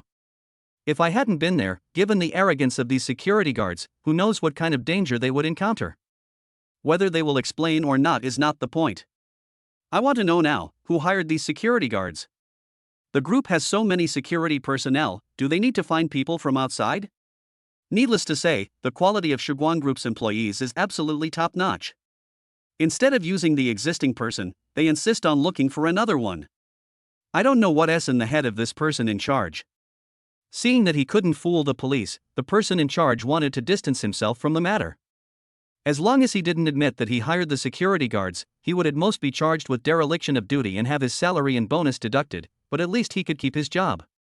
But before he could open his mouth, the security guard who was beaten first climbed up with blood all over his face. Brother-in-law, that bastard was the one who beat me up. You have to help me get revenge. As soon as these words were spoken, the person in charge's face instantly turned dark. This guy who was more likely to cause trouble than to help others, I helped him make money, and now he has directly exposed himself. Brother-in-law? In other words, you found them? Chu Feng had narrowed his eyes, and the person in charge trembled unconsciously. Mr. Chu, please listen to my explanation. Things are not what you think. Unexpectedly, this time, Chu Feng did not interrupt him, but nodded quietly. Okay, explain it to me, I'm listening. The person in charge was speechless. What could he explain? He was the one who hired the security guard. He didn't use any better options. Did he need to explain this? I'm sorry, Mr. Chu, I'm willing to bear all the consequences. The person in charge had no way to excuse himself and could only grit his teeth and admit it. There is no other way if he doesn't admit it. If he admits it, maybe he can be forgiven this time because of his good attitude. But he was wrong. He would never show any mercy to someone who almost hurt Chu Xiaoyu. Chapter 66 The Song That Pierced the Ceiling. Chu Feng called Zhang Heng immediately. After learning the news, Zhang Heng immediately made new arrangements. Another person who was specifically responsible for this work was sent to take over, and all the security guards currently on duty in the group were transferred over. As for the person in charge, Chu Feng said directly, You, take these people with you and disappear immediately. After the concert, I will settle this account with you. What can the person in charge say? No matter how strong his arms are, they can't twist the thighs. He didn't dare to act presumptuously with Chu Feng, so he could only drag his brother-in-law up in an unfriendly manner, and regardless of the injuries all over his body, asked him to take all these people away. The farce came to an end, and until new personnel arrived, the staff had to take over. Fortunately, no further disturbances occurred and the audience all entered the venue smoothly. Chu Xiaoyu covered her pocket happily, as if nothing had happened. She had already sold the remaining 5 VIP tickets and made a good profit. Xin Ran walked to Chu Feng and asked in a low voice, Are you okay? Are you injured? Chu Feng smiled. With those people, they can't hurt me. Xin Ran rolled his eyes in annoyance and said with some complaints, Even if you are very skilled, you still have to be careful. What if you really get hurt? After finding a seat, several people sat down. But you know what, the tickets Meng Ruyun gave to Chu Feng definitely have the best seats in the entire venue. At 8 o'clock sharp, the concert officially began. Because the organizer was changed at the last minute, Meng Ruyun did not have much time to rehearse. At times like this, her extraordinary talent was fully demonstrated. Within the first 10 minutes, everything went extremely smoothly. The audience couldn't tell that this was a rehearsal at all. Screams came one after another, and even Chu Feng and Xin Ran couldn't help but be moved by this atmosphere. It has to be said that there is a reason why Meng Ruyun became an overnight sensation. Her songs have various styles. Her hot dance music can make the whole audience excited, and when she turns into sad love songs, she touches the hearts of all the audience. The effect of watching a concert on TV is absolutely different from watching it in person. Before I knew it, more than 2 hours had passed and the concert was coming to an end. When the stage lit up again, Meng Ruyun changed into a dress and stood in the center of the stage. Her beautiful face and perfect figure outlined by the dress undoubtedly attracted everyone's attention. Her smile was broadcast by the camera onto the big screen, making countless men and women feel their breathing quicken. This was Meng Ruyun, the celebrity with a halo. She was completely different from the one Chu Feng knew before. The next song is an old song called Thanks and I Want to Give It to Someone. Meng Ruyun said this in a very gentle voice, which made the audience curious. This person helped me, a complete stranger, when I was in the most difficult time. If it weren't for him, I don't think I would be standing here singing for you all. As fans of Meng Ruyun, many people were keenly aware of the organizer's replacement. Could it be that Meng Ruyun was talking about the boss of Shiguan Group? Chu Feng suddenly felt something was wrong because Meng Ruyun was looking at him at this moment. This person is also here today, but I don't know if he is willing to come on stage to accept my most sincere thanks. Xu Xiaoyu's face flushed with excitement, and she shouted to Chu Feng, "Brother, Sister Ruyun must be talking about you, why don't you hurry up and go up?" Xin Ran, who was sitting on the other side of Chu Feng, was full of confusion. From what Xu Xiaoyu said, Chu Feng and Meng Ruyun knew each other, and Chu Feng had helped her? Seeing Meng Ruyun staring at him, Chu Feng was really confused. The most hateful person was the lighting technician, who actually moved the light over following Meng Ruyun's line of sight. Although this was not arranged by Meng Ruyun, things had already come to this, and Chu Feng had no choice but to stand up and walk towards the stage. There was a burst of discussion in the audience, and everyone seemed to be guessing about Chu Feng's identity. After all, Chu Feng is a handsome guy with good taste in clothes and a strong face like a knife. He is much more pleasing to the eye than those popular pretty boys. Seeing Chu Feng coming up on stage, Meng Ruyun directly extended a hand to him. With so many spectators watching, Chu Feng didn't want to embarrass Meng Ruyun, so he had to hold her hand. "I say, you are a big star after all, aren't you afraid of scandals if you play like this?" Meng Ruyun smiled and said, "If it were you, I wouldn't mind some scandals." Seeing Chu Feng was a little stunned, Meng Ruyun immediately said, "It's just a joke, don't take it seriously." The two did not speak through a microphone, so the audience naturally could not hear them. Meng Ruyun handed Chu Feng a microphone. Chu Feng took it but was confused. "You sing, why give me the microphone?" Meng Ruyun smiled and said, "You haven't heard this song before? This is a duet between a man and a woman. If you can't sing it, then I'll sing it myself. This song Thanks is an old song and is widely sung. Of course Chu Feng can sing it. I'm not looking down on anyone. Just sing if you want to." Meng Ruyun was secretly delighted that her little trick had worked, and immediately made a gesture to the sound engineer, and the prelude slowly began to sound. The first to speak was Meng Ruyun. Even though she had been singing for more than 2 hours, her voice was still melodious and she fully displayed the mood of the song. Following her ending note, there was an interlude, and when she spoke again, it was Chu Feng's turn. "It's okay, just sing it with confidence. If you can't sing well, I will help you with the harmony." Meng Ruyun was afraid that Chu Feng would be nervous, so she encouraged him. But Chu Feng glanced at her and said, "Don't make trouble." The interlude time came, and under the watchful eyes of the crowd, Chu Feng slowly raised the microphone. Xu Xiaoyu was so nervous that she covered her eyes. She didn't know why, but she always felt a little ashamed.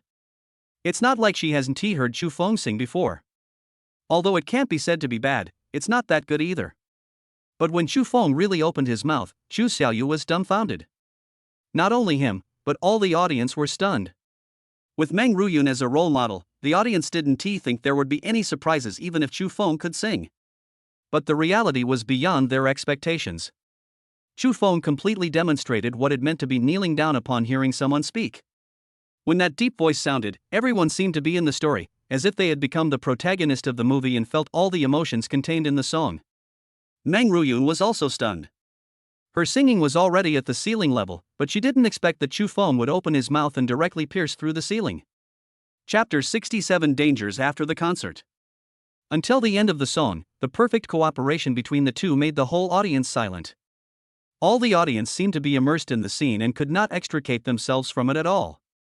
Those who were more emotional were already in tears and were so excited that they could not control themselves. Especially the final look between Chu Feng and Meng Ruyun, the rich emotions in their eyes were very touching. "After singing, can I go down now?" Chu Feng turned off the microphone and asked. There was some mist in Meng Ruyun's eyes. She smiled slightly, took a step forward and hugged Chu Feng. Then she leaned close to his ear and said, "Thank you, really." This brief hug did not cause any associations in the audience, except that they felt the scene was very beautiful. At this time, if there was no such hug, it would not be able to vent the pent-up emotions caused by this song. Everyone was satisfied, but there was one person who was very uneasy at this moment. For some reason, Shin Ran felt very annoyed when he saw Chu Feng holding Meng Ruyun's hand, seeing them looking at each other, and even the final hug. She knew clearly that these were just stage effects, but she just couldn't suppress her emotions. After Chu Feng stepped down from the stage, he asked with a smile, "How was it? Did I sing well?" She was waiting for Qin Ran to praise her, but she remained silent and stared straight ahead. Chu Feng was confused and could only ask Chu Xiaoyu, "What happened to your sister Qin Ran? Did you make her unhappy?" Chu Xiaoyu was stunned and looked at Qin Ran's expression, as if he had thought of something. "Brother, your IQ really needs to be recharged. How about you give me some tuition and I'll give you extra lessons?" Chu Feng curled his lips. "What a mess, Meng Ruyun said she wants to treat us to a midnight snack later." Chu Xiaoyu was naturally excited to have something to eat. But she rolled her eyes and asked in a low voice, "Brother, tell me, do you have any feelings for Sister Ruyun? What are you thinking about?" Chu Feng patted Chu Xiaoyu on the head in annoyance. The concert ended and the audience left one after another. "Let's go too."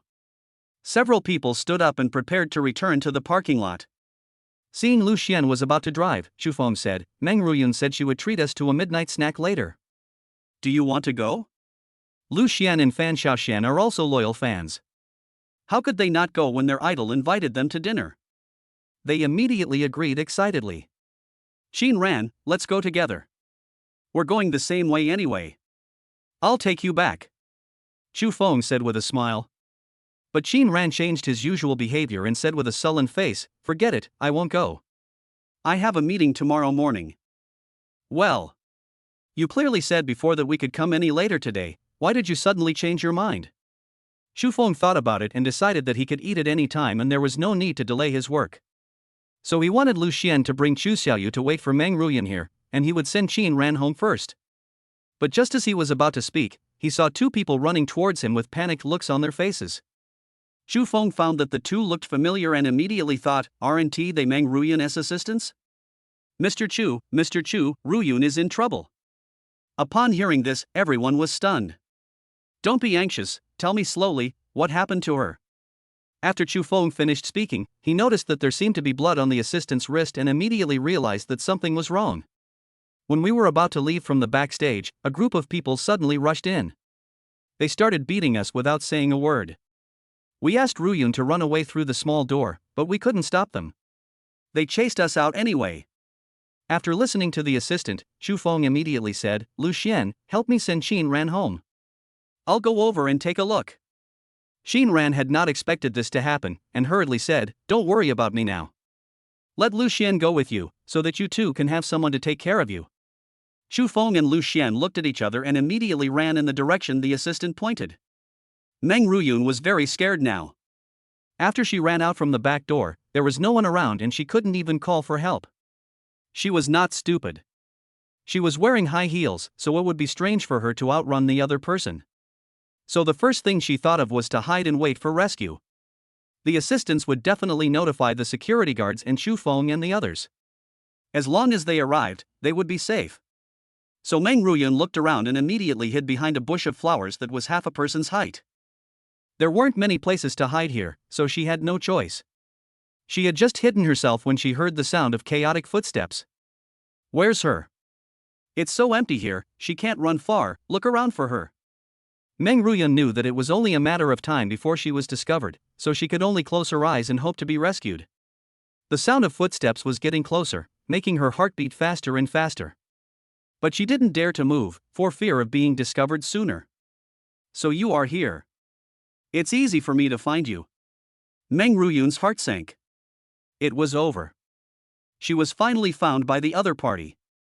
There were more footsteps heard, it must be the other side gathering around. Meng Ruyun was too frightened to open her eyes. A hand touched her, causing her to struggle violently and fall onto the grass. "Meng Ruyun, are you crazy? Isn't it cold to sit on the ground?" This familiar voice. Meng Ruyun opened her eyes and immediately saw that familiar face. He was in danger again, and this time, it was this man who saved him again. "You're not hurt?" He pulled Meng Ruyun up, but she immediately threw herself into Chu Feng's arms, sobbing softly. All right, it's all right now, why are you crying?" Lu Xian was holding a stick and beat all those people away. When he turned around to show off, he saw this scene. Can you please stop pretending I don't exist, idol? I saved you, too, okay? After being teased by Lu Xian, Meng Ruyun quickly let go of Chu Feng. I'm sorry, I'm just too scared. Chu Feng didn't mind it very much, since he wasn't at a disadvantage anyway. Chu Feng, there is another one here, his leg is broken, but he didn't run away. How do you think we can solve this problem? Lu Xian pointed his stick at a man who was lying on the ground wailing. When the security guards who were temporarily transferred here received the news, they rushed here immediately even though they were originally preparing to return to the group. Mr. Chu, where are those criminals? The leading security captain had seen Chu Feng display his might in the group. Chu Feng said, they have been driven away, but there is still one left here. I leave it to you. Please help me ask who asked them to come. The security captain waved his hand and his men immediately lifted up the man. Don't worry, Mr. Chu. I'm a retired scout. I'm a professional at interrogation. Okay, thank you for your hard work today. I'll talk to Director Zhang later and give you guys a bonus. Chapter 68, Xin Ran's Change. After the danger was resolved, Meng Ruyun did not go back to the hotel directly, but insisted on treating Chu Feng and the others to a meal. She is leaving tomorrow and has many other schedules ahead. Xin Ran, you. I'll go with you, too. Xin Ran gave up the idea of going home, which made Chu Feng confused and he didn't know what was going on. So a few of them went straight to find a food stall nearby. Although it was already very late, the food stall was still very bustling. This was the golden time for nightlife. They found a table by the side and sat down. No one would have thought that the big star Meng Ruyun, who had just finished a concert, was sitting so close to them. Without the halo of a star, Meng Ruyun is just an ordinary girl. The air of fireworks makes her seem more real. Chu Feng, Lu Xian, thank you for saving me just now. This glass of wine is for you. Meng Ruyun poured a glass of beer and drank it in one gulp. Chu Feng just smiled and drank a glass with him, but Lu Xian was very excited. I never thought that I would have the chance to sit down with my idol and have a meal and drink with him, and he would even toast me. This guy's words made everyone laugh, and the atmosphere was pretty good. After eating and drinking, Lu Xian prepared to send Fan Xiaoxian home, and he could also take Chu Xiaoyu back with him on the way. As for Meng Ruyun and Xin Ran, Chu Feng was naturally in charge. Chu Feng was about to get in the car when he saw the two women standing next to the passenger seat, about to open the door at almost the same time. The scene was a bit awkward, so Xin Ran took the lead and said, "Please sit down." No, I'll just sit in the back. Chu Feng always felt that there was something strange between the two women. It was like that when they were having dinner just now, but with Lu Xian and the others there, it wasn't particularly obvious. But now, he felt more or less confused. Neither Xin Ran nor Meng Ruyun are the shy type. On the contrary, one of them is a big boss and the other is a female star, and both are very good at socializing. But when the two of them get together, there is always a hint of disharmony. Chu Feng, why are you standing there? Xin Ran asked, and Chu Feng came back to his senses. When we drove to the hotel entrance, Meng Ruyun's assistant was already waiting. After all, what happened just now made them much more vigilant. Chu Feng, thank you. I won't forget what I promised you. I'll contact you anytime. Yeah, okay. Chu Feng responded, and Meng Ruyun then said to Xin Ran, Ms. Qin, thank you for coming today.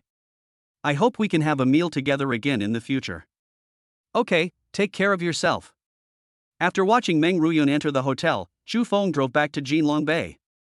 On the way, Xin Ran kept looking at the scenery outside the window and didn't speak for a long time. Xin Ran, I'm sorry. It's so late, and I made you drink. Will it affect your meeting tomorrow? Chu Feng felt very uncomfortable with the current atmosphere in the car, so he spoke up and wanted to change it.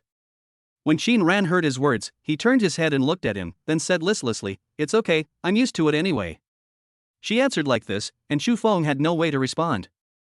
Chu Feng, do you have any agreement with Meng Ruyun?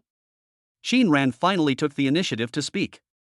Chu Feng turned his head and happened to meet her eyes. I'm just asking casually. If it's inconvenient to answer, forget it. Xin Ran didn't know why she asked, but she always felt a blockage in her heart, which made her very uncomfortable. Chu Feng immediately said, "It's not inconvenient. Didn't I help her change the organizer?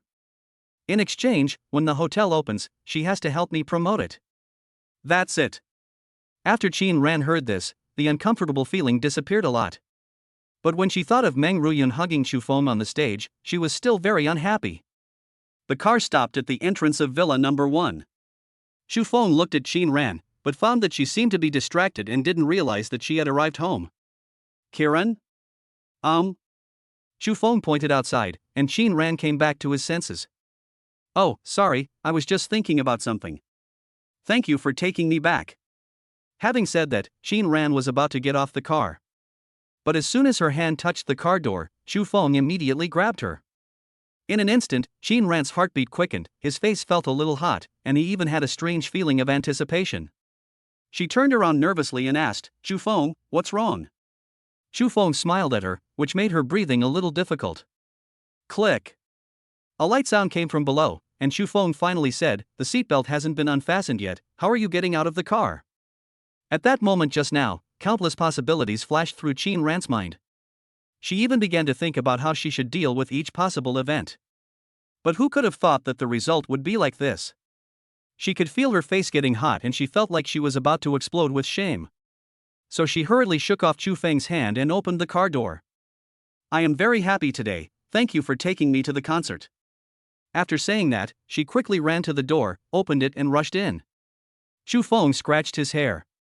Qin Ran's attitude changed several times, which made him completely confused. Women's hearts are like needles in the sea.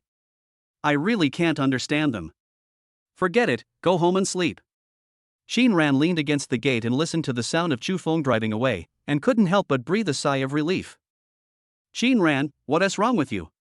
Who Xu Feng is dating has nothing to do with you. Could it be that you really? Qin Ran muttered to himself, seemingly unwilling to admit the fact. He shook his head and slapped his face hard. Miss Qin, you. Aunt Li was standing in front wearing a coat, looking at Qin Ran in confusion. She came out to see what was going on after hearing the door open. She saw everything Qin Ran did just now. Qin Ran was even more flustered now. He didn't even change his shoes and just walked forward with his head down. I'm fine, Aunt Li, go to bed. He ran upstairs as if escaping, leaving Aunt Li confused. The next morning, Xu Feng was jogging as usual.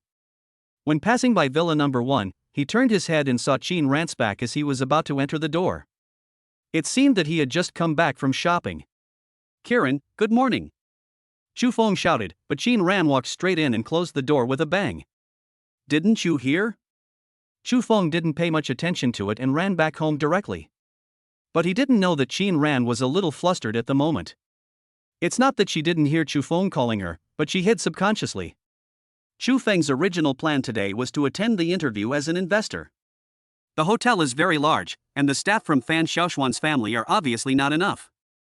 Just as I was about to go out, Lu Xian called. Xu Feng, guess who is among the people being interviewed today? Chapter 69 First Love Xiao Shiyu. Xu Feng said he was going for an interview, but he was just going through the motions. Fan Xiaoxian will be the main person in charge of the hotel in the future. She has the final say on who to hire and who not to hire. But when he heard Lu Xian ask this, he couldn't help but become curious. Who is it? From what you said, I think I know him. Lu Xian's voice was somewhat teasing as he said, of course you know him, and you are very familiar with him. But I'm telling you in advance, this is the first time that I'm serious about my career, so you can't use the back door.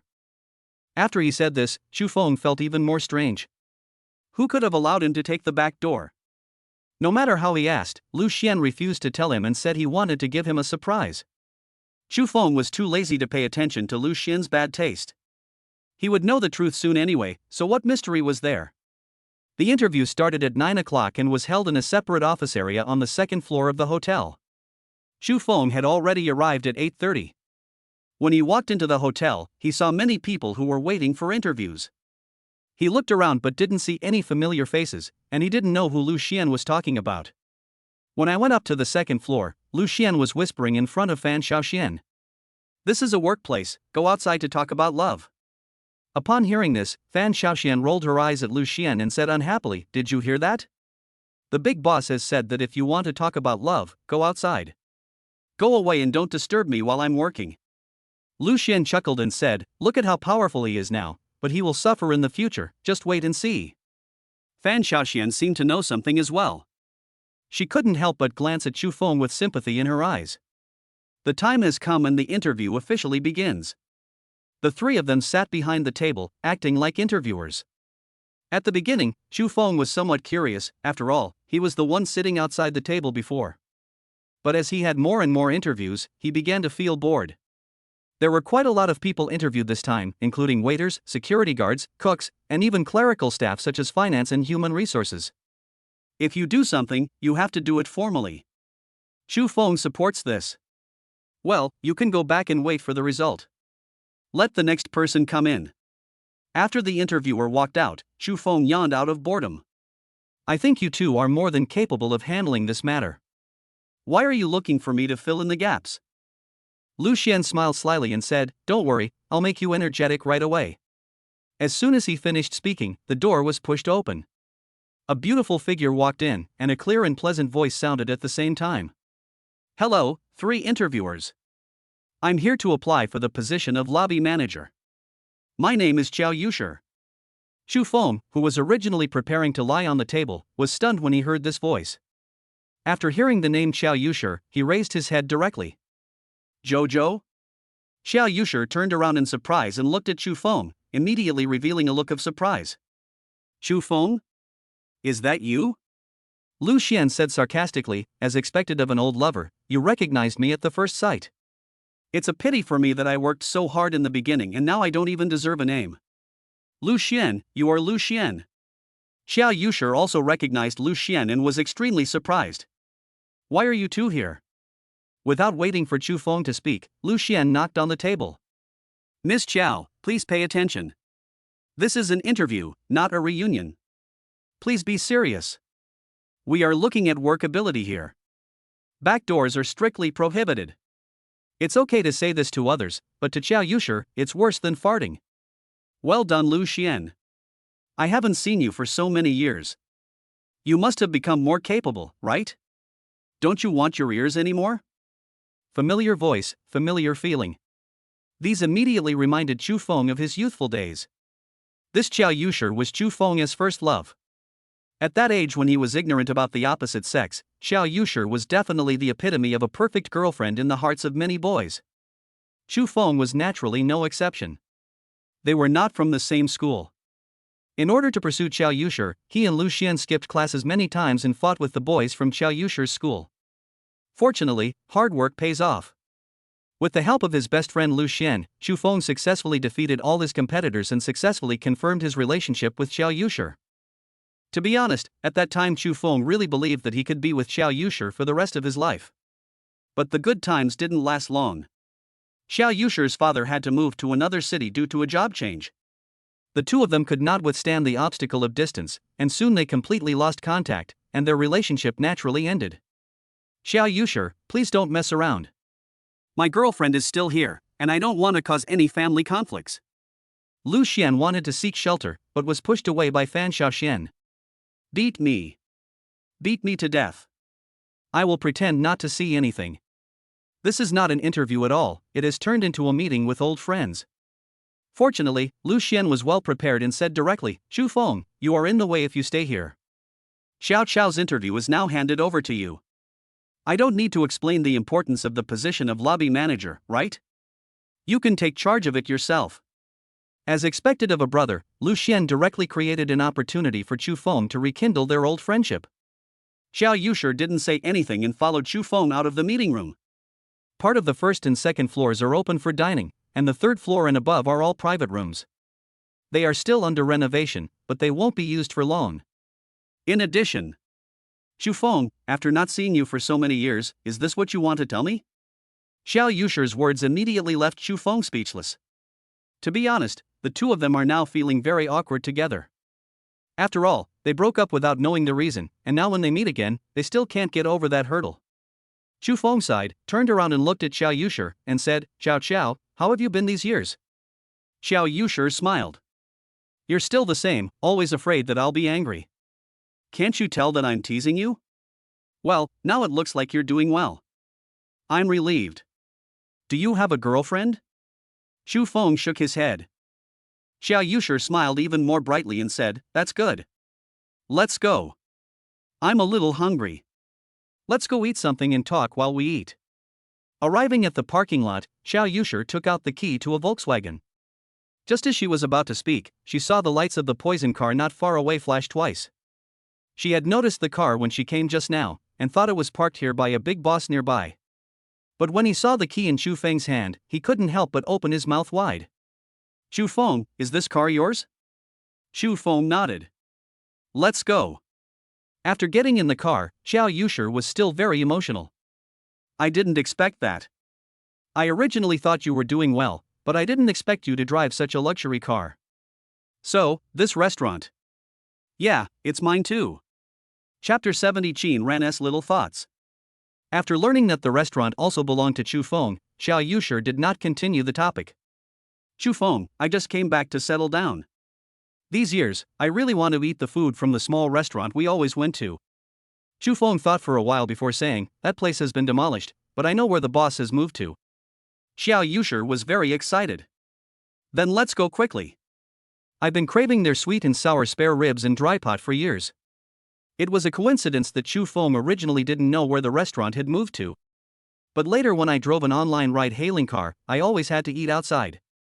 I found the location of this boss's new store by accident. It was not far from Qin's pharmaceutical company, just across the street. Chu Feng started the car and drove towards that place. It was still early and there was only one table of customers in the restaurant. After the two of them sat down, Xiao Yusher didn't even look at the menu. She greeted the boss and directly ordered a few dishes that she always ordered in the past. It can be seen that she has been looking forward to it for a long time. When the food came, she didn't care whether it was hot or not and started eating it impatiently. While eating, the two chatted about interesting things that happened in the past and their experiences with each other over the years. The atmosphere was very harmonious. It was almost lunchtime and more people started to come to the restaurant. Let's eat here today. His food tastes good. While they were chatting, Chu Feng heard a familiar voice. Turning around, who else could it be but Qin Ran? After Qin Ran finished talking to a department manager of the company, he turned around and happened to meet Chu Feng's eyes. Chu Feng, you. Before she finished her words, she saw Xiao Yusher sitting opposite Chu Feng, picking up food for him, and her expression immediately turned not so good. Qin Ran, you're here to eat too, how about joining us? Chu Feng greeted with a smile. But Qin Ran waved his hand and said in a bad tone, no, I suddenly remembered that there is still a document that I haven't dealt with. Xiao Wang, you guys eat here, I will go back and deal with it first. Mr. Qin, do you want us to pack a portion for you later? Qin Ran didn't even answer, he just turned and walked out. Chu Feng was a little surprised and said to Xiao Yusher, you eat first. I'll go out for a while. Xiao Yusher nodded, but there was a hint of understanding in her eyes. Qin Ran, what's wrong with you? Chu Feng ran out of the restaurant and caught up with Qin Ran in just a few steps. Qin Ran frowned slightly and said directly, I'm fine. Didn't I tell you that I have some documents to deal with? You should go back quickly. Your friends are still waiting. Fine? It would be strange if Chu Feng believed her words. How could she have such an attitude if everything was fine? Qin Ran, did I disturb your rest yesterday? If so, I apologize. Qin Ran suddenly stopped, catching Chu Feng off guard. Chu Feng, I'm really fine. Don't follow me. If you make your girlfriend wait for too long, she will misunderstand. Girlfriend?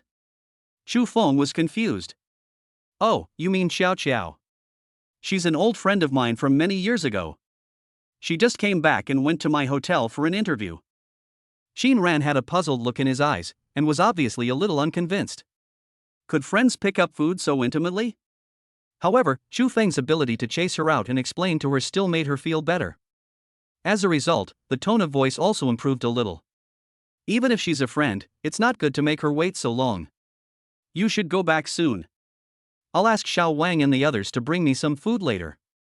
Well, be careful on your way back and don't get too tired. Seeing that Qin Ran seemed to be really in trouble, Chu Feng stopped trying to persuade him.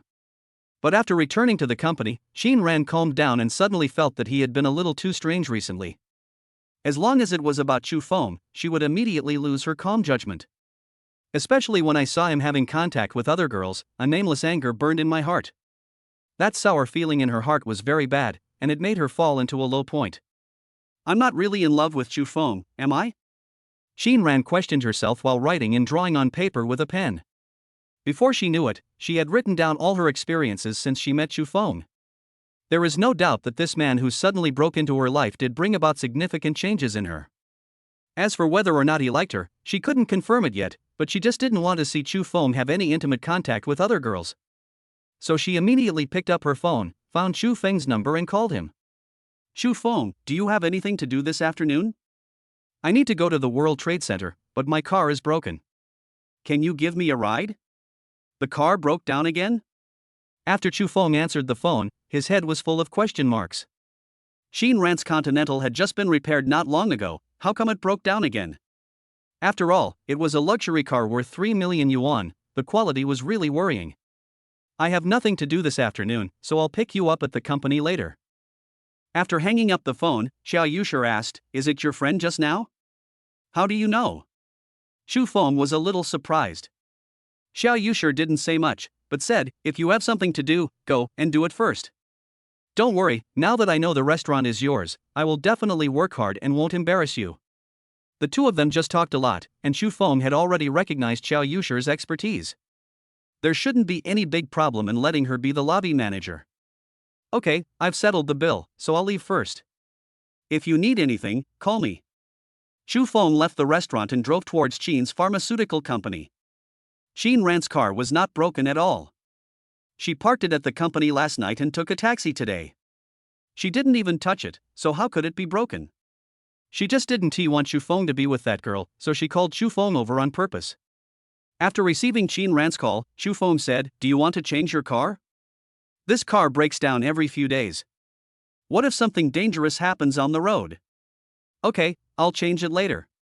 I'm tired of driving this car anyway.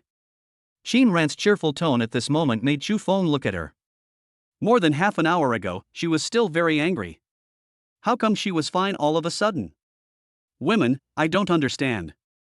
After sending Ran to the World Trade Center, she heard her stomach growling. This immediately made Ran's face slightly red. You haven't eaten yet? Then you should consider whether you have enough time. You can't go to work on an empty stomach. Ran glanced at his watch and said, there's still some time, Feng. I want to eat a hamburger. Please go with me. But Feng said, the hamburgers outside are not healthy.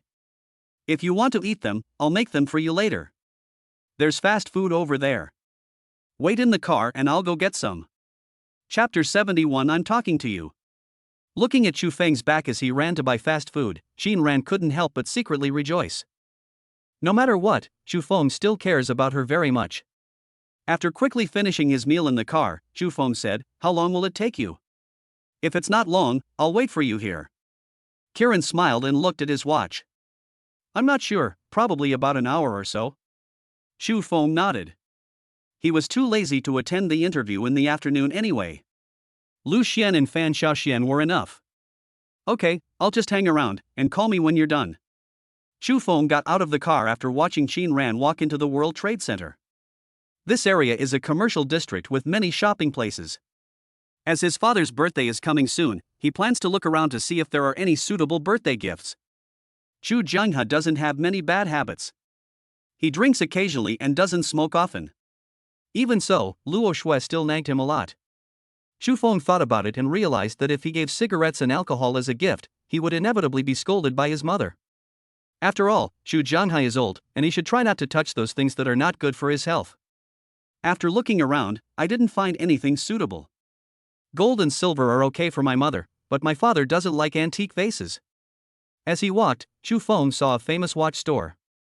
What Zhu Jianghe is wearing on his hand now is the dowry given by his parents when he married Luo Shui. There is no comparison between that era and now. If you really convert it, this watch is no different from a car. Although there is a rumor among the people that you cannot give a watch as a birthday gift, there is some ambiguity in it. But these are just rumors. Neither Zhu Jianghe nor Luo Shui are superstitious people at all. Since childhood, they have taught Feng to believe in science.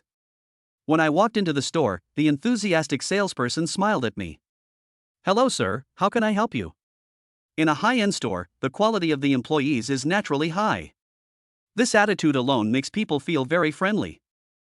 Chu Feng nodded and smiled. Hello, it's like this, my father's birthday is in a few days, so I want to pick a better watch for him. The salesperson understood what he meant and said quickly, so that's how it is. Then I wish your father good health and a long life in advance. Look at what they said. I feel embarrassed to just look at the place and not buy anything. I feel like I am letting them down. Sir, please move over here. There are some styles that are more suitable for older people. The salesperson took Chu Feng to the counter near the inside, and then walked into the counter. Sir, please take a look at these to see if there is anything you like. I can take it out for you to see. If you don't like what you see, you can also look at the ones in other counters. Chu Feng looked at it carefully. This store is a boutique that houses many high-end brand watches. Each one is well made and under the lighting, they look like they are worth a fortune. In fact, none of these watches are cheap. The worst one starts at 5 figures. No wonder the service attitude is so good. Those who can really consume here are probably those who have some wealth. Anyway, ordinary people will not consider this place. Chu Feng had never studied watches. He used to be an online car hailing driver. Things like these used to highlight one's identity were destined to have nothing to do with him. At first glance, I really don't know which one to choose. Just as I was about to consult the salesperson's advice, someone bumped into my shoulder. Chu Feng turned his head and took a look. He saw a burly man who was nearly 1.9 meters tall and had a big gold chain around his neck. The sturdy man was wearing a t-shirt, and his muscles were about to burst the t-shirt. Maybe some people think that his figure is pleasing to the eye, but Chu Feng always feels a little disgusted when he looks at him.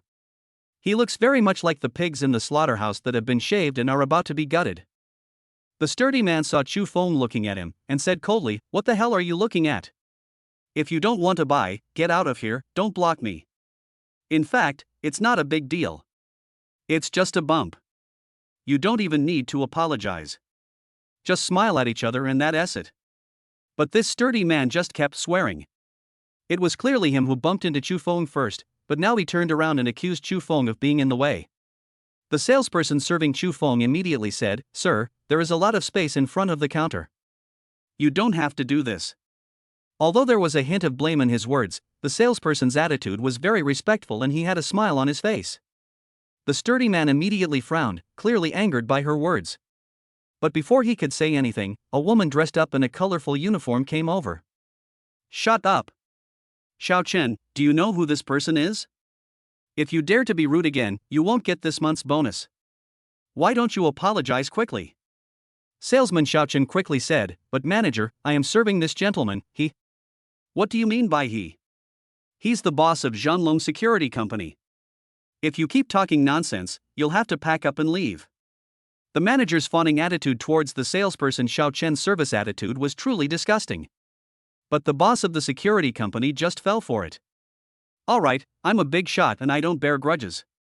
She's just a small employee, so don't make things difficult for her." The manager said quickly, "Boss Joe is really generous. Xiao Chen, why don't you go and pour Boss Joe a cup of tea?" Xiao Chen had no choice but to bow to the manager's intimidation. After all, it concerned her job and bonus. The income here is very high, and it would be a waste of time if I were fired because of this. Chu Feng didn't say much. He came here to pick a gift for his father, not to cause trouble. He had to send Qin ran off soon, so he didn't have so much time to waste. He had actually already taken a fancy to 2 pieces on the counter, so he said to the manager, "Please bring these 2 pieces out for me to see." The manager glanced at Chu Feng, then chose to ignore him and continued talking to Boss Joe. Chu Feng could ignore what happened just now, but was it a bit too much to treat him as a transparent person now? "I'm talking to you, can't you hear me?" After hearing Chu Feng's question, the manager said, "How can you be so tactless? Can't you see that I am serving Boss Joe?" Her attitude was really bad, but that was not the end. Boss Joe also said, "Don't be angry. I've seen many people like this. They go to this kind of boutique to show off. They look around but don't buy anything. In fact, they just want to take a few photos so that they can show off their wealth and their circle of friends." Chapter 72 Send You a Ride. There are indeed many people like the one Boss Joe mentioned, but Chu Feng is definitely not one of them. At this moment, Xiao Chen came back quickly with 2 glasses of water, placed one in front of Boss Joe, and handed the other to Chu Feng with both hands. "Sir, you just told me which 2 pieces you wanted to see. I'll get them for you." Seeing this, Xu Feng was too lazy to argue with the two people and pointed at the two pieces he had just taken a fancy to. These two watches are not expensive in the entire counter, both costing around 100,000 yuan, but they look very calm and elegant, which is more in line with Chu Jianghe's temperament. Just as I was about to take a closer look, Boss Joe next to me reached out and took one of them. This watch looks nice. How much is it? The manager immediately responded, it's not expensive. If you want it, I'll give you a 10% discount. It's less than 100,000 yuan. Boss Joe showed disdain on his face and threw it back. You can call something worth $100,000 a watch? Only country bumpkins would wear it. You don't even know how to buy something expensive if you want to show off. You probably won't achieve anything in your life.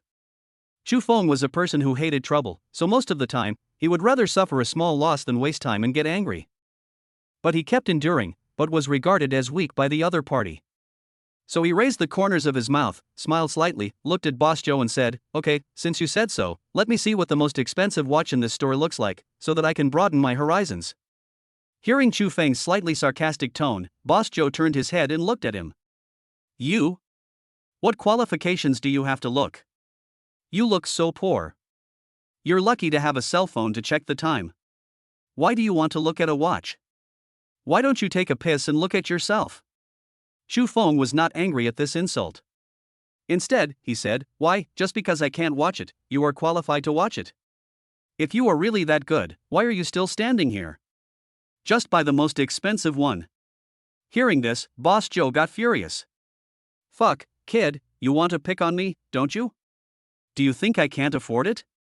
After saying that, he waved his hand and asked the manager to take out the store's treasure. Soon, the manager took the key, opened the display window on the other wall, and carefully took out a watch from it. Xiao Chen immediately whispered to Xu Feng, sir, this watch is a limited edition Patek Philippe watch. There are only 100 of them in the world, and the current selling price is over 19 million. 19 million? Xu Feng knew that some famous watches were very expensive, but the ones he had heard of were only worth a few million. There are tens of millions of this thing? In this comparison, wouldn't those watches worth millions become entry-level ones? After the manager brought the watch over, Boss Joe said, boy, take a good look at it. It's a watch worth 19 million. Even if you don't eat or drink, you probably won't be able to earn 9 million in your lifetime, right? Xu Feng did not respond, but asked, you are so powerful, why don't you buy this? Are you here to take pictures secretly and show off your wealth in the circle of friends? Many people are the type who can ridicule and insult others, but if others respond with the same words, they cannot accept it. It is obvious that Boss Joe is such a person. Boy, I think you're itching for something. Do you need me to help you relax? Boss Joe clenched his fists, and the muscles on his arms bulged high, making him look even stronger. Xu Feng waved his hand. Want to fight me? You may not be qualified, so forget it. As he spoke, he looked at the limited edition Patek Philippe watch. You know what, this really proves the saying that you get what you pay for. This watch, which costs nearly 20 million yuan, is different from those that cost only 100,000 yuan. Just looking at it gives you a special feeling. A strong wind blew from the side, and it was obvious that Boss Joe, who could no longer suppress his anger, took action. But Xu Feng just narrowed his eyes, raised his hand and held Boss Joe's fist, preventing him from injecting even a single cent. Boss Joe frowned and was about to say something when he saw Xu Feng take out a card from his pocket and hand it to Xiao Chen. I want this watch. Please pay with your credit card. Xiao Chen was stunned and didn't even reach out to take the card. Not only him, but also the manager and Boss Joe were all dumbfounded. 19 million, not 1,900 yuan, could he have heard it wrong? Sir, are you sure you want to buy this watch? 19 million. Xiao Chen deliberately mentioned the price and emphasized the counting unit of 10,000. Xu Feng nodded. Yes, I bought it. I'm in a hurry. Hurry up. Xiao Chen quickly took the bank card. Sir, this is what we have in place. According to our store's rules, if you purchase a watch worth more than 1 million, we will help you register as a member for free, and members will receive discounts. In addition, we can promise that we will not disclose your personal information. Xu Feng nodded, searched his pockets again, took out his ID card, and revealed his cell phone number. After Xiao Chen went to handle the formalities, Xu Feng turned around and looked at Boss Joe. Did you just want to hit me? Boss Joe swallowed his saliva and said, "So what? Don't think you are great just because you have some dirty money. It's only 20 million. I have it." Shu Feng let go of his hand and said with a smile, "Just now you kept mocking me for being poor. Why, now that I have taken out money, you say that being rich is nothing great? Are you the double standard dog that others say you are? Who are you scolding, you bastard?" Boss Joe still wanted to take action, but reason made him control himself at the critical moment. When it comes to fighting, he is also a good fighter. But the punch just now had already made him realize that the young man in front of him was definitely not as simple as he looked. It is never too late for a gentleman to take revenge. Anyway, this store already has his information. Given his relationship with the manager, he won't be afraid of not being able to get the information out. When he goes back, he can call some help and teach him a lesson. "Good boy, I have something else to do today, so I don't want to argue with you. We'll see what happens." After saying that, Boss Joe walked out. But Shu Feng turned around and pressed his shoulders. With a force on his hands, Boss Joe's shoulder blades seemed to be crushed. "Want to leave? Then I'll give you a ride." After saying that, Shu Feng kicked Boss Joe on the waist, and his power exploded, causing him to fly out of the store in an instant like a bullet just fired from a gun. It's not that easy to just leave after scolding someone. Shu Feng found it troublesome, but that didn't mean he was afraid, nor did it mean that anyone could shit on his neck. Turning her head to look at the manager again, the woman trembled all over and immediately showed a flattering smile. "Mr. Chu, right? I was blind just now, please don't hold it against me." Chapter 73 Rectification. Shu Feng originally didn't want to bother with someone as powerful as the manager. But when Xiao Chen was making the invoice, this shameless woman pushed Xiao Chen aside and wrote her name on the lower right corner of the document where the salesperson's signature was. But Xiao Chen could only stand by, angry but not able to say anything. "Mr. Chu, this is your receipt. Please keep it.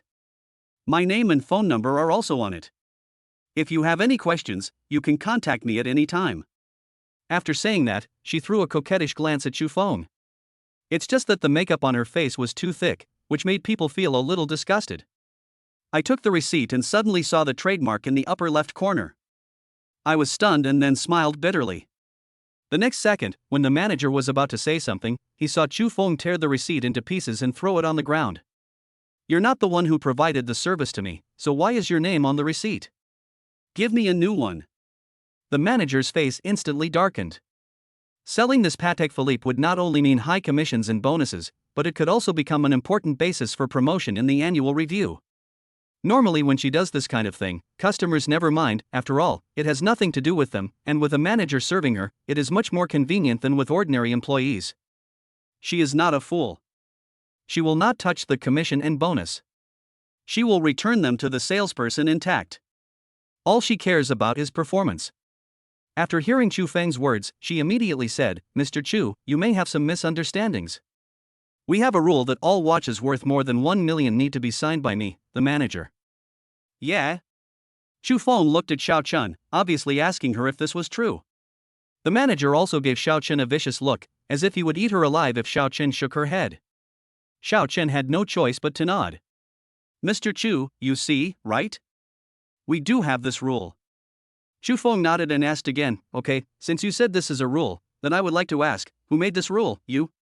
The manager shook his head quickly. "How can I have such a right? Of course it was decided by the top management of our group." Shu Feng took out his phone, looked at the manager and said, "Okay, don't forget what you said now." As soon as he finished speaking, Shu Feng flipped through his contacts. This action gave the manager a bad feeling, but she didn't know how to stop it. "It's me. Oh, it's not about the hotel. I just want to ask, who is in charge of the group's business? I'm in this famous watch shop near the World Trade Center right now, and I have some issues to deal with." For such a small matter, Shu Feng did not look for Zhang Hong, but contacted Sun Chang. Sun Chang immediately said, "Lu Dongshu is in charge of the business side. He seems to be conducting an internal survey recently. He just sent a location in the group. It's near the World Trade Center. Do you need me to contact him? Well, give him my phone number and ask him to contact me." After hanging up the phone, the manager asked tentatively, "Mr. Chu, I'll ask Xiao Chen to issue you a ticket right away. Is that okay?" Hearing this, Shu Feng tilted his head and said, "Didn't you just say that the group has rules? Why are you saying that again now? Sun Chang has always been very efficient in his work. After just 2 sentences, before the manager could explain anything, a strange phone call came in. Xu Feng answered the call immediately and turned on the speaker, and a man's hoarse voice suddenly rang out. Mr. Chu, I'm Lu Dongxiu. Manager Sun said you need me for something. I'm near you now. I'll be there in about 2 minutes. Okay, then let's talk about it when you come. The manager was completely panicked. Lu Dongxiu was their immediate superior, and they could only meet him at the year-end meeting. He was a real big shot. He was so respectful to Xu Feng, so what about Xu Feng's identity? She hurriedly ran out of the counter and hugged Xu Feng's arm. Mr. Chu, I was wrong. I shouldn't have lied to you. The group doesn't have such a rule. I made it up. I have worked in the group for several years. Please forgive me this time, even though I have no merits, I have worked hard. Xu Feng pulled his arm back in disgust and signaled the manager to stay away from him. Then tell me, if I steal other employees' performance, is that considered merit or hard work? The manager was speechless. Soon, several people walked in from the door, led by the general manager of Shuguang Trading, Lu Dongxiu. Mr. Chu. As soon as Lu Dongxiu came in, he bowed respectfully, and the people behind him did the same. Xu Feng just nodded slightly. The difference in status was self-evident. Come on, tell him about the good things you have done. Xu Feng was too lazy to repeat what he had just said and directly asked the manager to confess to Lu Dongxiu himself. How could she dare to talk nonsense? She had a boss who was followed by many leaders, not to mention Xu Feng, a big shot with an even more mysterious identity. If you lie at this time, not only will you lose your job, but you will probably lose everything you got before. The group's legal department is no joke. After hearing the whole story, Lu Dongxiu's eyebrows jumped and he turned to look at the crowd behind him. Don't tell me you don't know this. Those people wiped the cold sweat from their foreheads. It seemed that the group was the Shuguang group, and there were also such things as hiding things from the superiors but not from the subordinates. If Mr. Chu hadn't experienced this personally, would you guys also want to put on a show for me from beginning to end for this internal investigation? Xu Feng glanced at the time. It was almost an hour. Then he said, okay, I'll leave this to you. I have something else to do. Also, that Xiaochen over there is pretty good, don't forget to ask her to get me a ticket. Lu Dongxiu immediately restrained his angry tone. Okay, Mr. Chu, the group just needs to be reorganized recently. Leave this matter to me. I will give you a satisfactory answer. Xu Feng walked towards the parking lot carrying the small bag. No one would have thought that this inconspicuous small bag actually contained 19 million. Putting the watch in the car, Xu Feng looked at the time. It had been an hour and a half, but Qin Ran still hadn't contacted him. Could it be that he wasn't done with his work yet? After thinking about it, Xu Feng sent a WeChat message to Qin Ran, but after waiting for more than 10 minutes, he still didn't get a reply. Just as he was about to go inside the building to take a look, his cell phone suddenly rang. It was Qin Ran calling. He answered the call immediately, but there was only noisy sound on the phone. Xu Feng immediately returned to the car. The closed environment allowed him to hear more clearly. On the phone? Damn it, you dare to call. After hearing this, there was some noise again, and then the call was automatically hung up. Chapter 74 All Mine. There was no doubt that something had happened to Kiran. She secretly called herself at the critical moment, but no sound came out, which proved that her current situation was very bad. Combined with the last man's words, the truth has become clear. The entire World Trade Center has more than 20 floors, and Qin Ran did not tell Xu Feng which floor she was going to, so searching like this would be like looking for a needle in a haystack. Xu Feng immediately found the security guard and explained the situation. He wanted to find Qin Ran's location through the surveillance inside the World Trade Center. But he received some bad news from the security guard, that is, there was a problem with the surveillance circuit inside the World Trade Center. It has been under investigation and repair since yesterday, but it has not been fixed yet. This was really too much of a coincidence, but the security guard did not look like he was lying, and he even asked Xu Feng if he needed their help to search door to door. There are only a few security guards in this building with more than 20 floors, so it is impossible to check everything. Xu Feng then took out his phone and found a photo of Qin Ran and showed it to the security guard. He then said, "Brother, please keep an eye on the front and back doors for me. I will look for him myself." "Okay, don't worry. Leave this to me." The security guard made a solemn promise and seemed to be a very kind-hearted person. It was impossible for Chu Feng to go look for him alone, so he took out his cell phone, found the number Lu Dongxu had just called, and called him. "Mr. Chu, you're looking for me? Well, let me ask you, how many stores of the group are there around here, and how many employees do they have?" Lu Dongxu didn't know why Chu Feng asked this, but as the general manager of Shuguang Trading, and with the recent internal survey being conducted, he was already familiar with this data. There are a total of 137 shops of various types under the name of the group in the World Trade Center, with more than 2,000 employees, and more than 1,000 are currently on the job. After hearing this answer, Chu Feng felt relieved. "Okay, then please arrange for the nearest 200 people to come to the World Trade Center to find me. Don't worry about business. I will bear all the losses." Chu Feng is the largest shareholder of the group, not to mention the 200 people in the World Trade Center. Even if all the stores under the group's name are closed, he has to do it, and there is no need to ask the reason. "Okay, I'll arrange it right away." Just 5 minutes after I hung up the phone, people started arriving one after another. It didn't take long before the entrance of the World Trade Center was crowded with people. Lu Dongxu also rushed over with his team. After passing through the crowd, he said to Chu Feng, "Mr. Chu, I was afraid that we didn't have enough people, so I mobilized 300 people nearby. What do you want?" Chu Feng showed him Qin Ran's photo, and Lu Dongxu immediately felt that he looked familiar, but he couldn't remember it for a while. "This is my friend. She is in this building right now and is in danger. I need everyone to help me find her as quickly as possible." Lu Dongxu understood Chu Feng's meaning, nodded, and immediately asked his subordinates to arrange the matter. The Shuguang Group attaches great importance to the organization of its employees, and the deployment is very smooth without any trouble. About 300 people rushed into the World Trade Center. If they hadn't informed the security in advance, they would probably have called the police. "Mr. Chu, don't worry. As long as your friend is here, there will be news soon." Chu Feng nodded. Then he said, "If there are those who don't cooperate, it's okay to be tough. No matter what happens, it will be my fault." Lu Dongxu had considered this problem a long time ago, but he initially wanted to take responsibility for it himself. After all, with the Shuguang Group's golden name as their backing, the companies in the World Trade Center shouldn't be too difficult. But now that Chu Feng is willing to take the blame, that is naturally better. In terms of status, the gap between him and me is not even a little bit. Another 10 minutes passed, but there was still no news. Just when Chu Feng was about to ask, a middle-level leader came up with a cell phone and said a few words to Lu Dongxu. Lu Dongxu immediately said, "Mr. Chu, there is news. There is a company on the 17th floor that refused to cooperate and even beat up our employees." "Okay, let's go." Even if Qin Ran was not in this company, these employees were here to help. Beating them would be like slapping Chu Feng in the face. I took the elevator up to the 17th floor, and as soon as I walked out the door I saw a group of people gathered together. All of them were employees of the group. Moreover, 2 of them were injured, one with a bleeding head and the other covering his arm, grimacing in pain. "What's going on?" Lu Dongxu asked. An employee immediately said, "General Manager, we are following your instructions to check every company." When other companies heard that we are from Shuguang Group, they all cooperated very well.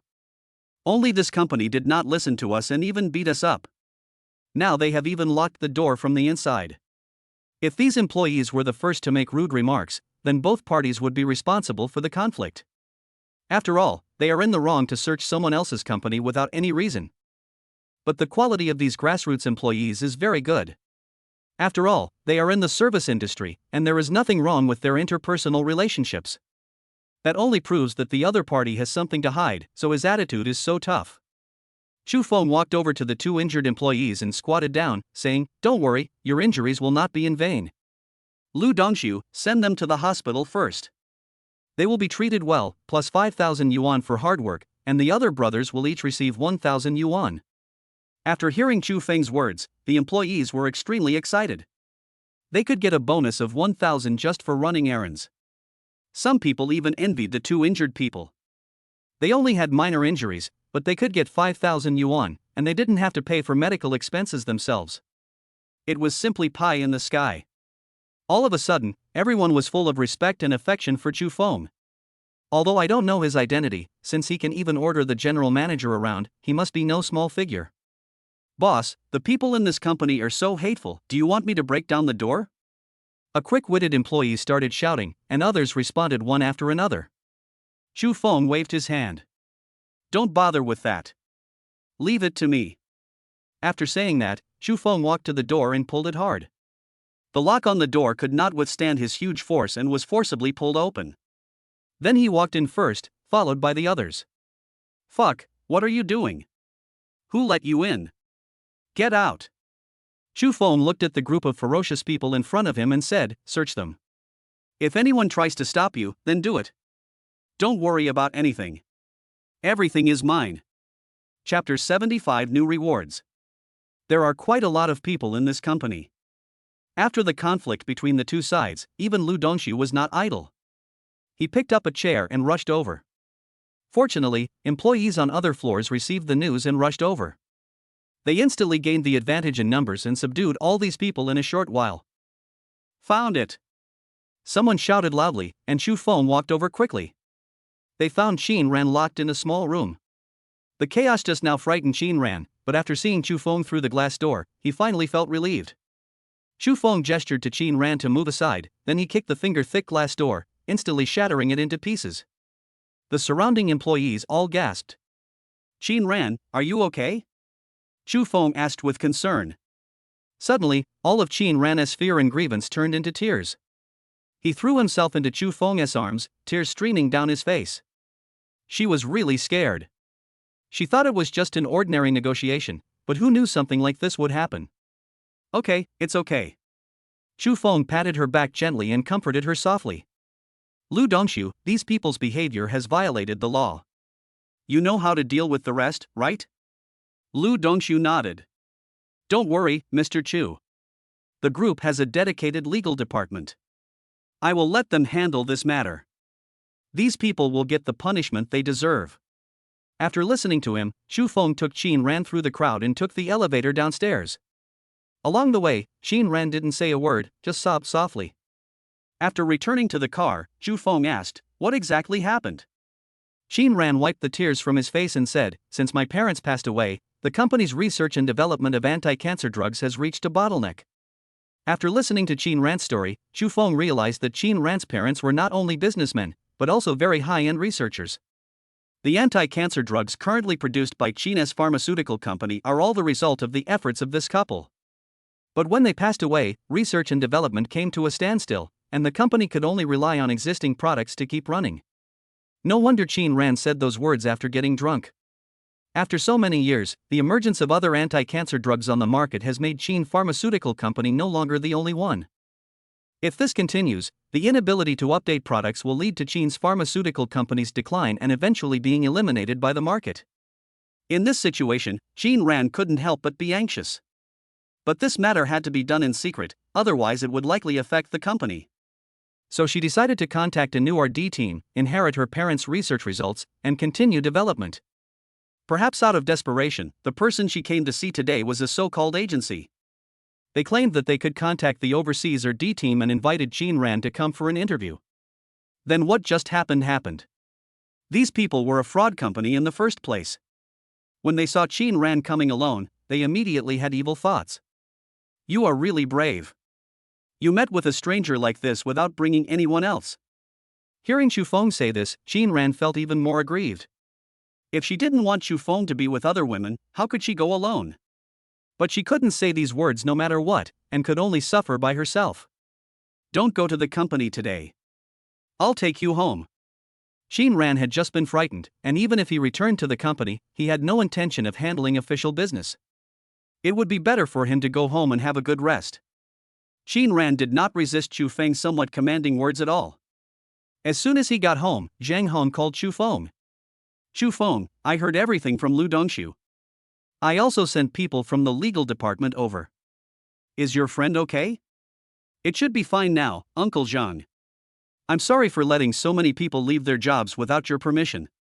I'll include the losses in my dividend. Zhang Hong smiled, seemingly not caring about this little thing at all. That was true.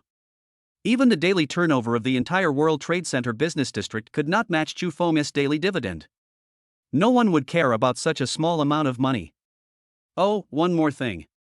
Zhang Hong paused, then said, the security captain couldn't contact you, so he handed the report to me. It said that the people who attacked Mang Ruyun at the concert were employees of Zhanlong Security Company, and they were the ones who were responsible for the security of the concert at the beginning. Zhanlong Security Company? This name sounded familiar to Chu Feng. He thought, isn't this the company of Boss Joe who was kicked away by him? Okay, I understand. Thanks, Uncle Zhang. After hanging up the phone, Chu Feng sat on the sofa and thought. After what happened just now, Chu Feng suddenly realized that many things could not be solved by him alone. We were just in the World Trade Center business district, and there were many employees from the group there, but what about other places? Thinking of this, Chu Feng felt that he needed to find some helpers who would be available at any time. Then setting up a security company seems to be a good choice. My phone vibrated. I picked it up and saw it was a WeChat message from Chu Xiaoyu. Brother, I heard that my parents seem to have found another blind date for you, so you better be prepared. It seems that Chu Jianghe and Luo Shui are not going to give up their plan of arranging blind dates for him before he finds a girlfriend. However, this also reminded Chu Feng that he still had a sign-in reward that he hadn't used. System, I need to sign in. Byte. Sign in successfully, congratulations on receiving the reward, Perfect Genetic Modification Project. Tip, this project requires relevant knowledge reserves before research and development. Genetic modification? Chu Feng was somewhat curious and checked it out immediately, but the results surprised him greatly. As the name suggests, this genetic modification can allow ordinary humans to break through genetic limitations and evolve all physical indicators to perfection. The most intuitive manifestations are strength, agility, IQ, etc. In other words, as long as genetic modification is successful, an ordinary person can have a super strong physique and super high IQ. Not only that, Chu Feng also discovered the most crucial point here. That is, through genetic modification, the human body's immunity can be enhanced, not only to resist most diseases, but even patients who are already seriously ill can be cured. This includes cancer. If this research and development is successful, can it solve Karen's current predicament? This is very possible, but the prerequisite is that Chu Feng must first find professional talents. He himself has no relevant knowledge reserves, and he doesn't know how long it will take him to start learning now. So he picked up the phone again. Uncle Zhang, I need your help with something very important. Chapter 76, Deep into the Tiger's Den. Chu Feng was still somewhat worried about Qin Ran's condition, so he took the initiative to send her to the company the next morning. Qin Ran did not refuse. After a night of adjustment, she recovered a lot. The two were chatting on the road when Chu Feng's cell phone rang. Xiao Xiao, what's wrong? Hearing this name, Qin Ran's mood suddenly changed subtly. Oh, okay, I'll pick you up later. Chu Feng hung up the phone. He saw Qin Ran looking at him from the corner of his eye, so he smiled and said, Xiao Xiao just came back. She rented a house and needs some daily necessities. She doesn't know where to buy them. Let me help you. Qin Ran felt better after listening to Chu Feng's explanation. Although she didn't really want Chu Feng to go, she couldn't find any reasonable reason. He drove the car directly to the front of the company's office building. His arrogant appearance made the employees look at him sideways. I still say the same thing, don't put too much pressure on yourself, maybe a miracle will happen. Qin Ran smiled slightly and said, okay, I understand. I'll borrow your good words then. Chu Feng did not tell Qin Ran that he already had a way to save Qin Pharmaceutical Company because he still needed some time. After driving to the location sent by Qiao Yushi, Chu Feng discovered that the place where she lived was just one street away from Jianglin community. I sent a WeChat message to Qiao Yushi, and soon, that beautiful figure appeared at the entrance of the community. You came pretty fast. Qiao Yushi got in the car and said, if I remember correctly, your home is nearby, right? Well, my parents and Xiaoyu live here now, and I have moved out. After saying this, Chu Feng noticed that Qiao Yushi's expression had changed a little. What's wrong? He asked curiously, but Qiao Yushi waved her hand. Nothing. Xiaoyu should be a sophomore, right? It's summer vacation now. Is she at home? Chu Feng glanced at the time. Yes, but she probably hasn't gotten up yet at this time. If you want to see her, it will probably be noon. When Xu Xiaoyu was a child, she always liked to follow behind Chu Feng. Naturally, she knew Qiao Yushi, and they had a good relationship. But so many years have passed, and I don't know what the little girl who always called me Sister Qiao Qiao has become like now. Arriving at the largest supermarket nearby, the two pushed a shopping cart in. Xiao Yusher took out a list with everything she needed clearly written on it. Xu Feng took the time to take a look at the densely packed list, which made his scalp tingle. How nice of you to treat me as free labor. Xiao Yusher chuckled and said, I just came back and I haven't contacted any of my former classmates. Lu Xian has a girlfriend, so it's not convenient for him to come. You're the only one left. Can't I treat you to lunch at noon? Xu Feng just said it casually. To him, it was just a piece of cake. I spent 2 hours in the supermarket before I bought everything I needed. The house that Xiao Yusher rented was pretty good. It faced south and had a floor-to-ceiling window that made the entire living room very airy. Put your things aside. I'll clean them up later. Give Xiaoyu a call and ask her if she's awake. I'll treat you to dinner. Xu Xiaoyu's voice was hazy, and you could tell at the first glance that she had just woken up. However, when he heard Xu Feng say that Xiao Yusher had returned, he immediately became excited. It was not possible for 3 people to drive. Xu Feng was thinking that if Qin Ran planned to change cars, should he also change one? This poison helped him avoid a lot of trouble, but it also made his travel a lot more troublesome. After Chu Xiaoyu and Xiao Yusher met, they chatted animatedly, leaving Xu Feng no chance to speak. The 2 girls discussed it and decided to check in at a new store that has become very popular online recently. They hailed a taxi and headed to their destination. As soon as he got off the car, Xu Feng's attention was attracted by a company across the street. This is really fate. Xu Feng couldn't help but let out a bitter smile, because the sign hanging at the door of the company opposite had the words Zhanlong Security Company written on it in large letters. Brother, what are you doing? There will be a lot of people and we will have to line up soon. Let's go in quickly. Nowadays, most of the so-called internet celebrity stores rely on publicity to create momentum. In fact, the taste is just like that. Fortunately, the 2 girls were quite happy with their meal, so Xu Feng naturally wouldn't complain about anything. After all, the food in this ordinary restaurant is completely different from his cooking skills. The 3 of them were eating when Xu Feng saw 2 people walking in from the door. And what a coincidence, these 2 people are acquaintances. One was the creepy security guard who made things difficult for Chu Xiaoyu at the concert entrance, and the other was the person in charge of the concert at the beginning.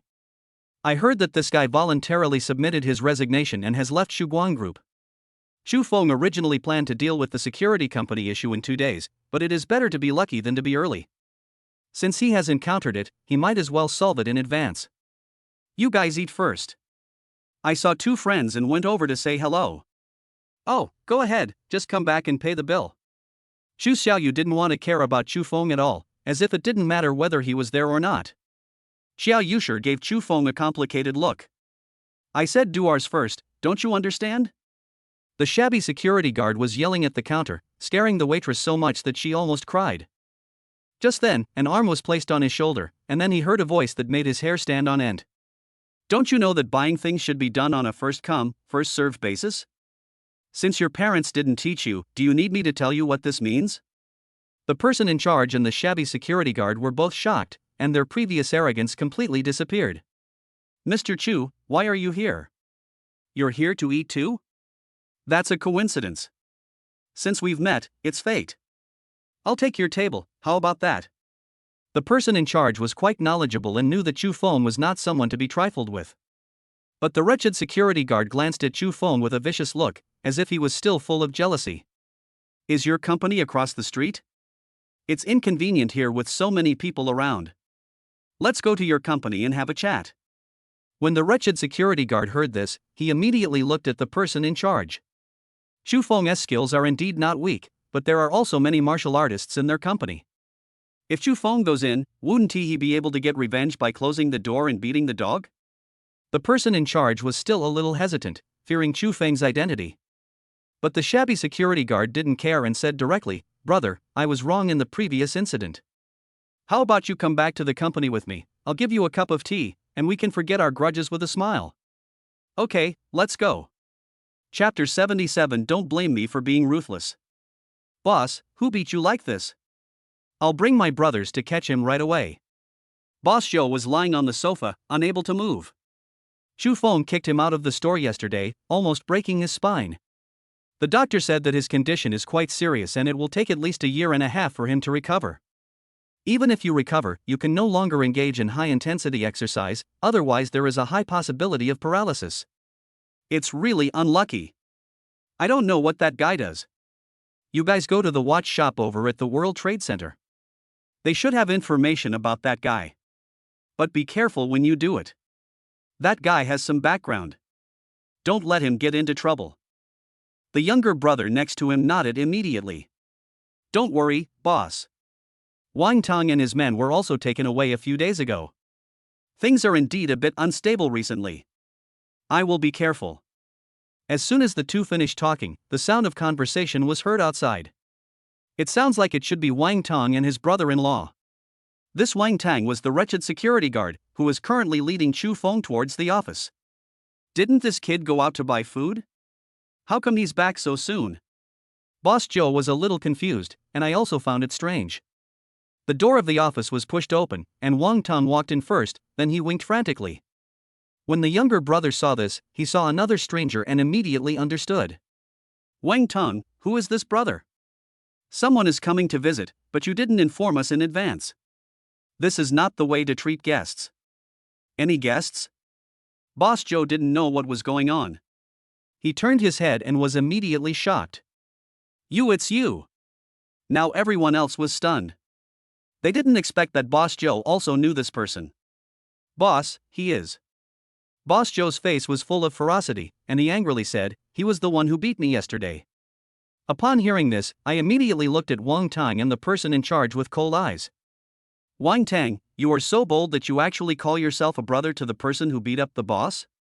Wang Tang was frightened and waved his hands quickly. No, Okay. Chu Feng spoke directly to attract their attention, and then smiled and said, I beat them, and I also beat your boss. I really have a connection with your company. The younger brother's face was cold, and he gritted his teeth and said, then how dare you come to our door? Do you really think we are so easy to bully? After that, he picked up the intercom at his waist and shouted directly, come here. The next moment, there was a chaotic sound of footsteps outside the office, and dozens of people rushed in, blocking the door tightly. He's here to mess things up, destroy him.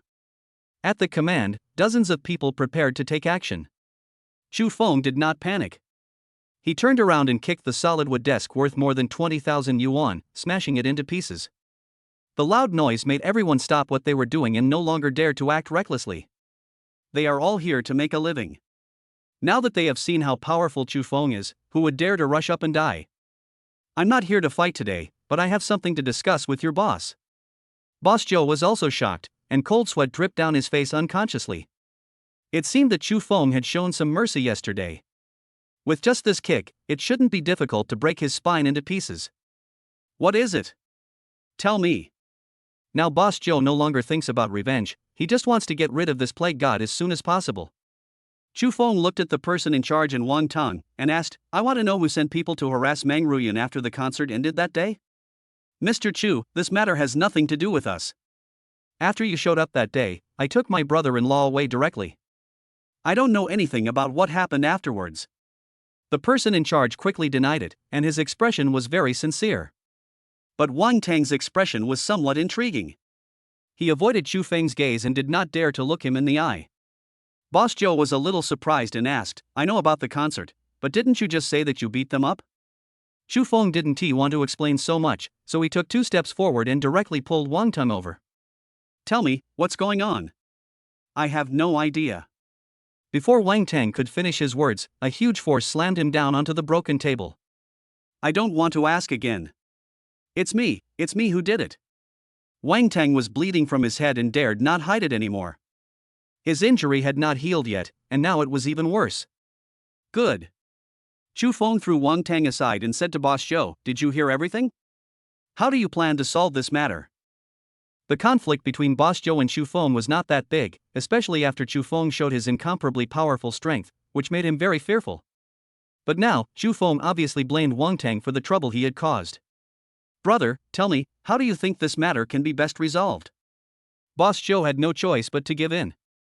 After making some connections, he realized Boss Joe originally thought Chu Feng would make some more outrageous demands, but he didn't expect it to be like this. He couldn't help but laugh. But Chu Feng's face darkened, and he said, but I have to say something ugly in advance. If something like that happens again, don't blame me for being ruthless. Chapter 78, It's easy to get. With Chu Feng's assets, opening a security company is not a problem.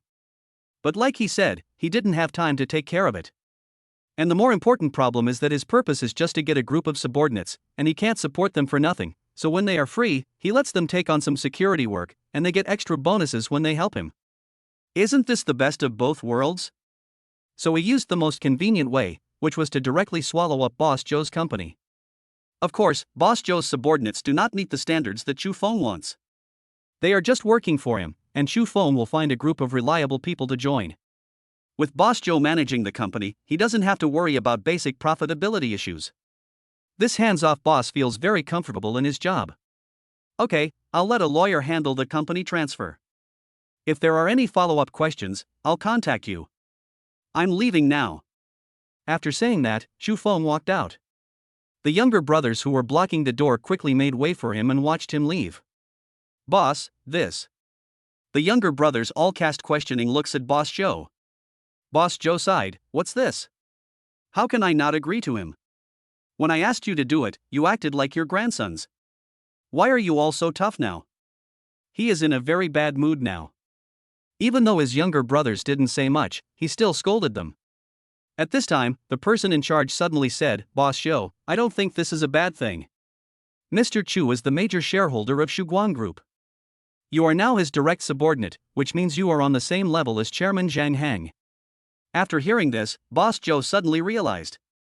It is true to think so. Although I lost the company, it was like holding on to a very strong thigh. From now on, when he goes out, with the Shuguang Group as his backer, won't he be able to walk around freely?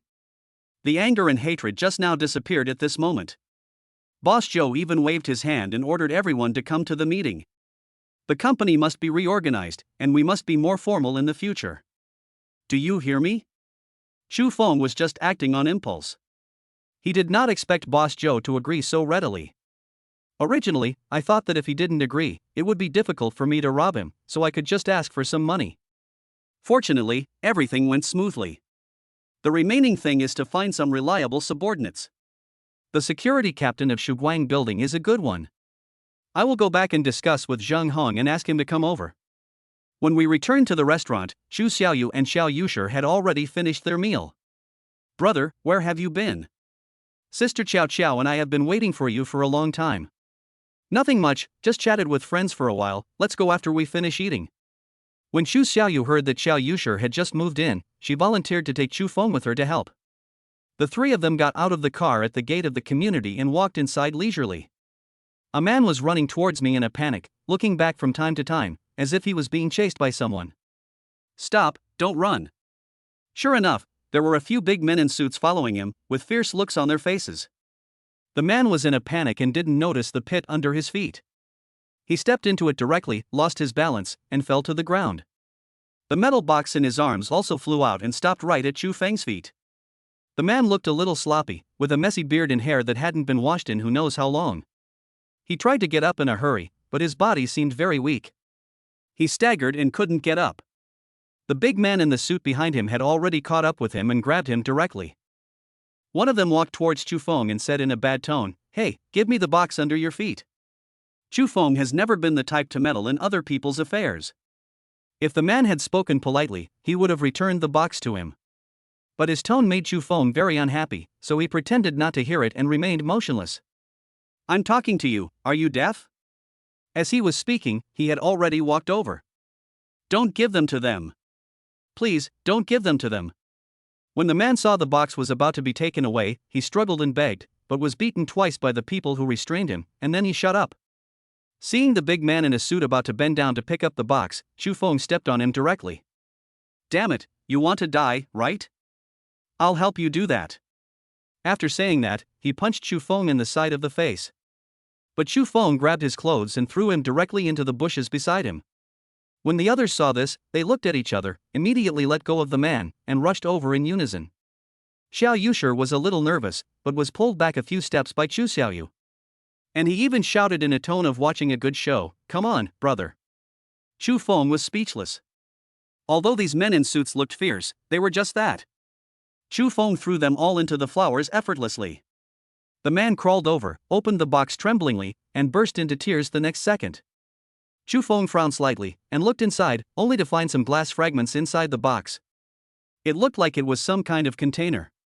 It's over, it's all over. All my 10 years of hard work is gone. The man cried so heartbreakingly that Chu Feng's eardrums ached from listening to him. Okay, you're a grown man, why do you have to cry like this? Chu Feng had just saved him, but he roared, what do you know? It took me 10 years to research this reagent. As long as I can make one step further, it will benefit all mankind. Chu Feng suddenly had an idea and asked, are you a scientist? What do you research? The man looked at the broken glass pieces with a distressed look on his face and said, you won't understand even if I tell you. Before he could finish his words, Chu Feng grabbed him up. Let me ask you again, what are you researching? Disease, virus, genetic virus. The man was terrified. Chu Feng's look at this moment frightened him far more than when he was being chased just now. I don't understand. Please explain it more clearly. The man swallowed and said, to put it simply, it is to cultivate viruses that act on human genes and use them to repair some genetic problems. To put it bluntly, it is to fight poison with poison. Chu Feng pondered for a while and roughly understood what he meant. In other words, the virus you developed can also be used to treat some difficult and complicated diseases? What about cancer? Although the man was horrified, he showed a hint of disdain when he heard this. My virus acts directly on genes, which is not on the same level as those drugs that treat diseases. But in theory, this gene virus can be used to fight and prevent cancer with a slight adjustment. Chapter 79 Big Surprise. After sending Chu Xiaoyu and Xiao Yushi downstairs, Chu Feng grabbed the man and walked out of the community. Sir, where are you taking me? Chu Feng did not answer his question, but went directly to the gate of Jianglin community and asked him to get in the car. After starting the car, Chu Feng asked, tell me, what happened? Who are you? Why did those people chase you just now? The man was silent for a moment, then said, Sir, it's not that I don't want to tell you, but it's useless for you to know about this. You'd better hand me over to those people, otherwise they won't let you go, and your friends will be in danger too. The fact that he could say such words proves that he is not a bad person. But Chu Feng didn't know where to find a professional in genetics, and now that one was finally found, how could he let him go easily? If you don't want me to be in danger, then answer my questions honestly. As for what to do, I naturally have my own ideas. The man hesitated for a long time before making a decision. Through his narration, Chu Feng finally understood that his identity was not simple either. 10 years ago, when the man was still in college, he became famous for his major discovery in genetics. This originally meant that his future life would be prosperous, but the reality was quite the opposite. One night, a group of people broke into his house and took him to a laboratory, where he stayed for 10 years. He was only allowed to go out when he had a break, but there would also be many people following him openly or secretly, leaving him no chance to even ask for help. Finally, a few days ago, his research was almost perfect, so he was brought to the city. Perhaps in order to hide his tracks, he did not stay in a hotel but lived in Xiao Yushi's community. He didn't know what the person behind the scenes wanted to do, but he knew that it was definitely not a good thing, otherwise he would not treat him in this way. So he found the right opportunity and ran out directly, but he didn't expect to be discovered so quickly. It sounded like just a few words, but it was hard for Chu Feng to imagine how he had survived the past 10 years. Sir, I didn't lie to you. Those people have great powers, so you'd better send me back. Okay, you can shut up now. I told you I'll take care of it myself. 10 minutes later, Chu Feng drove to Qin's pharmaceutical group. Laboratory? Qin Ran was a little surprised to see Chu Feng coming, and was even more confused when he heard that he wanted to go to the laboratory. Well, I need the equipment there to verify something, is that okay? Qin Ran nodded. The laboratory had not been used for a long time. It was idle anyway, so it would be fine to let Chu Feng use it. Here are the keys. Go ahead. I have a video conference and will come see you after it's over. Good. The laboratory was in another building. Chu Feng went downstairs and saw a security guard standing next to his car. This was deliberately arranged by Chu Feng to prevent the man from running away. Thank you for your hard work. I'll leave the rest to you. Go ahead and get busy. Okay, Mr. Chu, if you need anything, just call me again. Arriving at the laboratory, Chu Feng said, to be honest, I am not interested in your previous experiences, but I value your abilities, so I want to show you something now. The man was confused. He didn't think Chu Feng was like those people who would force him to do research. Moreover, he had heard of Qin's pharmaceutical company 10 years ago. The anti-cancer drugs developed by this company have saved countless lives. Chu Feng had already found the time to copy all the relevant information about the perfect genetic modification project into a document, and there was a copy in his mobile phone. However, he did not take out all of it, but only took out a part of it to show the man. The man showed no expression at first, but after a minute, his face began to change, sometimes ferocious, sometimes ecstatic. "Sir, where did you get this stuff? These studies on genetic engineering are more precise than what I have done in the past 10 years. Even some of my conjectures can be realized here." Chu Feng made the right bet. This guy could really understand these things. You don't need to ask about the source. Can we sit down and talk now? The man forced himself to look away from the phone screen, and then he heard Chu Feng say, "I need you to help me research the contents here. In exchange, I can help you solve all your problems." All that trouble? The man couldn't believe it. He didn't know where Chu Feng got the confidence to say such a thing. During these 10 years, he has fully understood how terrifying the person behind the scenes is. Chu Feng nodded without hesitation. "Yes, you heard me right. I will help you solve all your problems. In addition, I will not restrict your personal freedom. We are in an employment relationship. I will provide you with the best food, clothing, housing, and transportation. You have the final say on your salary. As long as it is not excessive, I will never bargain." This condition was so generous that the man couldn't react for a while. "If you agree, I will immediately find professionals to draft a contract. This will be a guarantee for both of us. But there is one thing I want to make clear in advance. You have to carry out these studies according to my wishes. What I need most now is an anti-cancer drug that far outperforms the market. Can you do that?" When it comes to professional fields, the man nodded immediately. "No problem. But I also have two conditions. First, I need you to help me solve all my worries. I don't want to go back to that dark place. Second, I don't have any material requirements. I just want enough money to spend. But I need a team. After all, my energy is limited." Chu Feng would certainly meet these two conditions. "Okay, then it's settled. Once the contract is drawn up, our cooperation will officially begin." After copying part of the genetic engineering into the laboratory computer, the man stayed there directly. Chu Feng walked out and saw Qin Ran walking towards him. "Chu Feng, what do you want the laboratory for?" Qin Ran asked curiously. She just found out that Chu Feng brought someone with him. "Oh, it's not a big deal. I have a friend who studies genetic engineering and is planning to find a laboratory. Didn't you say last time that this place wasn't used? I'll bring him here to have a look. You can decide on the rent. By the way, I can also let him research anti-cancer drugs. Maybe he can help you." "What are you talking about rent? Since you're my friend, just use it. I'm free anyway." Qin Ran did not think that genetic engineering research had any direct relationship with anti-cancer drugs, but Chu Feng's words still touched her. But she didn't know yet that Chu Feng would soon give her a huge surprise. Chapter 80: The Blind Date is a Host. The next day. "Hello, I'm Chu Feng." In a popular coffee shop, Chu Feng saw the visitor and stood up to greet him politely. Under the tyranny of Chu Jianghe and Luo Shui, although he was reluctant, he had no choice but to go on the blind date. "Hello, I'm Qi Xiaoming, you can also call me Bunny." The girl in front of me smiled brightly and her voice was very sweet, a little bit like a baby voice, but not harsh. She was wearing a pink and white sweatshirt, denim shorts, and a pair of high-top sneakers, which made her straight and long legs look even more beautiful. Her loose light brown curly hair also adds a touch of charm to her youth. "Let's sit down and chat. What would you like to drink?" Chu Feng is now very experienced in blind dates.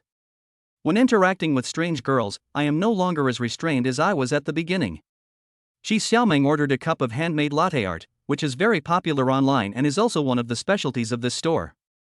Maybe girls are used to taking pictures of eating and drinking, and Qi Xiaoming was no exception. She took several pictures with her mobile phone before stopping. Chu Feng did not disturb them, but he always felt that someone was looking at him. He turned his head slightly and glanced at them out of the corner of his eye. Sure enough, there were two men at the table behind them, pointing their phones at him.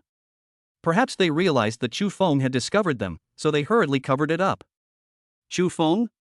What's wrong? Shi Xiaoming asked curiously, drawing Chu Feng's attention back. Nothing, where were we talking about? Oh, I just mentioned your profession. Chu Feng nodded. I don't have a formal job, and I'm planning to open a restaurant with my friends. Chu Feng spoke the truth, but Shi Xiaoming showed a somewhat exaggerated expression. Wow, a restaurant, that must be a lot of investment?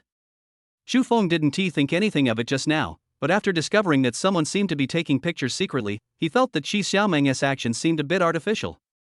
For example, this surprise seems to be acted out on purpose. Luo Shui mentioned this when she was talking to him about the blind date. She said that she and Chu Jianghao went to the blind date corner in the park again, but this time they were not chatting with other parents. Shi Xiaoming herself was there looking for a blind date. Logically speaking, most people who can find a partner at the blind date corner are busy with work, or are older and their parents are anxious. It is rare for the blind date person to appear in such a place. Especially for a young girl like Shi Xiaoming who has good looks, there is absolutely no need for this. Thinking of this, Chu Feng's cell phone rang. I picked it up and saw that it was a link sent by Chu Xiaoyu. Brother, take a look at this. You are going to be famous. Chu Feng was confused and clicked on the link. It turned out to be a live broadcast platform software. After the buffering was completed, he immediately saw his own back. Now he understood. After all the fuss, he had become the protagonist of this live blind date drama without knowing it. Taking a look at the host's information, both the avatar and the online name matched Shi Xiaoming. Chu Feng was no stranger to live broadcasts and would occasionally watch them in his spare time. In order to attract fans, many anchors will try every possible means, and the most effective one among them is nothing more than the plot. Especially those plots with a set theme and no script at all, which are full of variables, are the audience's favorite.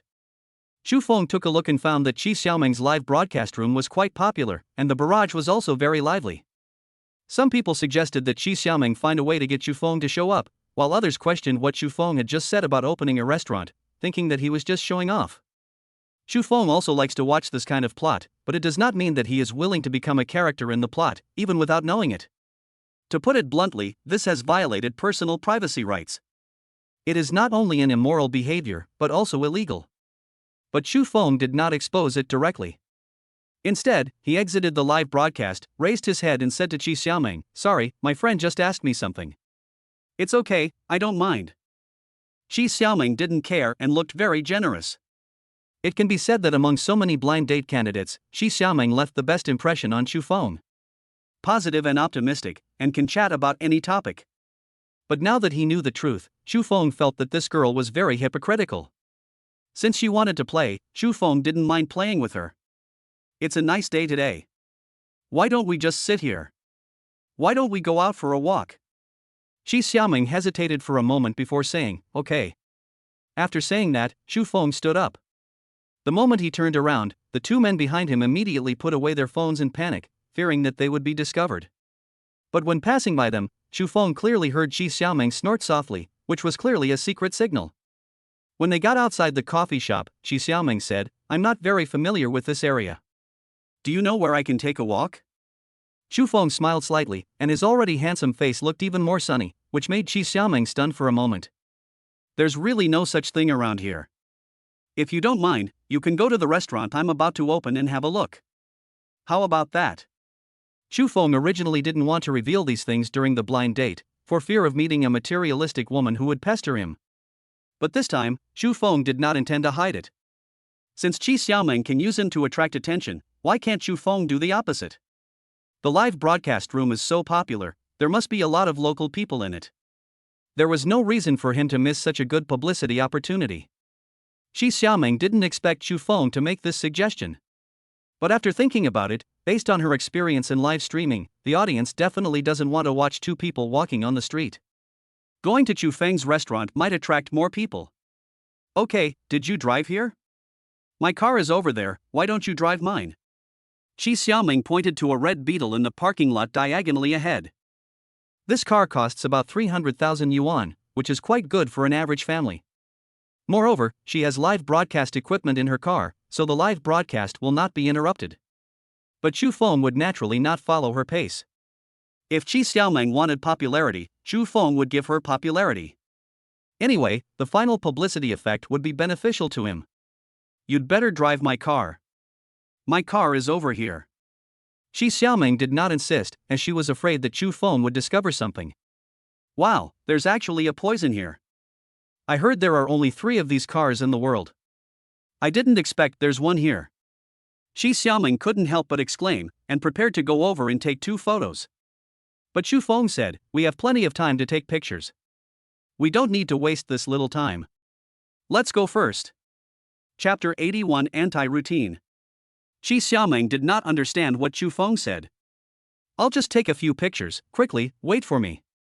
After saying that, she ran to the poison and posed in various postures. But he seemed to be dissatisfied with the photos, so he said to Chu Feng, this is a rare opportunity, can you help me take a few photos, please? There was a hint of coquettishness in her tone, but Chu Feng didn't care. He put away his phone and prepared to take a photo of her. The 2 men who were taking the photos secretly were hiding behind. Chu Feng clearly noticed it, but he said nothing.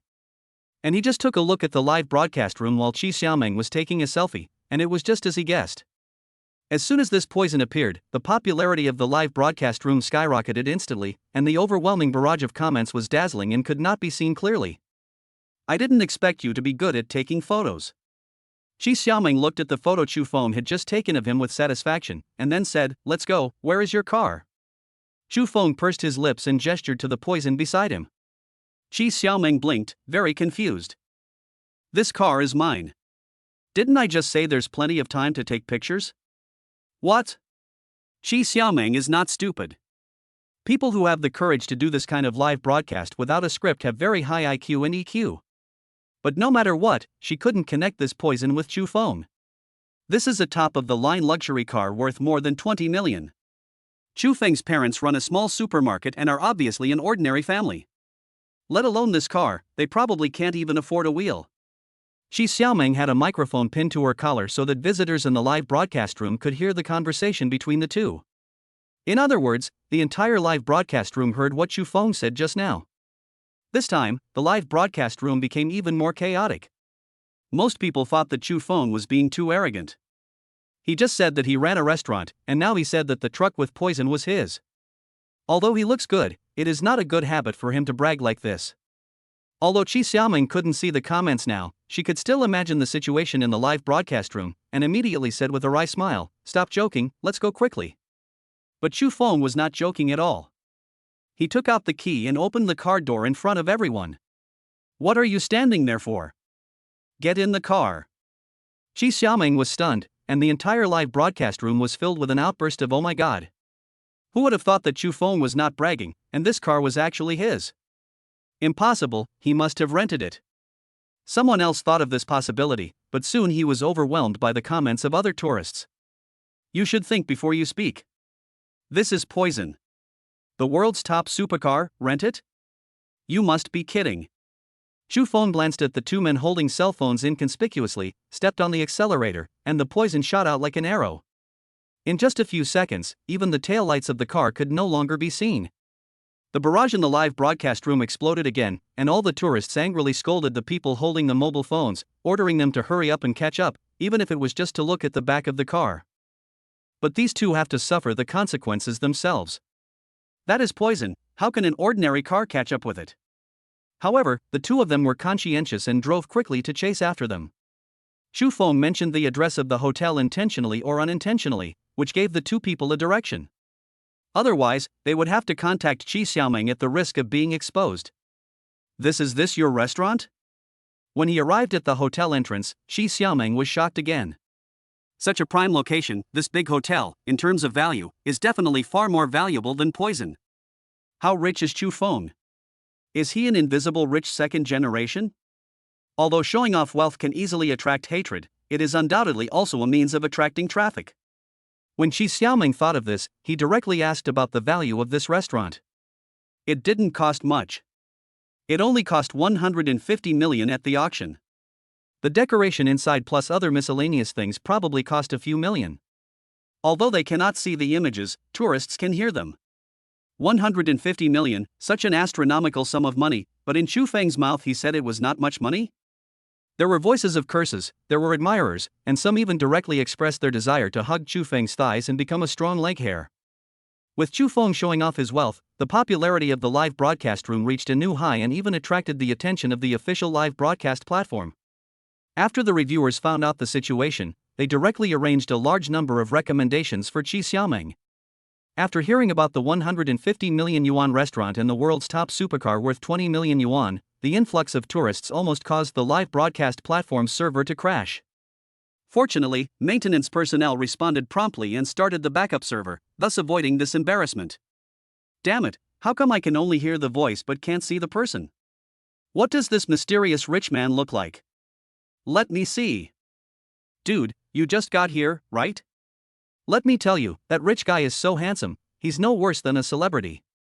If I were the anchor, I would have pledged my love to him by now. You can't see the screen now, so how do you know that the anchor didn't promise to marry you? Maybe they have already, he. They started chatting on the barrage, and it was very lively. Chu Feng, that. Others may watch the fun, but Qi Xiaoming is extremely nervous now. She originally just wanted to attract some popularity, but who would have thought that she would meet a big shot like Chu Feng? She was very self-aware. Compared with Chu Feng, she was nothing. If Chu Feng knew the truth, the consequences would be unimaginable. Chu Feng, I have something to tell you. Qi Xiaoming hesitated for a moment, but decided to confess to Chu Feng. But Chu Feng didn't wait for him to speak, and said directly, "It's almost done, let's go in and take a look." After saying that, he got out of the car on his own. Qi Xiaoming had no choice but to follow him.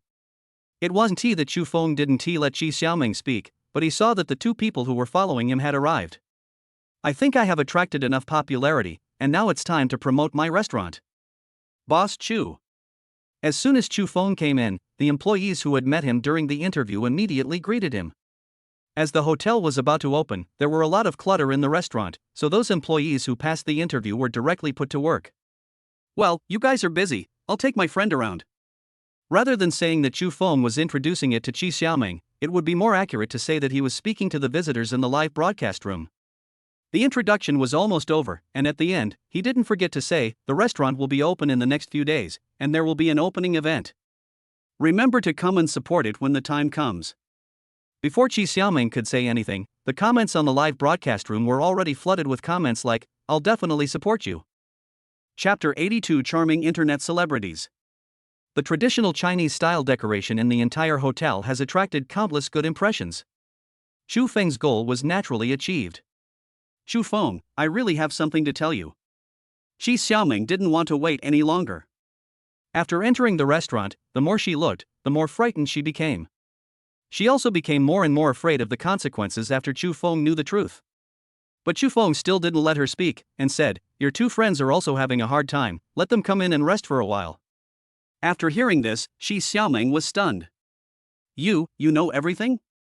Chu Feng smiled and said, "Here's a suggestion for you. Next time you want to secretly take photos, find two professional people. They both want to stick their phones on my forehead. It would be strange if I didn't notice it, right?" After he said this, the live broadcast room was filled with comments of "ha ha ha," which made the two people who were taking the photos so ashamed that they wanted to crawl into the ground. Qi Xiaoming was also extremely embarrassed and lowered her head, not knowing what to say. "Okay, let them both come in and take a photo, and we'll go over to the side and have a good chat." Qi Xiaoming heaved a sigh of relief when she heard Chu Feng's tone, which seemed to indicate that he was not going to embarrass her. He waved his hand and called his companions in, asking them to take pictures of the interior of the hotel and help promote Chu Feng. Then he took out the microphone from his clothes and turned it off. "Chu Feng, I'm sorry." Qi Xiaoming took the initiative to apologize. Chu Feng was actually a little angry at first, but when he looked at his phone, his anger immediately subsided. Millions of people were watching online at the same time. This publicity effort was truly incredible. Not counting the locals for now, those from other places, as long as they come here for tourism or business trips, 9 out of 10 will come to the hotel to punch in. What reason does Chu Feng have to be angry?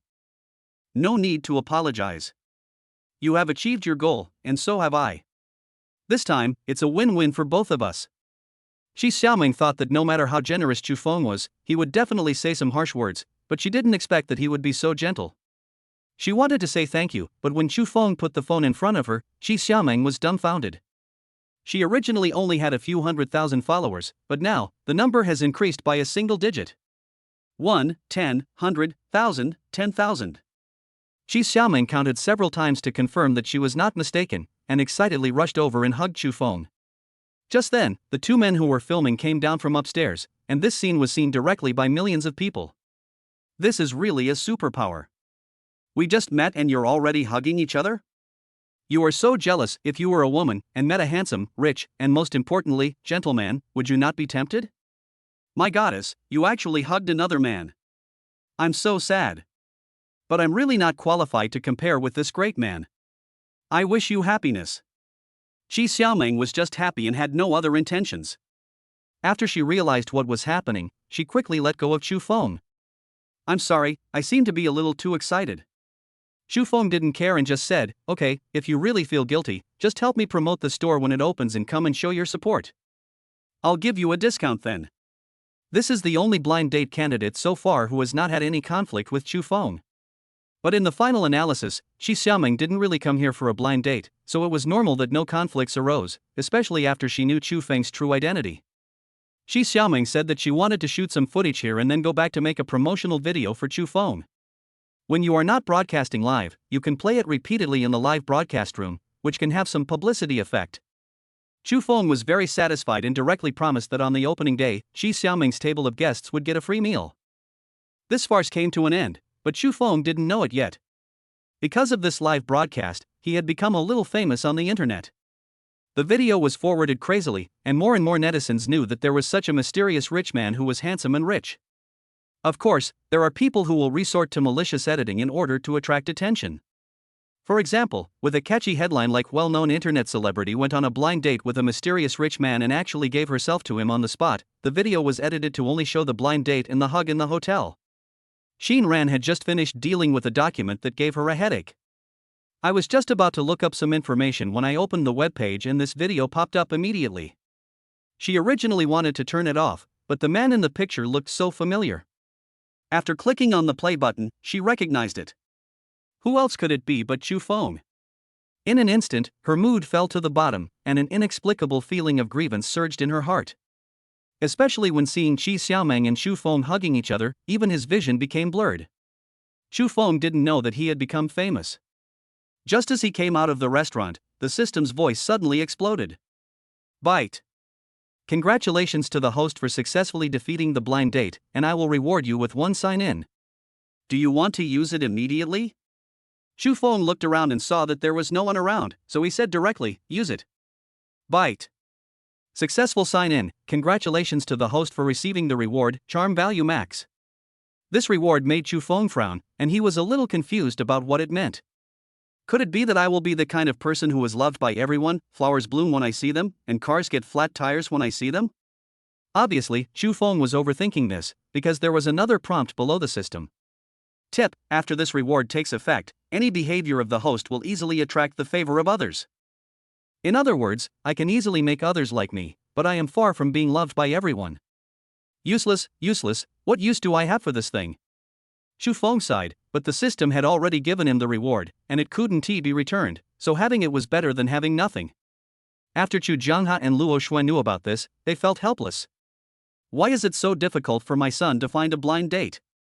We have tried so many times, but why is there not even one person who can make the slightest progress? Chu Feng was also helpless. Could it be that he was destined to be single for the rest of his life? Xu Xiaoyu, however, was trying to hold back her laughter until she almost fainted. Laugh if you want to. Why are you holding it back? What did you see? Brother, you don't know you've become famous, right? Look at these, they're all speculations about your identity. Some people even say you're from outer space. It makes me laugh to death. Chu Feng was speechless, but the internet was a thing where any hotspot was temporary, and it wouldn't be long before his news would disappear into thin air. Okay, just take your time to smile, I'm leaving now. Luo Shuai looked up at him and said, it's already dinner time, aren't you going to eat at home? No, I'm a big internet celebrity now, I have to pay attention to my figure. Chapter 83, Xin Ran is desperate. On the way home, when Chu Feng passed by Qin's pharmaceutical group, he was going to ask Xin Ran whether she had finished get off work and whether he should take her home with him. But the call was connected, but no one answered. Chu Feng thought Xin Ran was still busy, so he prepared to go home first. But just as he started the car, he saw Chin Ran's car driving out of the company. Isn't the car broken down? He felt a little strange and stepped on the accelerator and followed. When the two cars were driving side by side, he saw that it was indeed Chin Ran who was driving, so he honked the horn. Logically speaking, my car would be easily seen, especially since I intentionally reminded people of it. But Chin Ran seemed not to hear it, and didn't even turn his head. Instead, he sped up. What's going on? Is there something wrong at home? After all, the Continental is a luxury car worth more than 3 million yuan, and it can reach very high speeds. Seeing Chin Ran, who was always steady, driving so fast, Chu Feng felt more and more that his idea was right. Apart from something going on at home, what else could have made Chin Ran so impulsive? So he followed closely behind the Continental, with the two luxury cars one in front and one behind. The other cars didn't dare to get close, but instead all avoided to the sides. Seeing that Jilong Bay was just around the corner, Chu Feng turned on the turn signal, but Chin Ran showed no intention of slowing down and rushed straight through the intersection while the street lights were on. Chu Feng quickly straightened the wheels and continued to chase. At the same time, he took out his cell phone and continued to call Chin Ran. This time, Chin Ran finally answered the call. But before Chu Feng could ask what was going on, Chin Ran said in a bad tone, "Why are you following me? I don't want to see you now." As soon as Chu Feng opened his mouth, the call was hung up. He looked puzzled. He didn't seem to have offended Chin Ran. Wasn't it resolved the last time she was angry? Maybe you've run into some trouble at work again? Thinking of this, Chu Feng decided to continue following. Looking at Chin Ran's current state, it was too easy for him to get into trouble. Before he knew it, Chin Ran had driven to the lake where he had previously clashed with the eldest young master of the Liao family. Seeing Chin Ran finally stop the car, Chu Feng was ready to ask what was going on. He didn't mind Chin Ran's attitude just now. After all, they were friends, and it was normal for friends to vent to him when they were in a bad mood occasionally. As soon as he got off the car, he saw Chin Ran running towards the big lake in front. Damn, is this just too much? Chu Feng was startled and kicked his feet hard, with such a huge force that the floor tiles were shattered into pieces. But with the help of this effort, he rushed out like an arrow. In the blink of an eye, he had caught up with Kiran. What are you doing? What's the matter that's making you so upset? Let me go. Let me go. Chin Ran refused and struggled, trying to get rid of Chu Feng's hands. But how could Chu Feng let her do as she wished? Seeing that she was struggling, he got angry, bent down, and carried her on his shoulders. There were many passers-by near the lake. When they saw this, they thought Chin Ran was kidnapped and tried to rush over, but were stopped by their companions. What were you doing over there? Can't you see that they were a couple arguing? The enthusiastic man was confused and looked in the direction his companion pointed out. Only then did he see two luxury cars parked on the side of the road. Oh my God, isn't that the Poison? The one that's really popular on the internet. So, this person is the mysterious rich man? The companion nodded. It seems so, but this woman is not the anchor. Could it be that this woman is the principal wife and the anchor is the mistress? Did they quarrel over this matter as well? As soon as he thought of this, he reacted immediately. Whether it's true or not, this is big news. He works for an internet information company. How could he miss such an event that could help him get attention? He might even get a large bonus. So I immediately took out my mobile phone to film, prepared to edit it when I got back, and then go to the editor-in-chief to ask for a reward. I have to say, this mysterious rich man looks so handsome from behind. He's carrying a living person weighing over 100 pounds and walking so fast. His physical fitness should be pretty good. Comparing yourself to others is really frustrating. Chu Feng carried Chin Ran directly to his car, opened the door, and stuffed her in. After he got in the car, he asked, "What's the matter that's bothering you? Are you going to ignore Xiaohan and Xiaoyu?" Chin Ran was really feeling more and more aggrieved. She originally wanted to go home, but who knew that she would see Chu Feng's car as soon as she walked out of the company gate. Just as I was about to pretend I didn't see it and drive away, his phone call came. The video footage she saw in the afternoon was still lingering in her mind, so she threw her phone aside and drove away.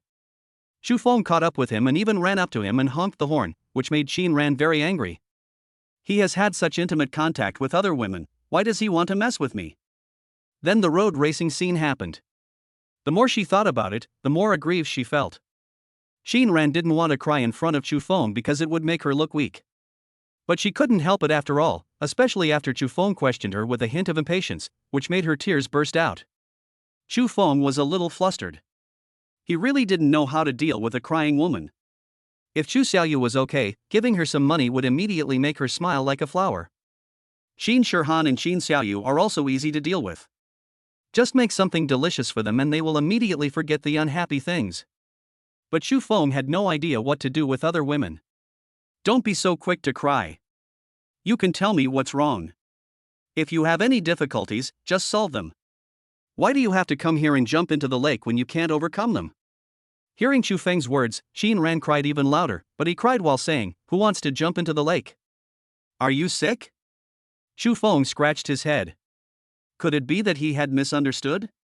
Then why did Ran run to the lake? Could it be to get some fresh air?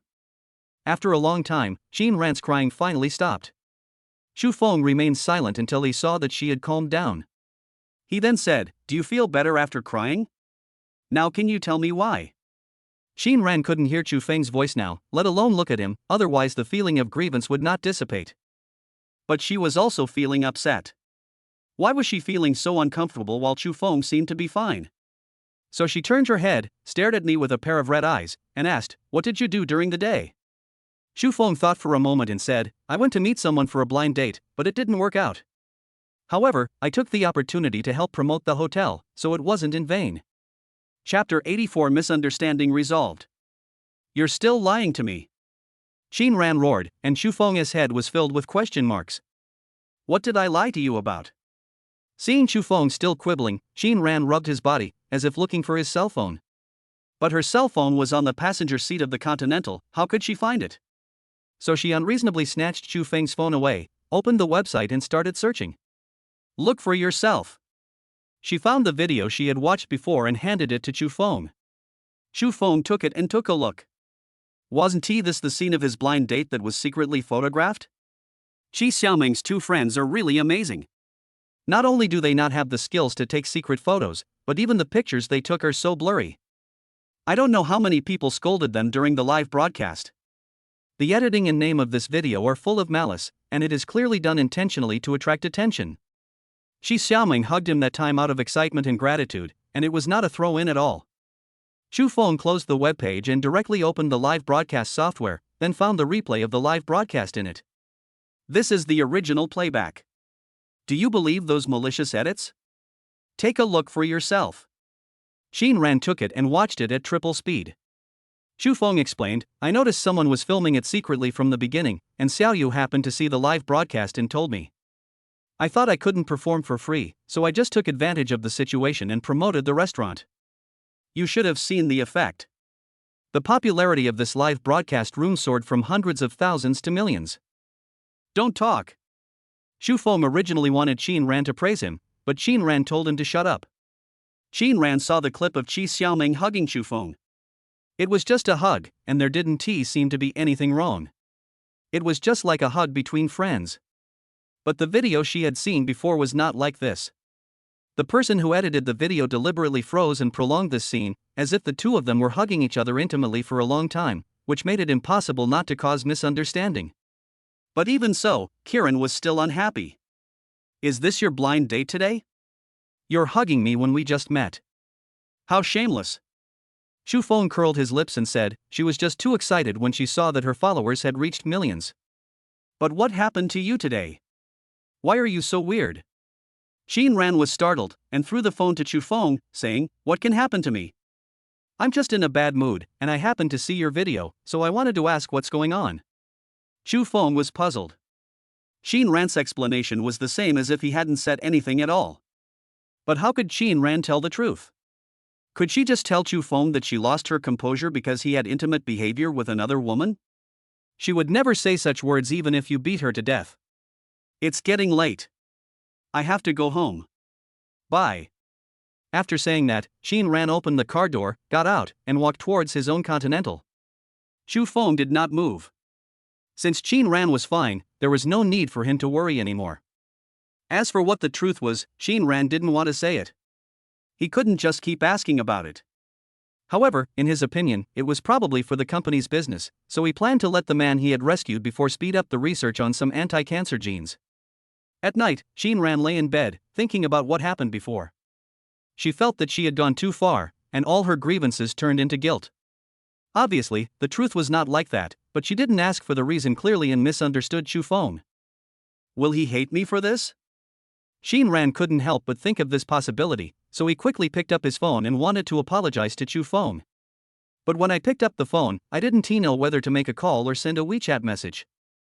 As she was hesitating, there was a sudden noise, which scared her so much that she almost threw her phone away. After a panicked look, he realized that it was a WeChat message from Chu Feng. Isn't there something wrong with your car? I'm planning to change my car too. Do you have time tomorrow? Do you want to go take a look together? Seeing this, Shinran smiled and replied, okay, see you tomorrow. No words were spoken that night. The next morning, Chu Feng was jogging when he saw security guard Zhang Long walking towards the duty room with his head down. Zhang Long. Chu Feng slowed down his pace and shouted. Zhang Long turned his head and saw Chu Feng, forcing a smile. Mr. Chu, good morning. Normally, Zhang Long always looked full of energy and spirit, but today he looked a little strange. What's wrong with you? You look like an eggplant hit by frost. Zhang Long sighed and said, Mr. Chu, I may be leaving Jinlong Bay soon. Yesterday, when I was on patrol, I had a conflict with a drunk resident, and he told me to get out. People who live in Jinlong Bay are either rich or noble, and are definitely not people that an ordinary security guard can afford to offend. In fact, Zhang Long cannot be blamed for this matter.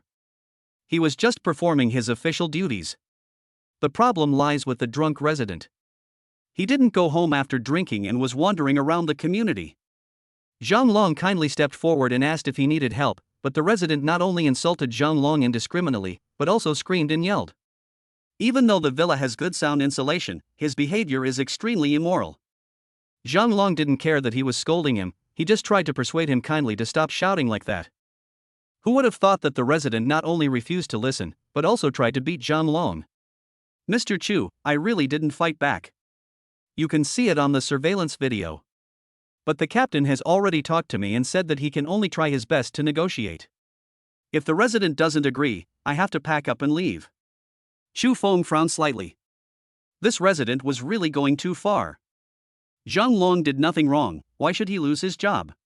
But he also understood that this was the current state of society. Such things were common, and he had even experienced them personally.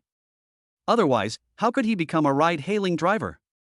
It was all because of his former boss who was a jerk. It was clearly the business he had negotiated, but it was snatched away by someone else when the contract was finally signed. He was not convinced and went to find his boss, but the boss told him to pack up and leave because the person who stole the order was his relative. Don't worry, it's okay. I happen to own a security company. If you can't continue working here, just come to my company. I can't say the treatment will be better than here, but at least I won't let you wander the streets. Zhang Long thanked Chu Feng profusely. He had never expected that Chu Feng would be able to help him. As for the grievances he suffered, he could only grit his teeth and swallow them. Chu Feng was about to run for a while, but as soon as he turned around, he saw a familiar figure. Chapter 85, It's not that I won't take revenge, it's just that the time has not come yet. You are Chu Feng? There stood a greasy fat man in front of me, with the aura of a nouveau riche. Speak of the devil and he will appear. Chu Feng just thought of his previous boss because of Zhang Long's experience, but now, he has met him. Chu Feng, what are you doing here? Can someone like you just come to Jinlong Bay casually? What are the security guards at the door doing? Zhang Long hadn't taken 2 steps when he heard a voice and turned around, and was immediately seen by the fat man. It's you. You were the one who beat me up last night, right? You're still here, kid. I'm telling you, if you don't get out of here today, you'll have to wait and see. Chu Feng understood after hearing this. It turns out that it's not that there are too many unreasonable people, but that the world is too small. He could never have imagined that the person who would have a conflict with Zhang Long would be his former boss, Niu Shua. Niu Shua's original name was Niu Dazhuang. His parents and ancestors were all farmers. However, when he was delivering goods to the city, he saw the prosperity of the city, so he started to do business. Unexpectedly, he actually made money. When Chu Feng worked for him, he was still a small trading company. But now they all live in Jinlong Bay, and it seems that his business is getting bigger and bigger. The security captain rushed over. When Niu Shua saw him, he immediately said, "Didn't I tell you to get him out of here? Don't you want to be the security captain anymore?" Niu Shua looked very superior, but his appearance had nothing to do with nobility. Upon hearing this, the security captain's face darkened, but not towards Niu Shua, but towards Zhang Long. "Zhang Long, didn't I tell you to pack up and get out? Why are you still hanging around here?" Zhang Long was stunned. The captain clearly asked him to negotiate a little longer and did not let him leave immediately. "Captain, didn't you say?" "What did I say?" "I told you to get out." "What, are you waiting for me to send you off?" Chu Feng raised the corner of his mouth. He never thought that he would see such a fickle world right at the gate of Jinlong Bay. "Niu Shua, I originally thought that your business wouldn't last long, but I didn't expect that God might be blind, and even a bastard like you can live in Jinlong Bay." Upon hearing this, Niu Shua's brows immediately raised. "Chu Feng, what the hell are you talking about? Who do you think you are? Pointing fingers here? How can you be the head of the security team? Can you let anyone in casually? How could the security captain not know Chu Feng?" His poison truck had become a bragging asset for the entire security team. "When I was drinking with my buddies outside, he kept saying we have a poison car in Jinlongwan, as if the car was his. Boss Niu, there is absolutely no problem with our security measures. Mr. Chu is also a resident here." "What?" Niu Shua pointed at Chu Feng and asked doubtfully, Is he worthy of living here?" Chu Feng raised his eyebrows. He really didn't like others pointing fingers at him. So he directly slapped Niu Shua's hand aside and said, "Niu Shua, where I live seems to have nothing to do with you, right? Who are you fighting with, you little bastard?" Chu Feng's actions angered Niu Shua, and he was about to beat Chu Feng. Who knew that suddenly a big foot kicked over from the side, causing Niu Shua to stagger. "Zhang Long, you're crazy." The security captain was terrified and angrily scolded Zhang Long, who took action. Zhang Long threw his hat aside and said angrily, "No need to fire me, I quit." After saying that, he rushed over, pounced on Niu Shua and started beating him up, making Niu Shua scream in pain. If the security captain hadn't stopped him, Zhang Long would have beaten Niu Shua half to death. With that fat body of his, how could he be a match for Zhang Long? "Bah, you bastard, do you think you're so great just because you have a few bucks? I'm telling you, I won't serve you anymore." Niu Shua struggled to get up and yelled at Zhang Long, Okay, you dare to hit me, right? I'm telling you, you're dead." Chu Feng smiled and patted Zhang Long on the shoulder, asking him to step back. "Niu Shua, Zhang Long is my man now. If you want to touch him, you should at least ask me first, right? Who the hell do you think you are, Chu Feng? I'm telling you, this matter has nothing to do with you. If you insist on getting involved in this mess, I'll kill you too." This kind of threat is nothing to Chu Feng. He just looked at Niu Shua and said directly, "Whatever you want to do is your business, but don't you like to bully others? Well, I'll let you experience the feeling of being bullied, there's nothing wrong with that, right?" Niu Shua didn't understand what Chu Feng meant, but he could hear the threatening tone clearly. "Are you trying to scare me?" Chu Feng shrugged, "Think whatever you want, but you will soon know whether this is to scare you. Zhang Long, go pack your things. I'll give you an address. Just go there and tell them I told you to go." Now that his realm was different, Chu Feng naturally would not take people like Niu Shua seriously. He turned around and walked back home, then called Zhang Heng directly. Ask him to help investigate Niu Shua's company. It was a coincidence that Zhang Heng actually knew Niu Shua and could tell us a little about his company. "Chu Feng, has this Niu Shua ever offended you?" Zhang Heng was so smart, how could he not understand the meaning behind Chu Feng's words? "Yes, not only did I offend him before, but I just met him and he threatened me." After hearing this, Zhang Heng couldn't help but smile. This Niu Shua is really something. He has offended many people, but he just had to offend Chu Feng. Although this young man looks harmless, his methods are definitely not something that ordinary people can withstand. "Well, what do you need me to do?" Zhang Heng asked. Chu Feng thought about it, and then said, "Not really, but I have something else to discuss with you. I think the security captain of the group is good, can you give him to me?" "You mean Zhao Hu?" Chu Feng didn't know what the Group S security captain's name was, but he knew a Zhang Long, and now there was a Zhao Hu. He really didn't know if he would meet someone named Wang Chao or Ma Han in the future. If this continued, he might as well change his name to Bao Zhang. It should be him, what do you think? Zhang Heng thought for a moment, and then said, you are good at choosing. I have no problem with this, but we have to see what Zhao Wu thinks. He is a retired soldier, and not just one person. When he first came to apply for the job, he was part of their team. You mean, they're all veterans? If this is the case, then Xu Feng is definitely going to win. With a group of veterans around him, wouldn't it be easier for him to do anything in the future? Chapter 86, Winning Over. Boss Niu, Mr. Chu is also a resident here. It's not good to offend him, right? The security captain of Jinlong Bay specially invited Niu Shua to his office. Zhang Long just patted his butt and left, but if anything happened later, he, as the security captain, would be held responsible. Niu Shua also calmed down after his excitement. What on earth does this Chu Feng do? He worked for me a few years ago. How come he lives in Jinlong Bay now? Are you sure this house is his? The security captain nodded. Their owner's information had Chu Feng's name on it. Moreover, Niu Shua had just moved in, and Chu Feng arrived much earlier than him. But Niu Shua became angrier the more he thought about it. There were a lot of people watching him just now, and he was really embarrassed. If he just brushed this matter aside, how would he raise his head in Jinlong Bay in the future? He directly said to the security captain, go and help me find out what Chu Feng does. Don't worry, I won't treat you unfairly. When the security captain heard what Niu Shua said, he felt extremely reluctant. Boss Niu, it's not that I don't want to help you. Mr. Chu is also the owner. If I do this, I won't be able to explain myself later. Niu Shua was holding his phone and about to make a call. After hearing what he said directly, stop talking nonsense. 200,000, do you want to do it? Even though the salary level in Jinlong Bay is high, 200,000 is also the annual salary of a security captain. He thought about it for a moment and immediately put on a flattering smile. Okay, I'll check it out right away. After the security captain left, Niu Shua showed a look of contempt and then made a phone call.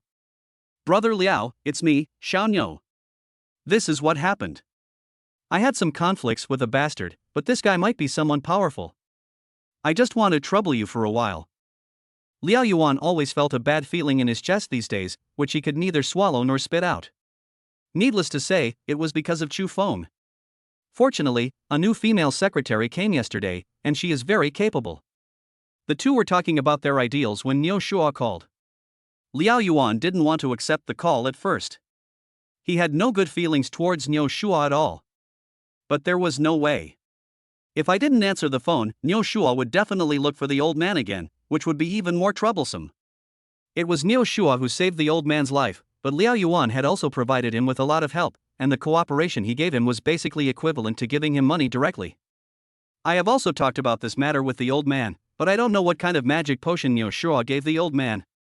The old man just said, can the grace of saving your life be measured by money, and sent Liao Yuan away. Hearing Niu Shua say that he had a conflict with others, Liao Yuan pushed the female secretary away and suppressed his anger. Niu Shua, am I giving you face? Now you call me even for such a small matter. Do you really think that I won't dare to touch you because the old man is protecting you? Niu Shua was so frightened that his whole body trembled, and he quickly said, Brother Liao, that's not what I meant, listen to me. After he told the story again with exaggeration, Liao Yuan said, okay, I'll help you this time, but I'm going to say this is the last time. If you bother me again in the future, believe it or not, I will make you go back to the days before liberation overnight. Yes, I won't dare to do that again, I won't dare to do that again. Niu Shua agreed verbally, but after hanging up the phone, his expression changed completely. Not looking for you? Ha ha. Then I'll go directly to Mr. Liao and see if you still dare to talk to me like that. However, since Liao Yuan agreed to help, Niu Shua felt relieved. What remains is to find out Chu Feng's background and teach him a lesson he will never forget. Qin Ran deliberately handed over all the company's affairs to others today. He got up early, but did not go for a run. Instead, he dressed up carefully. She got angry with Chu Feng yesterday because she didn't find out the facts clearly. Although Chu Feng didn't seem to care, she still felt a little guilty. She planned to apologize to him today and treat him to a meal or something. But after waiting for more than 9 o'clock, Chu Feng still didn't contact her, which made her a little nervous, but she was too embarrassed to contact him actively. At 10 o'clock, there was still no movement from the phone. Qin Ran could not help it and sent a tentative WeChat message to Chu Feng, asking him if he had woken up. When Xu Feng received the WeChat message, he was in the restaurant of Shuguang building. Except for those who were on duty, all the security guards were here. Eat and drink as much as you want. We are in a hurry today, so just make do with this one meal. I will treat you to a good meal when there is a chance. Thank you, Mr. Chu. The security guards had no complaints. They were all former soldiers, so they weren't that spoiled. All they wanted was to have enough to eat. Zhao Hu and Xu Feng sat alone at a table. The former sat upright with his hands on his legs, and did not start eating like the others. Mr. Chu, Director Zhang has contacted me. I roughly understand what you mean. If it is a general work arrangement, I can totally accept it, but from what I understand, it seems not to be the case. Xu Feng nodded. If it was just a personnel change within the group, there would be no need to ask Zhao Hu for his opinion. Zhao Hu is a straightforward person, and Xu Feng doesn't like to hide things. I just got a company and I need some of my own people to support it. Oh, yes, you know this company, it's the Zhanlong Security Company. Hearing this, Zhao Hu couldn't help but show a look of admiration.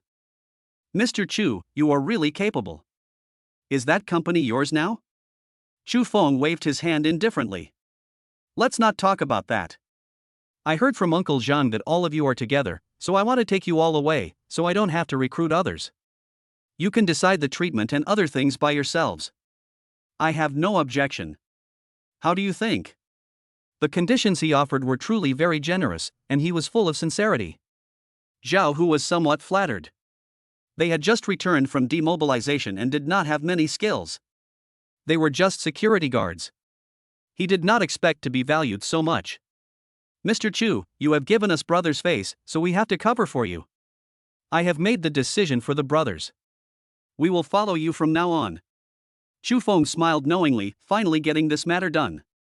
Okay, then it's settled. When Uncle Zhang finds someone to replace you, you can call me. After coming out of the restaurant, Xu Feng saw the WeChat message from Qin Ran and immediately called him. Half an hour had passed, and Xu Feng hadn't replied. Was it because he had something else to do and didn't see it, or? Just as I was about to start daydreaming, the cell phone rang. Qin Ran answered the call immediately, and heard Xu Feng say, "Sorry, something urgent happened. I'll go back and pick you up right away." Chapter 87 Car Purchase Troubles. Xu Feng drove the Civic today and brought Qin Ran all the way to the Auto City. This used to be a large industrial park, but after planning, it became the current automobile city. Except for some special brands, all the manufacturers available on the market are located here. We have everything from commuter cars costing tens of thousands to luxury cars costing millions. Xu Feng's Civic also drove out from here.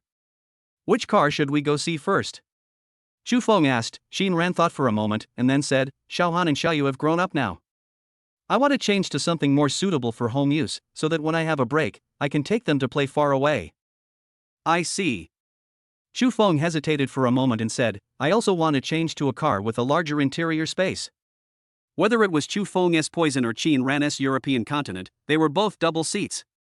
Although they look cool to drive, to be honest, if you are not using them to attract the opposite sex or to race, these two luxury cars are basically useless in daily life.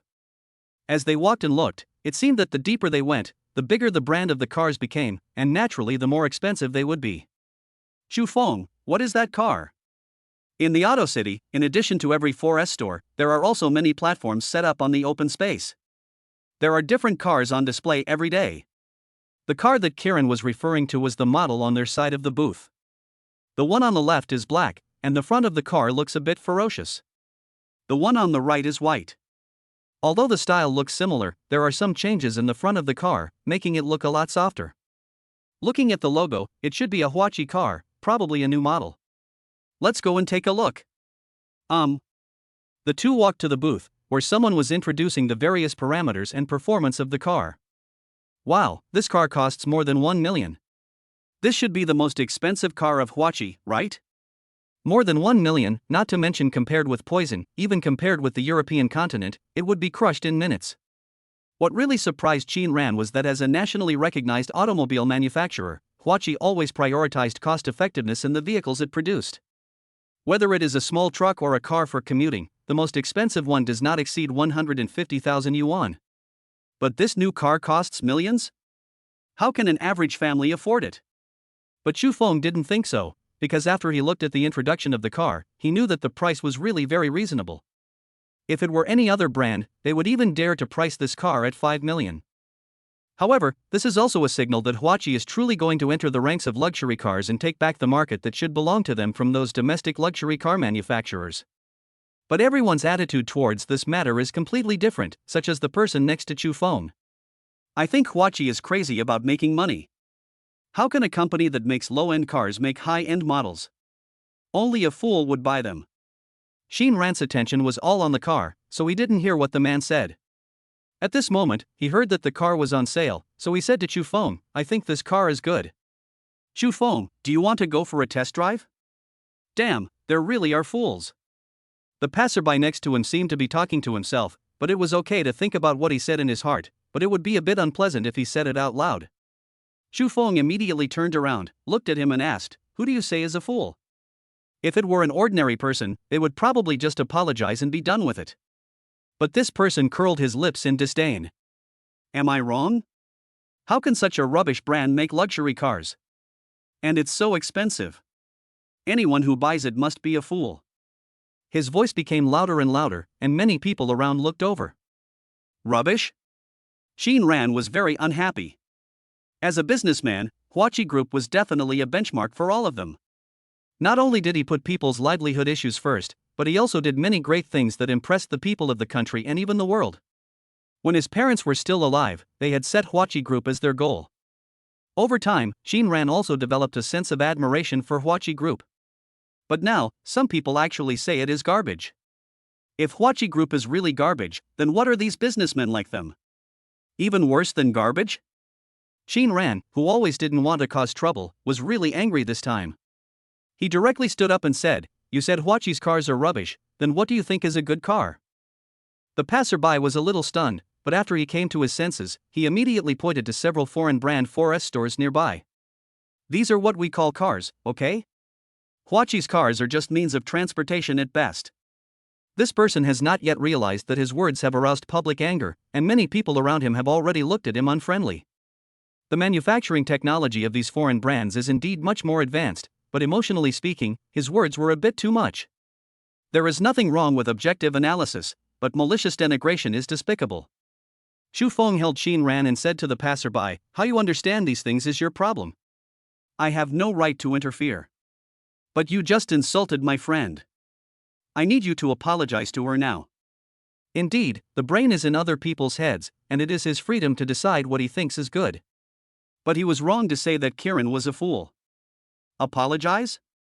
Why should I apologize? I said that anyone who bought this car is a fool. Did you buy it? I said that if you want to scam someone, you have to be qualified. Can you afford this car? Why are you pretending? This man was making a specious argument. He had just said that Xin Ran was a fool, but now he was denying it. Okay, then according to what you mean, if I buy the car, you can apologize, right? The passerby snorted coldly. If you have the guts, buy it. Who are you trying to scare? Do you think I didn't see that you guys drove a broken Civic here? Are you still pretending to be cool? Chu Feng didn't waste time talking to him and directly waved to the staff of the Huachi 4S store at the booth. The staff member was also paying attention to what was happening here, and immediately came over when he saw what was happening. "Sir, how can I help you?" Chu Feng took out his bank card and said directly, "One black and one white, pay now, full amount." When these words were spoken, everyone in the audience was shocked. 2 cars, one black and one white, that's more than $2 million, don't you even blink an eye?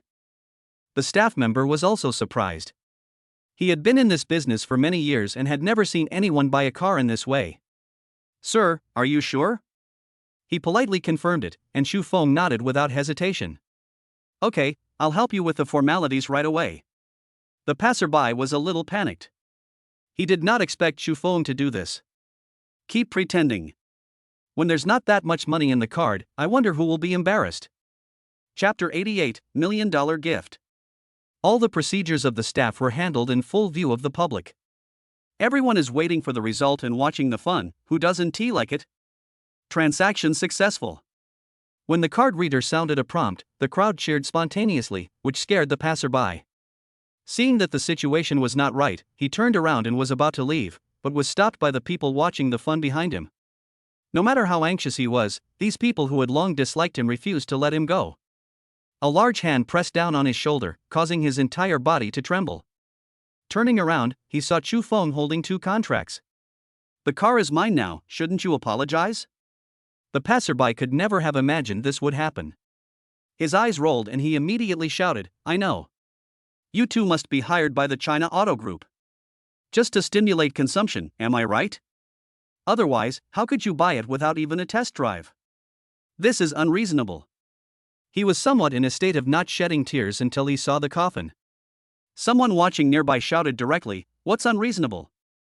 Huaqi's cars have a good reputation and the damage rate is the lowest among all brands. Is it necessary to test drive them?" "That's right.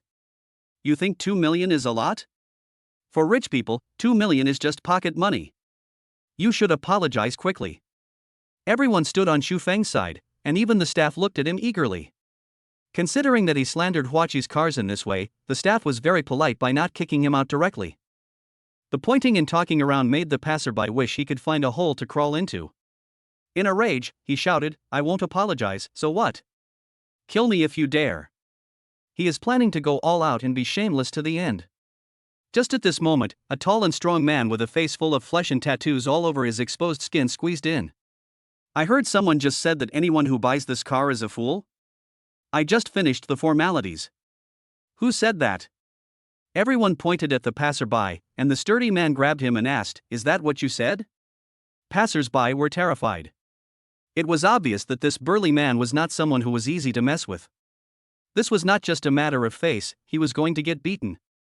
But just as the big man was about to take action, someone grabbed his wrist. Turning around, he saw that it was Chu Feng. "Who are you?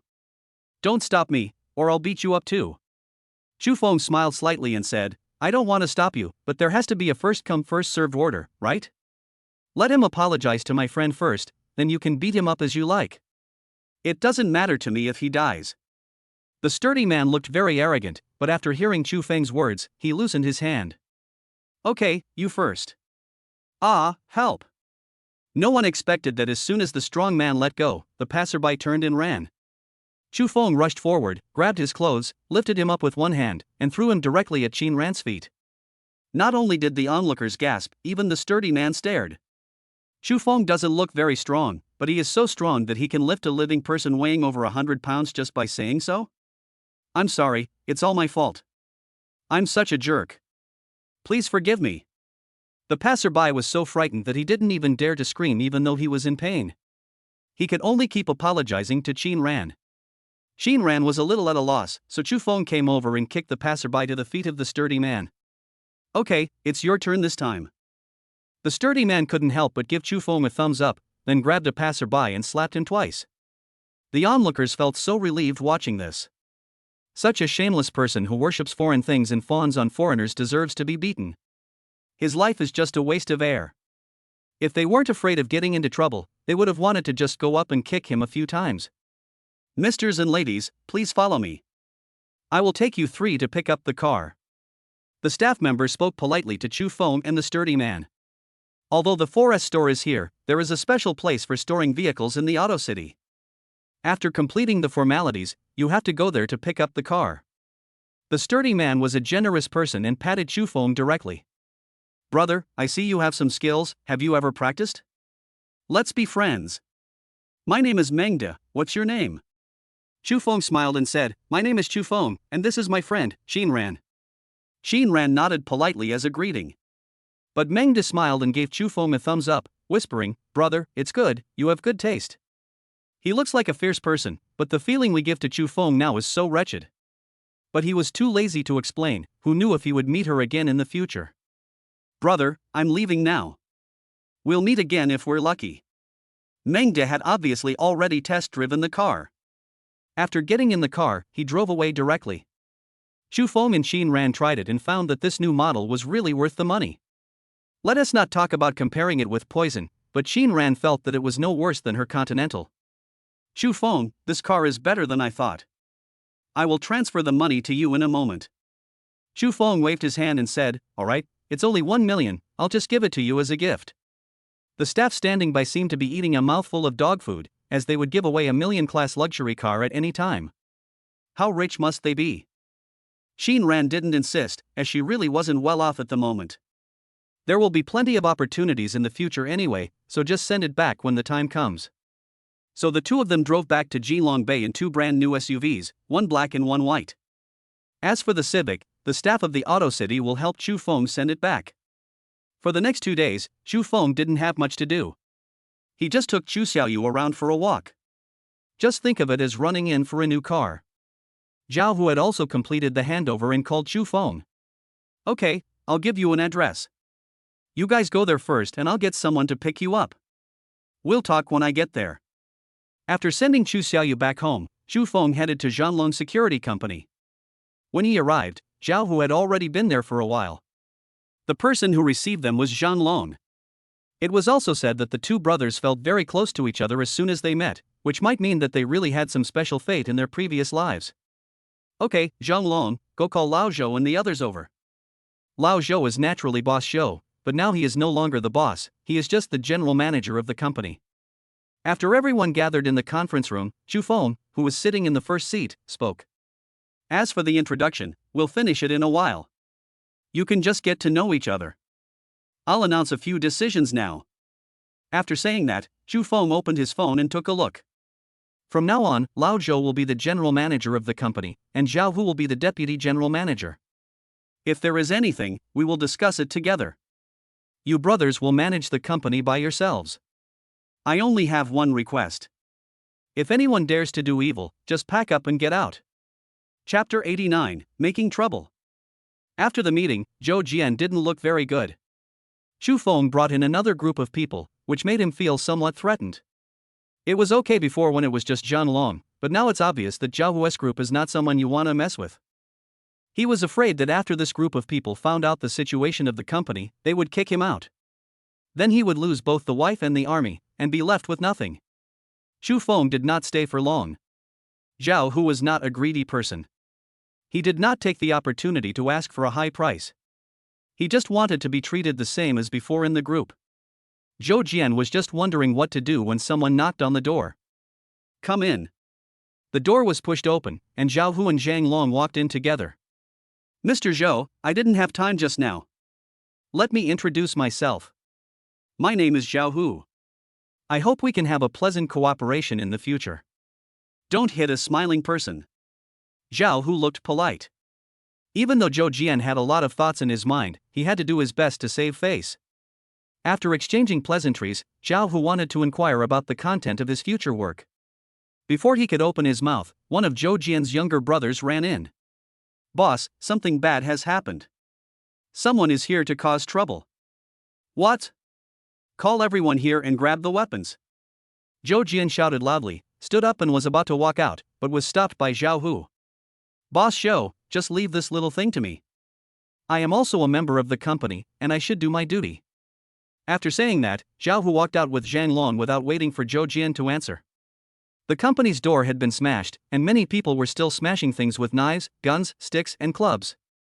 Many of Zhou Jian's younger brothers were beaten, and their heads were bleeding, looking very miserable. Zhao Hu rushed out with his men and shouted angrily, "Attack!" Even after retiring from the army, Zhao Hu and his men did not give up exercising. Their strong physiques are simply not comparable to that of ordinary people. Coupled with their extraordinary skills, they rushed out and beat the troublemakers to a pulp. Even though the other side had a large number of people and were armed, they were no match for Zhao Hu and his men. When Zhou Jian came out, all the other enemies had been driven away. Zhao Hu habitually captured 2 people and wanted to ask who sent them. Someone is causing trouble, and is it directed at me? When Chu Feng received the news, he was discussing the opening of the restaurant with Lu Xian. This was all Zhao Hu learned from the people he captured, but he did not find out who sent them. They are all a bunch of people who do things for money, so I guess it's hard to ask them anything. As soon as I hung up the phone, Xiao Yushi ran up in a hurry. Chu Feng, it's bad, a group of people came outside, without saying anything, they just came in and smashed things. Chu Feng frowned. The security company had just been smashed, and now the hotel had also encountered such a thing? But who is behind this? He and Lu Xian ran down immediately, and the latter picked up a chair and started fighting with the other party without saying a word. Chu Feng naturally would not sit idle.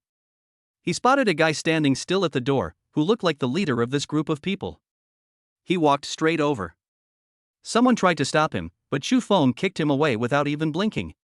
The leader's face changed and he shouted twice, and immediately more people rushed towards Chu Feng.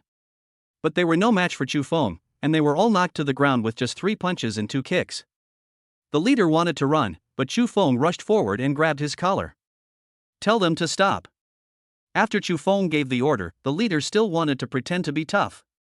Seeing this, Chu Feng didn't waste any time talking to him. He grabbed his wrist and twisted it hard. The severe pain from the broken bone made the leader howl miserably. Without any further orders from him, the howl made everyone stop. "Mad, let my boss go, or I'll kill you." There was a gangster who started cursing and even tried to threaten Chu Feng. Lu Xian grabbed the chair and smashed it down behind him. The chair broke into pieces, and the gangster fell to the ground. "Bah! You are so wild without even looking at the place you are in. What a joke!" Chu Feng didn't care about what was going on over there. Instead, he asked with a cold face, "Who asked you to come?" The leader still had some backbone. He sneered and said, "I take money from others and help them get rid of disasters. Boy, I also have professional ethics. Do you think I will tell you? Unless." This guy has no backbone at all, he just wants to raise the price. He didn't get much money, and now he has a broken bone. If he doesn't make some of his money back, it would be a huge loss. It is true that Chu Feng is rich, but that doesn't mean he will squander it at will. Instead of giving money to such a person, he might as well throw it into the river and see the noise. "I want to ask a second time." He grabbed the leader's other wrist, and the latter finally panicked and said quickly, "Don't mess around, we are Mr. Liao's people. If Mr. Liao finds out, you will definitely be in big trouble." "Mr. Liao? Are you talking about Liao Yuan?" The leader nodded quickly. "It's Mr. Liao Yuan. Are you scared now? Why don't you let go immediately?" He thought Chu Feng was scared after hearing Liao Yuan's name, but who knew that the next second, another sharp pain came, and Chu Feng broke his other hand. "Throw them out."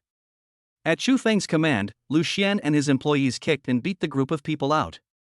Seeing that their boss had behaved like that, these little hooligans no longer dared to act recklessly.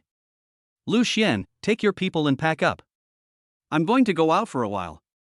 As the best brother, Lu Xian knew what Chu Feng was going to do without Chu Feng telling him. "Be careful. If anything happens, contact me immediately." Chu Feng went out and drove straight to Liao Group. This time he didn't even contact Zhang Hong and planned to solve the matter alone. Seeing that the hotel is about to open, Liao Yuan coming to cause trouble at this time is clearly adding to the trouble. Last time, Chu Feng did not go too far for Zhang Heng's sake. But Liao Yuan actually wanted to push further, which had already touched Chu Feng's bottom line. He is easygoing and doesn't like to care about trivial matters, but that doesn't mean he can tolerate everything. The headquarters of Liao Group. Chu Feng parked the car and walked straight inside. The security guard at the door wanted to stop him, but he said directly, "I'm looking for Liao Yuan, it has nothing to do with you. If you don't want to cause trouble, get out of the way." The security guard's attitude was even worse, and he said angrily, "Fuck, who do you think you are? You're looking for our President Liao. Do you think you're some royal relative? You can see whoever you want. Get out of here, or I'll take action." Birds of a feather flocked together.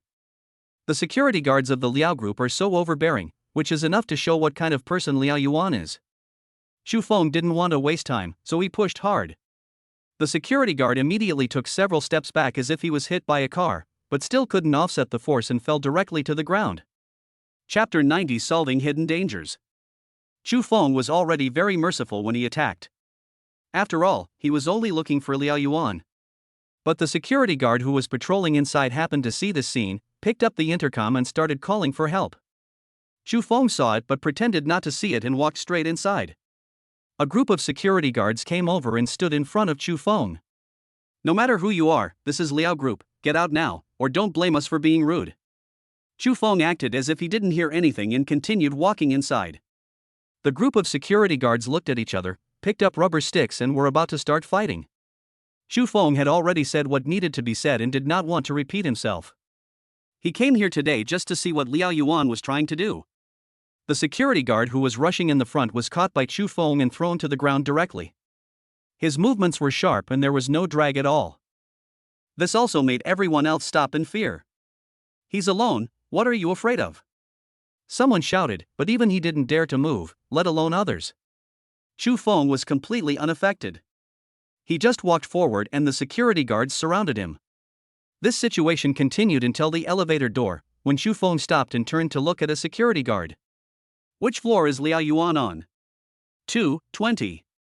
After the security guard saw Chu Feng's eyes, he answered subconsciously. But as soon as he said it, he almost regretted it. Needless to say, he would definitely lose his job. Thanks. Chu Feng thanked him and went straight into the elevator. The security guards watched the elevator door close, and finally someone reacted. What are you still standing there for? Hurry up and catch up. They then remembered to press the button for another elevator, but they could not catch up with Chu Feng at all. Liao Yuan was working when he heard a noisy sound coming from outside the office. He frowned and was about to ask what was going on when the door was kicked open. Chu Feng walked in with a swagger, and the male assistant behind him started running away, crawling all the way. Boss Liao, I really can't stop him. Liao Yuan's face was gloomy, and he said, It's none of your business, get out. The assistant immediately withdrew, and Liao Yuan then looked at Chu Feng. What are you doing here? I haven't settled the matter with you yet, and now you're delivering it to me. Chu Feng walked over, sat on the chair and looked directly at Liao Yuan. You are allowed to smash my company and restaurant, but I am not allowed to smash your place? Liao Yuan, I originally didn't intend to have anything to do with people like you, but that doesn't mean I won't get serious with you. Liao Yuan was confused by what he said. What nonsense are you talking about? What about destroying the company? Although I have long disliked Shuguang Group, there is no way I would do such a thing. Quibble? Chu Feng slapped the table and said angrily, I thought you were a great person, but now that you've done it, why don't you dare admit it? Your subordinates have already admitted it. Just as he was about to refute Chu Feng, Liao Yuan suddenly thought of something. You mean my men? He did send his men out, and handed them all over to Niu Shua. He had never had a good impression of Niu Shua, and he was too lazy to ask him who he was going to deal with. In Liao Yuan's opinion, for a small figure like Niu Shua, he would naturally have to deal with small fish and shrimps, and it was not his turn to step in. Could it be that Niu Shua's target is Chu Feng? When Liao Yuan thought of this, his scalp tingled. Although he hated Chu Feng very much, he also knew that this young man was not so easy to deal with. In addition, there was a huge Shuguang group behind him, which made him even more cautious. Therefore, he would not act rashly without being fully prepared. Who could have known that Niu Shua would completely disrupt his plan and even make Chu Feng come to him? It's true that the person is mine, but if I say that I'm not the one who wants to deal with you, do you believe me? Liao Yuan's tone softened a little, and it was obvious that he didn't want to make a big deal out of it. Chu Feng also understood what he meant and immediately said, since he allowed you to lend him this person, then your relationship with him must be quite complicated, right? Liao Yuan picked up the phone and said unhappily, It's not as complicated as you think. I'm not familiar with him, I just owe him a favor, but it's almost paid off. I'll call him over and you guys can handle it yourselves. After saying that, he dialed the phone directly. Come see me, I have something to tell you. He had a very bad attitude, and it seemed that, as he said, he and the real instigator were not on good terms. Not long after, Niu Shua walked into the office with a smirk on his face. Brother Liao, are you looking for me? Liao Yuan glanced at Niu Shua and pointed to the side. When Niu Shua turned around, he immediately saw Chu Feng waving at him. Brother Liao, this. Niu Shua was a little panicked. He didn't understand why Chu Feng was here. Liao Yuan put down his pen and said, Niu Shua, my Liao family has almost repaid the favor I owe you, but I can't help you with this matter. He is the major shareholder of Shuguang Group, and I can't afford to offend him. You should solve it yourself. What? A major shareholder of Shuguang Group? Niu Shua's eyes widened. This news was undoubtedly a bolt from the blue for him. After knowing that Chu Feng also lived in Jinlong Bay, he thought that Chu Feng might have some abilities now, but who could have thought that he had such a powerful background? Not to mention that he is a major shareholder of Shuguang Group. Even if he is a manager or something like that, he is definitely not someone Niu Shua can afford to offend. Liao Yuan said that you brought people to smash my security company and hotel, right? Chu Feng asked, his narrowed eyes emitting endless chill. Niu Shua was sweating profusely. After a long while, he said, It's a misunderstanding. It's all a misunderstanding. Shu Feng, I didn't know you were from Shuguang Group. You're really not being honest. How can I say that I was your boss before? You've become so successful, but you didn't even tell me. Niu Shua pulled closer, but Shu Feng smiled. According to you, if I am not a shareholder of Shuguang Group, you can do whatever you want to me? No, that's not what I meant. No matter what Niu Shua said, it didn't feel right, so he could only look at Liao Yuan with pleading eyes. Brother Liao, help me. Liao Yuan stood up, and Niu Shua seemed to see hope. But the next moment, Liao Yuan walked straight to the office door. Shu Feng, this is just one time, don't do it again. Don't make my office too messy. After saying that, he opened the door and walked out, leaving the office completely to Shu Feng and Niu Shua. Hearing the screams coming from inside, Liao Yuan felt a chill in his heart. If he had really acted on impulse and sent people to deal with Shu Feng, he might be the one screaming now. Don't mess with this kid anymore. Chapter 91 Surprise. Shu Feng naturally didn't know that his action of punishing Niu Shua made Liao Yuan give up the idea of dealing with him secretly. But this is a permanent solution, saving me from any trouble in the future. The hotel is about to open, which is the most important thing for Shu Feng at the moment. In the evening, he specially invited Qin Ran to bring Qin Shihan and Qin Xiaoyu to his house for dinner and asked them about some business matters. Qin Ran was naturally happy to help. According to the current schedule, you should let Meng Ruyun do the promotion. Of course, it would be more effective if she could come in person. Although Qin Ran didn't like Meng Ruyun very much, from a business perspective, the results that the star effect could bring were by no means comparable to ordinary advertising. Is that so? Then I'll give her a call and ask her. After dinner, Shu Feng cleaned the table while Qin Ran washed the dishes at the sink. The two of them cooperated very well, as if this was just their daily life. By the way, you have to come on the opening day. I've reserved a table for you. You can invite some friends and colleagues to come and show your support. Qin Ran would definitely go, but he was still very happy to hear Shu Feng invite him. The next morning, Shu Feng received a call from Meng Ruyun just after he got up. When Shu Feng called her last night, it was the assistant who answered the phone and said that Meng Ruyun was going to be busy all night and asked her to come back after finishing work. You've been busy all night. It's not easy to be a star. Listening to Shu Feng's joke, Meng Ruyun smiled and said, "Okay, stop talking about me. What do you want from me?" Shu Feng directly explained the purpose of the call, and Meng Ruyun asked, "That's it?" There seemed to be some expectation and some complaint in her tone. Shu Feng had not contacted her since he left, which made her somewhat dissatisfied. We finally got in touch with each other, and it was about the opening of a restaurant. Well, that's it. You must be tired after staying up all night. You can take a rest first and then help me promote it online. Seeing that she was so busy, Shu Feng didn't feel comfortable asking her to come over. Although it was an exchange of interests before, they were friends now after all, and he didn't want to make things difficult for Meng Ruyun. But after hanging up the phone, Meng Ruyun sighed. There was some loss on the tired face. What else do I have planned recently? The assistant immediately opened his phone and read it to her. The more Meng Ruyun listened, the more annoyed she felt. She immediately said, "Cancel all the trips within 3 days. If you can postpone them, postpone them. If you can't postpone them, compensate them according to the contract. Then help me book a plane ticket. The sooner the better." The assistant looked embarrassed, but she knew Meng Ruyun's character very well. Although she seems easy to get along with, few people can change her decisions and you can only do what she says. Shu Feng originally just wanted to be a hands-off boss, but the reality was obviously not that simple. Seeing Lu Xian and Fan Xiaoxian busy as he was, he felt embarrassed to just sit there doing nothing. After finishing the call with Meng Ruyun, he contacted Qi Xiaomeng again. The opening time has been decided. This is good news. But Shu Feng, you don't know yet, right? You are more popular than me now. How about you also come to the live broadcast for the opening? I estimate that more people will come to support you then. The memory of the internet is very short, and Shu Feng did not expect that his popularity would still remain high.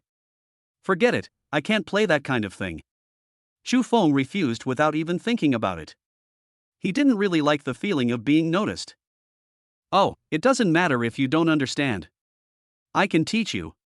After all, I am also a veteran in the live broadcast industry. Let's talk later.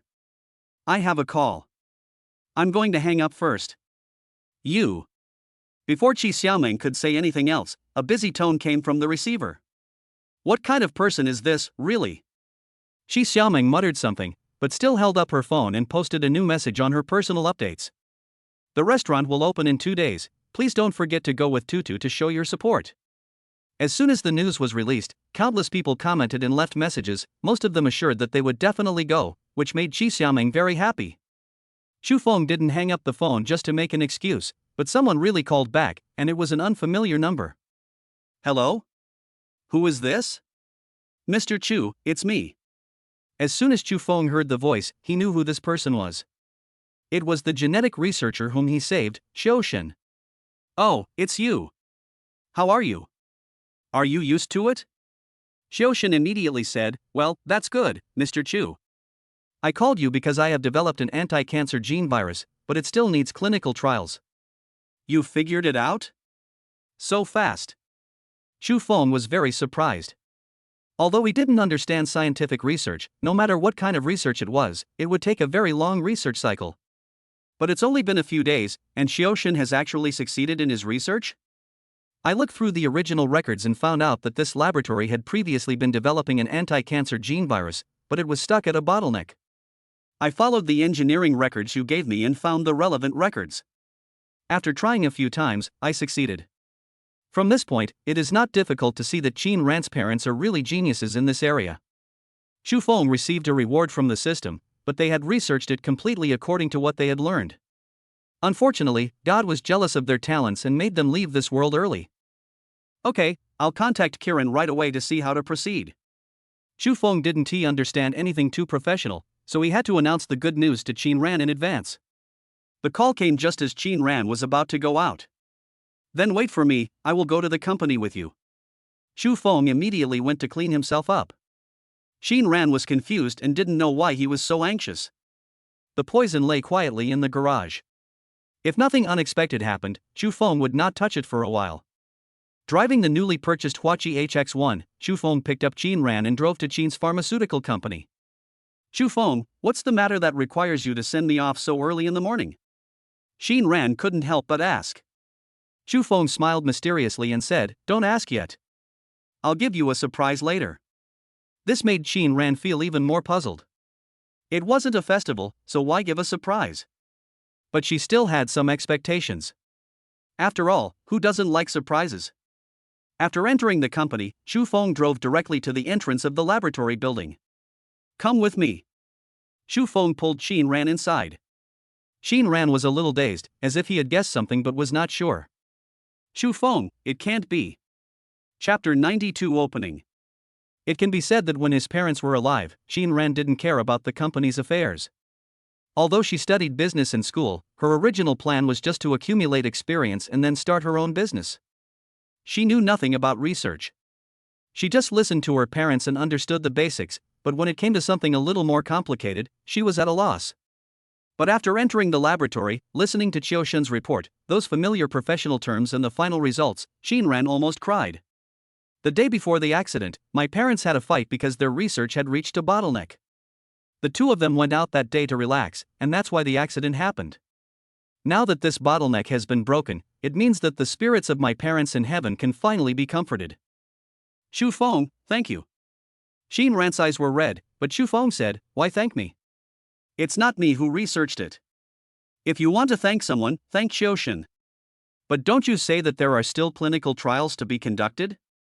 I don't understand these. You two can discuss it. Professional matters should be left to professionals. Xu Feng would never pretend to know something he did not. Doing so would not only delay things, but also waste time, and ultimately make people despise him. The surprise has already been given to Qin Ran, so Xu Feng has nothing to do here. The hotel will open tomorrow, and he needs to confirm with Lu Xin the list of people to be invited tomorrow and arrange the venue in advance.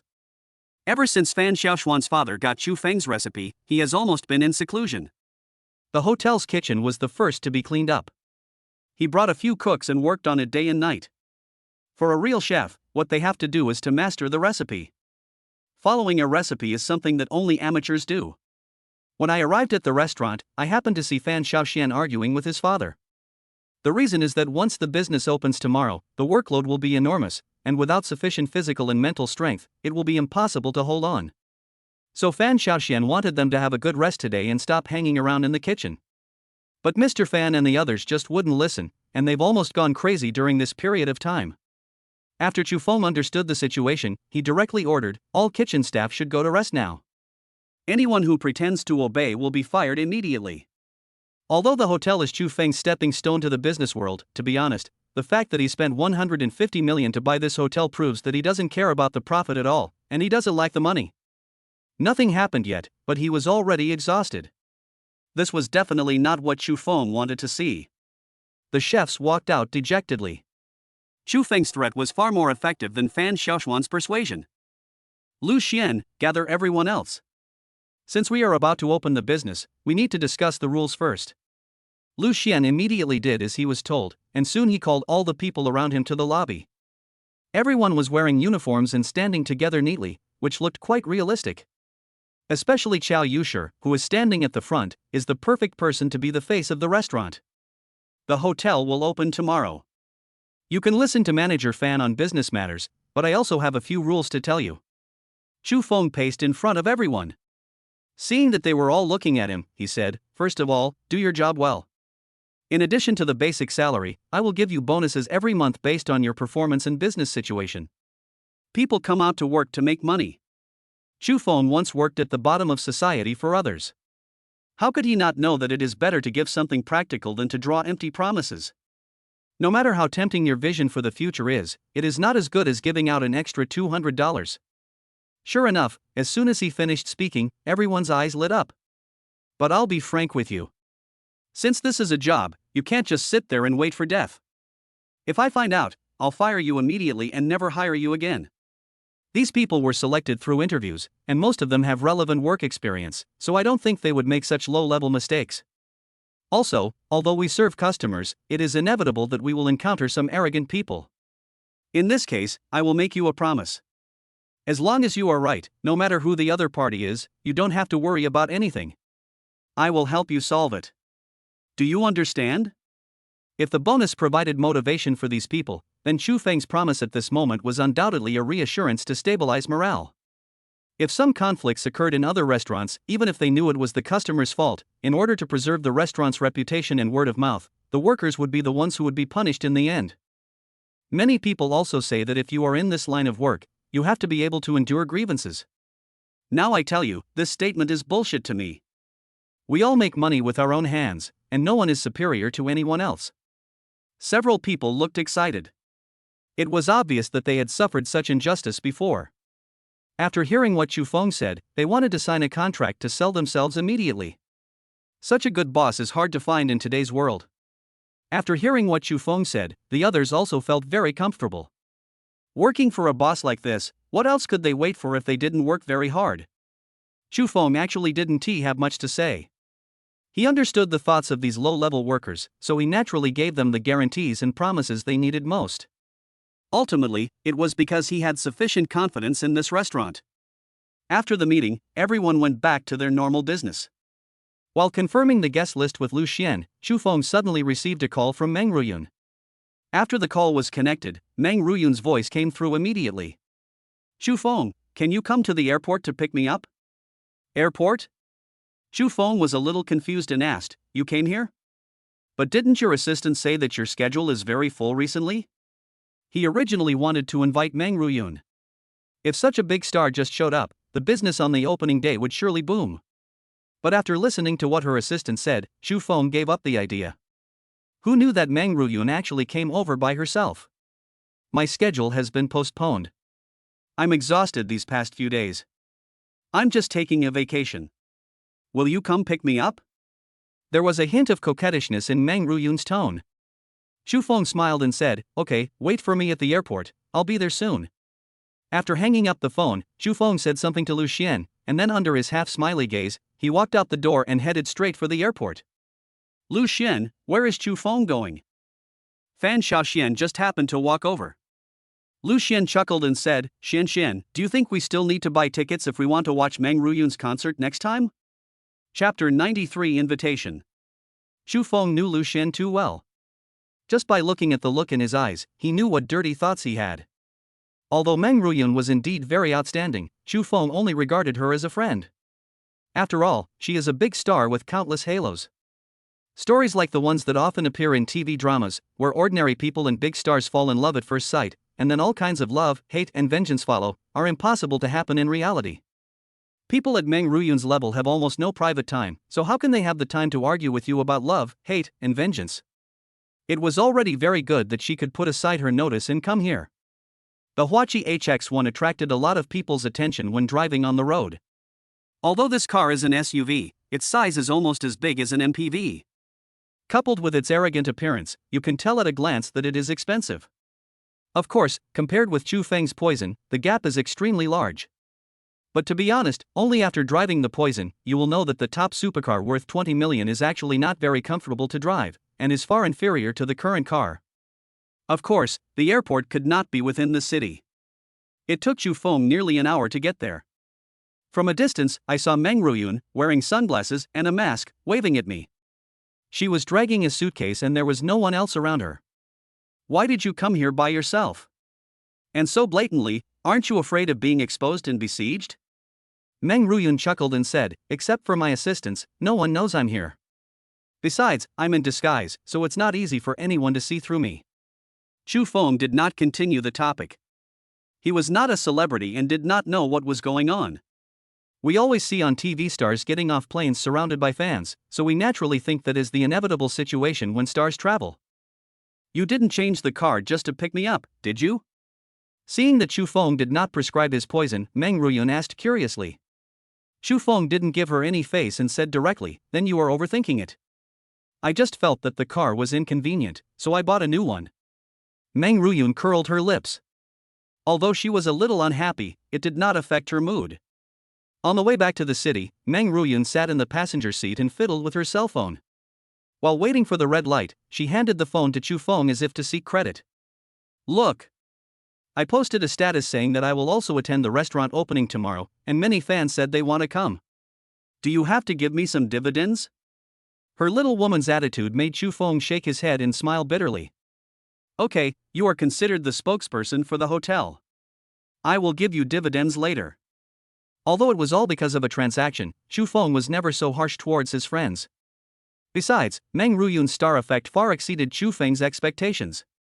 TSK, I don't want money, I just want you to promise me something. Chu Feng was a little surprised, and then he heard Meng Ruyun say, I will come here often to support you in the future. I need you to be my full-time driver, is that okay?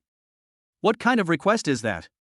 Chu Feng was somewhat at a loss whether to laugh or cry. It was definitely a good thing that she came to show her support. Even if she didn't say anything, Chu Feng knew she was coming and there was no way he could pretend not to know. Just tell me if it's okay or not. Okay. Hearing Chu Feng's agreement, Meng Ruyun smiled slyly. Arriving at the entrance of the hotel owned by the Shiguang Group, Chu Feng said, I have already booked a room for you. It is the same room as last time. Go and have a rest first.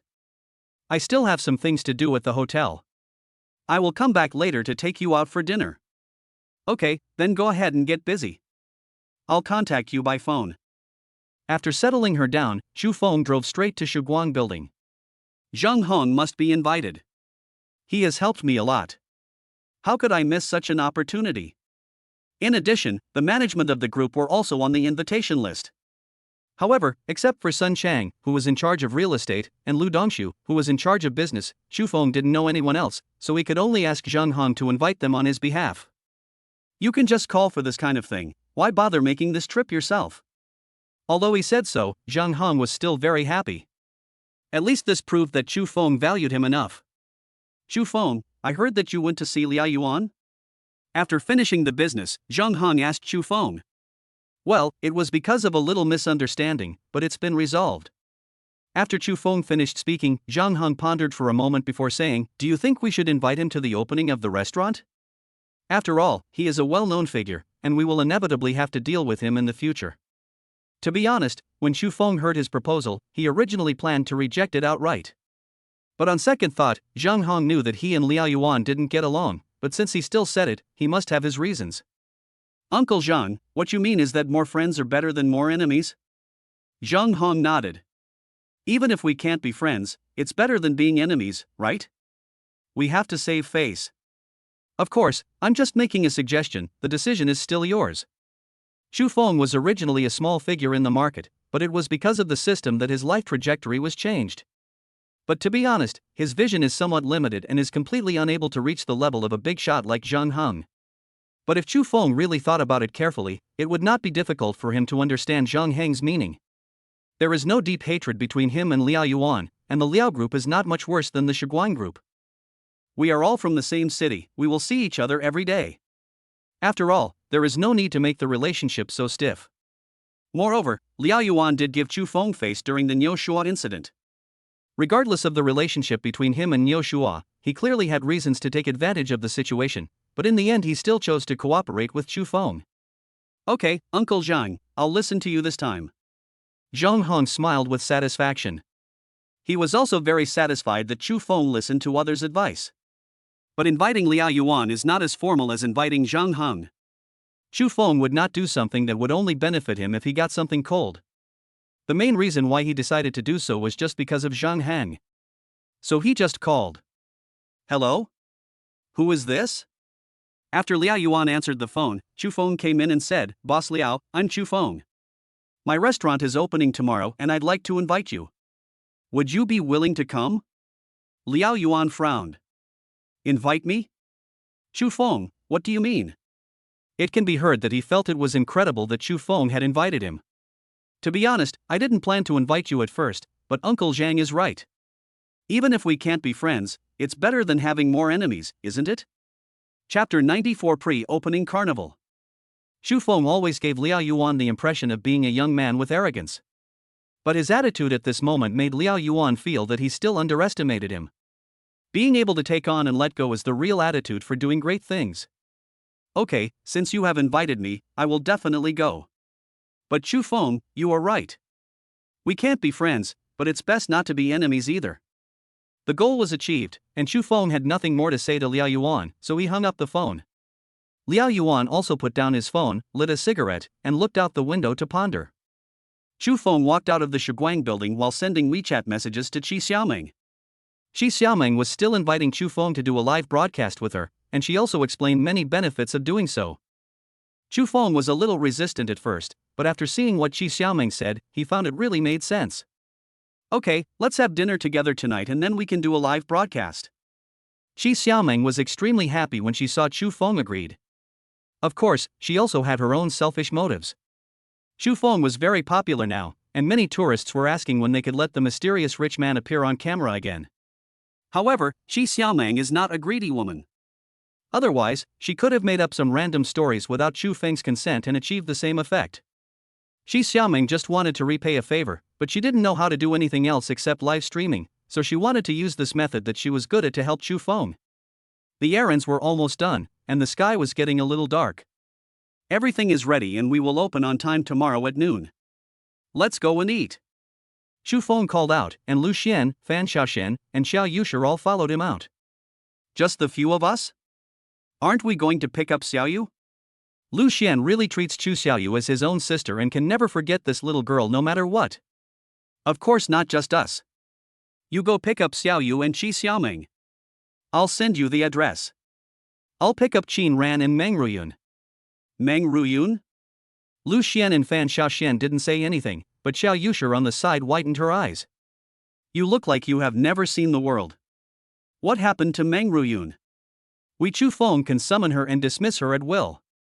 Lu Xian's expression made Xiao Yushi angry immediately, and she stepped on his instep with her high heels.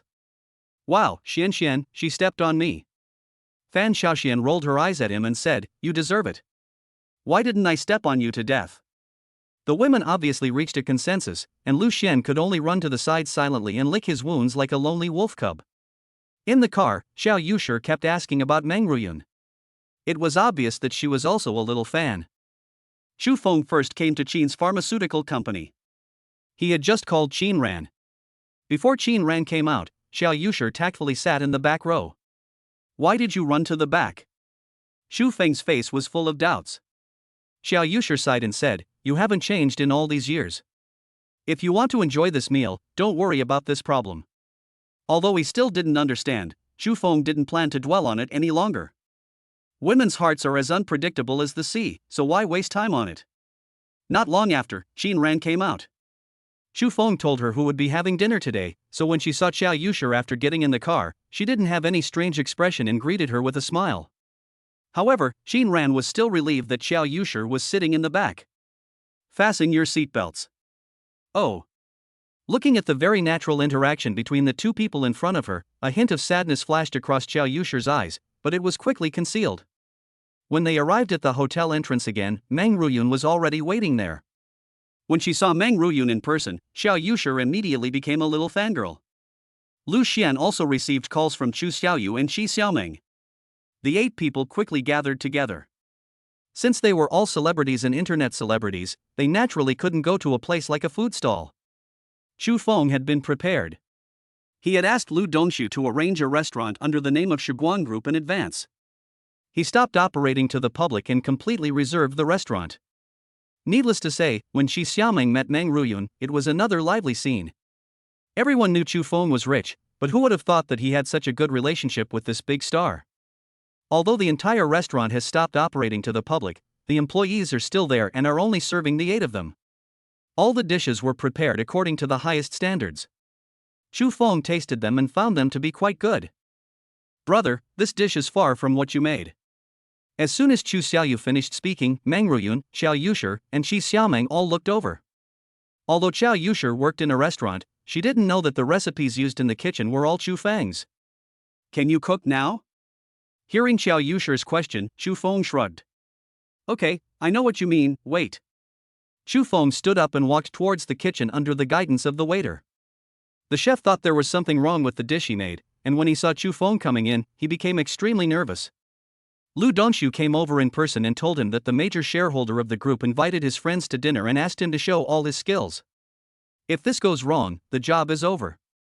But after learning that Xu Feng was going to make 2 dishes himself, the chef felt relieved, but he was still somewhat worried. In his opinion, how could a high-ranking major shareholder cook? If something unexpected happened, who would be responsible? But he didn't dare to stop him. Just as he was about to help, he saw Xu Feng had already started cutting vegetables.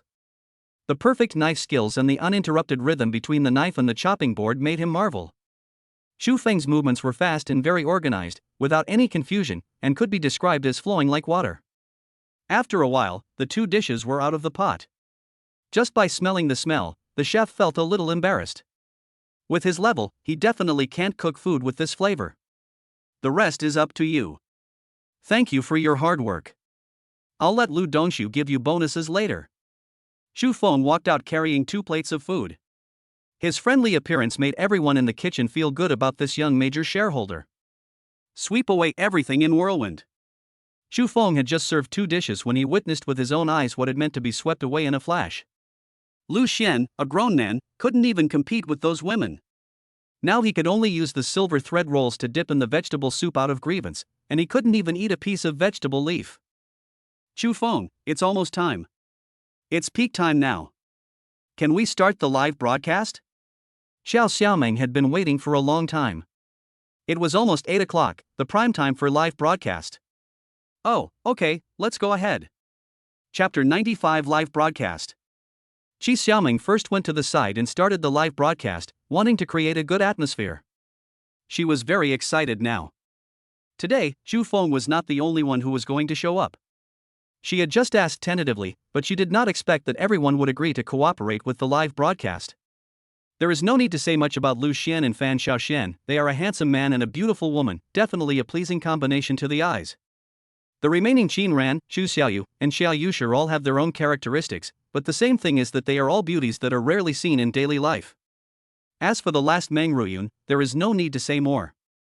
Logically speaking, if a big star of her level wants to appear on such a live streaming platform, the platform should pay her.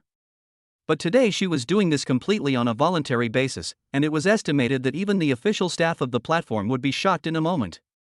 However, these official personnel are no pushovers. They must have real skills to be able to operate the platform so well. After the last surge in popularity, they have been paying special attention to Qi Xiaoming. While Qi Xiaoming was laying the groundwork, official personnel had already quietly recommended her and promoted her in every possible way. The backup server in the background was also started again, for fear that the influx of tourists would once again overwhelm the platform. Xu Xiaoyu and the others are currently watching the situation in the live broadcast room on their mobile phones. Neither Chu Feng nor Meng Ruyun felt much. After all, Chu Feng had experienced it once, and Meng Ruyun had long been accustomed to life under the spotlight. But everyone else was nervous, even Kiran, who was in charge of a large company. Initially they did not think there was anything wrong, but after seeing the number of viewers growing rapidly, soon reaching hundreds of thousands, and the number still rising, they became restless and at a loss. All they thought before was that this matter could help Chu Feng and help the hotel attract customers, but now their palms are sweating and they are nervous to go to the toilet. Bunny, didn't they say there was a mysterious guest today? Where is he? Yeah, I came here to see that super rich guy from last time. Is he here? The comments in the live broadcast room kept scrolling. Shi Xiaoming saw that the warm-up was almost done and the current number of people had exceeded her expectations. Since everyone is looking forward to it, I will introduce some new friends to you. Shi Xiaoming walked back and pointed the phone at Lu Xian and Fan Xiaoxian as planned. The two of them greeted each other stiffly and were obviously a little uncomfortable in front of the camera. Fortunately, Shi Xiaoming took the initiative to guide them, allowing the two to slowly relax. Other people came one after another, and the popularity of the live broadcast room became higher and higher. After all, both Chu Xiaoyu and Xiao Yushi were absolutely top beauties, and with the beauty effect, they were like goddesses who had descended to the earth. Most of the tourists watching Shi Xiaoming's live broadcast are male. Now with so many beauties present, they immediately get excited and want to get to know each other and interact with each other. But this was just the beginning. When Xu Feng and Xin Ran appeared in the live broadcast, another climax was immediately set off. After all, Xu Feng's reputation as a wealthy man has spread far and wide, and there are countless people who want to see him. The female tourists who came here because of his fame caused a riot. He was young, handsome, had money, and seemed to have a good personality, which almost satisfied all the girls' fantasies about the Prince Charming. Even the male tourists had to admit at this moment that compared to Xu Feng, they were indeed not competitive. Apart from feeling ashamed of myself, all that is left is envy. Brother, many people say that you and sister Qin Ran look like a couple. I want to know what your relationship is. Xu Xiaoyu is still young after all, and she accepts new things quickly. After being broadcast live just now, he has completely relaxed. Now he is holding a mobile phone and reporting the situation in the live broadcast room. When Qin Ran heard this, he immediately felt his face getting hot. Fortunately, he had just drunk some wine and his pretty face was flushed, so he didn't show it. But the tourists had sharp eyes, and many of them immediately asked Qin Ran if he was shy, otherwise why he kept his head down and didn't speak. Shi Xiaoming then said, "Stop trying to match people up with each other. You have to make something that doesn't exist into something that does exist." Shi Xiaoming sounded like she was joking, but only she knew that seeing others talking about Chu Feng and Qin Ran like this made her feel a little jealous. She was not the only one who was unhappy. The spoon in Xiao Yushi's hand was already slightly bent. Meng Ruyun, who had not yet shown up, was just drinking by herself. Everyone is welcome to come and support us tomorrow.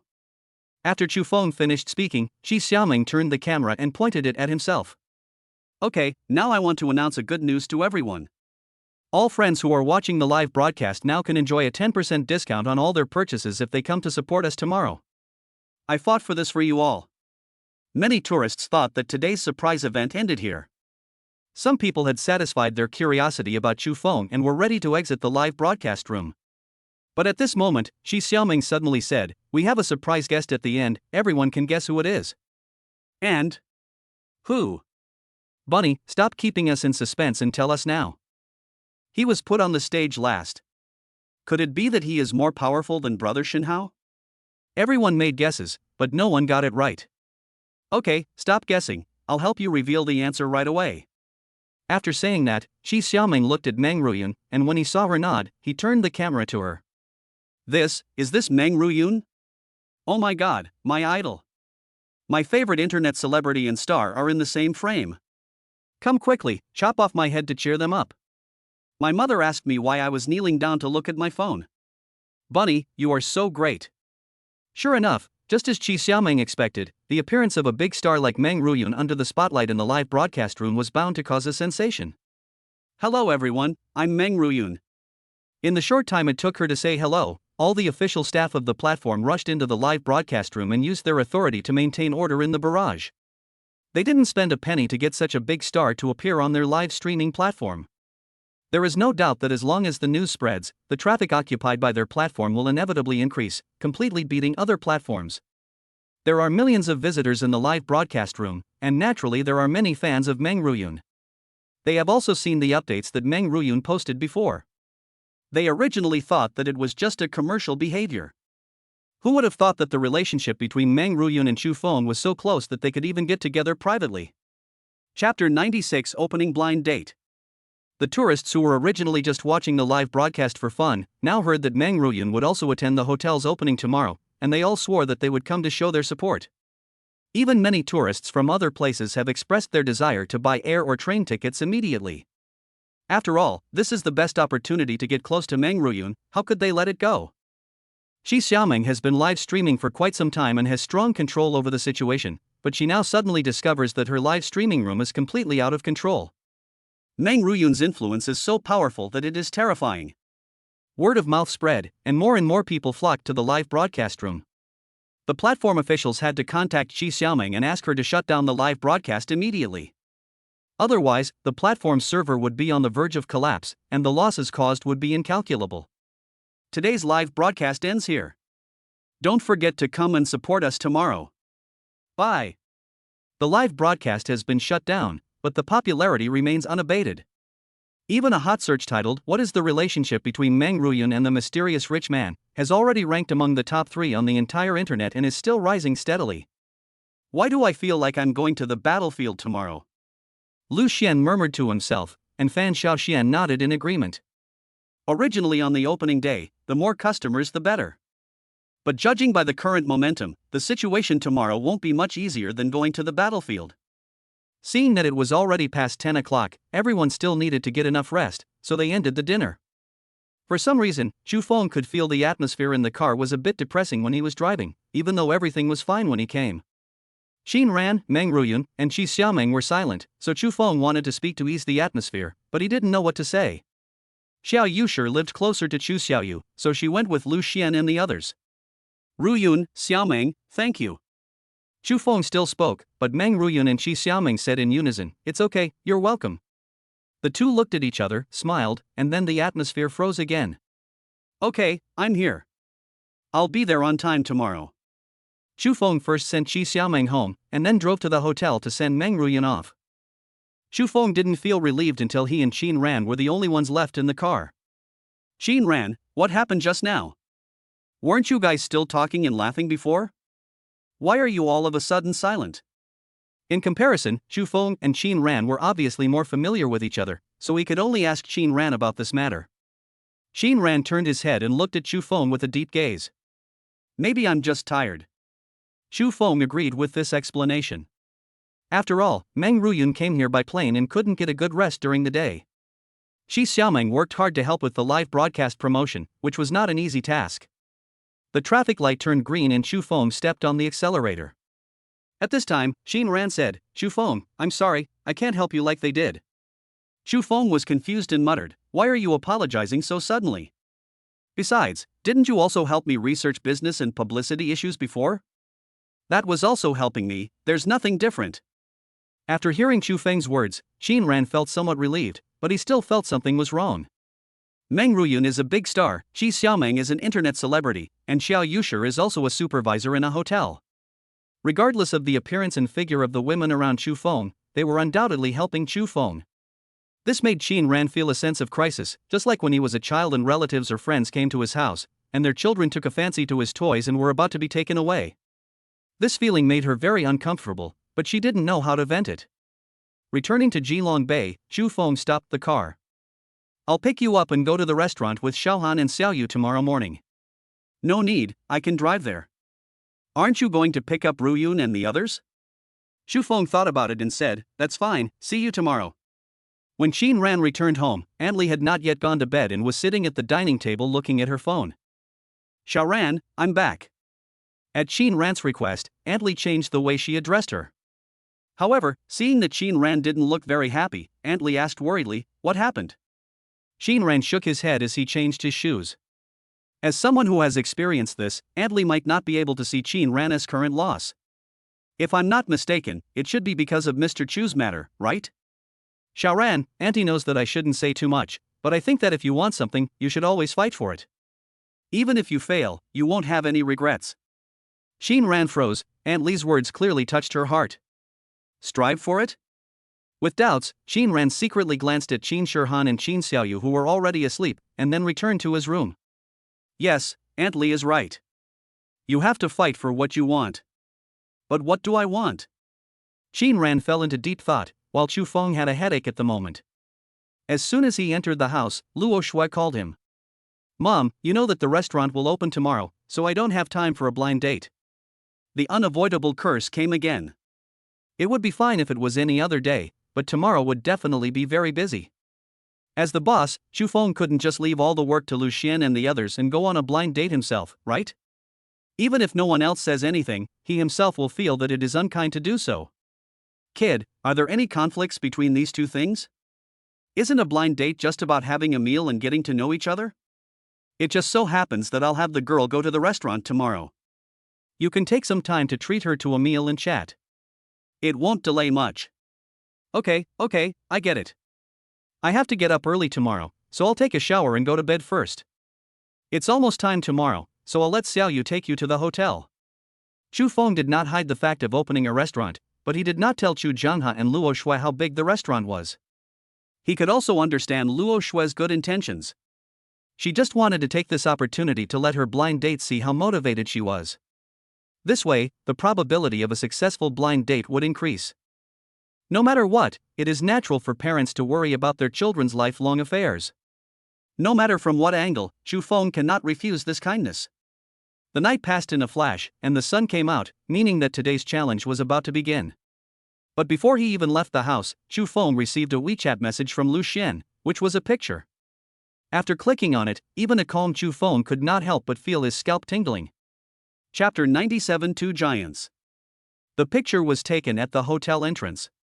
But at this moment, the entire gate was dark and crowded with people. Isn't this propaganda a bit too much? Although he had prepared himself mentally in advance, Chu Feng did not expect that the entrance would be like this before the store officially opened. He immediately called Zhao Hu and asked him to bring people to maintain order at the scene. If a stampede happens, it will be troublesome. A little after 9 o'clock, Chu Feng and Meng Ruyun arrived at the hotel, but they entered through the back door. If Meng Ruyun appeared in front now, it would probably cause even greater chaos. In fact, opening a business is not that complicated. As long as the time comes and the ribbon is cut, it is officially open. Although the door was closed at the moment, the restaurant was already bustling with activity. Especially the kitchen, which has already started preparing the food. Fan Xiaoxian brought her father to find Chu Feng. Father Fan had just secretly looked at the person at the door and was now filled with worry. We would definitely not be able to handle the workload relying solely on the current staff in the kitchen. Okay, don't worry, I'll find a way. Chu Feng called Lu Dongshu and asked him to transfer some chefs over. Lu Dongshu naturally would not refuse and immediately started to make arrangements. The crisis in the kitchen was temporarily resolved, and just when everyone was about to breathe a sigh of relief, Lu Xian came running over in a panic again. Chu Feng, the people from the Gourmet Association are here, but it seems like they have bad intentions. Chu Feng frowned slightly and asked, Gourmet Association, what do they do? Fan Xiaoxian immediately explained, they are an association spontaneously organized by the catering industry. To describe it, they are similar to market administrators, but they do not have any real power. Lu Xian continued, I feel like they are here to take advantage of me. What did they say just now? They didn't even inform them before they opened the restaurant. Did they think they were nothing? We have all the qualifications and procedures. Why should we inform them? Lu Xian was somewhat indignant, but this was business, so he restrained his temper somewhat. If it were in the past, he would have probably kicked this group of people out long ago. Chu Feng glanced at the time. It was already 9:40. The store was about to open, and he didn't want any sudden accidents to happen. Let's go meet them. The three of them went downstairs together and saw 7 or 8 people standing in the hall. Who is the boss? The leader, a fat man with a greasy face, asked in a cold voice. Chu Feng took a step forward and said, I am. If you guys are here to show your support today, I welcome you. All your purchases will be discounted by 30%. Chu Feng was already giving the other party face by saying this. If it wasn't for the fact that the store was about to open, would Chu Feng have paid attention to them?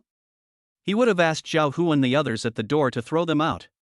But that group of people just laughed with disdain. Why are you playing dumb? You didn't even inform us of the opening, and you still expect us to come and support you? You're in the catering industry, and you don't even have the tact to do that? You're also offering a 30% discount. Are you trying to get rid of beggars? They are just a group of powerless civilian organizations, yet they dare to speak so arrogantly. Chu Feng really doesn't know who gave them the courage. The fat man in the lead continued, you don't look like someone who is short of money, so I'll tell you straight, if you want to run your business steadily, you should follow the rules and pay the management fee honestly. Otherwise, believe it or not, I will not allow you to open your business today? What he said was really direct, and it was clear that he was planning to take advantage of the situation. Asshole, why are you charging management fees? Who do you think you are? Lu Xian got angry and started cursing at the fat man, pointing at his nose. The fat man's face immediately darkened, and he said coldly, it's okay if you don't want to give it. Didn't I just say that if you don't give it, then forget about opening the business? As soon as he finished speaking, another voice rang out. Not allowed to open? Let me see who has the authority to say such a thing. Hearing this voice, Chu Feng laughed. It seems that he doesn't need to take any tough measures, someone can naturally solve this problem. The fat man turned around angrily and said, it's me, and you are. Once he had said it, the rest was stuck in his mouth. Zhang Hong, along with a dozen people, walked over majestically and stood directly next to Chu Feng. Zhang. Mr. Zhang? The fat man was stunned. He never expected that Zhang Hong would appear here. Who are you? Zhang Hong didn't recognize this fat man at all, so Lu Dongshu next to him spoke up, Boss Zhang, he is the president of the Gourmet Association, Zhou Chang. Gourmet Association? Zhang Hong raised his eyebrows slightly, what Gourmet Association? Why haven't I heard of this department? Xiao Chang was sweating profusely. Compared with the Shiguang group, he was nothing. It would be strange if Zhang Hong had heard of it. You don't even know about the Gourmet Association? They are just a bunch of bastards who specialize in bullying small vendors. They took money from me before and I gave them a good lesson. I didn't expect that they would dare to do such a thing now. There were more than a dozen footsteps coming from afar. It was Liao Yuan and the management of Liao Group who arrived. Both of them were responsible for cutting the ribbon, so naturally they had to come earlier. Xiao Chang was stunned. Who could have thought that just the opening of a restaurant would bring together two major business giants? If either of these two people stomps their feet, the business world will tremble. How could Xiao Chang afford to offend such a big shot? Seeing Xiao Chang sweating profusely from fear, Chu Feng then said, you just said you want to pay a management fee, right? How much? Hearing Chu Feng's question, Xiao Chang was startled and said quickly, misunderstanding, it's all a misunderstanding. With Director Zhang and Director Liao here, how dare I take your money? Chu Feng was too lazy to waste time with him and directly waved to Zhao Hu who had just brought Liao Yuan in. Zhao Hu understood and came over with a few people. He grabbed Xiao Chang and the others and walked towards the back door. Chu Feng asked Zhang Hong and Liao Yuan to sit down first, as there were still 10 minutes left and they needed to wait for a while. Zhang Hong told Chu Feng to do what he needed to do, and that there would be no problem as long as he was here to take care of Liao Yuan. After Chu Feng left, Zhang Hong smiled and said to Liao Yuan, didn't you have a bad attitude towards Chu Feng before? Why are you here today? Liao Yuan glanced at Zhang Hong and said, don't try to trick me. Since I'm here today and brought everyone from the group with me, I've already made my stance clear. Zhang Hong looked at him and smiled, but said nothing, which made Liao Yuan feel a little scared. Okay, don't you know why I'm here? I don't believe you haven't investigated. This guy's background seems ordinary, but he can become a major shareholder of your Shiguang group. Doesn't this explain the problem? Chapter 98, Good luck in opening. This is because Chu Feng did not hear the conversation between the two, otherwise, he would be more wrong than Doi. What mysterious background could he have? Everything he had was a reward given by the system for signing in. However, facts have also proved that the more important people are, the more complicated their way of thinking is. The less clues they can find, the more they think Chu Feng's background is huge. But it was also good this way, as it saved Chu Feng from a lot of trouble. At least Liao Yuan wouldn't be plotting those conspiracies behind his back. Finally, at 10 o'clock, the door of the hotel opened, and the people outside who heard the news were all excited. Zhao Hu led his men to clear out a space at the entrance, and Chu Feng and the others filed out. The situation suddenly became somewhat out of control. Meng Ruyun took the microphone and said, "Hello everyone, first of all, I would like to welcome everyone to come and support us. However, I hope everyone can stay calm and cooperate with the staff to avoid any danger." As soon as she finished speaking, the group of enthusiastic fans shouted in unison, "Good." Then they really stopped crowding and spontaneously organized the people behind them, and the situation stabilized instantly. Those who cut the ribbon included Chu Feng, Zhang Hong, Liao Yuan, Meng Ruyun, Lu Shen, Fan Xiaoshen, and others. The ribbon-cutting ceremony was completed amid the crackling sound of firecrackers. Chu Feng picked up the microphone and said, "I declare that Honkalu is officially open for business." The name of the hotel was proposed by Lu Xian and Fan Xiaoshen. It echoed the ancient decoration style. Chu Feng also thought it was a good idea and naturally did not object. The guests entered the restaurant first, and then Zhao Hu opened a passage to allow the customers to enter in an orderly manner. As the foreman, Xiao Yushi led dozens of waiters to stand in an orderly manner at the door, and the kitchen also received manpower support. Honka Tower was like a newly manufactured precision instrument that began its first operation. Chu Feng was not idle either. Most of the guests came for him, so naturally he was needed to make arrangements. Fortunately, we were prepared and no major chaos occurred. Call. Just when I breathed a sigh of relief, Xiao Yushi happened to come down from upstairs. "You should be happy to see that business is so good, right?"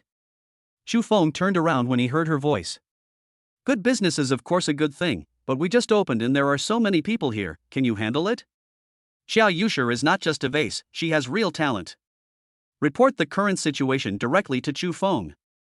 So far, the lobbies on the first and second floors are full. Fortunately, the private rooms upstairs have been renovated, and now the space is used more reasonably, which can accommodate more guests. But even so, there are only 2 or 3 private rooms left on the third floor, and guests will enter soon. If there are more scattered guests, I will temporarily add small tables in the lobby and give a certain discount on the fees. It shouldn't be a big problem. They had prepared these emergency plans long ago to prevent many unexpected situations. Since they were confident, Chu Feng felt relieved. He only needed to entertain the invited guests. If we were to ask who was most surprised by this restaurant, it would definitely be Chu Jianghe and Luo Shui. The old couple had previously mistakenly thought that Chu Feng only opened a small restaurant, but who would have thought that it was actually such a large restaurant? Until now, neither of them has come to their senses. This bastard didn't tell me clearly in advance. If I had known this, I would have called all my relatives and friends to come and have a good look, so that they wouldn't make sarcastic remarks every time they meet during the holidays. Chu Feng has not had a formal job since he was fired by Niu Shuo. In the eyes of people of Chu Jianghe's generation, driving an online ride-hailing car is not considered a job at all. They have been criticized for this, which has made him very angry for a long time. The old couple was talking when Xiao Yushi walked in. "Uncle, aunt, long time no see." Luo Shui was stunned for a moment, looked at Xiao Yushi, and then smiled. "It's Yushi. You've grown up so much, I almost can't recognize you. When did you come back?" With Chu Xiaoyu as his little tail, Chu Feng couldn't hide what happened between him and Xiao Yushi from Luo Shui at all. Fortunately, Luo Shui and Chu Jianghe were not stubborn. Knowing that their son and the girl were just having a normal relationship, they didn't care. They even invited Xiao Yushi to their home for dinner several times, so they got to know each other naturally. "Auntie, I've been back for a while, and the first job I found happened to be this restaurant. Now I'm the foreman here. If you two come here in the future, you don't need to tell Chu Feng, just come to me directly." Okay. Luo Shui held Xiao Yushi's hand and looked at her from left to right. She liked her very much. She no longer has the youthfulness of her past, but instead has a more mature charm, and is becoming more and more beautiful. "Yushi, do you have a boyfriend?" When Xiao Yushi heard Luo Shui ask this, her face turned red. "Auntie, I haven't yet, but I want to focus on my career first. After all, the restaurant has just opened and there is still a lot to do. If I don't do well, Chu Feng will deduct my salary." Hearing her playful words, Chu Jianghe pretended to be angry and said, if he deducts your salary, you come to me and I will break his legs." Xiao Yushi just came to say hello. After all, she had work to do, so she left soon. But as soon as she left, Shi Xiaoming walked in. "Uncle, aunt." She called out timidly, and only came in when Luo Shui called her. After all, her previous behavior was more or less suspected of taking advantage of Chu Jianghe and Luo Shui. Although everyone was happy in the end, she still felt a little guilty when she saw the two elders now. What happened before? Okay, no need to say more. Xiao Yu has told us everything. No matter what, you have helped Xu Feng a lot. We can't thank you enough. After a while, Meng Ruyun came in again. Chu Jianghe pointed at him and said stutteringly, This is not the one on TV. Luo Shui angrily slapped his hand away. No one can point fingers at others. He is already old, but he is getting worse and worse. Don't you understand this? Xiao Xiaomeng and Meng Ruyun were relatively familiar with each other, so they quickly introduced themselves to the two elders. They probably never thought that they would get to see the big star who always appears on TV. At the same time, Chu Jianghe and Luo Shui also had a big question. It seemed that there were many girls around Chu Feng, and each one was better than the other. Why didn't he have a girlfriend? Xu Xiaoyu was not idle either. She was teasing Qin Shihan and Qin Xiaoyu at the moment. Sister Qin Ran, Sister Tutu and Sister Ruyun have all gone to my parents' place. Why don't you go over there too? It will be more lively with more people, don't you think? Chapter 99 Su Qing. Originally, Xu Feng had reserved a private room for his parents, whether they were entertaining relatives or neighbors and friends. But Xu Feng never expected that the two elders did not invite anyone, and there were only the two of them in the huge box. Fortunately, Xu Xiaoyu was quick-witted and immediately went to find the people she knew. This way she could save a private room, so why not? Qin Ran was a little hesitant. Even if she didn't sit in this box, she could go to the table at their company. But Xu Xiaoyu had already sent out the invitation, and she felt it would be a shame not to go. When she thought about meeting Chu Feng's parents, she felt an inexplicable nervousness and her heartbeat accelerated. Seeing her hesitation, Xu Xiaoyu smiled, held Qin Shihan's hand with her left hand and Qin Xiaoyu's hand with her right hand, and said directly, Sister Qin Ran, you can think about it slowly. I will take them two over to play first. Qin Ran burst out laughing. Xu Xiaoyu clearly didn't give her any room to consider. Both of her daughters had gone, so how could she not go?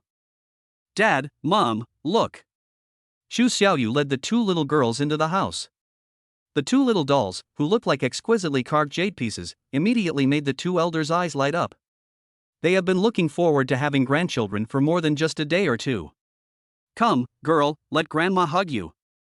Qin Shihan was a little shy, but Qin Xiaoyu ran over and threw herself into Luo Shui's arms. This child has such a carefree personality, not shy, and gets along well with everyone. Grandma smells so good. Qin Xiaoyu's soft words made Luo Shui smile. Chu Jianghe also wanted to hug the little girl, but was afraid that he would scare her.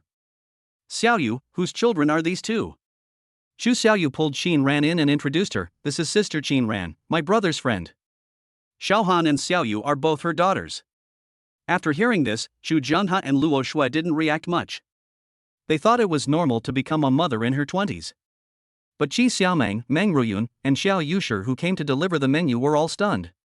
Qin Ran has a daughter, or two.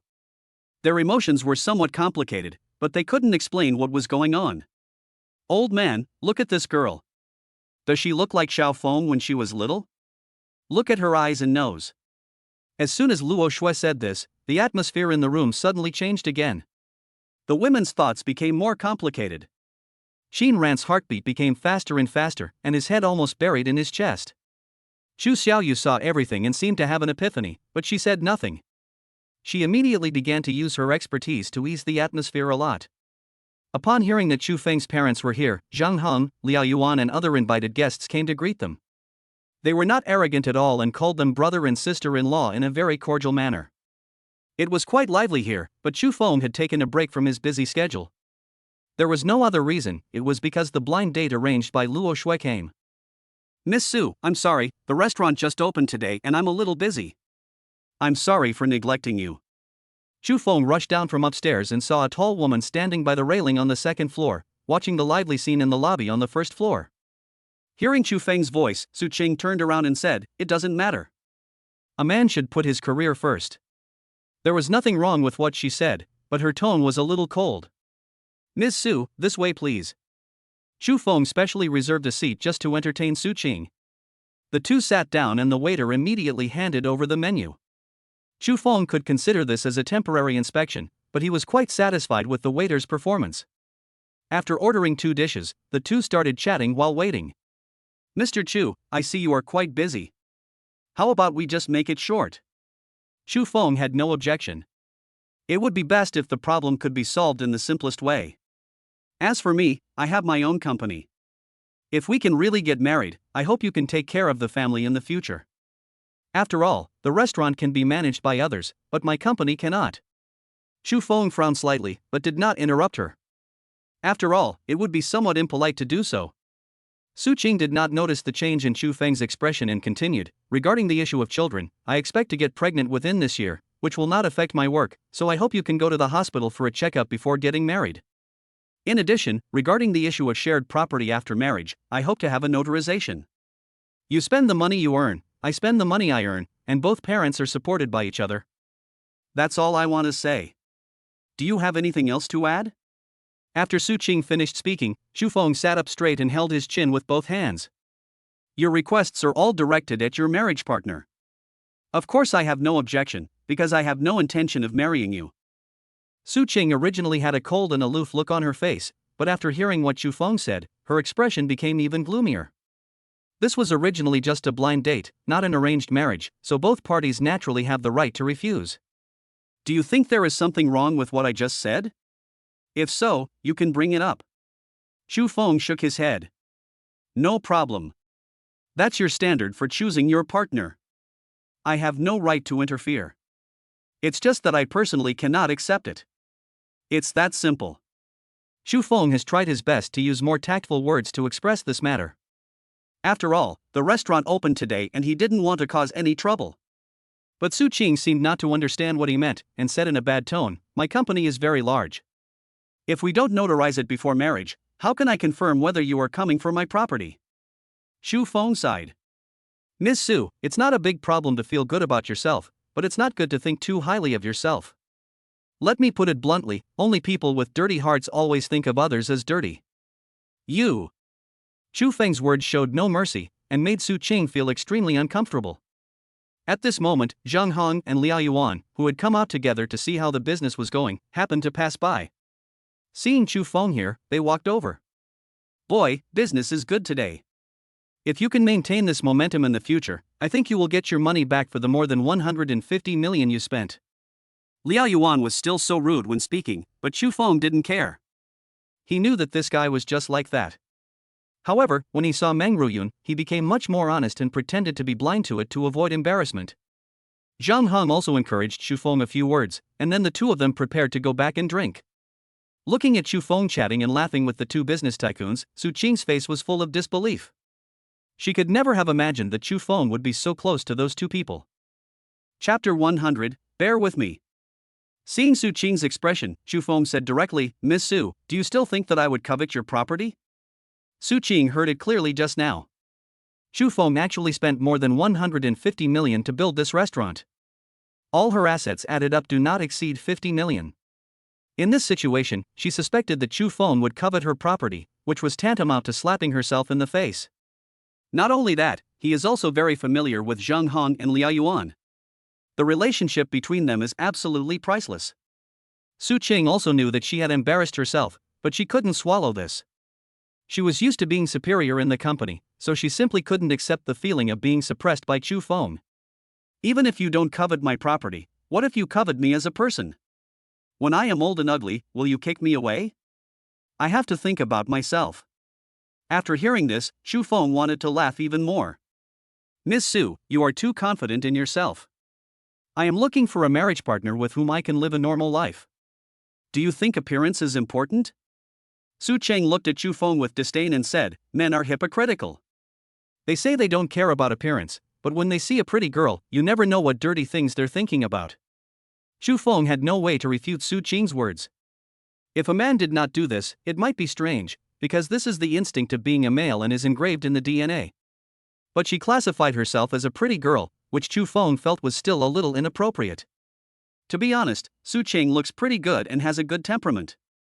Even among the crowd, he can be considered outstanding. But that also depends on who you compare it with. There are really many outstanding girls around Chu Feng, and his vision has also been improved a lot invisibly. So when he looks at Su Qing now, he doesn't feel anything at all. Why, you can't speak? As expected, I guessed it right. Su Qing was full of pride, but at this moment, a beautiful scenery came from afar and immediately attracted Chu Feng's attention. Compared with Su Qing, that side is clearly more attractive. The people who came were none other than Qin Ran, Xu Xiaoyu, Xiao Yushi, Shi Xiaomeng and Meng Ruyan. These 5 people have completely different styles, and now that they are combined together, it first creates a huge visual impact. Brother! We're all waiting for you to eat, what are you doing here? Xu Xiaoyu spoke first. Chu Feng, those fans who can't come want to see how our food is. Do you want to start a live broadcast later? This is naturally Qi Xiaomeng. Xu Feng, Xiaohan and Xiaoyu have been looking for you just now. This is Kiran. Xu Feng, do I need to show up later or sing a song for the people who came to support us today? No one else would say this except Meng Ruyun. Okay, go back and eat, and leave the guests to me. Xiao Yushi also spoke. Just now Chu Feng thought that these people together were a beautiful scenery. But when their voices exploded in his ears at the same time, he regretted it. 3 women make a play. When these 5 women get together, it is not as simple as 3 plus 2. It is completely comparable to watching 10 plays together. Chu Feng could not hear what they were saying at all. Anyway, in the end, he was taken away for no apparent reason. Xiao Yushi walked at the end. She turned her head to look at Su Qing, called a waiter over, and said, "All the bills for this lady are free."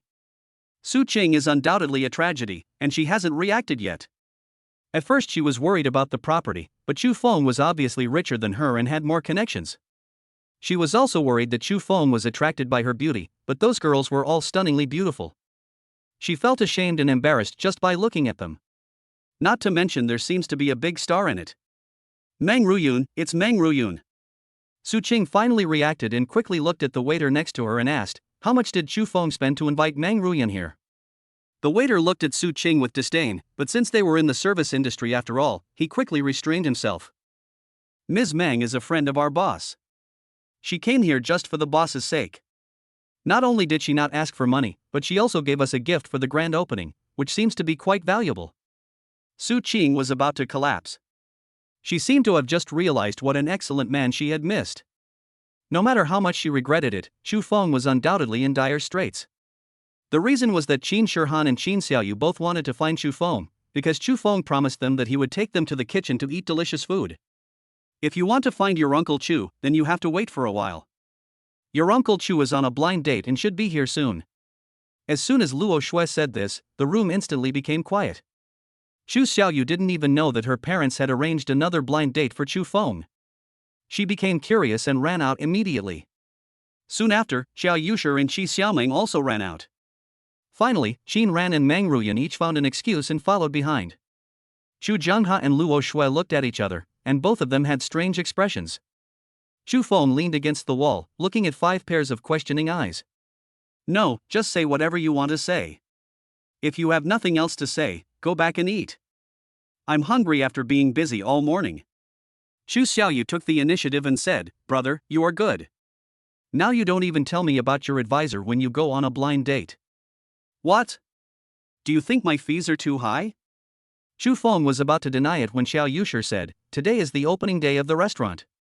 It's okay for you as the boss not to help, but you actually abused your power for personal gain. Are you trying to show off in front of other girls?" Chu Feng was almost wrongly accused, but these women didn't even give him a chance to explain. "You and I were talking at the same time, enjoying ourselves, without considering Chu Feng's mood at all. Only Qin Ran was better. He just stood there and looked at Chu Feng with resentful eyes. Chu Feng was annoyed by their words, so he pushed them away, grabbed Qin Ran's wrist and ran away. "He's guilty and has taken a hostage. Go catch up with him." Xu Xiaoyu gave orders, and he didn't know how things turned out like this. Hiding in the fire escape, Chu Feng immediately closed the door. He was fine, but Kiran was exhausted. "Hey, hey." Qin Ran rolled his eyes at him angrily and said, "Why are you grinning like an idiot? Why are you running? It's fine if you want to run, but why are you holding me?" Chu Feng said directly, "They are all talking about me, but you don't have anything, so I can only take you as a hostage, just bear with it for a while." Chapter 101 Perfection. Bite. Congratulations to the host for successfully slapping the blind date in the face and getting a sign in reward. Do you want to use it immediately? The system's voice echoed in Chu Feng's mind. But Qin Ran was still in front of him, and he didn't know what the system would reward him, so he had to choose to refuse for the time being. They were having fun here, but Chu Jianhe and Luo Shui in the private room had serious expressions. Jiangyi, the more I look at these two little girls, the more they look like Xiao Feng. Do you think that they will? Chu Jianhe also noticed this problem, but he said, "What are you thinking? Don't you know your own son? How could he do such an outrageous thing?" Of course Luo Shui understood Chu Feng, but for some reason, as soon as she saw Qin Shihan and Qin Xiaoyu, she liked them for no reason, as if there was some inexplicable connection between them. "Xiaoyu, can grandma ask you something?" Qin Xiaoyu, who was sitting on Luo Shui's lap, raised her head and looked at her with her big eyes blinking. "Grandma, what's the matter?" Luo Shui hesitated for a moment, then asked tentatively, "Why are you following your mother? Where is your father?"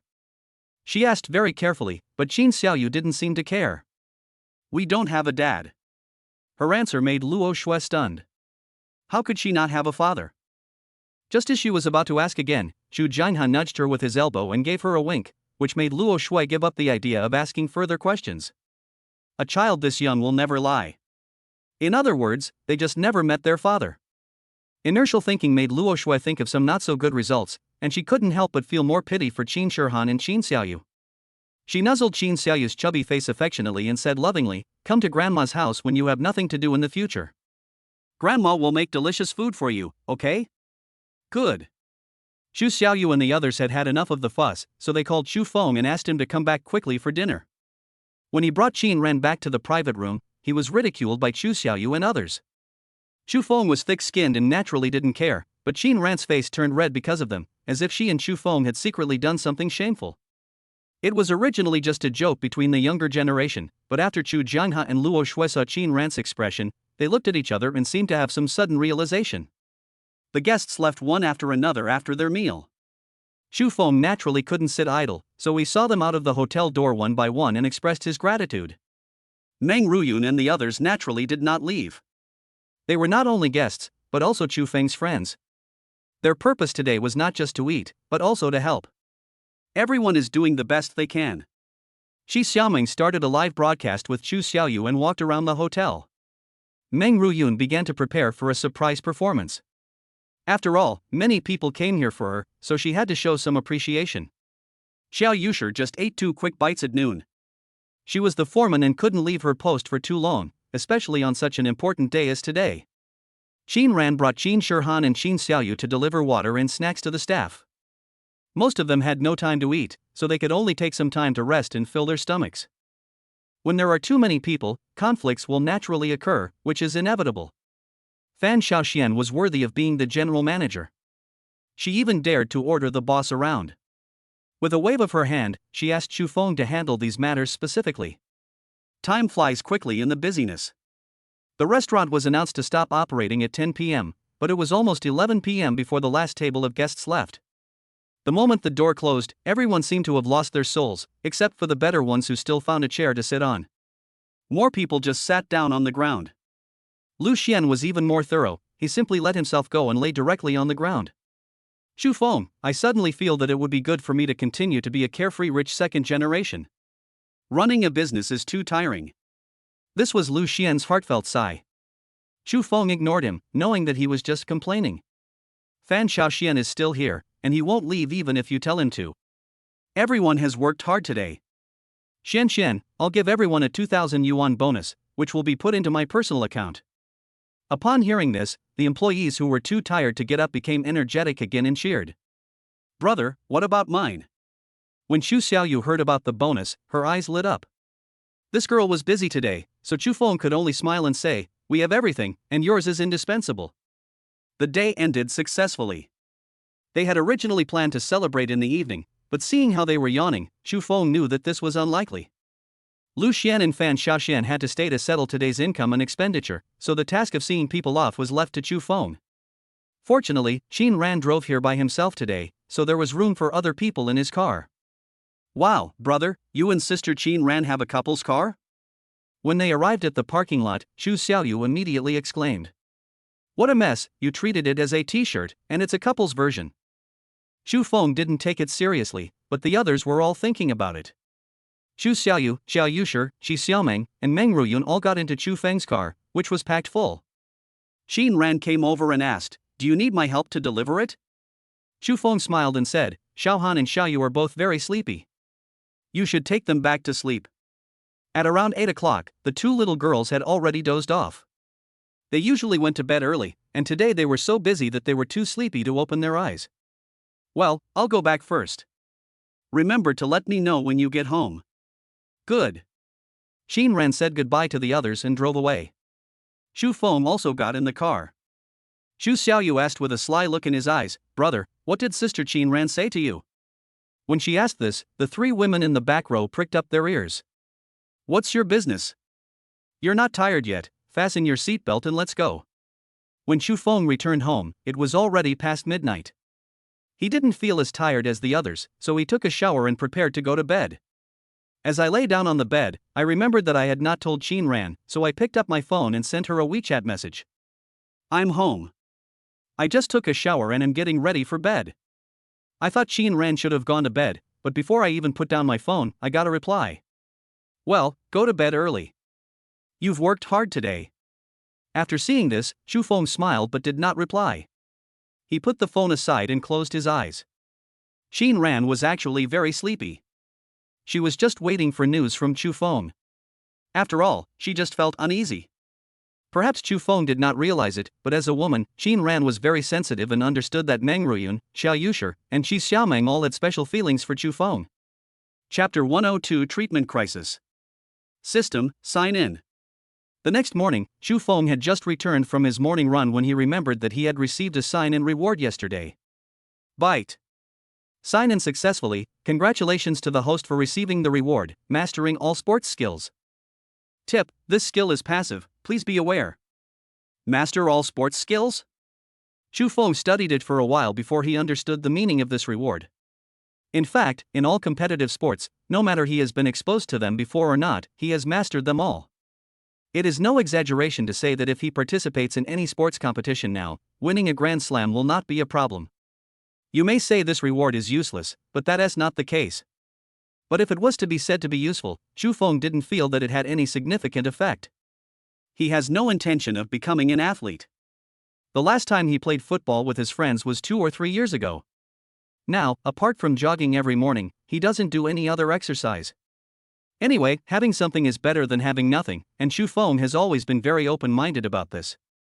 Meng Ruyun still has 1 day left of vacation. When I sent her back to the hotel yesterday, she said she wanted to go out and play today. Xu Xiaoyu agreed immediately, and Shi Xiaomeng had relatively free time, so naturally she had no objection. Only Xiao Yushi felt disappointed, because she still had to work and there was really nothing she could do. After checking the time, Xin Ran probably hadn't gone to the company yet, so he called her. "Xu Feng, what's wrong?" Xin Ran's clear voice came, and Xu Feng said, "Well, Ruyun is leaving tomorrow, and I want to go out and play today. I want to ask if you have time." Xin Ran hadn't been to the company the whole day yesterday. Fortunately, there had been no problems at the company recently, and the previous difficulties had been safely overcome, and things were now stable.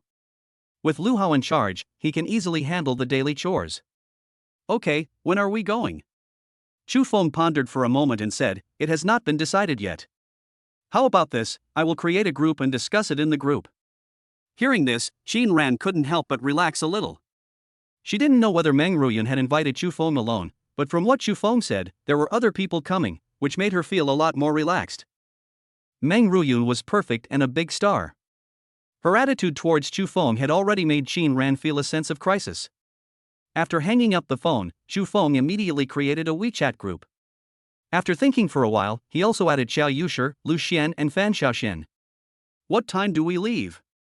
Xu Feng spoke first. Xiao Yushi immediately replied, "Killing is not enough. You guys go out to play, why do you still seduce me? I still have to work." The restaurant wasn't open yet, so it was normal for Xiao Yushi to reply quickly. "Go out and play? How come I don't know?" Lu Xian also replied. Those who were able to go out and play didn't say anything, but those who couldn't go were more active than each other. Finally, we decided to set off around 11 o'clock, find a place to have lunch, and then go out and have fun in the afternoon. It was still early, so Chu Feng planned to go to the security company to take a look. Now he only has 2 businesses under his name. Although his goal is to be a hands-off boss, he still has to show up from time to time. Originally he just planned to come and take a look, but he smelled a strong smell of gunpowder as soon as he entered the door. What's going on? Zhou Jian's men and Zhao Hu's men stood face to face, both sides looking at each other with eager eyes. Seeing Chu Feng coming, they calmed down a bit. Zhang Long ran out from the crowd. Everyone knew that he was the one arranged by Chu Feng. In addition, he is a very smooth person, so he gets along well with both factions. Mr. Chu, please come with me. Chu Feng was somewhat puzzled, but he still followed him to the side. Didn't you ask Xiao Hu to go to the restaurant yesterday, and gave everyone a bonus of 2,000 yuan? Chu Feng nodded, it was indeed true. Zhang Long continued, I don't know how Zhou Jian's men found out about this, so this happened early this morning. Zhou Jian's men felt it was unfair. They are the company's veterans, so why did Zhao Hu's men make all the money while they didn't even get a share of the soup? Chu Feng frowned slightly and asked, what about Zhou Jian? What does he mean? Zhou Jian didn't say anything. He reprimanded his men, then went to the office with Zhao Hu. He hasn't come out yet. It seems that Zhou Jian is still relatively calm and does not take the opportunity to cause trouble at this time. Come on, take me to the office. Zhang Long nodded and shouted as he walked, go do what you need to do. Zhao Hu's men were obedient and turned around and left. Zhou Jian and his men were filled with resentment. It seemed that if Chu Feng had not been there, they would have already pointed at him and started cursing. Arriving at the office, Zhou Jian and Zhao Hu stood up immediately when they saw Chu Feng coming. Boss! You're here. Zhou Jian had a flattering smile on his face, but Zhao Hu just nodded. Chu Feng sat directly on the sofa and motioned for them to come over. I know everything. How are you going to solve this matter? Chu Feng directly raised the question. Zhao Hu did not say anything. He did not think that he and his people had done anything wrong. They were acting according to Chu Feng's orders. After a tiring day, it was only natural for them to get some bonus. Zhou Jian smiled bitterly and said, Boss, let me first tell you my personal attitude. You must have your own ideas for letting Zhao Hu take people there. I have no objection to this. But you also know that it is not easy for a company like ours to make money. 2,000 yuan can cover half a month's salary for everyone, and... Chu Feng raised his chin and motioned Zhou Jian to continue. Besides, Zhao Hu and his men's basic salary is much higher than others. The brothers below will inevitably think that you are biased, so they will cause trouble. That's true. When Zhao Hu and his colleagues were at Shuguang Group, their salary level was among the highest in the industry. After I came to the security company, they did not raise the price but maintained the original level, which is very good. According to Chu Feng's original idea, it would not matter if he gave them more. After all, they were poached here. Why would they come if the treatment was not good?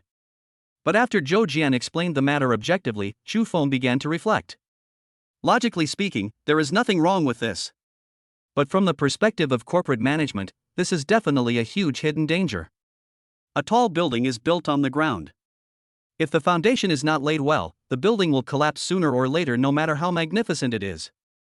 Okay, let's get down to business. Let's talk about the salary first. Zhou Jian, go tell your brothers that I'll set up a competition ring in a while. If you want equal treatment, then show your skills. Chapter 103 Reform of Security Companies. Why was Chu Feng willing to spend a high price to bring Zhao Hu and the others here?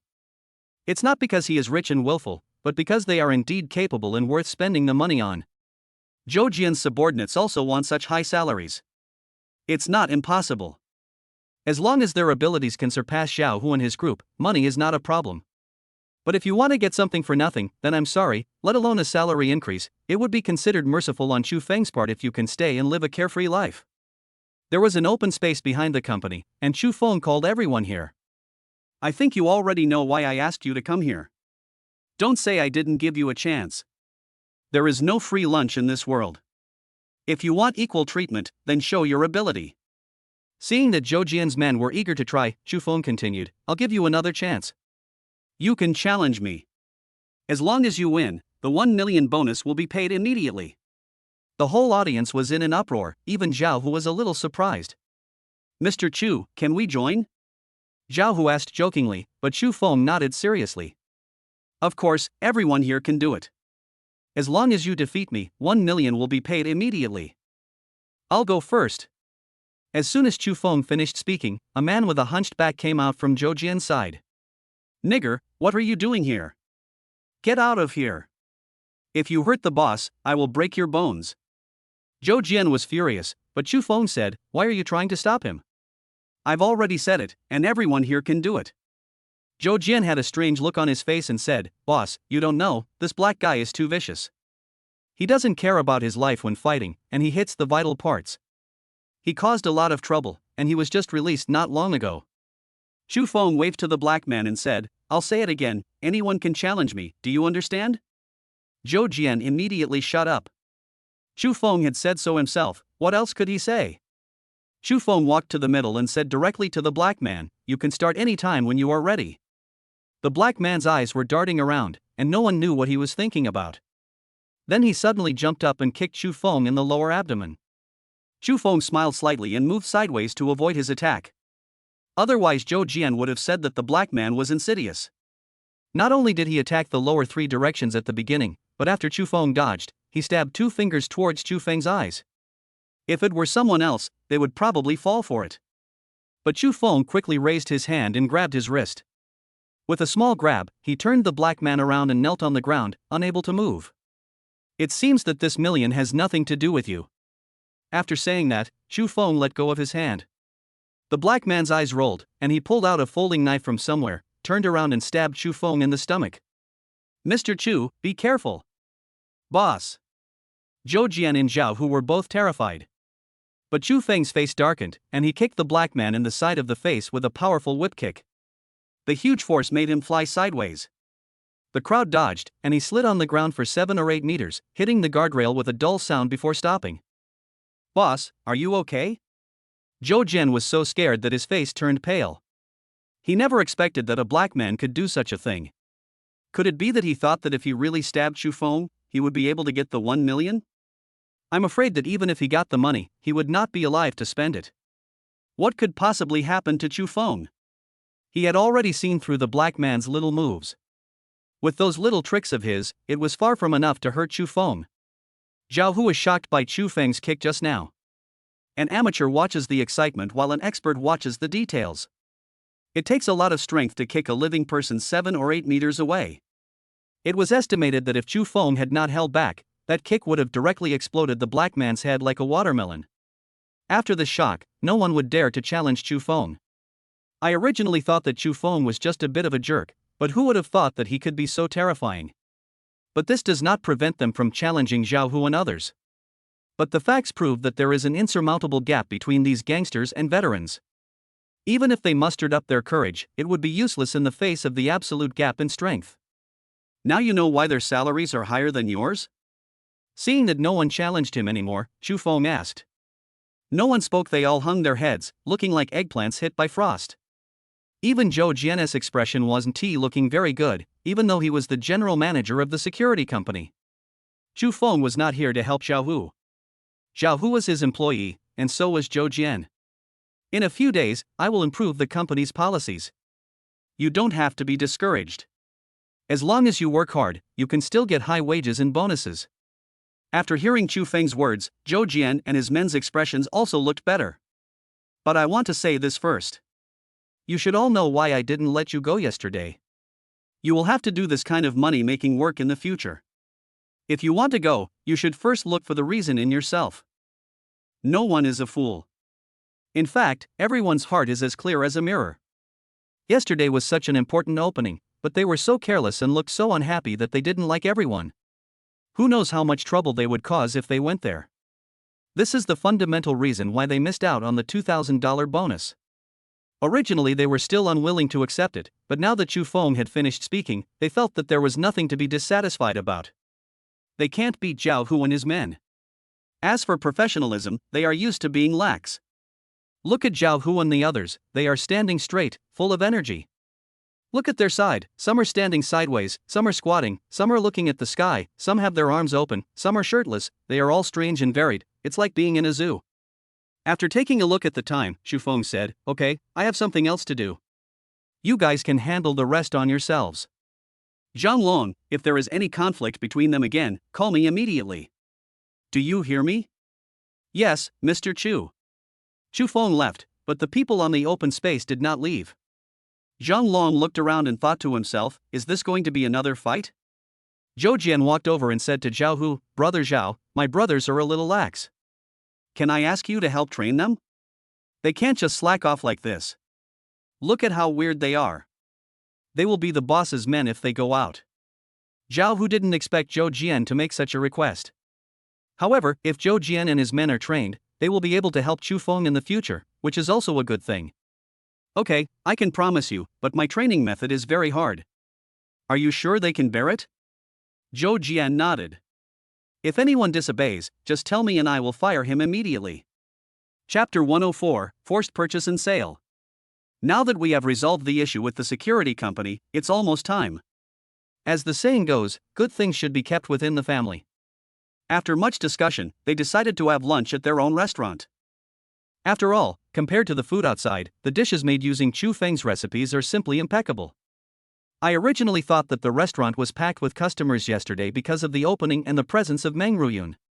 But when Xu Feng and Xin Ran arrived, they found that compared with yesterday, the number of customers today was not less at all, and there were still people waiting for the waiter's instructions at the door. "Xu Feng, I think it would be better for us to eat somewhere else." In fact, Xin Ran didn't need to say this, because Xu Feng felt the same way. Judging from the situation, if they are caught by Lu Xian, they probably won't be able to go out to play in the afternoon and will have to follow along to help. It is of course a good thing that the business is so booming. After everyone gathered together, Chu Xiaoyu and Qi Xiaomeng, two surfing girls who spend all day on the internet, gave an explanation. Among the customers who came yesterday, there were many of Qi Xiaomeng as colleagues. This not only refers to live streaming, but also to some network workers. For example, some food bloggers like to visit restaurants and review food. With such a big scene yesterday, how could they not come? Originally they had thought about it. For the sake of being able to see Meng Ruyun in person, they would help beautify the restaurant to some extent. But when the delicious meal appeared in front of them, they even forgot to take pictures and introduce it, and they ate with their mouths full of oil. I finally remembered to make a note of it, but the food on the table had already been eaten. Later I had to order a few more dishes before I could start working. By the evening, the internet was filled with food reviews. Moreover, all the reviews were almost one-sided, and no food blogger could find any fault with it.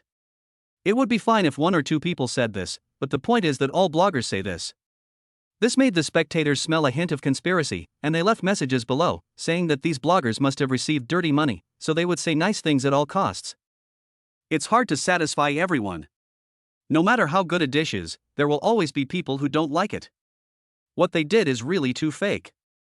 And those netizens who came to support today immediately launched a counterattack. Those who are singing a different tune are simply being surprised by what they have seen. They have clearly never eaten it, so what qualifications do they have to comment on it? As a result, the two sides started a heated debate under the updates released by major bloggers, and the debate was escalating. The end result was that Honkalu became more and more famous, and people who were not very interested in it originally all came here to see whether what was said on the internet was true or false. The few of them decided to go to another place to eat. After they had eaten and drunk their fill, they discussed where to go in the afternoon. Xu Feng's identity today was a driver and bodyguard, so the girls had no intention of asking for his opinion on such matters. Four Seasons Resort. This was the final location the girls chose. Although it is called a manor, it is actually a fully open resort. There are mountains in the distance and rivers nearby. There are hotels and homestays in the village. There are also various facilities around the village. You can have completely different feelings when you come here in any season. In addition to enjoying the scenery, there are many things to experience here, such as planting, picking, feeding, catching fish and so on. Anyway, wherever the girls go, Xu Feng will follow. Look at this sheep. It's licking my hand. You are really brave. Aren't you afraid that it will bite you? For example, for an experience like feeding the animals is free, but you do have to pay to buy the food they eat. From this point of view alone, this is a business that requires no capital. As long as you are willing to work hard, there are plenty of plants on the mountain that can feed the pigs, cattle and sheep. Normally, no one would care if you spend a few dozen dollars to experience this kind of novelty. But just as they were about to go to the next place and were about to pay the bill, the boss asked for 500 yuan. None of them was someone who needed a few $100, but no one had expected that just feeding some vegetable leaves to the animals would cost $500. This money was too easy to make. Boss, are these a bit too expensive? Or are these vegetable leaves made of gold? Xu Xiaoyu was the first to speak, with resentment written all over her face. Although she is also a greedy little money grubber, she always believes that money should be earned in a proper way. She was extremely disgusted by her boss's completely deceptive behavior. You guys didn't ask clearly, why are you blaming me now? The price has always been this high. If you don't have money, don't play. Why are you saying you don't have money now? Do you want to get it for free? The boss still looked very confident, as if he was the one who suffered a loss. How can you be like this? You are asking for such a high price. Aren't you afraid that I will file a complaint with the relevant authorities? Shi Xiaoming's words were in vain. If the boss was afraid, he would never do this. Stop talking nonsense. Are you going to pay me or not? If not, don't blame me for being rude. Xu Feng and his group weren't angry yet, but the boss got angry first. It was as if the boss really owed him money. Seeing that Xu Feng and the others were unmoved, the boss waved his hand and several young men in their teens immediately jumped out. They look young, and the hair around their mouths hasn't evolved into beards yet. I originally thought that this kind of thing could only be seen on the internet, but I didn't expect that I would actually encounter it myself. Xu Feng stepped forward and protected the girls behind him. He had seen many reports online before about various forced sales incidents taking place in certain tourist destinations. The current situation is no different, or even worse. At least you can get something out of forced buying and selling. But in this case, I spent 500 yuan to buy a few vegetable leaves, and all of them went into the animals' mouths. This is really too much of a loss. I'll give you one more chance. Give me the money quickly, or I'll make sure you can't leave the village. As he spoke, the boss's eyes kept circling around Xu Feng and lingering over the girls. Not to mention 500 yuan, even if it was 50,000, Xu Feng would not even blink an eye. But if it were given to this kind of person, he would rather just skip stones and listen to the noise. I don't want money, but I want to see how you're going to keep me here. After hearing this, the boss saw that Xu Feng was the only man in their group, so he said, You think you can be a hero and save the beauty? Why don't you take a piss and look at the mirror? Do you have the qualifications? After saying this, he waved his hand, and the boys were about to fight with Xu Feng. But at this moment, Xu Feng picked up the phone. Chapter 105 Apologize if you lose. Oh, you guys move your hands, I'll make my call, it's fine, we won't be delayed. Seeing those boys looking at him in confusion, Xu Feng said this. This is a complete provocation. Does he mean that he can deal with them while on the phone? The boys are young and energetic, how can they stand such stimulation? If they were just trying to deal with the situation just now, then now, they really wanted to beat Xu Feng up. There was nothing wrong with their thinking, but they indeed underestimated Xu Feng's strength. Xu Feng held the phone in one hand and put the other hand in his trouser pocket. In other words, he didn't even want to use his hands to deal with these boys. Brother, kick him, yes, hard. Xu Xiaoyu was howling beside him, watching Xu Feng kicking the boys on their butts one by one. Hello? Uncle Zhang, please help me contact the Tourism Bureau. I'm being forced to buy something at Four Seasons Resort. With Zhang Heng stepping forward, things became much simpler. When the people from the Tourism Bureau arrived, they took the boss and the boys away without saying a word. Mr. Chu, right? I'm really sorry. You don't know that this guy is a repeat offender. He really doesn't change despite repeated admonitions. Don't worry, we will definitely strengthen our education this time and will come to inspect regularly in the future to prevent this from happening again. Dealing with such a two-faced person, whether you beat him or scold him, is just a waste of time. It would be better to just ask the relevant department to take him away, and everyone will be happy. This little episode did not affect everyone's mood. Walking upstream along the winding river, I soon saw a lot of people gathering in front of me.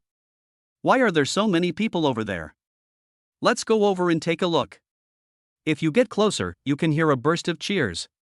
I asked someone and found out that it was an open-air basketball court in the village, and there was a game going on that day, so it was so lively.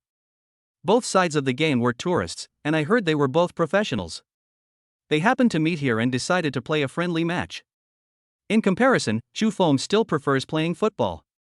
Although he also plays basketball, his skills are not very good. It's a rare opportunity to catch such an event, so the girls decided to wait and see the result before leaving. I have to say that these people are worthy of being professional basketball players. Their various movements, collisions, and even scoring accuracy are far beyond the reach of ordinary hobbyists. Even people who are not interested in basketball will inevitably get excited after watching this kind of scene. The team wearing white jerseys is now clearly at a disadvantage, as their average physical fitness is far inferior to that of the team wearing black jerseys. After watching for a while, the white side has been knocked down several times. But this was not a regular basketball court, and the concrete floor soon left them with bruises from friction. The score gap is getting bigger and bigger, and the black side is almost sure to win. But they continued to use their physical advantage to cause damage to the white team, which seemed like they were deliberately bullying. Xu Feng had not expected that the gap between professionals could be so huge. The match had already been decided, so there was no point in watching any further. Just as he was about to ask the girls if they wanted to go somewhere else, he saw something out of the corner of his eye and immediately stretched out his hand, blocking Qin Ran, who hadn't reacted yet. Xu Feng held the basketball firmly in his hand. If he hadn't reacted quickly enough, the ball would have hit Qin Ran in the face. Xu Feng turned his head and saw a member of the white team lying on the ground, hugging his legs and rolling around. It was obvious that he was seriously injured. But the black team remained unmoved. One of them looked towards Xu Feng before walking over. "Dude, give me the ball." Xu Feng didn't even look at him, let alone have any intention of passing the ball to him. "Didn't you hear me? I told you to give me the ball." This man's attitude was very arrogant, and several bystanders around him frowned. Xu Feng glanced at him and then said, "Are you talking to me?" The black team member's face darkened, and he pretended to be angry and said, "Dude, from what you said, are you looking for trouble? You have the ball in your hand, who else can I talk to if not you?" If it was a misunderstanding, Xu Feng would naturally not do this, and this was not in line with his usual character. The reason why he was like this was because the ball that almost hit Qin Ran was hit by the player in front of him. Even if he didn't mean it, he couldn't even say a word of apology. How could Xu Feng treat such an uneducated person well? If you want the ball, just bend down and apologize, and the ball will be returned to you immediately. Xu Feng was not trying to make things difficult for him. He was uneducated, so Xu Feng was just teaching him a lesson. But the black team member still looked very cool and snorted with disdain. "Let me apologize? Why? This is a stadium, the strong are respected. Why should I apologize to you, an outsider?" Xu Feng took back his previous thoughts. The man in front of him was no longer a matter of being uneducated. He might not even be qualified to be a human being. "Okay, according to what you said, as long as I beat you on the court, you can apologize, right?" The team member seemed to have heard something particularly funny. "Win me? Are you still dreaming?" Xu Feng didn't waste time talking to him. He grabbed the ball with his right hand and threw it directly towards the black team's basket. The next second, the sound of the ball falling into the bag made the whole audience silent. After another 2 or 3 seconds, deafening cheers broke out. Xu Feng didn't say anything more to this guy. He directly crossed the railing of the field and walked straight towards the white team. "I heard you are short of someone?" After a while, the game resumed, but Xu Feng was already wearing the white jersey. "Everyone, keep an eye on that kid and destroy him." The black team wanted to target Xu Feng, but Xu Feng did not give them any chance at all. He just stood outside the 3-point line, and as soon as he caught the ball, he jumped up and shot. 1 or 2 were fine, but 4 3-pointers in a row, all of them hit the target, and all of them fell into the pocket, which made the whole audience boil. Xu Feng's idea was simple. If he wanted to win, then nothing could be faster than a 3-point shot. When he touched the basketball, the reward given by the system was automatically effective. Now his basketball skills are absolutely world-class. But he just refused to collide with the opponent and avoided any physical contact. Because he will only waste time. His real goal is to score points as quickly as possible and win the game. Seeing the score gradually narrowing, the black side began to panic. No one expected that Xu Feng's shooting would be so accurate. Don't let him shoot again. It's okay to commit a foul. It's better to drag him down with you. Chapter 106 World-Class Skills. Wanting to drag Xu Feng down, this goal is indeed quite great. The reason for saying this is that they couldn't even touch Chu Feng at all, so how could they even talk about dragging him down? Chu Feng had already seen through their little moves and was naturally prepared. The other members of the white team were also clearly trying to protect Chu Feng. Various pick and rolls ensured that Chu Feng would not be maliciously harassed by the opponent and could still score points effectively. There is more than a minute left in the game, and the score is now only 1 point behind. It is hard to say who will win or lose. The ball was in Chu Feng's hands again, and the onlookers all started shouting 3 points. 3 points. But this time, Chu Feng had no intention of shooting a three-pointer. Instead, he dribbled the ball while making a provocative gesture towards the black team. He is now preparing to fight against the 5 opponents alone. Don't think you're strong. Be good, I'm here to tell you that there are always people who are better than you. As soon as the words fell, Chu Feng moved instantly. With a feint, he got past the defender in front of him and attacked directly. Then there was a fake shot, which instantly made the 2 black team members jump high and try to block it. But Chu Feng's feet did not leave the ground at all. A smile appeared on the corner of his mouth. He bypassed them and made a layup directly to score. The score was completely reversed, which made the black team members furious. What are you standing there for? Quick attack and win back the points. The black team launched a fast break, but the player with the ball only felt a flash before his eyes, and the ball in his hand disappeared. Turning his head again, Chu Feng had already jumped outside the 3-point line. A 1-point lead turned into a 4-point lead. There were 30 seconds left, and the outcome was basically a foregone conclusion. But for professional athletes, overtaking by 4 points in 30 seconds is not a difficult task. Xiaoyu, is your brother so powerful? Shi Xiaomeng's eyes were full of little stars. Most girls have no resistance to handsome boys who are good at sports. This applies not only in school but also in the adult world. Xu Xiaoyu didn't know that Chu Feng had this skill, but it didn't affect her cheering at the top of her lungs. Meng Ruyun also wanted to shout, but was stopped by Qin Ran next to her. Shi Xiaomeng and Xu Xiaoyu are the kind of cheerful people who don't care about anything else when they are happy. But Qin Ran was usually very steady. Even though she was a little excited now, she had not lost her mind. Even though Meng Ruyun is wearing sunglasses, all her fans can recognize her voice, and the camouflage effect of the sunglasses is almost zero. We must not let them catch up. The members of the white team shouted loudly. Chu Feng's joining undoubtedly boosted their morale. It was clear that he was no match for the black side before, but now he was able to hold his own in a head-on confrontation. Of course, this is also due to the fact that the black side consumed too much physical strength. The black team's shot failed and the rebound was grabbed by Chu Feng. Just as the black team was hurriedly returning to defense, the ball flew over their heads at an even faster speed. Falls straight into the basket. The place where Chu Feng was standing now was under the white side's basket. It was incredible that he scored this ball across the entire court. The audience's voices were hoarse from shouting. Who would have thought that they were just there to watch the fun? Now we can see exciting scenes that may not appear even in international competitions. Everyone started to speculate about Chu Feng's identity, but even those fans who had never missed a single game didn't recognize Chu Feng at all. Based on his dribbling and three-point shooting skills, he can definitely be ranked among the world's top players. His weakness lies in his height, which is really a disadvantage in the interior. A senior fan came to the conclusion. With less than 10 seconds left, the black player knew he was doomed to lose. But they gritted their teeth, their eyes filled with ferocity, and deliberately passed the ball to the white side, which was obviously not a good intention. Brother Feng, don't be impulsive. Chu Feng introduced himself just now, and the players on the white team all called him that. Chu Feng smiled slightly and glanced at the timer. 5 more seconds, that's enough. After saying that, he immediately rushed towards the opponent.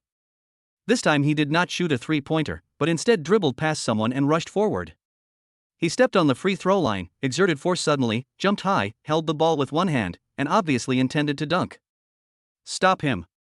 Although he was shocked by Chu Feng's jumping ability, the captain of the black team still responded immediately. If Chu Feng were to be caught at this height, at the very least he would suffer broken bones. With this idea in mind, 3 people jumped up at the same time, almost blocking the basket completely, leaving Chu Feng with no chance of dunking. Everyone thought that Chu Feng was being reckless this time. He was obviously better at long-distance accurate shooting, so why did he have to show off his skills in this way? He might even get hurt. But Chu Feng revealed a hint of a smile, and swung the arm holding the ball down like a giant hammer. The next moment, the huge hammer smashed hard on the heads of the three people in black. This was not the end. The ball was dunked into the basket, and Xu Feng's huge strength directly pulled the basket frame down. If the three players on the black team hadn't reacted quickly, this blow would have ruined their careers and the rest of their lives. Xu Feng's performance was truly amazing. The veteran fan just said that he felt like he could fry an egg on his face. His common sense was just like fart to Xu Feng and was completely useless. Is it time to apologize now? Unlike others who were sweating and panting, Xu Feng was just slightly out of breath at this moment. The three people on the black side crawled out from under the shelf, still feeling frightened. I'm talking to you guys, apologize now. Yes. Apologize. The audience started to cheer. Xu Feng waved his hand and called Qin Ran over. They originally wanted to deny the debt, but looking at the situation, if they didn't apologize, they probably wouldn't be able to leave. I'm sorry, is that okay? Qin Ran tugged at Xu Feng, indicating that this was enough. Xu Feng then said, all right, let us do this. This time Xu Feng stepped forward, obviously for Qin Ran. This made Qin Ran feel indescribably happy, and he didn't have much to complain about those people at all. Just as they were about to leave, the captain of the white team found Xu Feng. Brother Feng, are you really not on a professional team? With your skills, it would be a shame if you don't play in the game. How about you give me a call and I'll have our coach and boss contact you so you can talk to them and decide. Xu Feng waved his hand without even thinking about it. Don't think about it. I don't have much interest in playing. Chapter 107, There are always higher mountains. However, the captain in white clothes still tried his best to persuade Xu Feng. He didn't want to miss such a talented player. Brother Feng, don't say that. Everything can be discussed. Just state whatever conditions you want. Xu Feng just smiled calmly without saying anything, but Qin Ran on the side suddenly said, I see that everyone in your team loves basketball. Where do you belong? As long as it is private, maybe we can really cooperate. Xu Feng looked at her in confusion. What did she mean? Qin Ran wanted to buy this team? But Qin Ran's business had nothing to do with basketball teams, so it would be useless to buy it. It was obvious that the captain was confused by Qin Ran's words, and Xu Feng just shook his head helplessly.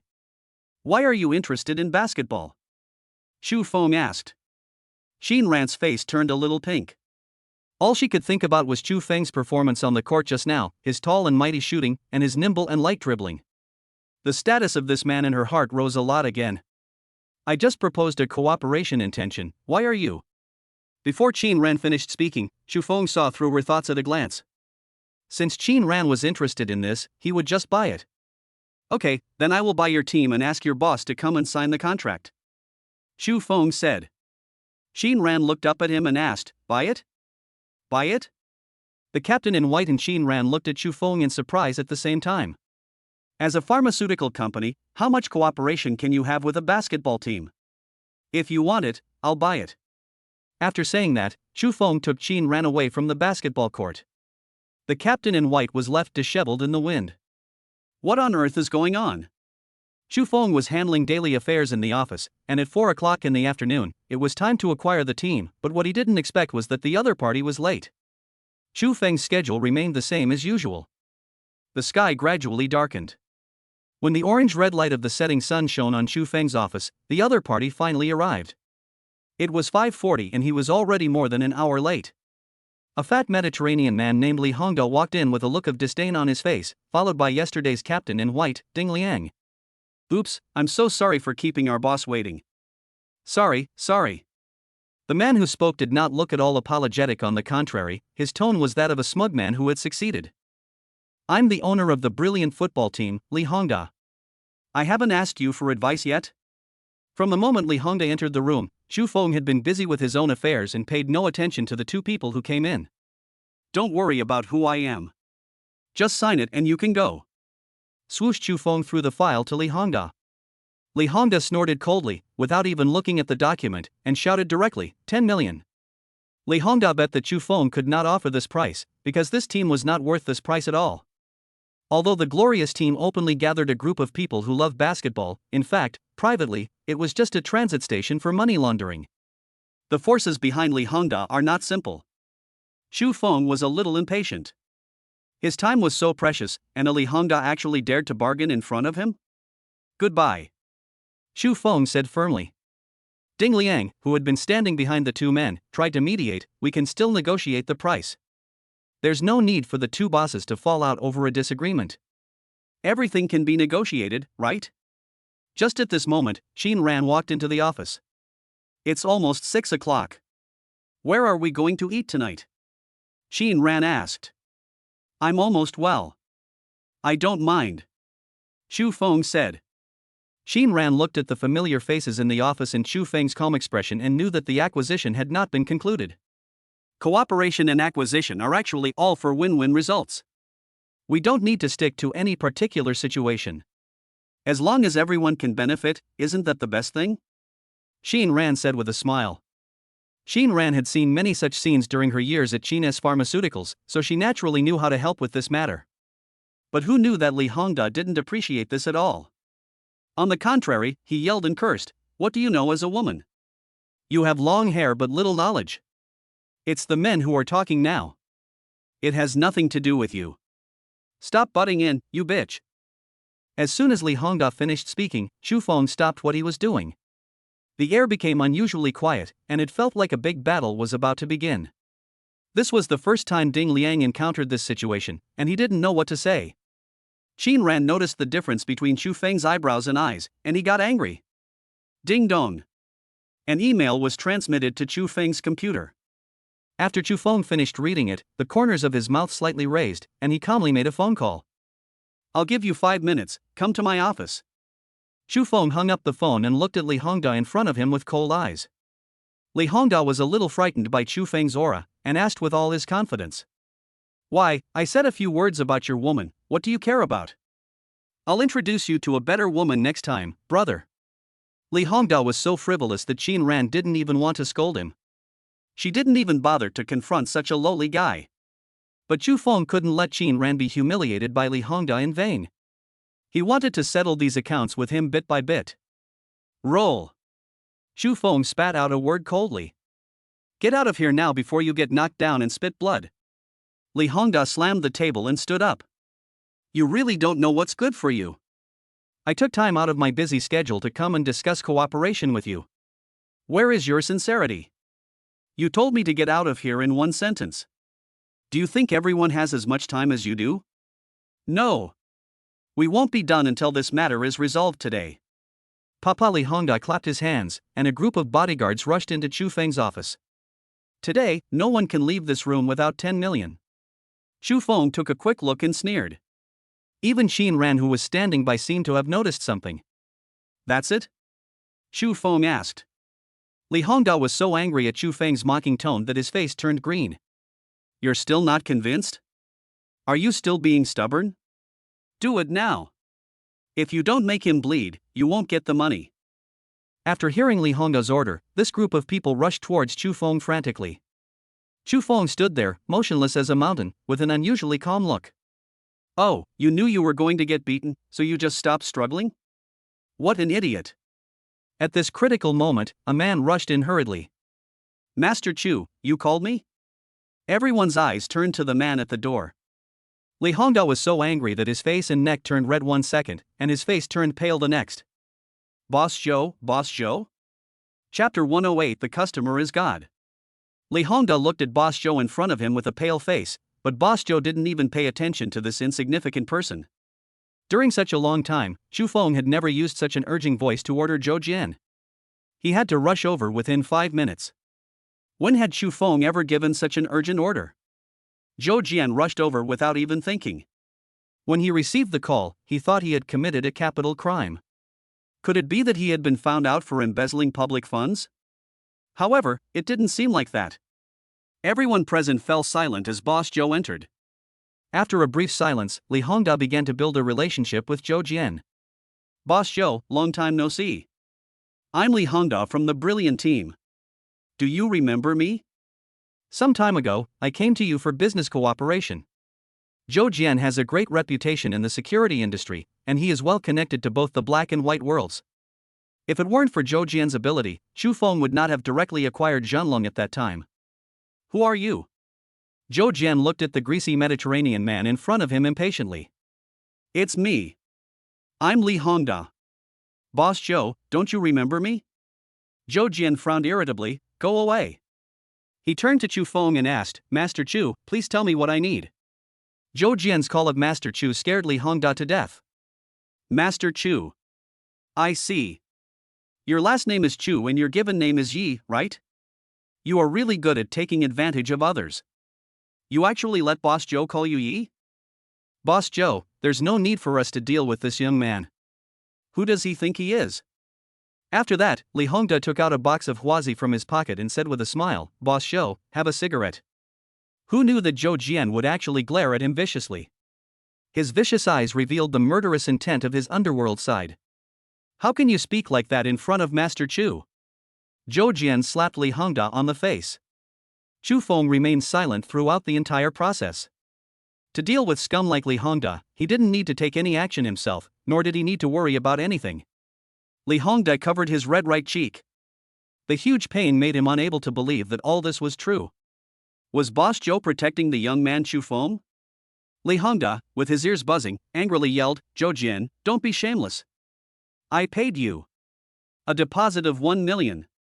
The customer is God, don't you understand? As soon as Li Hongda finished speaking, Zhou Jian realized that the bodyguards surrounding the office were actually from his own Zhanlong security company. When Zhou Jian realized the seriousness of the problem, he knelt down in front of Chu Feng. Boss, this is my fault. I didn't supervise them strictly enough. Please forgive me. Xin Ran stepped forward and quickly pulled Zhou Jian up. Zhou Jian, why are you doing this? Chu Feng thought that Zhou Jian really wouldn't say that. Forget it, since it's all a misunderstanding, just explain it clearly. By the way, return his deposit and put him on the blacklist. He is not allowed to have any business dealings with Zhanlong in the future. Yes, boss, I understand. Zhou Jian said, bending over. Zhou Jian stood up and scolded the bodyguards. Are your eyes on your buttocks? You don't even greet the chairman when you see him. A bodyguard saluted Chu Feng. Hello, chairman. The loud shouts in unison frightened Li Hongda so much that he trembled and didn't know what to do. Among the 36 strategies, running away is the best. Alright. Today I'm defeated by you. Your name is Chu Feng, right? Remember that. After saying this, Li Hongda didn't even care about Ding Liang behind him and planned to slip away quickly. But how could Chu Feng let him go so easily?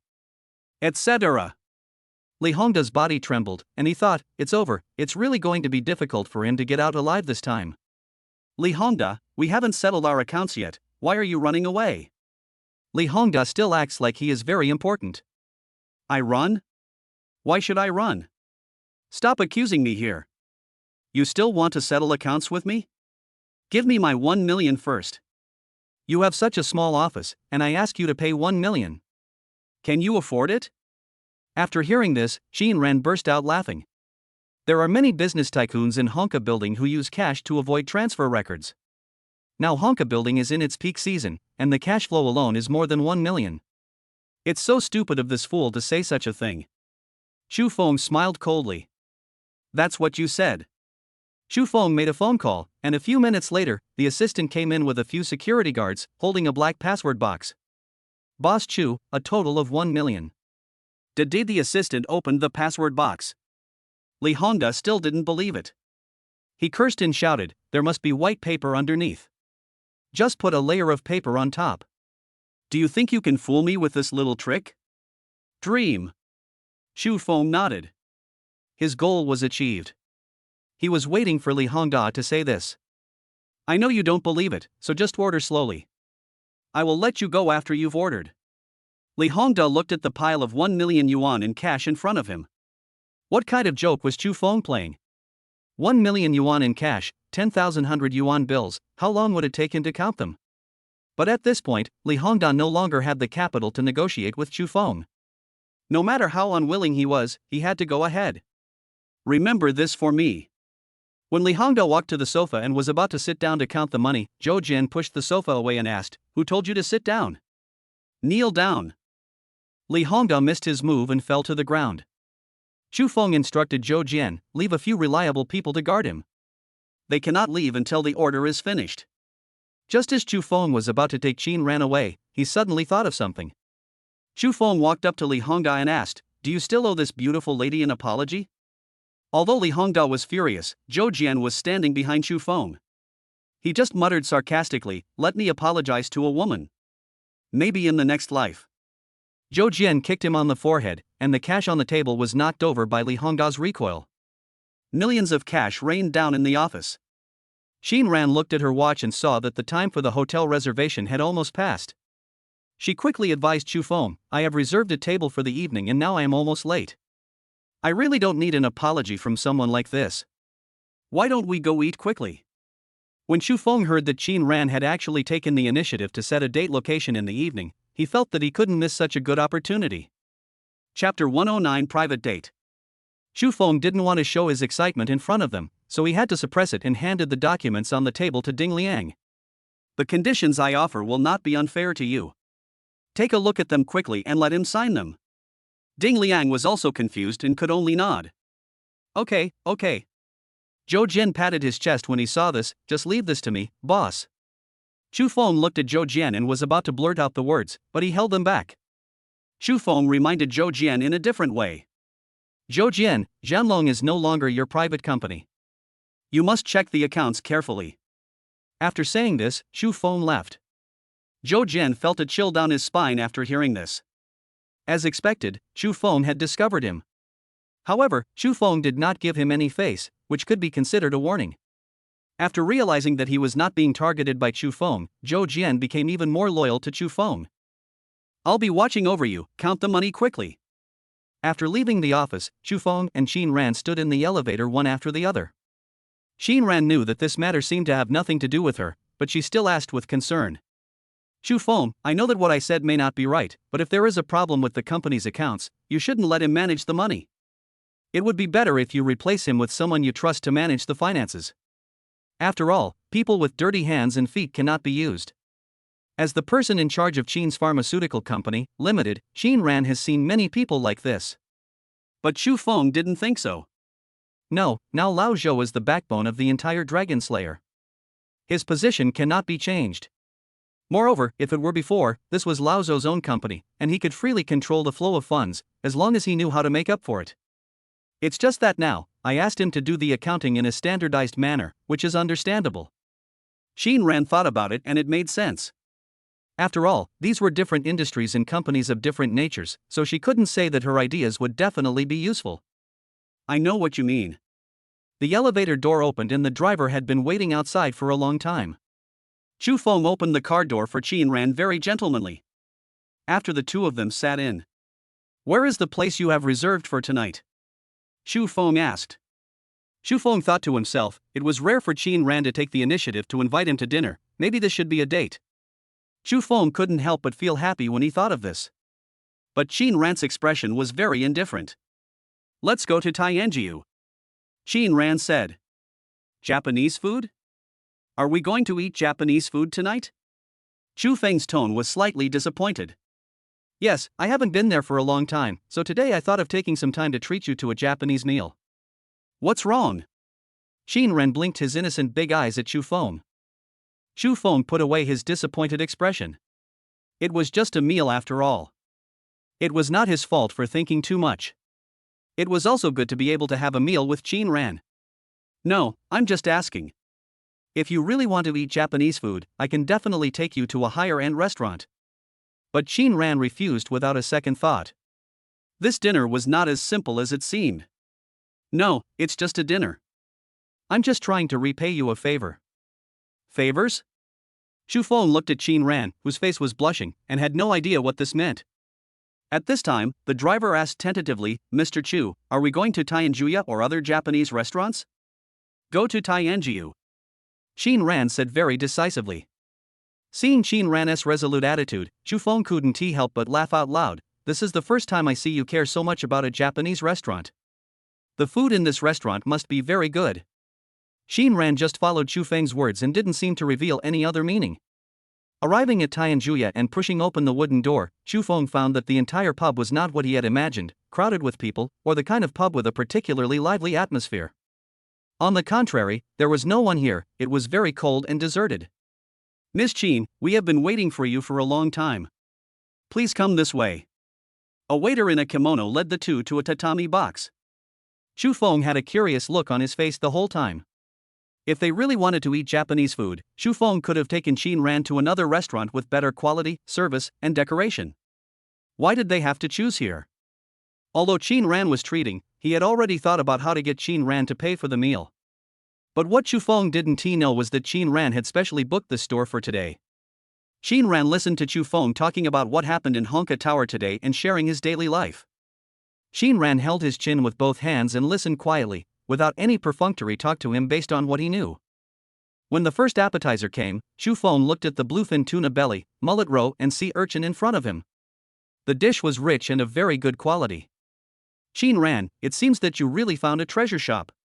Chu Feng had a carefree personality and didn't bother to be polite with her. He helped her pick up the food while eating with relish.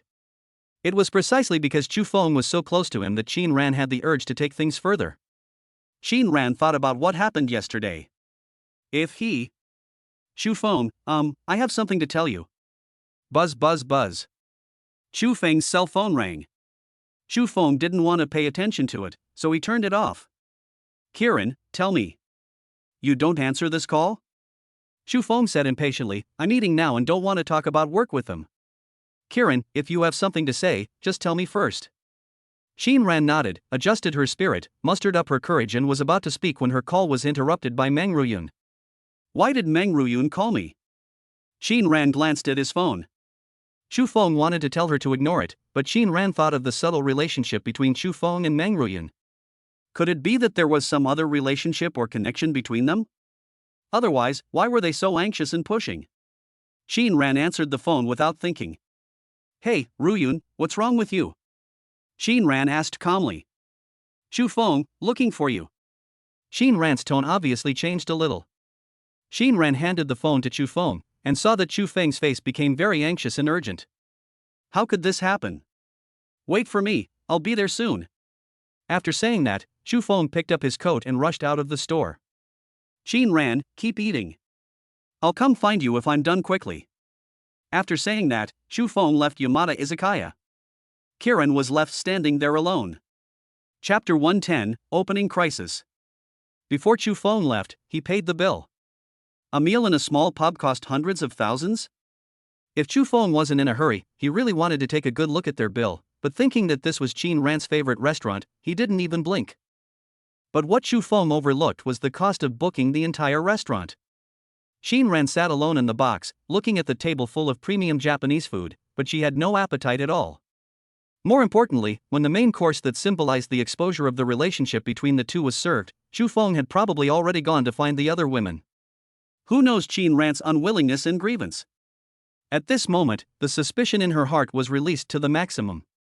It turned out that the most important man in her heart could be easily called away by a phone call from another woman. He also said that we shouldn't talk about work while eating, but I'm afraid he is talking about feelings with those people now. Chin Ran felt so wrong that tears started to fall from his eyes. After saying that, Chin Ran stood up and prepared to leave. Upon asking, he found out that Chu Feng had already paid the bill. It was inevitable that a man who knew how to take care of women and was considerate of them would be sought after and liked by so many women.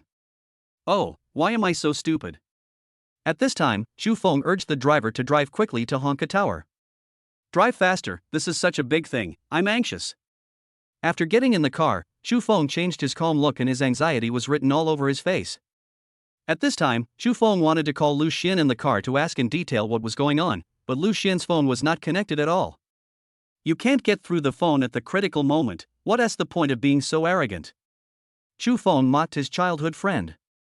But when Chu Feng arrived at the lobby of Honka building, he straightened his clothes, adjusted his state, and walked in calmly step by step.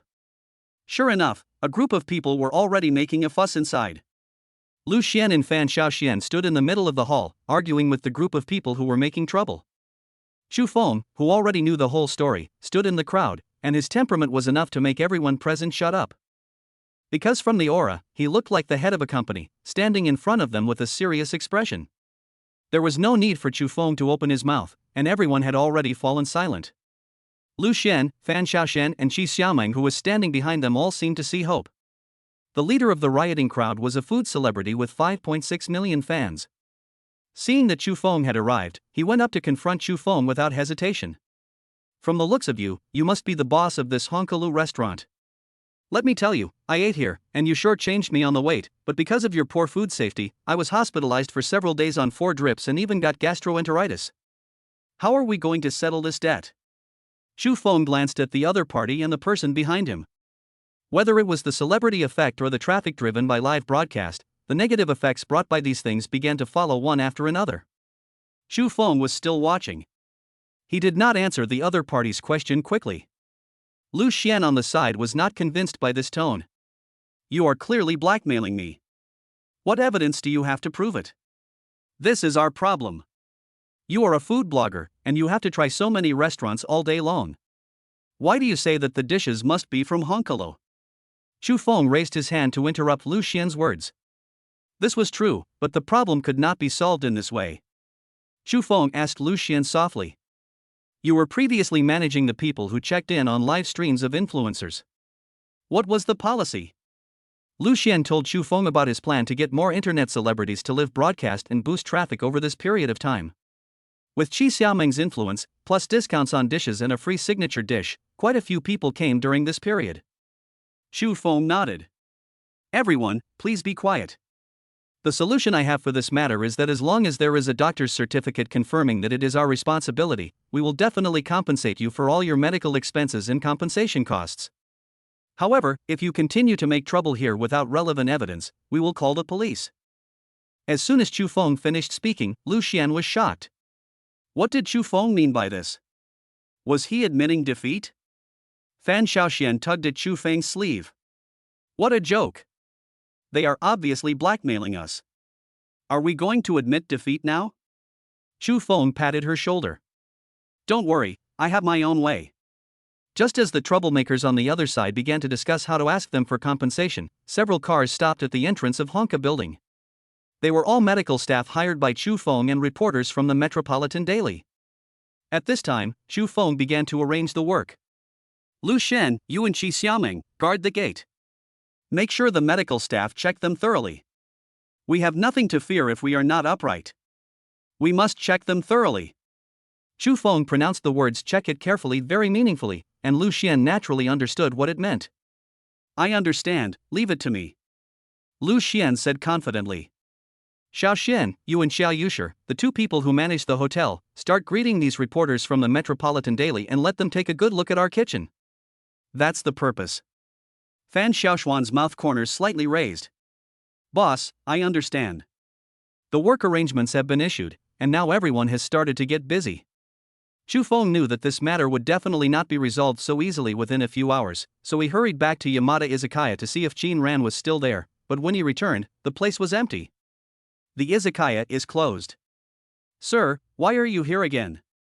Did you forget to bring something? Asked the izakaya owner. I want to ask about the young lady from before, is she still here? Chu Feng asked. The izakaya owner smiled, and his neat short silver hair and beard revealed a man who had experienced the vicissitudes of life. Young man, if fate comes, you must know how to cherish it. How can you bear to leave a girl who was willing to prepare a surprise for the girl you booked the whole place for all by herself here? Chu Feng was stunned after hearing this. He then realized that when he paid the bill before, he should have asked one more question about the ridiculously high amount. Even if he had just taken one more look at the bill, it would have been a good idea. Chu Feng wanted to contact Qin Ran, but Qin Ran's phone was not connected. She must be mad. At this time, Qin Ran was taking a bath and missed a phone call. In the voice message, Chu Feng left his apology. I'm sorry, Qin Ran. I didn't realize you put so much thought into this dinner today. I shouldn't have left the table in the middle of it. When you've calmed down, can you listen to my explanation? Buzz. The sound of the vibrating cell phone interrupted Qin Ran's thoughts. She wrapped herself in a bath towel and walked to her room. See the voice message on the phone. Qin Ran did not click on it, but deleted it directly. Forget it, it doesn't matter. Chapter 111 Review. Qin Ran ignored Chu Feng's apology text message. She opened a bottle of champagne, sat alone on the sofa, and stared blankly at the boring variety show on TV. She needs some time alone to relax. Chu Feng sent several text messages and voice messages but received no response. In his opinion, Jean Ran was really angry this time. But this was obviously my own problem. If Jean Ran was angry now, I would probably only make her upset if I continued to pester her. Thinking of this, Chu Feng stopped bombarding him with information. He planned to give Jean Ran some time to calm down. Whenever you need me, I'm here. After Chu Feng sent the last text message, he got back in the car and headed for Honka Tower. Jean Ran looked at the message on his phone, half suspicious, half moved, and said, "You wouldn't be like this to other women, would you? No matter what you are doing, as long as they need you, you will." Jean Ran threw his phone aside, not wanting to look at it anymore. Chu Feng returned to Honka Tower and found that there were obviously fewer people in the lobby. At this time, Fan Xiaoxian and the reporter from Metropolitan Daily came out from the back kitchen door. They were talking and laughing, and they looked very harmonious. Fan Xiaoxue was worthy of being the general manager of Honkalo, as she could control the reporter so easily. When Lu Xian saw Chu Feng coming, he leaned over and whispered 4 words in his ear. Jinjiang Hotel. Chu Feng felt very strange when he first said these 5 words to Lu Xian. Why are you talking about Jinjiang Hotel without any reason? But before he could even ask this question, Chu Feng asked with a hint of doubt, "You mean, they are all?" Lu Xian nodded, and without saying anything else, he quickly stepped forward to receive the daily newspaper reporters. "We at Honkalu will cooperate well with your newspapers and media not only now, but also in the future." Chu Feng looked around and found no suspicious people at the scene. Moreover, all the people who came to Honkalu this time seemed to be internet celebrities, and the situation had not yet escalated to a dangerous level. Chu Feng returned to his office in Honka Building, waiting for their report after they had dealt with the matter. When the clock struck 12, the day's business finally came to a successful conclusion. Lu Xian, Fan Xiaoxian, Qi Xiaoming, and others came to Chu Feng's office. Chu Feng was looking at the next plan in his hand. "So I said, this is the disadvantage of online celebrities selling products. Do you know how much we lost today?" Fan Xiaoxian retorted sarcastically with great dissatisfaction. "Why are you talking about me? What does this have to do with me? You guys are really quick at shirking responsibility." At this moment, Chu Feng closed the file with a snap. All 3 of them shut their mouths. "Do you want to continue arguing? You know who wants to see our quarrel the most?" Qi Xiaoming clearly came here to help, but she ended up being talked about like this by them. Of course she felt bad. She pouted in grievance. Chu Feng repeatedly comforted. "Xiaoming, thank you very much for your help today. There is nothing for you to do here. If you are free tomorrow, you can still come to Honka Building to help. Of course, the time is up to you." Hearing that she was recognized by Chu Feng, she immediately showed off proudly in front of Fan Xiaoxian. "Humph, it was your big boss who asked me to stay. Let's see what you can do to me." After saying this, Qi Xiaoming looked very feminine, and before leaving, she did not forget to throw a coquettish glance at Chu Feng. "Brother Feng, I'm going back then." As soon as Qi Xiaoming left, Chu Feng began to scold Fan Xiaoxian. "Xiaoxian, do you know who Qi Xiaoming is?" "Of course I know. A live streaming celebrity has millions of followers now, and I heard that his followers are expected to exceed 10 million. Chu Feng's tone suddenly changed, and he questioned sternly. "Since you know everything, why do you still want to make enemies? As the general manager of Honka Building, don't you have this big picture perspective? I feel that this kind of online live broadcasting is completely useless, that is." Lu Xian tried to smooth things over. "How come it has no effect? Since the opening of Honkalu, do you know how much traffic these internet celebrities have brought in? This is truly an incalculable flow of people." Lu Xian patted Fan Xiaoxian on the shoulder. "You've been busy all day, go and have a rest." After sending away the idlers, Lu Xian finally breathed a sigh of relief. He lay down exhausted on the sofa beside him. "It's been a horrible day. I'm exhausted."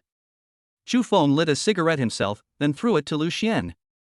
"Jinjiang Hotel, where did you get this news?" Lu Xian lit a cigarette and stared at the ceiling of Chu Feng's office in a trance. "In fact, I knew it a long time ago. Old man Su, he came to me once before we opened our business." These words from Lu Xian were also the first time Chu Feng heard them. "I've never heard you mention it. You're still keeping little secrets from me? Lu Xian is really something." Lu Xian smiled and said, "How did I know that old man would actually do what he said, huh?" Lu Xian recreated the scene of that day. In the Longyuan tea house, Su Daxiang, the patriarch of the Su family of the Jinjiang Hotel, sat on the other side of the tea table and asked the waiter to pour him the best Yuqin Longjing tea. "Boss Lu, I heard that you are planning to open a Honkalu restaurant recently. You are really young and promising." Lu Xian was on high alert, knowing that the other party had ill intentions. However, the Su family behind the Jinjiang Hotel was a well-known leader in the catering industry in Dongzhou City. "Senior Su, thank you for your praise. We are just trying to survive," Lu Xian replied politely. Su Daxiang seemed to notice Lu Xian's reservedness, and said in a very amiable manner, "I see that you seem to be quite afraid of me. Can I really make you come without a return today?" Although there was nothing meaningful in Su Daxiang's words, for a sensitive person like Lu Xian, their words were undoubtedly a threat to him. If he didn't agree on the terms, he might not be able to leave. A man who looked like a butler on the right side of the two of them handed over a contract and placed it in front of Lu Xian. "As long as you sign, this package price will be enough for you to eat, drink and have fun for the rest of your life. You change women every day, and you get luxury cars every day. This wonderful life is beckoning you. Lu Xian, you must seize this rare opportunity." The result is predictable, Lu Xian directly refused. "Impossible. Honka Tower carries not only their jobs and livelihoods, but also a career for Lu Xian. I appreciate your kindness, but we are not selling this Honka building." Chapter 112 Master Su. Snort. Su Daxiang slammed the teacup on the tea table. "Lu Xian, you are so brave. You dare to reject our patriarch's proposal. Do you know who our Master Su is? Do you still want to stay in the catering industry?" The man standing behind Su Daxiang cursed. "This is not about the proposal, but about dignity," Lu Xian said firmly. Later, Lu Xian didn't want to stay here for too long.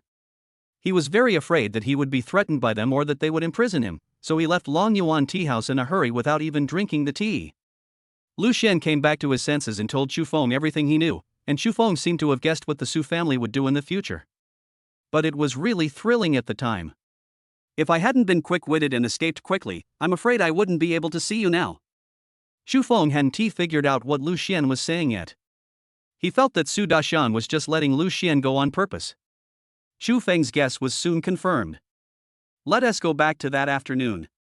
Seeing Lu Xian slam the door and leave, the man standing behind Su Daxiang widened his eyes and cursed in disbelief. "Father, you see he is so arrogant that he doesn't even give face to our Su family. Who is he pretending to be noble for?" Su Daxiang said with disdain, "Why are you pretending? They at Honkalu have the guts to yell at us. Don't forget that the appearance of this Honkalu alone is worth at least tens of millions of dollars, plus they hired 8 chefs from Shandong, Sichuan, Guangdong, Jiangsu, Fujian, Zhejiang, Hunan, and Anhui." Su Chen retorted disdainfully, "No matter how many chefs Honkalu can hire, don't we have any in Jinjiang Hotel? Don't forget that we have the backers." There was a loud bang. Su Daxiang picked up the tea hammer on the table and gently knocked it on Su Chen's head. "You stupid fool! Haven't you figured it out yet? Lu Xian is not the real person in charge of Honka Tower." Su Daxiang touched his gray-bearded chin and frowned slightly.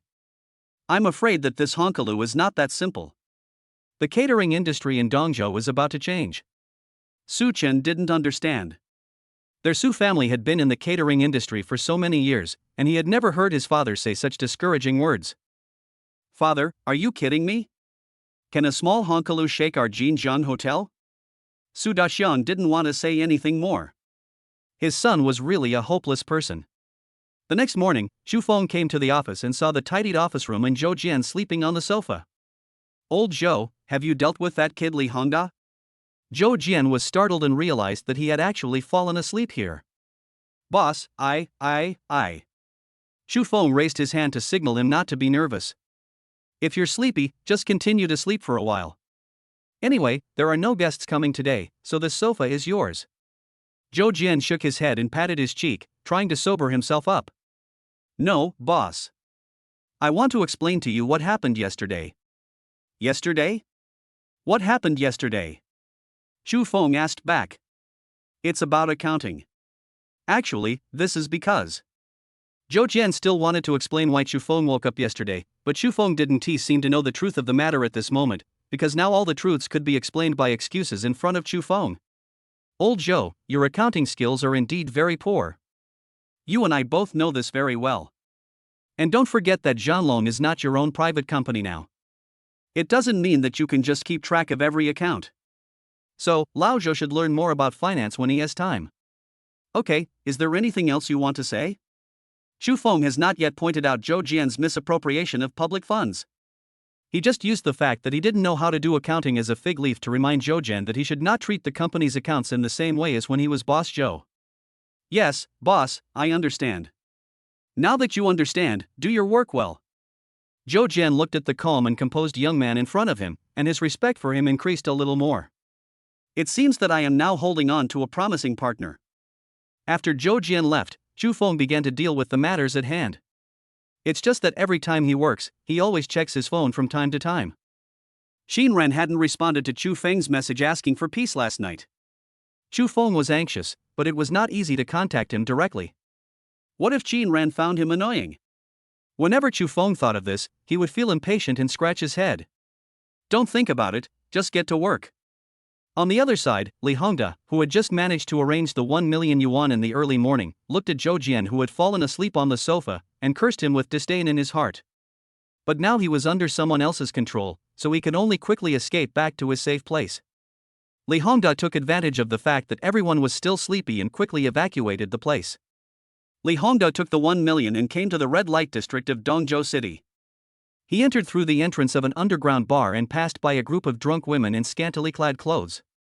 Finally, Li Hongda came to an iron gate.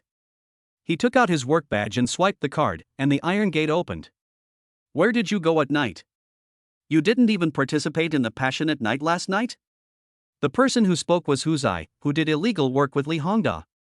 You mentioned this to me. I get angry when you say this. What's wrong? Tell me what's going on. Hu Zai took a bottle of vodka and placed it in front of Li Hongda. Why else could it be that this brilliantine was bought by someone else? What? Hu Zai's reaction was even more excited than Li Hongda's. Why? This brilliantine was clearly used to wash things for Master Wan, and there has never been any mistakes in such a long time.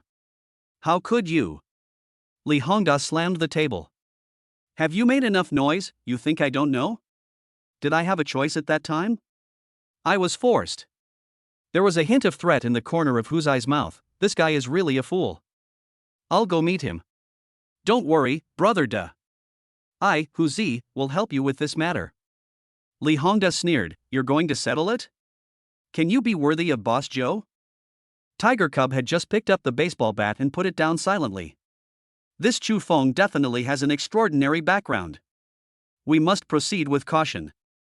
But Lord Wan, damn. Sigh. Chapter 113, Cutting Off the Supply.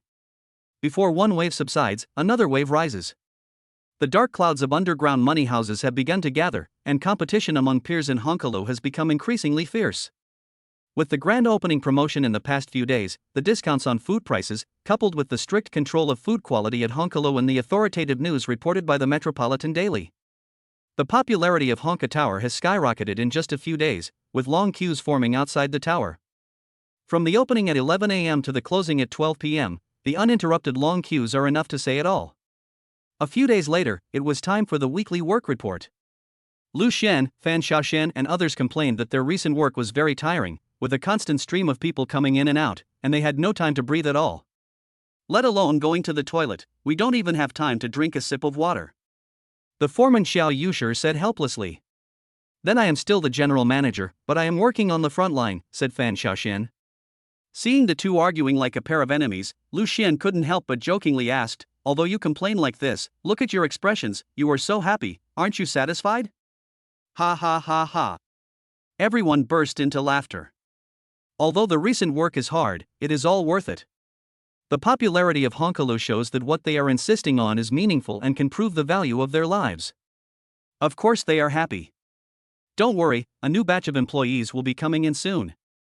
Once they are taught the working procedures, things will naturally be a lot easier for you, said Xu Feng. After the internal staff meeting. Lu Xian, wait a moment.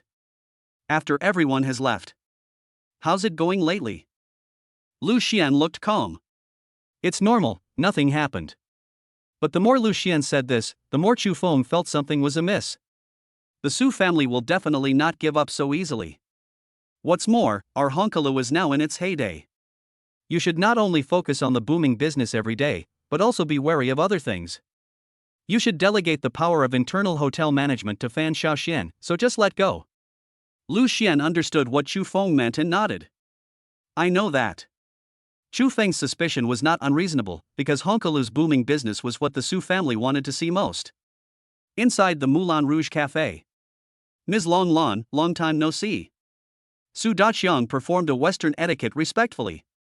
Long Lan was wearing a dark red tight little dress, matched with her retro makeup and hair, looking like a retro modern woman who walked out of a movie. She smiled and withdrew her right hand very naturally. Although I grew up abroad, it doesn't mean that anyone can kiss my hand. Su Daqiang stood there in embarrassment. Master Su, please take a seat. What brings you to our Moulin Rouge today? I heard that you had a big quarrel with a young man in the Long Yuan tea house. At this moment, Su Chen looked dazzled and stared at Long Lan. He took this opportunity to strike up a conversation with her. Ms. Long, do you already know what happened before? Do you know how hateful Lu Xian is? He is. Long Lan raised her eyes and looked at Su Chen. The teardrop mole at the corner of her eyes made her eyes look particularly attractive. Master Su, don't be impatient, speak slowly. Long Lan's implication was that Su Chen should not speak. His father hadn't even said a word, so why were you, his son, so anxious? The bodyguard next to him handed Su Daqiang a package. Ms. Long, I know you don't like tacky things like gold, silver, and jewelry, so I prepared this for you as a tribute. The moment Long Lan grabbed the package, she immediately became alert. Inside is the golden pumpkin tribute tea, which is at least the best quality, worth 100,000 yuan per ounce. It seems that this old man has something to ask of me. Su Daqiang, if you have something to say, just say it. I can't accept this tribute tea. Su Daqiang quickly said, Ms. Long, I came here today to ask for something. It's about Honka Tower. I hope, Miss Long, that you can cut off their supply chain of tea, coffee, and beverages. Long Lan snorted coldly and leaned back on the sofa. Long Lan knew that Su Daqiang was a guy who would never come to Long Lan for no reason. Long Lan controlled the city's largest supply chain of raw materials such as tea and coffee. Now Su Daqiang actually dared to let her openly cut off the supply and demand of a new restaurant. Isn't this obviously doing something that will make people hate you? What a joke! If Long Lan really did this, wouldn't she be despised by other industries? I can't do this. Cutting off the supply chain is not something a small woman like me can influence. In other words, with money in front of them, would these suppliers be so stupid as not to make money? Su Daqiang knew this would be the result. So he took out a box. The moment it was opened, Long Lan's expression suddenly changed. Long Lan was so surprised that her eyes widened, looking at the thing in front of her in disbelief. I helped you with this. A few days later, all the drinks and alcohol in Honka building were out of stock. No drinks? How could that be? Sorry, we haven't restocked it yet. What? We have to bring our own drinks when we come to your restaurant to eat? This is a joke.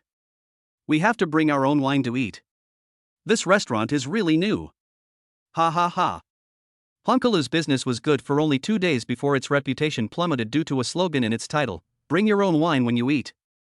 There are many different opinions on the internet about Honkalu's strange regulations. By the time Chu Feng discovered this matter, it had already become a big deal. Chu Feng hurried to Lu Xian's office. Lu Xian, what's going on? Lu Xian was on the phone at this time. Yes, is it not possible? Why?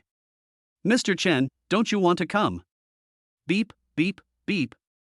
Lu Xian has now asked everyone, but no one is willing to provide them with any drinks. Chu Feng, have we become a laughingstock now? Chu Feng knew that Lu Xian was also upset, so he consoled him. He is not a laughingstock, but what happened to the wine? Our demand is so great, could it be that these suppliers won tea by our products? When Lu Xian explained the whole story of what happened at the supplier in the past few days, Chu Feng realized that this was a long plan. The people of the Su family can't stand it any longer. Chu Feng said. We have to find a breakthrough in this matter. Breakthrough? Lu Xian frowned and thought. You mean Kirin? Chapter 114, Misunderstanding and Reconciliation. Speaking of Qin Ran, Zhu Feng's expression became very embarrassed. Since the last misunderstanding, he tried to contact Qin Ran several times, but Qin Ran ignored him. Besides, Hongkulu has been really busy with work during this period. There was a little incident between Qin Ran and I. As a result, she has ignored me for many days. Xu Feng, who had always been confident about everything, looked helpless in front of Lu Xian for the first time. But a rich second generation like Lu Xian didn't understand what Xu Feng meant. In his opinion, Qin Ran was no different from other women to Xu Feng, they were just friends for the sake of courtesy. What's the story? You can win her back with a small gift. You don't have anything to do with her, so why are you so reserved? Lu Xian revealed the secret in one sentence, but he still pretended to know nothing. But what should I give? Xu Feng looked a little worried, which made Lu Xian a little impatient. Look at you, you are so hesitant. Are you still a man? You just go to a jewelry store and buy some jewelry or something, and she won't forgive you in a minute. Xu Feng never expected that Honka Tower would encounter such a huge mess. When the business was booming afterwards, he had no time to take care of other things. Seeing that Xu Feng was in a difficult situation, Lu Xian slapped him hard on the back and shouted, "What are you thinking about? Go find Qin Ran right away. If you keep hesitating, this store will not open." Xu Feng's back hurt from being slapped by Lu Xian. Fuck you, did you hit me too hard? Haha, you deserve it. But thanks to Lu Xian's slap, Xu Feng finally came to his senses. It was his fault, so it would be better for him to speak up. In the afternoon, Xu Feng appeared in front of Qin Ran's office carrying an exquisite jewelry bag. Boom boom boom. Xu Feng knocked on the door, but for the first time ever, Qin Ran's irritable response came from the office. Didn't I tell you I won't see anyone this afternoon? Xu Feng saw that the office door was not locked, so he opened it on his own. It's me, Xu Feng. Qin Ran should have been in a bad mood, but the moment he saw Xu Feng, all his temper and arrogance disappeared. You, why are you here? Xu Feng's sudden appearance surprised Qin Ran and made him feel at a loss as to what to do. Sit down. Qin Ran, the CEO of Qin Pharmaceutical, poured tea for others in his office for the first time. Xu Feng sat on the guest sofa, and the atmosphere suddenly became a little awkward. We are two very familiar people, but for some reason, we seem to be strangers after not seeing each other for a few days. Qin Ran combed the hair behind his ears with his hands, suppressed his excitement, and asked calmly, "What do you want to talk to me about?" Xu Feng hesitated and didn't know how to start the conversation. About what happened a few days ago, I'm really sorry, I didn't mean to leave that day, it was because... When Qin Ran heard this topic, he immediately raised his hand to block Xu Feng's awkward words that he wanted to explain. Xu Feng, you don't need to explain. I just wanted to treat you to a meal that day as a way to repay your favor on the basketball court. I just wanted to thank you. It was obvious that Qin Ran was still angry. He was so calm and even a little indifferent, but Xu Feng didn't seem to be able to see Qin Ran's true emotions. Really? You've forgiven me? I'll invite you to Huaisher cuisine some other day. There we have our top Japanese chefs, the freshest ingredients, and... Seeing Xu Feng talking so much, Qin Ran began to reflect on himself. He felt that he was thinking too much. There was nothing between him and Xu Feng, but he was acting like a little girl, acting coquettishly and sulking. He was too naive. Okay, I'll listen to you. Qin Ran returned to his usual self, which made Xu Feng feel much more relieved. Xu Feng took out a square velvet jewelry box from a silver bag. The moment Qin Ran saw the jewelry box, his heart started pounding like it was about to jump out of his chest. But in her heart, she had been mentally preparing herself countless times. Stay calm. Stay calm. It was the first time that Xu Feng saw Qin Ran staring at something with such interest. It seemed that jewelry was indeed a woman's best friend. This time, he was right to listen to Lu Xian. Xu Feng opened the jewelry box, and inside was a heart-shaped sapphire necklace. There was a hint of disappointment in Qin Ran's expression, but she immediately changed her expression and thanked him as usual. Xu Feng, you are too polite. I cannot accept this generous gift. Xu Feng was a little surprised. Why? I picked this after careful selection, it must be suitable for you. Qin Ran rationally tried to evade the question. It was too ambiguous to give jewelry to someone who was not in a relationship. No, Xu Feng, if you want to apologize, you can treat me to a meal next time. There is no need for this. When Xu Feng heard what was said, could it be that Qin Ran treated him as an outsider? Shu Feng's big hand grabbed Qin Ran's wrist. The sudden strong grip frightened Qin Ran so much that he even forgot to resist. It was the first time that the two of them were in such close contact. Qin Ran didn't know whether it was because she was nervous or something else. She didn't dare to look at Xu Feng in front of her and closed her eyes silently. Xu Feng, looking at Qin Ran's flushed face, felt a different emotion in his heart. For a brief 10 seconds, the two of them were silent, and the only sound in the entire office was their breathing. With a click sound, Xu Feng said, "Okay, take a look at it and see if it's pretty or not." Qin Ran felt her hands being released. She slowly opened her eyes and looked at Xu Feng, who was holding the mirror on his desk towards her. He looked very happy, like a child who wanted to be praised. Qin Ran looked at himself in the mirror and the extremely beautiful sapphire necklace, and all of a sudden all his negative emotions disappeared. She followed her own heart and responded to Xu Feng with great joy. "It's really nice, I like it very much." Seeing Qin Ran was very happy, Xu Feng was also very happy. "So you forgive me, right?" When Kiran looked at the sapphire in the mirror, he couldn't help but feel the entire gemstone. "It's like I'm savoring the experience over and over again. I forgive you. In fact, I have forgiven you a long time ago. I know you guys have been busy at Honka Tower these days, so I didn't bother to disturb you. And we at the Qin group currently have many problems to overcome, so..." Seeing that the two of them had finished talking, Xu Feng smiled happily, like a child. Qin Ran suddenly asked, "Did you come here today just to give me this apology gift?" Chapter 115, Sudden Mission. Xu Feng explained with a slightly embarrassed look, "Qin Ran, actually I do have a small favor that I would like you to help me with." Qin Ran, who was in a very good mood at the moment, agreed without hesitation. "Tell me, I will definitely help you if I can."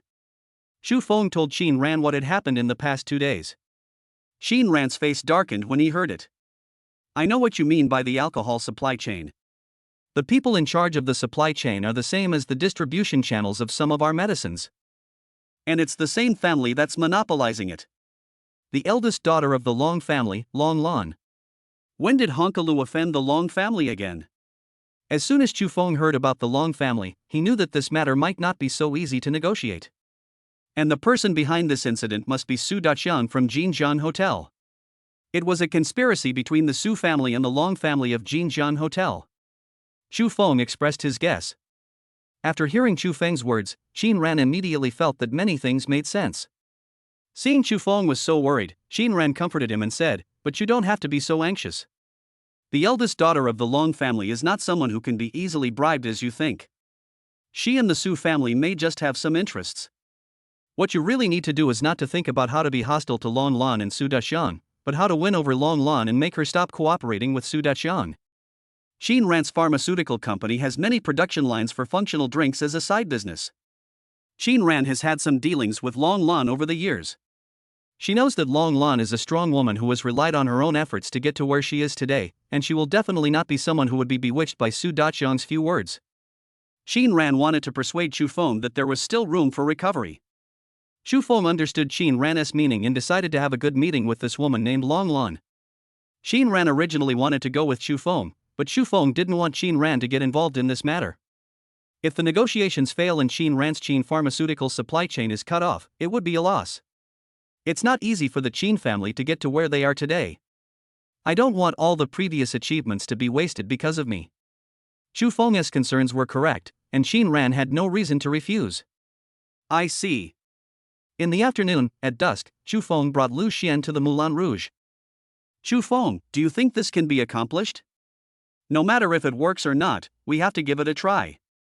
The moment Xu Feng pushed open the door, the ambiguous dark red light illuminated the people inside, making them look so festive and rejuvenated. As everyone's eyes were fixed on this place, Xu Feng and Lu Xian were stared at by everyone like animals in a zoo. At this moment, Long Lan took a deep breath of the long tube cigarette in front of her and cast a charming glance at the two people at the door. "New friend, welcome, welcome." Long Lan put down the cigarette in her hand. She was wearing a rose cheongsam that highlighted her figure and looked charming and graceful. "I'm the proprietress here, Long Lan. I haven't asked these two new friends how you heard about our Moulin Rouge." Lu Xian stared at Long Lan in front of him with wide eyes. Long Lan's graceful figure made Lu Xian stunned. But for Xu Feng, although Long Lan's temperament and figure are indeed good, he is not a man who has never seen the world. Xu Feng directly blew up his own family. Honka Tower, Chu Feng, Lu Xian. The moment the three words Honka Tower came out of Chu Feng's mouth, there was no ripple on Long Lan's face. On the contrary, her smile became more obvious. Long Lan looked Chu Feng up and down. He was only in his early 20s, yet he was young enough to own a hotel like Honkalo and could even threaten Mr. Su of Jinjiang Hotel. It seemed that the Chu Feng in front of him was no simple man. Take the two distinguished guests to their seats. After Long Lan said this, the waiter behind her walked to Chu Feng's side. Dear guest, please come this way. Long Lan whispered in Chu Feng's ear, I'll be there soon. Chu Feng and Lu Xian were taken to two different private rooms. Chu Feng was in a room with a strong Victorian style. Chu Feng looked at the small ornaments in the box and played with them in his hands out of boredom. With the creaking sound of the door, Long Lan changed into a formal outfit and appeared in front of Chu Feng with a completely different look. Sorry to have kept you waiting. At this moment, Long Lan's small suit exuded a mature and intellectual atmosphere. Chu Feng didn't understand what this woman was up to. No problem, Mr. Long, please take a seat. Although Long Lan had changed from her previous delicate and charming appearance, she was still a little unhappy facing Chu Feng's indifference. Boss Long? That's too formal of a title. People usually call me Sister Lan. Judging from your appearance, you must be a rookie too. Long Lan has been in this male-dominated business circle for so many years. If she didn't have any ability to deal with worldly men, she would naturally not have been able to get the position she has today. In front of Long Lan's open and carefree state, Chu Feng's polite appearance seemed weak. It was originally just a business negotiation, but without Chu Feng noticing, a drastic change took place. Sure? Sister Lan, you've never met me, so how do you know who I am? Chu Feng asked back coldly. Long Lan's peach blossom eyes glanced over Chu Feng's vigilant aura, and she knew that she had the upper hand again this time. Ha ha ha, men's mouths are deceiving. The more you try to explain yourself, the more it shows that you are. Long Lan's obviously open facial expressions, gestures and words, paired with such a conservative suit, made her look very abstinent. A little brother is a little brother. You can't beat your sister. Long Lan finished speaking. A voiceover appeared in Chu Feng's mind. Bind your blind date partner, complete the task, and get a chance to sign in. That's not right. Long Lan is not my blind date, so why would the task be triggered? Chu Feng was stunned for a moment, but he quickly adjusted himself. But Long Lan began to feel that Chu Feng was meaningless. Because she was tired of playing. I originally thought that you were a person who made a name for yourself with your extraordinary abilities, but now it seems that you are just a rich second generation who was strong on the outside but weak on the inside. You took your parents' money and started a business, but you didn't even know you offended anyone. Forget it, I'm not interested in a brother like you. At this time, Chu Feng, who had adjusted his state, said, Long Lan, there should be a limit to your self-righteousness. A hint of hostility flashed in Long Lan's eyes. What did you say? Chapter 116 My sister wants to be the boss. Long Lan's peach blossom eyes turned into a terrifying gaze like a jaguar in anger, staring straight at Chu Feng. But Chu Feng stood still as a mountain and looked into Long Lan's eyes without any ripples. Long Lan has always been good at observing people's expressions. At this moment, she saw the change in Chu Feng's aura. I don't like beating around the bush. Just tell me your conditions. Chu Feng asked calmly. Long Lan saw that her intimidation seemed to have no effect on this man, and since the hard approach didn't work, she decided to try the soft approach. You put forward conditions right away. What do you think of our Moulin Rouge? A coffee shop? What else could it be? Chu Feng put on the same cold attitude as he usually did during blind dates, which began to make Long Lan a little confused. At this moment, the sound of quarreling came from next door, interrupting the already quiet, anxious, and awkward atmosphere. Alas, there are always such disobedient guests every day. Since you want to talk business with me, I will talk to you properly. I want you. A share in the hotel. Right from the start, Long Lan put forward a condition that Chu Feng was unwilling to agree to. Although Long Lan seems to speak casually and even has a frivolous attitude, she actually has a very strong purpose. Long Lan single-handedly built the Long family's empire, and this strength is not fake. Impossible. Chu Feng refused categorically. Long Lan knew that Chu Feng would not agree, so she stood up and placed her hands on the table, trying to persuade Chu Feng tenderly with her eyes. I'm paying you. What's your current market value? I won't bargain. Don't think that I am bullying you. Sister, I want to be a boss lady. As he spoke, Long Lon walked to the wine cabinet in the box and took out a bottle of Romancandy. Long Lon said nicely that she wanted to be the boss lady, but in other words, she was attracted by the development prospects of Honkaloo. This kind of rising star could avoid the monopoly of the three giants in the now saturated catering market. In just a few days, the business has become so prosperous. This is not something that anyone can do. Honkaloo is now in its rising period and is growing at an exponential rate. In any case, in the next few years, the market value of Honkaloo will at least increase several times more than it is now. If Long Lon could take over Honka building, she could retire early. But Chu Feng knew clearly that Long Lon could not take over his Honka tower. Long Lon, you're eating a fat man in one bite, aren't you afraid of choking to death? Chu Feng asked playfully. Long Lon placed the poured wine in front of Chu Feng and smiled happily. Chased to death? You really underestimate my abilities. Long Lan's tongue swirled around her lips, and Chu Feng knew that his chance had come. No problem, I'll give you 49% of the shares, but no real power. Seeing that her plan had succeeded, Long Lon suppressed her excitement and took a sip of wine. But before the wine even reached her throat, Chu Feng's next words choked her to pieces. 300 million, do you want cash or something? Cough, cough, cough. Frightened by the huge sum of money, Long Lon started coughing non-stop. 300 million, are you kidding me? Chu Feng, you are playing with me, your sister. Chu Feng completely ignored her words and spoke seriously. Our Honka building cost about 150 million just for decoration, and the total cost is less than 200 million. Now the daily turnover is 10 million. If we balance the off-season and the peak season, the daily average is also around this number. I want you to buy 49% of the shares for 300 million. It's not too much, right? At this moment, Long Lon was a little panicked by this unexpected quotation.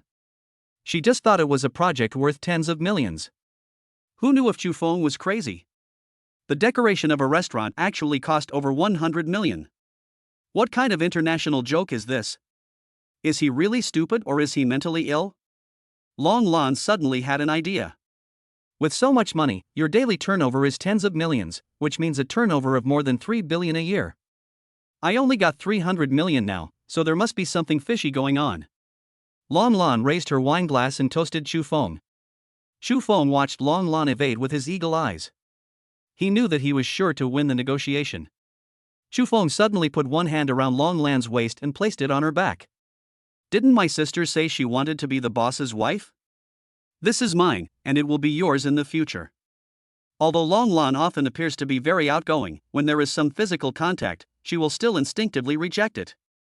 Long Lon was shocked. She was just talking casually. Could it be that this guy was really attracted to her? It's a bad thing to talk too much, but Long Lon changed her mind and thought that it's not bad to have such a cute boyfriend and his career is also on the rise. Long Lon wanted to break free from Chu Feng's hand, but Chu Feng was over 1.8 meters tall, and it was impossible for Long Lon to break free. And for some reason, when Chu Feng looked down at her, Long Lon did not feel such a strong sense of rejection. Chu Feng walked around to Long Lan's back and patted the dust off her back. It's stained with something, Chu Feng said lightly. Then he clinked his glass with Long Lan's and drank it all in one gulp. I know you can't afford it. If you want to buy Honka building, I advise you to give up the idea. Why don't we talk about the supply chain? You name a price, and as long as I can satisfy it, I will never bargain. I will treat it as a fund for you to buy Honka building in the future. Chu Feng advised very naturally and casually, and Long Lon seemed to listen to him. After all, Long Lon didn't really want to get involved with Su Daxiang. Chu Feng's potential far exceeded the benefits that the Su family could bring. Bite. Congratulations to the host. The task of teasing the blind date partner is completed. Award, first floor of Dongzhou CBD office building. How come there is only one floor of office buildings? I thought there was at least one. But thinking about it, this mission was still very simple. Chu Feng did not complain too much. At this time, the arguing and knocking sounds from next door became more obvious. Who's next door? Aren't you going to do anything about this kind of trouble? Chu Feng asked.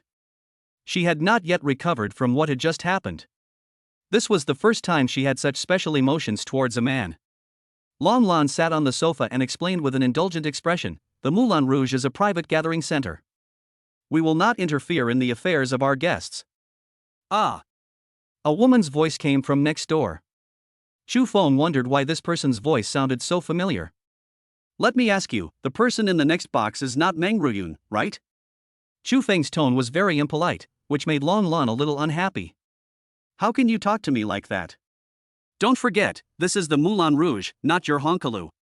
But Chu Feng's determined look made Long Lan a little scared, so she can only reluctantly say, so what? Are you also her fan? Ah! Another scream was heard from next door. Chu Feng didn't care about anything else and rushed directly to the next box. Chu Feng, what are you doing? You can't disturb other guests. Chu Feng rushed over and kicked open the door of the next room. Chapter 117 Gossip. Long Lan was stunned when she saw this scene. The Moulin Rouge has always used privacy as its selling point and credibility. Chu Feng blatantly kicked open other guests' doors. Isn't this clearly destroying the reputation of the Moulin Rouge? Chu Feng, stop it now. Long Lan was seen desperately pulling Chu Feng, trying to close the door while apologizing. Sorry to bother you guys, he's drunk and acting crazy. But at this moment, Chu Feng and Meng Ruyun looked at each other, and Meng Ruyun immediately shouted, Chu Feng. Save me, I. Meng Ruyun's agent covered her mouth without saying a word. Chu Feng dodged Long Lan's obstruction, stepped forward, grabbed Meng Ruyun's arm, and pulled her into his arms. Long Lan glanced at the people present and immediately found some clues. Standing behind Chu Feng, Long Lan gently advised, Do you know who they are, Chu Feng? You are courting disaster. Long Lan's Moulin Rouge is very famous in the circle. Her network of relationships is extensive and she can understand many people and things with just one glance. These people were Meng Ruyun's agent and the boss of their agency, but the man in sunglasses sitting on the leather sofa in the back of the box was the one that Long Lan wanted to remind Chu Feng the most. Chu Feng, he is a young master from an aristocratic family. You'd better not get involved in this matter.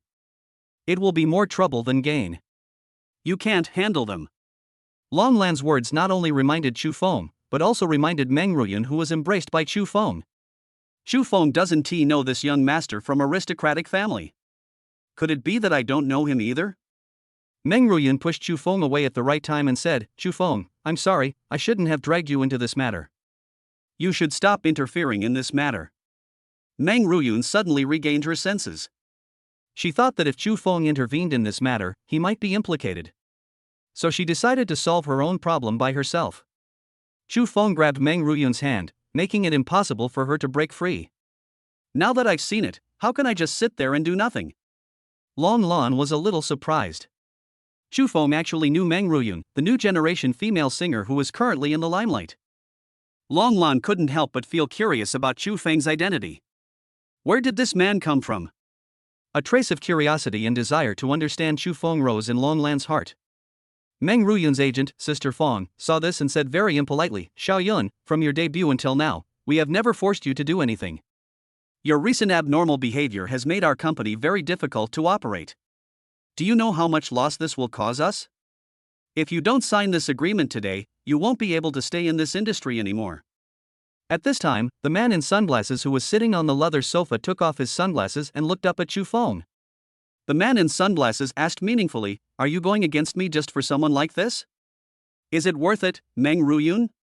The man in sunglasses spoke in a threatening tone, which made her shudder. But Meng Ruyun said uncharacteristically, Go against you?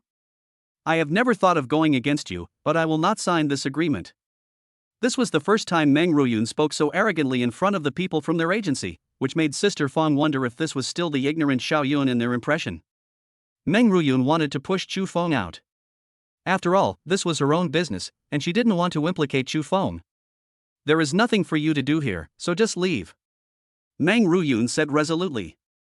But how could Chu Feng not see that she was pretending to be strong? Let me leave?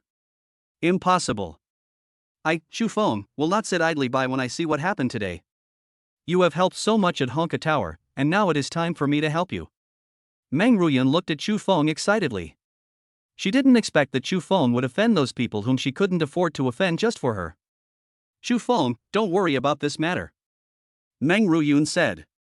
Not only Meng Ruyun, but even Long Lan behind her reminded him that the big shot sitting here was not someone he, a restaurant owner, could deal with. The scene fell into a stalemate, everyone looked at each other, and the situation became extremely tense.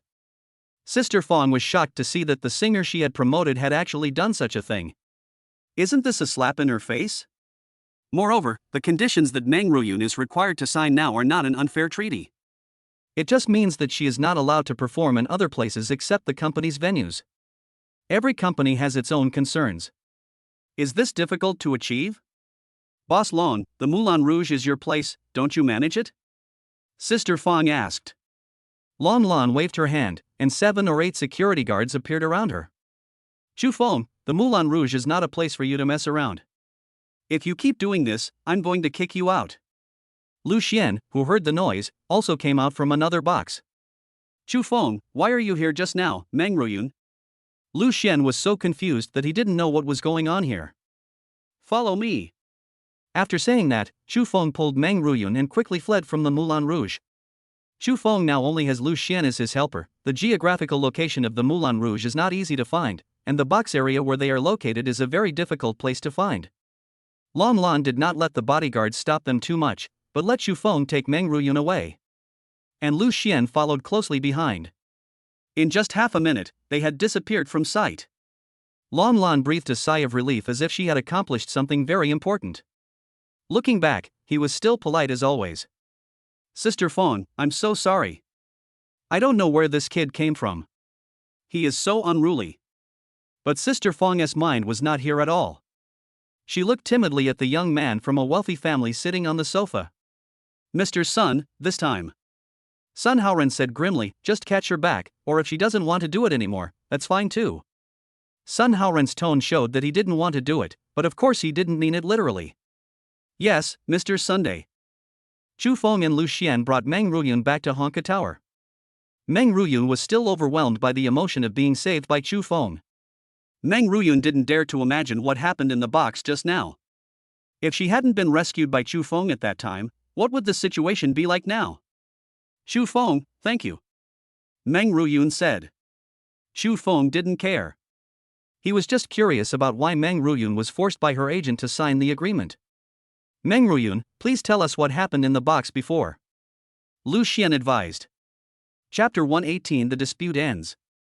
It was impossible for Meng Ruyun to continue staying in the previous agency, so she told them everything that had happened. Meng Ruyun had always wanted to be a singer because of her dream of singing. Her appearance and outstanding talent at the time attracted the attention of many management companies. However, the conditions discussed by the bosses of these brokerage companies were, without exception, not simply for the purpose of cultivating Meng Ruyun's singing skills. Just for other things. Meng Ruyun finally found a company that could develop her singing ability, but it turned out that the real purpose of the agency was to match her with the eldest son of the Sun family. After hearing this, Lu Xian slammed the table in anger. It's abominable. They are really playing the long game. Can such a scheming person be played to this extent? Meng Ruyun also had a pitiful expression on her face. However, Chu Fong thought about it carefully. If he hadn't wanted Meng Ruyun to gain popularity in Honka building, this situation would not have happened.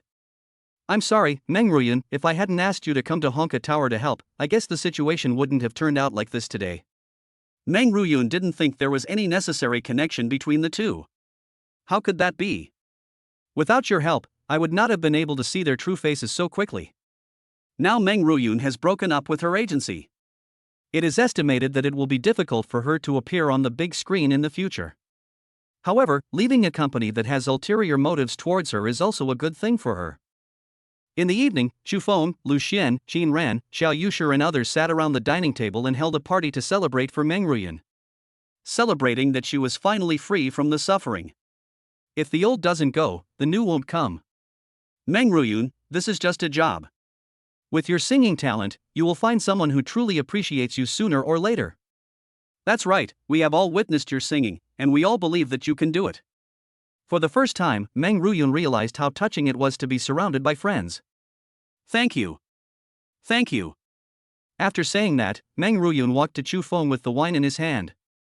I toast to Chu Fong. Chu Fong hurriedly said, No, you want to sing, protect your voice, and forget about drinking. Meng Ruyun drank the wine in the glass in one gulp. Whoa. Everyone started to make a fuss. Everyone knew that this was Meng Ruyun's way of thanking Chu Fong. However, seeing the two of them drinking so enthusiastically, Shin Ran's expression changed a little. She tried her best to hide her vague expression of loss. Shin Ran drank the wine alone. She couldn't help but wonder in her heart whether Chu Feng had left after receiving a phone call from Meng Ruyan at the dinner that day. Now it seems that Meng Ruyan's matter is indeed very important to Chu Feng. Because from her perspective, Chu Feng has always been worried about Meng Ruyan's affairs, and even her future prospects depend on him to help. Moreover, Kiran felt that their chance encounter at the Moulin Rouge might be inevitable. Otherwise it would be too much of a coincidence. Shin Ran, what are you thinking about? Chu Feng seemed to have sensed that something was wrong with Shin Ran and asked hurriedly. Shin Ran tried to stay alert and said, "No, I'm just a little tired. The company has been a bit busy lately." Shin Ran wanted to deceive everyone with just a few words, but others might not know Shin Ran very well, but Chu Feng did. Chu Feng sensed a hint of unnaturalness in Shin Ran's tone. Shin Ran, what happened? Chu Feng wanted to get to the bottom of it, but Shin Ran didn't give him the chance. He just said that he was busy at work and had children to take care of at home. There is no way for a person to open a closed door of his heart. The friends at the dinner table were still chatting with him. Now was not the time for Chu Feng and Shin Ran to be alone, so some things were not suitable to be said in public in front of Shin Ran. Hey, but today we went to the Moulin Rouge to discuss other things with the proprietress. Chu Feng, have you got it done? Lu Xian asked. Almost, but just when we reached a consensus, something went wrong. But logically speaking, she won't regret it. Chu Feng said lightly, and Lu Xian said with a smirk on his face, reach a consensus? In the box? What's the reason why she won't regret it? Chu Feng, you have to explain it to us clearly. Lu Xian's meaningful words caused everyone present to start making a noise. Xu Xiaoyu was on the side, provoking Chu Feng with sour remarks. You kept saying that you had no intention of getting married and how much you hated blind dates, but in the end, when you were supposed to be talking about work, you seduced the boss's wife. I say, brother, you are really good. Xiao Yu. Chu Feng was a little unhappy. Lu Xian, who was drunk, started to speak without restraint. Chu Feng, when the time comes, you can say in front of the boss lady, I don't want to work hard anymore, and then, ha. Lu Xian said with a wicked smile. Xu Xiaoyu continued Lu Xian's words and said, ha, then my brother will become a live-in son-in-law, ha. Shin Ran looked awkward when he heard this, but Chu Feng was really impressed by these two people. I think it's a bit too much if you keep saying this. Xu Xiaoyu pretended to be doing good for Chu Feng. Hey, brother, we are all doing this for your own good. The Long family is a wealthy family, not to mention Long Lan. It's a blessing for you to be able to go to the Long family. Honka Tower is your dowry. There was a sudden burst of laughter at the table. At this moment, a woman's voice came from the door. If you are young and don't want to work hard, just go for euthanasia. Long Lan, standing at the door, scared everyone present. Fan Xiaoxian said to Chu Feng embarrassedly, Boss, I have brought the person here. Those who were originally talking nonsense under the influence of alcohol suddenly shut up.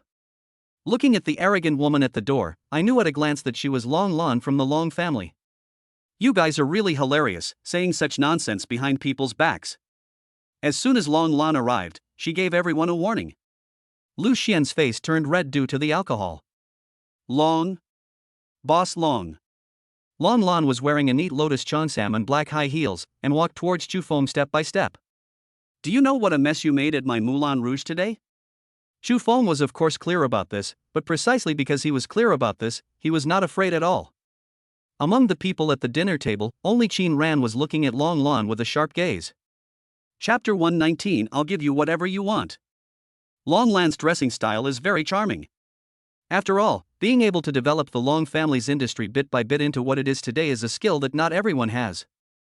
At this time, Long Lan seemed to notice that a pair of unusual eyes were staring at her. Long Lan saw Shin Ran from the crowd.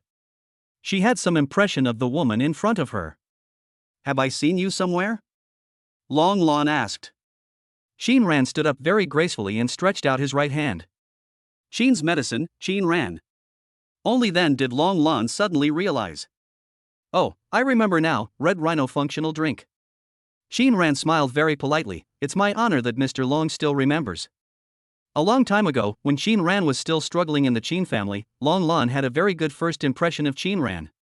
As the saying goes, great minds think alike. The two people who have the same experience seem to have a kind of mutual appreciation for each other. Lon Lon is also a woman who refuses to admit defeat, is not afraid of hardship, and has made her own way in the world. Shin Ran has also walked this path, and she admires such women very much. After all, she has experienced it herself, so she knows how hard the journey will be. Come on, since we are old acquaintances, let's have a good drink together. As he spoke, the distance between Lon Lon and Shin Ran narrowed a lot at this moment. Lon Lon ignored everyone else and sat down with Shin Ran. No wonder, it turned out that you were the one who asked that guy to come to me.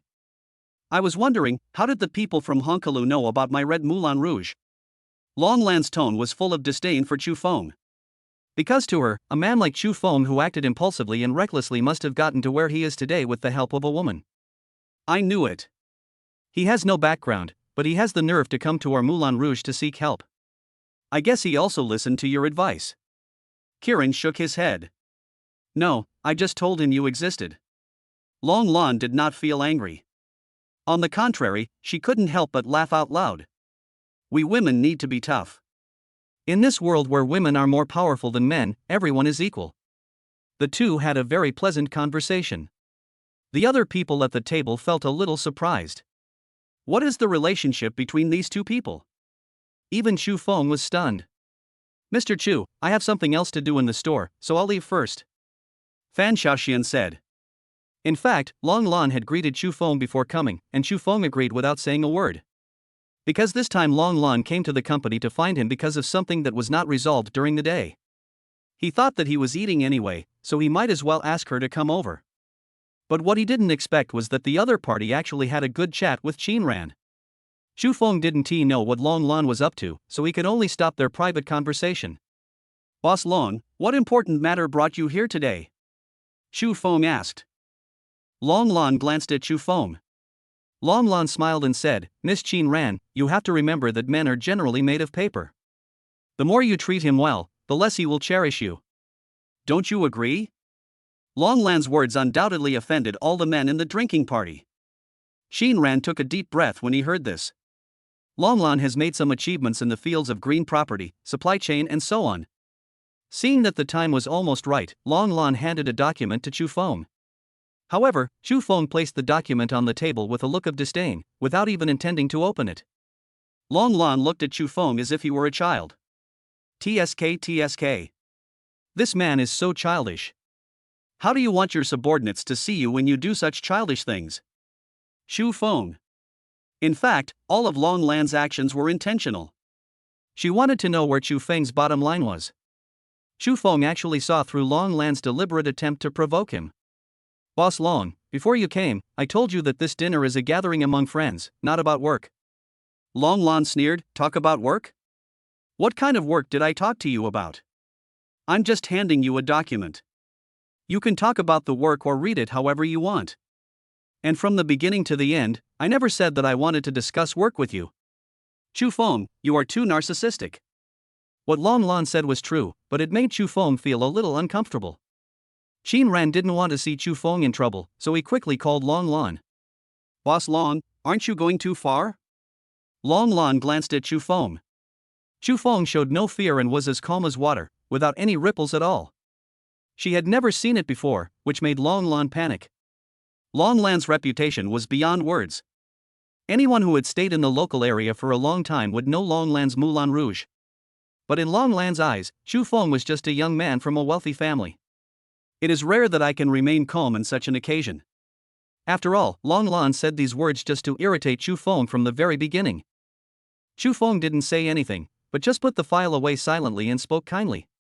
Boss Long, let's eat. If the food is not enough or it's cold, just add more. This is Honkalu, you don't have to be polite. Long Lan was impressed by Chu Feng's words. Being patient, it seems that Chu Feng will have a bright future. At the dinner party, Long Lan lived up to her years of hanging around in these places. In just a few minutes she became friends with everyone present. As everyone finished eating, the waiter took away the empty plates. Everyone had originally planned to go back. But Long Lan called out to Chu Feng and Meng Ruyun. The three of them came to the private meeting room of Honkalu Hotel. The moment Long Lan closed the door, her face, which had been forcing a smile, suddenly turned gloomy. Since I have asked you all to come here, I don't want to waste time talking to you, so I will just talk to you one by one. Shu Feng, the cooperation between us is just an intention. But you have to offer me a condition that I simply cannot refuse. I can also tell you clearly now that the Su family has made an offer that cannot be refused. It's a jade ring with a market value of at least 10 million yuan. If you want to keep my supply chain, I can break up with the Su family directly. Shu Feng hesitated for a moment and said, "Okay, what do you want? I can give you everything." At this moment, Shu Feng felt a little regretful after saying this. Because his system alert sounded. Chapter 120 Equivalent Exchange. The system made some noises, but there was no system task reminder sound. Shu Feng still felt strange. Was this system acting crazy? This was the first time Shu Feng encountered such an error in the system. To be precise, this is not the first time. When I was with Long Lan at the Moulin Rouge, Long Lan was obviously not my blind date, but the system identified Long Lan as my blind date. And this time, when Long Lan ran over to start negotiations with them, the strange noise started again. But what was even more strange this time was that the system did not even issue a task, it simply flashed through Chu Feng's mind. During the few short seconds that Chu Feng was stunned, the air suddenly froze. Everyone looked at Chu Feng quietly, not knowing what his next plan would be. At this time, Lu Xian was thinking that he was also a shareholder of Honka Tower. Since Chu Feng was in trouble, he should say this himself. Lu Xian stood up and said, "Boss Long, we all know your success in the supply chain industry. It is also undeniable that the Su family and we are fighting overtly and covertly, but isn't it a bit too much for you to raise the price openly to threaten us? A jade ring worth 10 million, how much goods do you need to import to cover the cost? Besides, what we need is wine and beverages, not gold, silver, or jewelry." What Lu Xian said was not without reason. To put it bluntly, what Long Lan said today was just to ask for money. Su Dachang's jade ring worth 10 million. If you offer a higher price than this, Long Lan will open up its supply chain to Honkalu. This behavior of clearly using the enemy's bargaining chips to negotiate with oneself is really despicable. No one else dared to say a word except Lu Xian's objection. Meng Ruyun had just fallen out with her agency and was now helpless. What she really wanted to hear was Chu Feng's arrangements. Xu Xiaoyu has never been interested in or familiar with these things. Fan Xiaoxian and Xiao Yushir were both helping out in the store and did not attend the party. Kiran maintained a neutral attitude on this matter. She didn't think there was anything wrong with Long Lan's approach. On the contrary, it was just a normal business competition. She didn't know why Lu Xian was so angry. Lu Xian's impulsive behavior did not produce a very useful result. Long Lan originally thought that she had only created a small problem and did not really intend to go against Chu Feng. Otherwise, as early as before at the Moulin Rouge, Long Lan would have been able to prevent Chu Feng and Meng Ruyun from escaping. In that case, then I've done nothing but farewell. Seeing that her kindness was not respected as it should be, Long Lan did not say anything else and just ended by refusing to cooperate. Chu Feng came back to his senses and realized what he had missed. He quickly stood in front of Long Lan and wanted to negotiate with her, but Long Lan did not give him the opportunity. Get out of the way. It's inevitable that your Honkalu won't last long. There's nothing to say. I shouldn't have given you this extravagant hope from the beginning. I thought you were really different from those people in the Su family, but I didn't expect that you were actually worse than them. Chu Feng could see that Long Lan was angry now. Long Lan was acting on impulse at this critical moment, so no matter how much Chu Feng tried to persuade her, it would be of no avail. So Chu Feng came up with another idea. "Boss Long, I have something here that is 1,000 times more precious than the jade ring in your hand. I wonder if you are interested." Long Lan was a little impatient.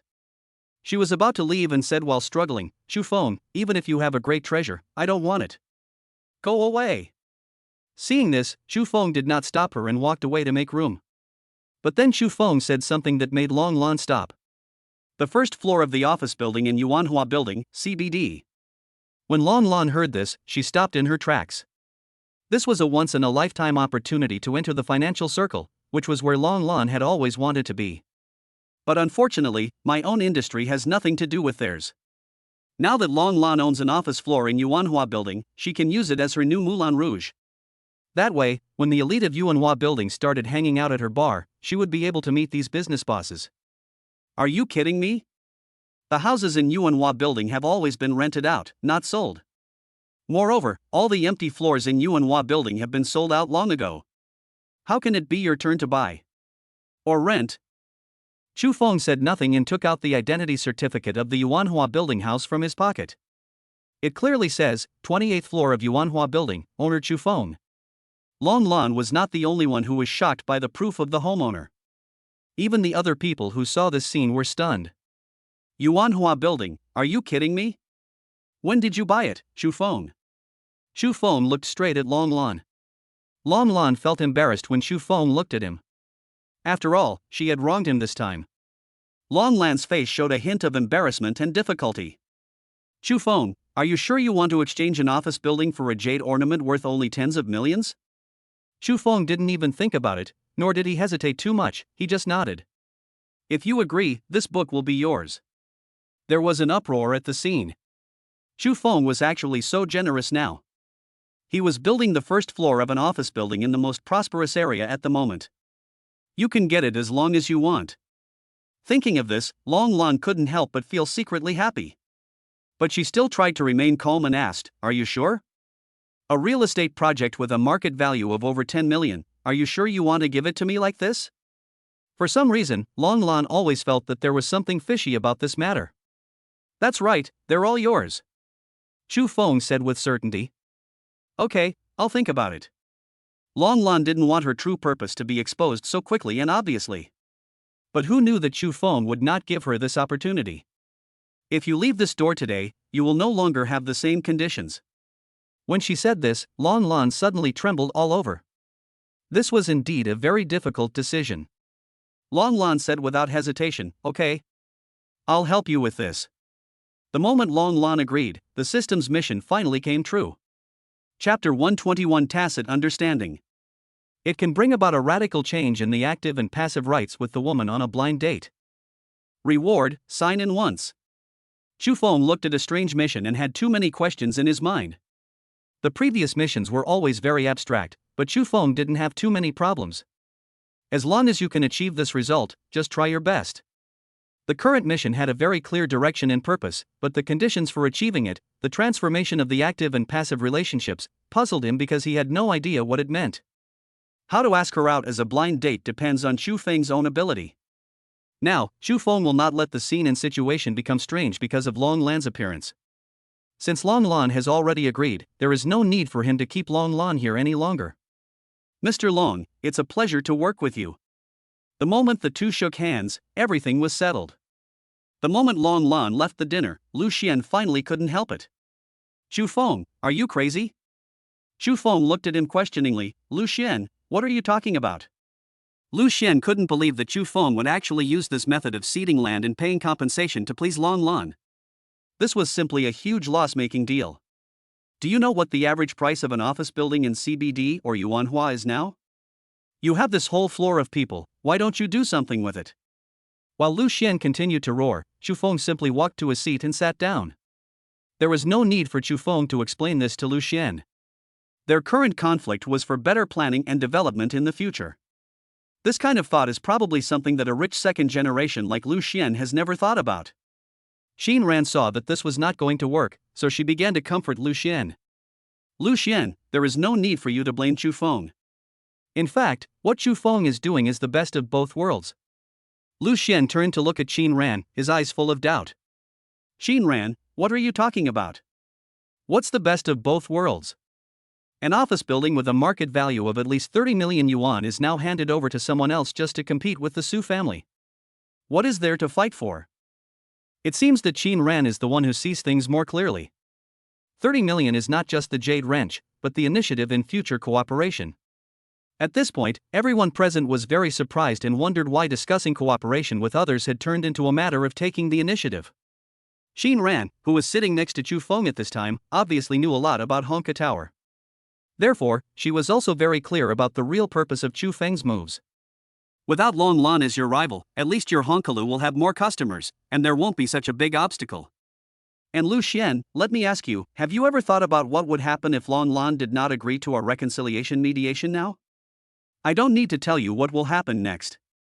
Because the suppliers cannot provide the goods needed, Honkalu's reputation and ratings will plummet. It is possible that it will eventually go bankrupt. At this moment, Chu Feng felt that it was great to have Qin Ran by his side. Qin Ran really understood him too well. That's right. Since we have such a good opportunity to turn enemies into friends and make Long Lan our friend, isn't this a good thing? Lu Xian still felt that this was too hasty. But, for a building on the first floor of the CBD, even if you want to show off your wealth, you can't use such a crude method. Why don't you do something with such a good asset? Why do you have to give it away? Lu Xian asked. Before Chu Feng could even think about it, Qin Ran said again, because you can't play with this level of building at all. Chu Feng explained, Qin Ran means that we are already in a mess with a place like Honka Tower. It's not so easy to start a CBD project. What are you going to do with this piece of land? We will not smash this piece of land in our hands. If we open an entertainment facility, won't we still be unable to deal with the Moulin Rouge? By then, we will suffer further blows from Long Lan.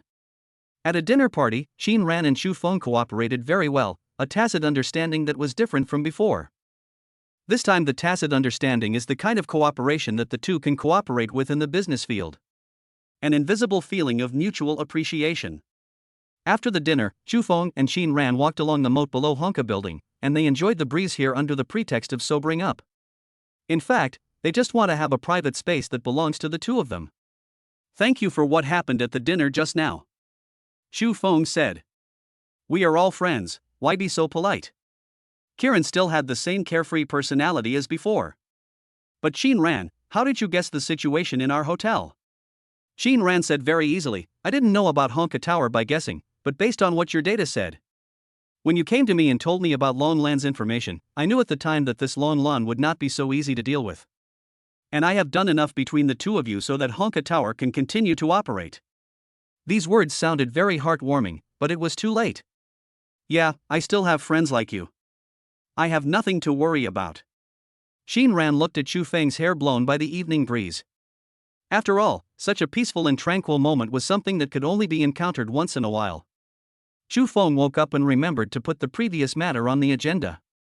Qin Ran, you treated me to a meal that day, but I left early because of work. Do you remember? Remember, but it's not your fault. Work takes priority, and that's normal, Qin Ran consoled him. The more considerate Qin Ran was, the more guilty Chu Feng felt.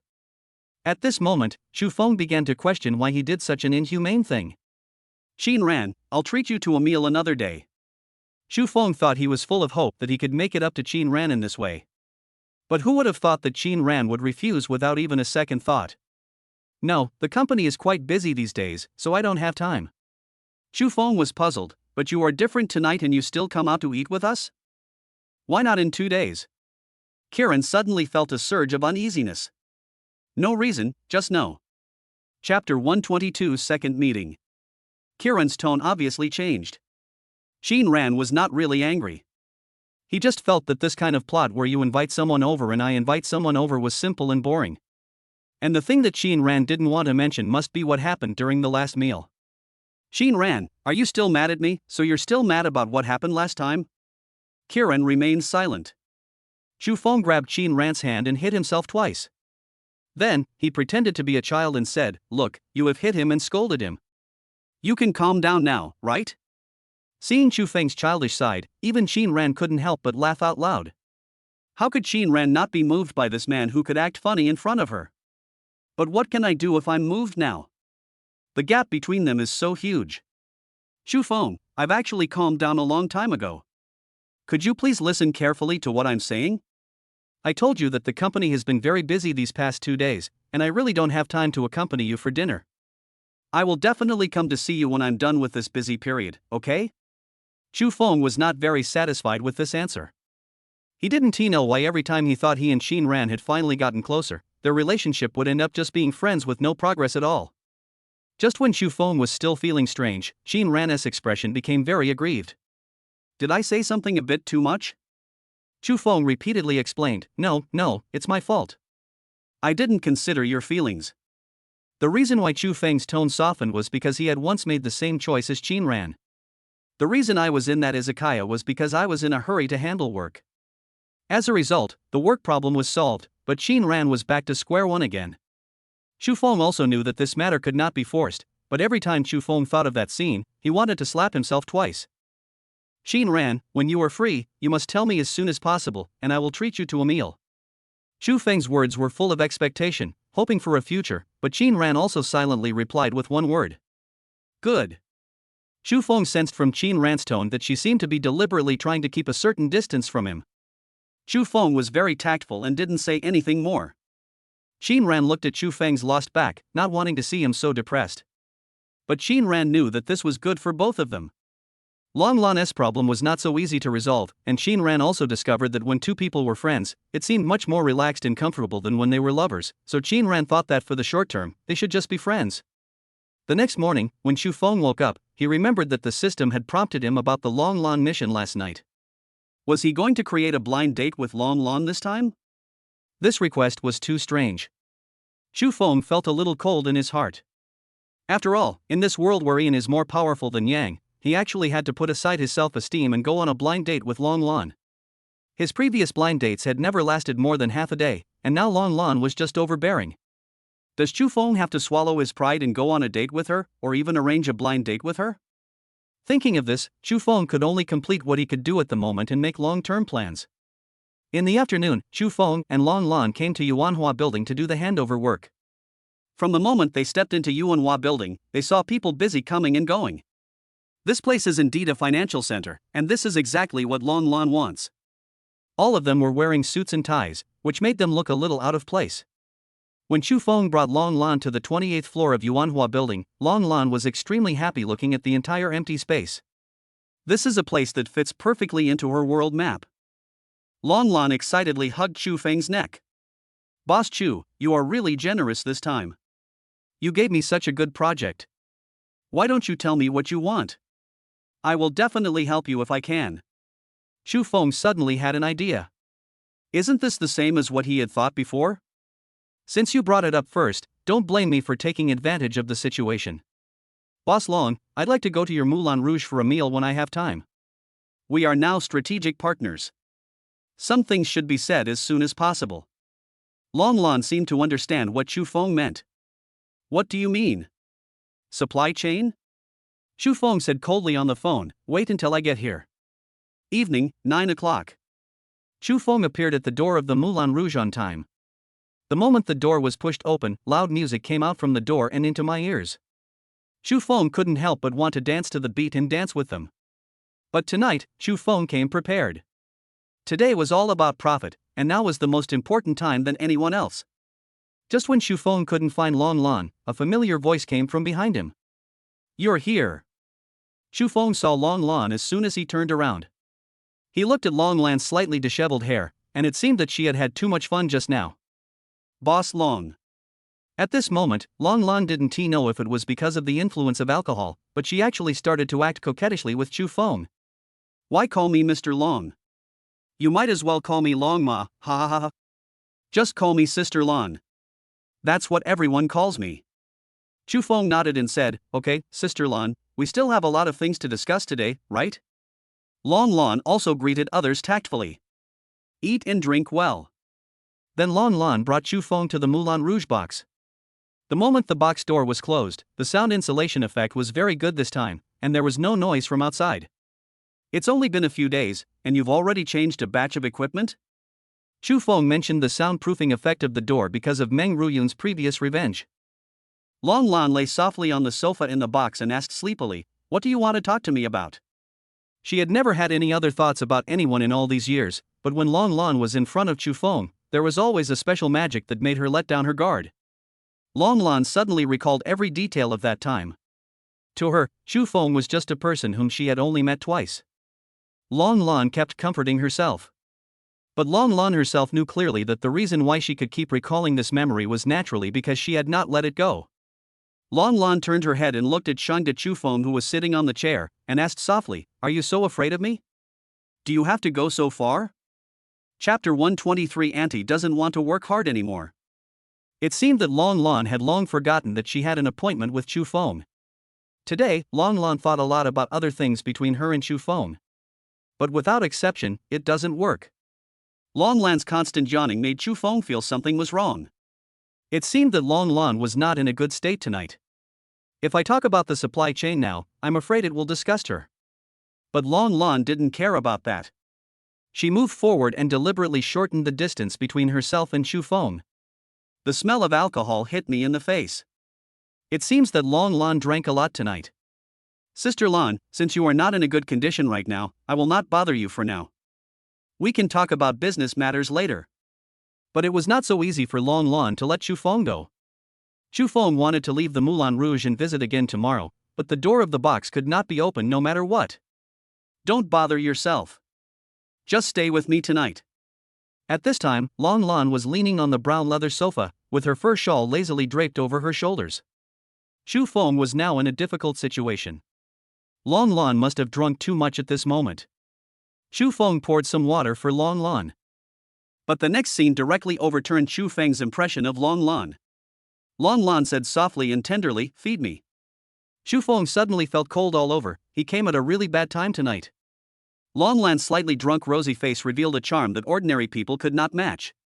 The moment Chu Feng saw Long Lan, he almost fell for her. Chu Feng stood up suddenly, and Long Lan lost her balance and fell on the sofa. Long Lan wailed in pain. "Ouch, my shoulder." Chu Feng hurriedly went over to support her. "I'm sorry, Sister Lan, you've had too much to drink. I'll call someone to sober you up." Long Lan fell on top of Chu Feng. "Little brother, I don't want to work hard. I have worked hard all my life, and I really hope there is a man who can take care of me." Chu Feng knew that Long Lan was talking nonsense because of alcohol, but wasn't the current situation just right for him to complete his task? However, the system did not issue any message prompting that the task was completed. Does Chu Feng have to agree to it? Come to think of it, if Chu Feng agreed, wouldn't it mean that a drastic change had taken place in the relationship between them? Long Lan didn't know if she was really drunk or just going with the flow. She leaned on Chu Feng's shoulder and whispered, "Please." Chu Feng absolutely could not agree to Long Lan in this way. "Sister Lan, let's talk about this after you sober up." Long Lan said coquettishly, "I am sober, very sober." All drunks say this. Chu Feng saw a red button for calling service on the coffee table. He pressed it without thinking. He wanted to leave this place of trouble as soon as possible. As for the supply chain discussions, let us schedule them during the day. The door at the entrance was opened and a well-dressed waiter walked in.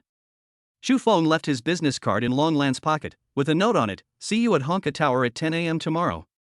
Chu Feng then left the Moulin Rouge. The drunk Long Lan actually had no intention of stopping Chu Feng. He was allowed to leave the Moulin Rouge. Long Lan did not come to Chu Feng's Honka Tower as promised. Lu Xian saw the time and didn't see Long Lan, so he ran to Chu Feng's office. "Do you think this woman is going to go back on her word? You gave her the land, and she just walked away?" I said, "This kind of transaction is not credible." Chu Feng raised his eyes and looked at Lu Xian. "It's almost 11 o'clock now. The hotel will be busy soon. Have you arranged everything?" Lu Xian snorted coldly with disdain.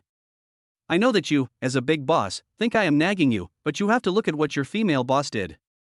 That is what a human being does. Why am I useless?" Long Lan, who was standing at the door, roared. This was the second time Lu Xian was caught saying bad things about Long Lan behind her back. It makes sense that Long Lan is so angry. Lu Xian turned around suddenly and saw Long Lan standing at the door angrily. Lu Xian quickly changed his smiling face and said flatteringly, "Isn't this Mr. Long? What brings you here?" Long Lan had a stern face, as if she was going to eat Lu Xian. "I noticed that you have a lot of complaints about me, always saying bad things about me behind my back. I didn't provoke you, even Chu Feng didn't say anything about me. Who do you think you are?" Long Lan's imposing manner was so overwhelming that even Lu Xian was stunned. Lu Xian believed that a good man does not fight with a woman, so he kept silent and let Long Lan scold him. "I really don't understand what Chu Feng likes about you that he actually lets you be a shareholder of this hotel." Chu Feng heaved a sigh of relief when he saw Long Lan coming, thinking that this matter finally had a perfect ending. "Lu Xian, the door is about to open, hurry up and greet them, the restaurant can't do without you." Seeing the situation, Lu Xian quickly left Chu Feng's office. Touching my thumping heart. This crazy woman is really scary. In the office, Long Lan put her bag aside with an embarrassed look on her face, hesitating and wanting to say something but not being able to say it out loud. "That Chu Feng, I drank too much last night, so..." When Chu Feng saw Long Lan in such an awkward situation, he already knew roughly what she would say next. It's okay, Sister Lan. We didn't reach an agreement yesterday, so we can just talk about it today. It's the same thing. Of course, this was not what Long Lan wanted to say, but seeing that Chu Feng had already given her a way out, she couldn't tear down the way herself. I had no choice but to nod and say, okay, let's talk now. There was a hint of disappointment in Long Lan's expression, but it disappeared in the blink of an eye. Long Lan is a person who was very good at hiding his emotions. The cooperation that the two began to discuss was not as simple as just drinks. Long Lan used her own professional skills to help Chu Feng's Honka Tower save a lot of expenses. Chu Feng was extremely grateful to Long Lan. The cooperation between Chu Feng and Long Lan this time was very smooth. The two got what they needed. Long Lan got a ticket to enter the financial circle, and Chu Feng received Long Lan's full support in any field. It's been a pleasure working with you, Sister Lan. Xiao Feng, it's a pleasure to work with you. The two shook hands, and the sincere smiles on their faces were very obvious. And at the moment when the two had physical contact, Long Lan remembered what happened last night. Long Lan's face suddenly turned red. Xiao Feng, don't mind what happened last night. At this time, Qin Ran and Meng Ruyun were walking towards Chu Feng's office. Chapter 124 Long Lan's Test. What happened yesterday? What happened yesterday? Chu Feng asked. Long Lan knew that Chu Feng must remember everything, but he just didn't want to say it. But Long Lan's heart was complicated at the moment. From the incident at Yuanhua Building, Chu Feng's background was definitely not as simple as a restaurant. Long Lan has been active in the male business world for so many years, and she knows exactly who has what weight. Anyone who can buy even just one floor of Yuanhua Building must be rich, but the most important thing is background. Long Lan knew that Chu Feng must have everything. What I told you before, about me being tired.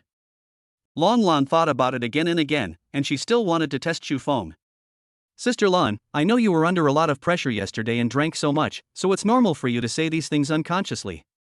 I also have times when I'm stressed and I drink to relieve my stress. Long Lan didn't mean that at all, but since Chu Feng understood it this way, she didn't try to ask again, but buried her thoughts deep in her heart and just cooperated for a win-win situation. At this time, there was a noisy sound coming from the door of Chu Feng's office. Chu Feng looked at the door and it seemed like someone was arguing outside his office. Who is it? If you have anything to say, come in quickly. Chu Feng asked. Meng Ruyun and Qin Ran at the door pushed open the door. When Chu Feng saw Qin Ran, he stood up with a guilty conscience and asked, Qin Ran, Meng Ruyun, why are you here too? We came to see you for something, but when we arrived we saw you were busy in the office, so... Qin Ran still spoke in a very gentle tone. But Meng Ruyun on the side was a little unhappy. She forced herself to stay calm and sneered, so, what good things are you doing in the office? Let me see. Qin Ran pulled Meng Ruyun's sleeve, signaling her not to be so rude. But Meng Ruyun didn't think so. This woman named Long Lan actually had such fantasies about Chu Feng. She could only be described as shameless. He didn't even consider his own age before speaking such words to Chu Feng. Why, did I say something wrong? At this moment, Meng Ruyun was so righteous and confident, acting like a queen. But who is Long Lan? She has seen all kinds of ups and downs. Couldn't she hear Meng Ruyun's ridicule? Young man, don't be too hasty in doing things or speaking, otherwise, you may easily get internal injuries. Seeing that Long Lan still had the nerve to threaten her, Meng Ruyun immediately wanted to confront her, but Qin Ran stopped her. Forget it, Xiao Yun, stop making trouble. While the two were still arguing, Chu Feng slapped the desk, startling the three people present. They all looked at Chu Feng in shock. What are you doing? Chu Feng, don't scare me. Meng Ruyun said. Chu Feng began to lecture him righteously. Meng Ruyun, I'm trying to find a way to achieve win-win cooperation and common progress with the Long family. What on earth are you thinking about? Meng Ruyun was still unconvinced. What am I thinking? I should ask what this woman did to you. Feng, I'm reminding you, why are you? Long Lan couldn't bear to listen any longer, so she interrupted Meng Ruyun. I really envy you, Mr. Chu. Long Lan's name has changed. It seems that this matter has become a grudge in Long Lan's heart. You have such devoted women around you. But for our cooperation, I still hope that you can fulfill your promise and do a good job. Otherwise, if you destroy the reputation of our Long family, I will fight you to the death. After saying that, Long Lan began to organize the documents on the table. Today, he signed a lot of contracts with people who helped each other in their careers. In fact, he gained a lot. Lon Lon put all the documents in her donkey brand bag and then planned to leave. While Lon Lon was still sorting out the documents, she said something that was like a bolt from the blue to Meng Ruyun. Meng Ruyun, I want to remind you that disaster is about to befall you. But for you, it is your own fault. You can't blame others. Lon Lon slammed the door and left, leaving only Chu Feng, Meng Ruyun, and Qin Ran in the office. The atmosphere suddenly became very awkward. Kieran was the first to break the deadlock.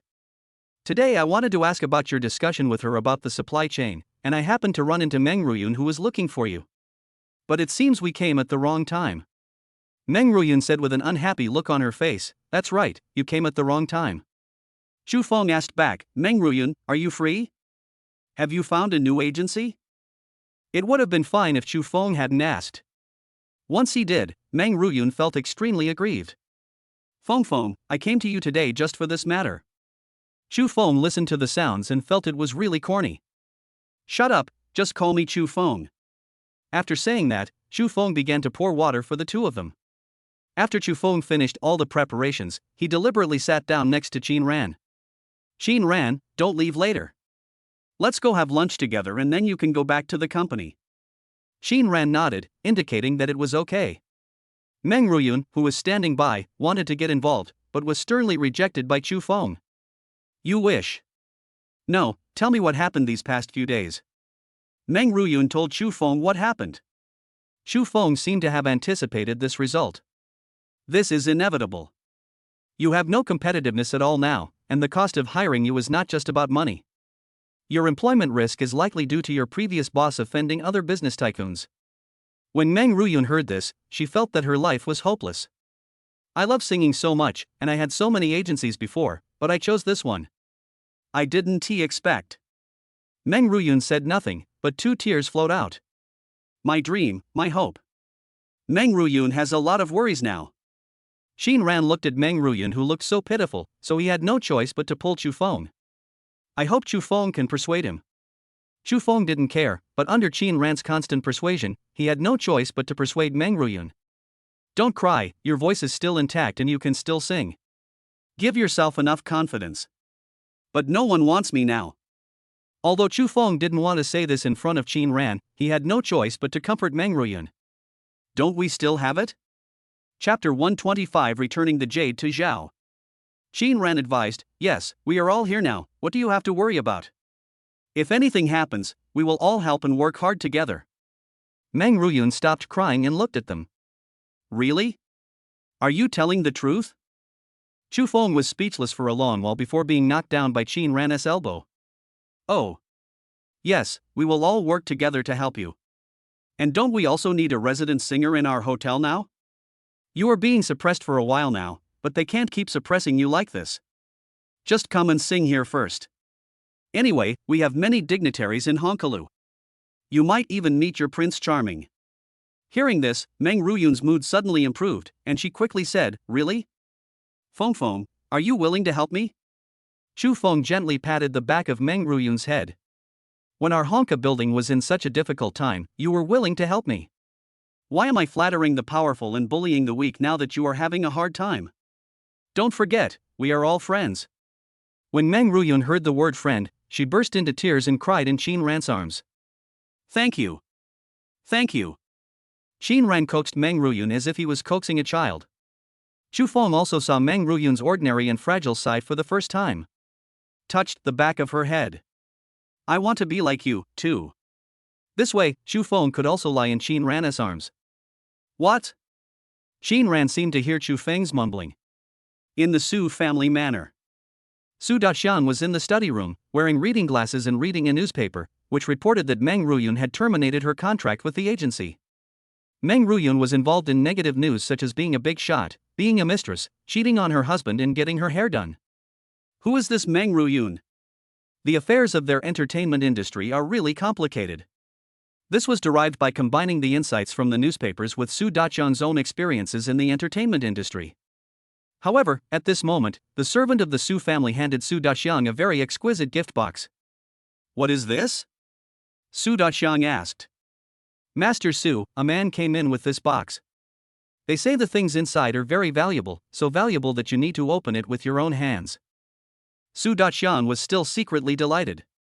What on earth had happened? Could it be that Chu Feng had run away? If so, Lu Xian would definitely go bankrupt.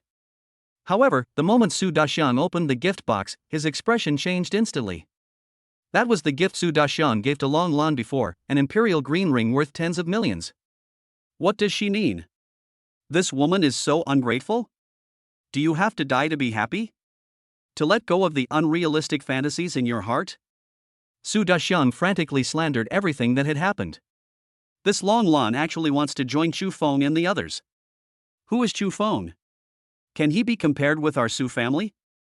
These women are all of the same character, bah. After saying that, Su Daxian threw everything on the table to the ground, and Su Daxian was furious.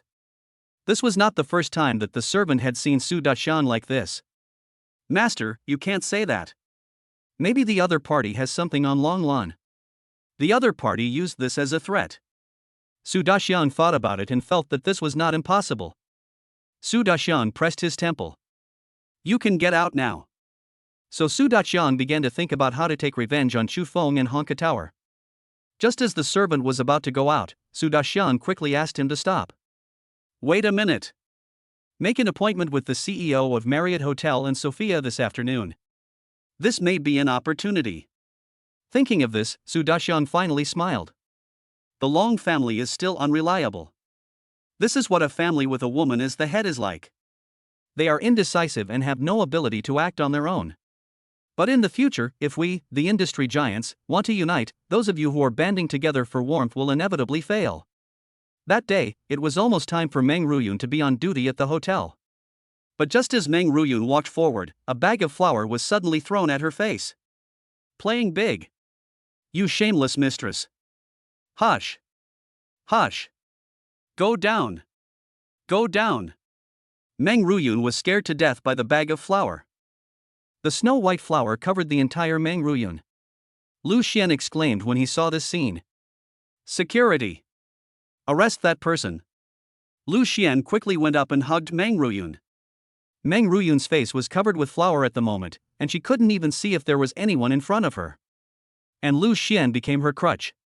As Lu Xian walked away, he cursed, "Don't worry about us, security guards, stop them." Then Lu Xian took Meng Ruyun to the backstage of the hotel. There just so happens to be an in-house dressing room here.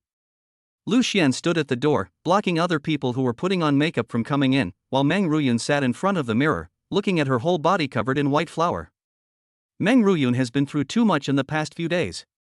She was a rising star in the new generation of music, but now she has become a rat that is shouted and beaten on the street. This gap in status determined her emotional gap, and Meng Ruyun, who had been hit to the bottom, didn't know what to do. In fact, as early as a few days ago when Meng Ruyun just started to perform in Honka Building, she would check her own news information from time to time. Everyone above is scolding me, maybe it's because they can't stand seeing me do well, or maybe it's because my popularity among the public is just very bad. There are so many black fans in the comments section that it's outrageous. As time went on, these negative comments snowballed. But these charges are all false, and I have never done such a thing. Why should I be tortured like this just because I did not agree to the pursuit of that big boss? Gradually, it seemed that everyone discovered that she was staying at the Honkalu Hotel, so her haters did this. Chu Feng and Fan Xiaoxian, who knew what had happened, rushed over to check Meng Ruyun's dressing room. Seeing this, Fan Xiaoxian quickly started to help her blow dry her hair. But at this time Meng Ruyun no longer wanted to care about these things. She just wanted to continue like this and not let anyone care about her. Go away. All of you go away. I don't need you to help me. Meng Ruyun has given up on herself at this moment. Everyone turned their eyes to Chu Feng. Chu Feng walked to Meng Ruyun's side and asked, "Are you willing to give up just like that? If I say I have a way to get you back to the top, would you dare to suffer again?" Chapter 126, Anxious. The news that a group of black fans had started a commotion in Honka Building quickly became a hot topic. In the past few days, Meng Ruyun has been at the center of controversy because of rumors and negative news. This has undoubtedly exacerbated the situation. At one time, countless media rushed to the door of Honka Building, wanting to get first-hand information about this incident. At this time, Fan Xiaoxian, who was in the dressing room, received a call from the lobby manager. What? A bunch of reporters are running to our door now? Everyone's eyes turn to Chu Feng. Have the security guards surround the entrance and do not allow any reporters in. Lu Xian, you go to the lobby and keep an eye on it. The rest of you, follow me and drive those troublemakers out. On the other side, inside Qin's pharmaceutical company, Qin Ran was looking at this quarter's financial report in his office, and a small window with exclusive news popped up at the bottom of his computer. How come there is this kind of junk information in my computer now? Qin Ran took a quick look and found that it was news related to Honka Tower.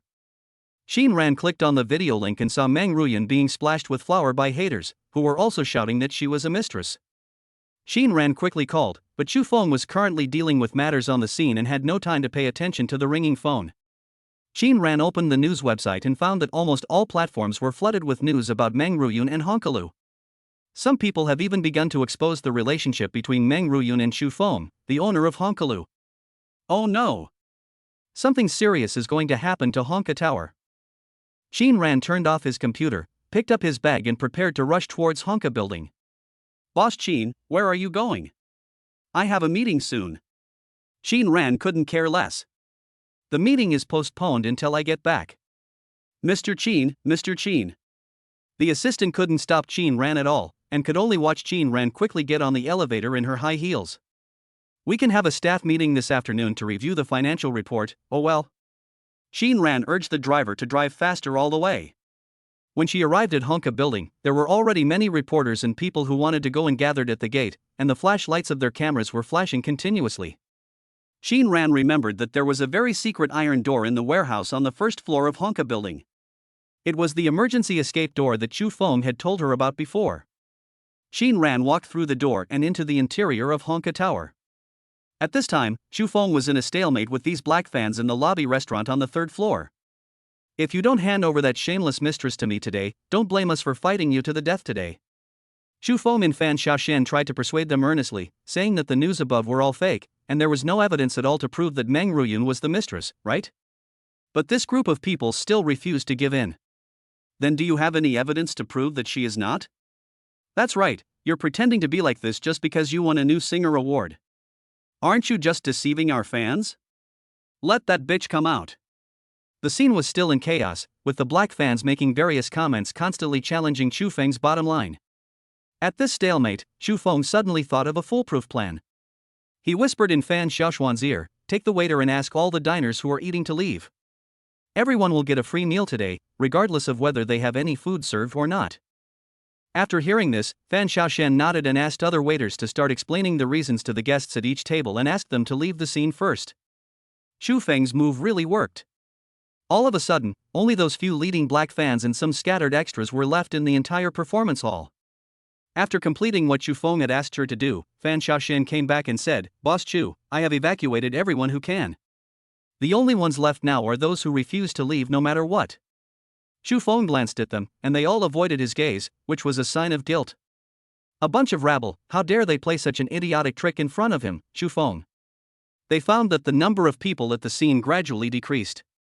It seemed that when Chu Feng was doing something in secret, they wanted to find trouble with Chu Feng, but it was too late. The leader looked around and saw that in the huge performance hall, there were only a few scattered leaders shouting, while the extras they invited were all cowering and hiding behind them. This is going to be tricky. Brother Chang, what should we do now? They seem to have surrounded us. Everyone else has left. There's no point in arguing with them now. Seeing this, Changgu quickly sent a text message to the mastermind behind them. After receiving the news, Sister Fang did not pay any attention to it. She is now discussing with a big shot in the media industry how to expand the impact of this incident. At this time, Brother Chang was at his wit's end, and Chu Feng didn't want to make too big a fuss about this matter. He sneered and said, "I'm giving you two choices now. One is to continue making trouble here, and I will record all your embarrassing appearances. The other is to be smart and leave here quickly. We at Honkalu will not hold you accountable for what happened."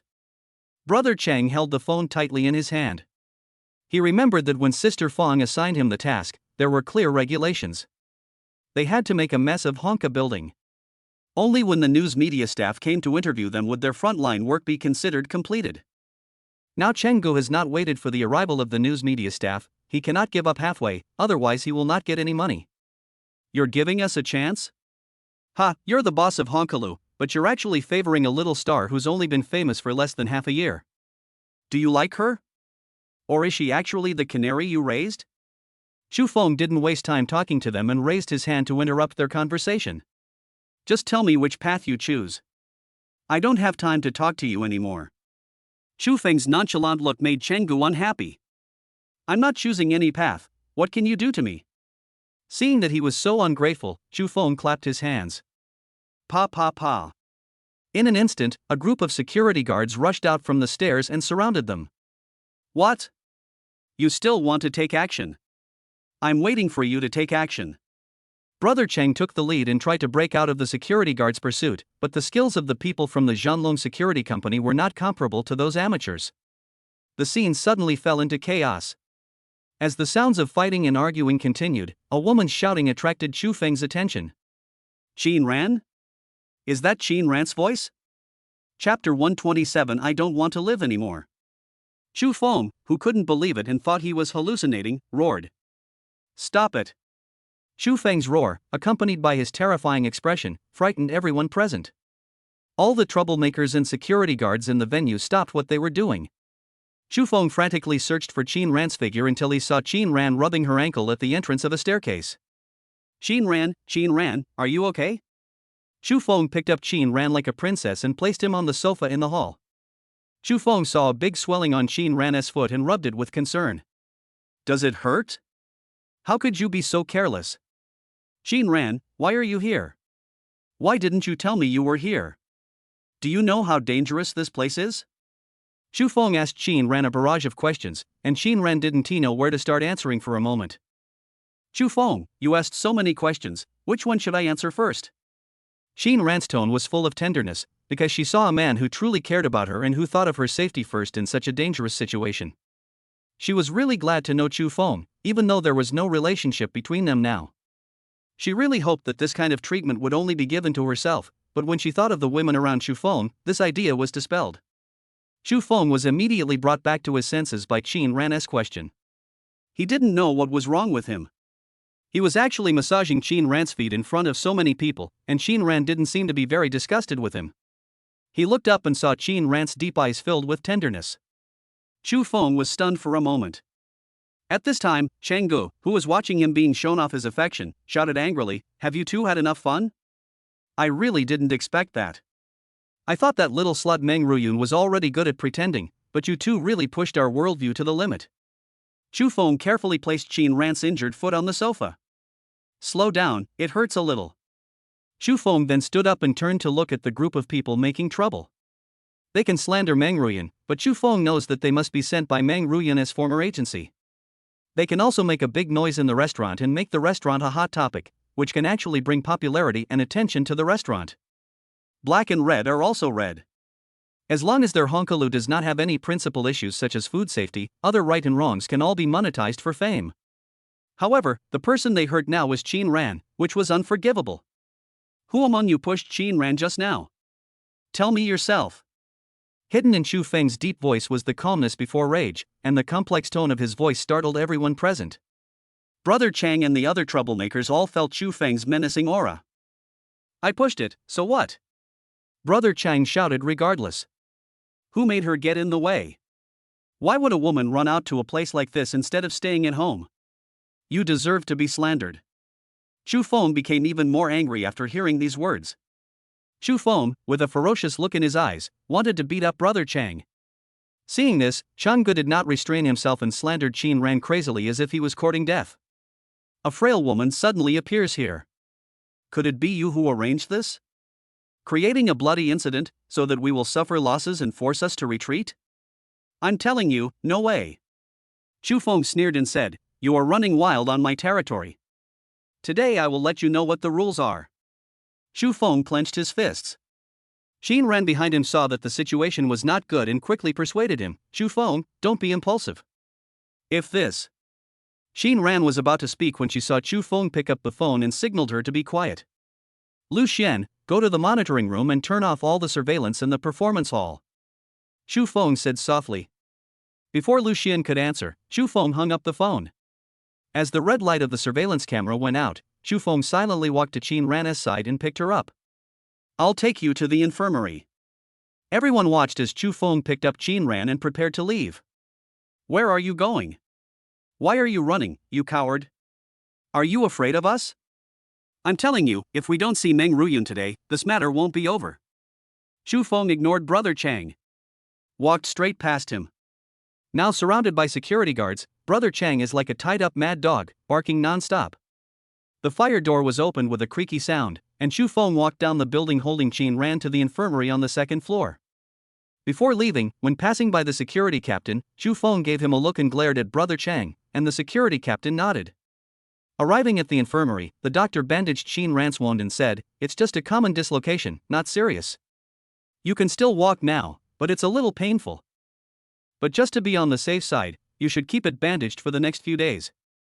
As he spoke, the doctor began to prepare the wheelchair and the necessary replacement medicines. Chu Feng looked at his tightly bound ankle with heartache and said, "Don't do such dangerous things again in the future." Qin Ran felt relieved when he saw Chu Feng was worried about him. I see. I'm worried.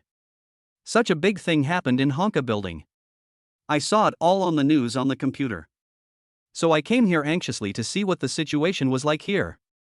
Chu Feng asked in surprise, "How do you know I'm on the second floor? And how did you get in?" There must be a lot of reporters gathered outside the door. Qin Ran told Chu Feng everything that had happened, and Chu Feng finally understood the whole story. So that's how it is, no wonder. But don't do this again. Call me if you have anything.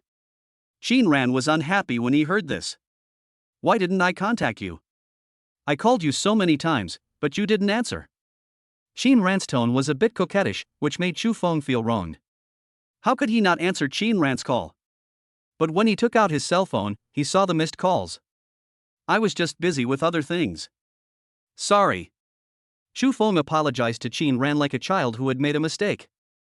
It's okay, as long as I can see that you have solved the problem. Qin Ran touched Chu Feng's messy hair and smiled sincerely and happily. Chu Feng felt that this incident was a blessing in disguise. It was rare to be able to spend a peaceful time with Qin Ran, and he wanted it to continue like this.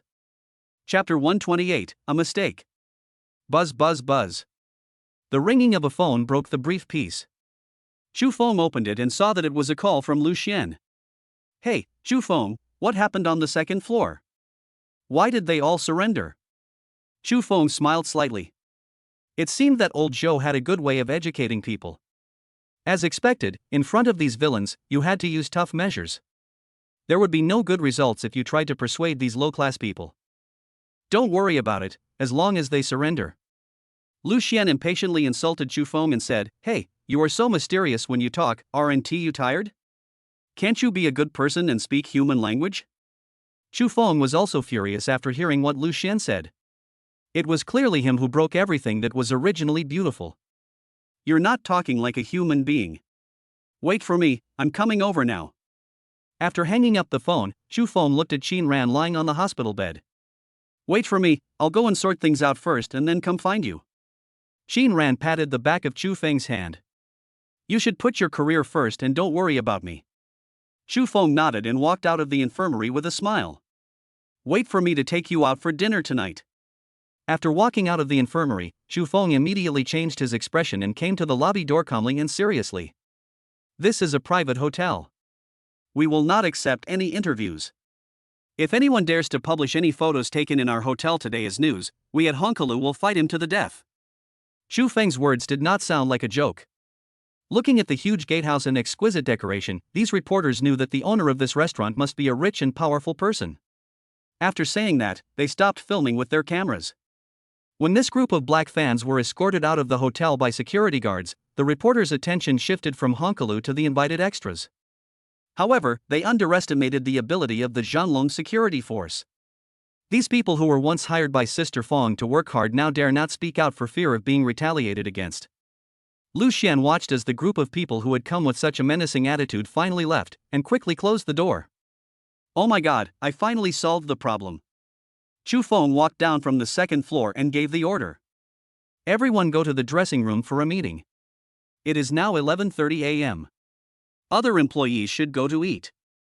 We still open on time at 4 p.m.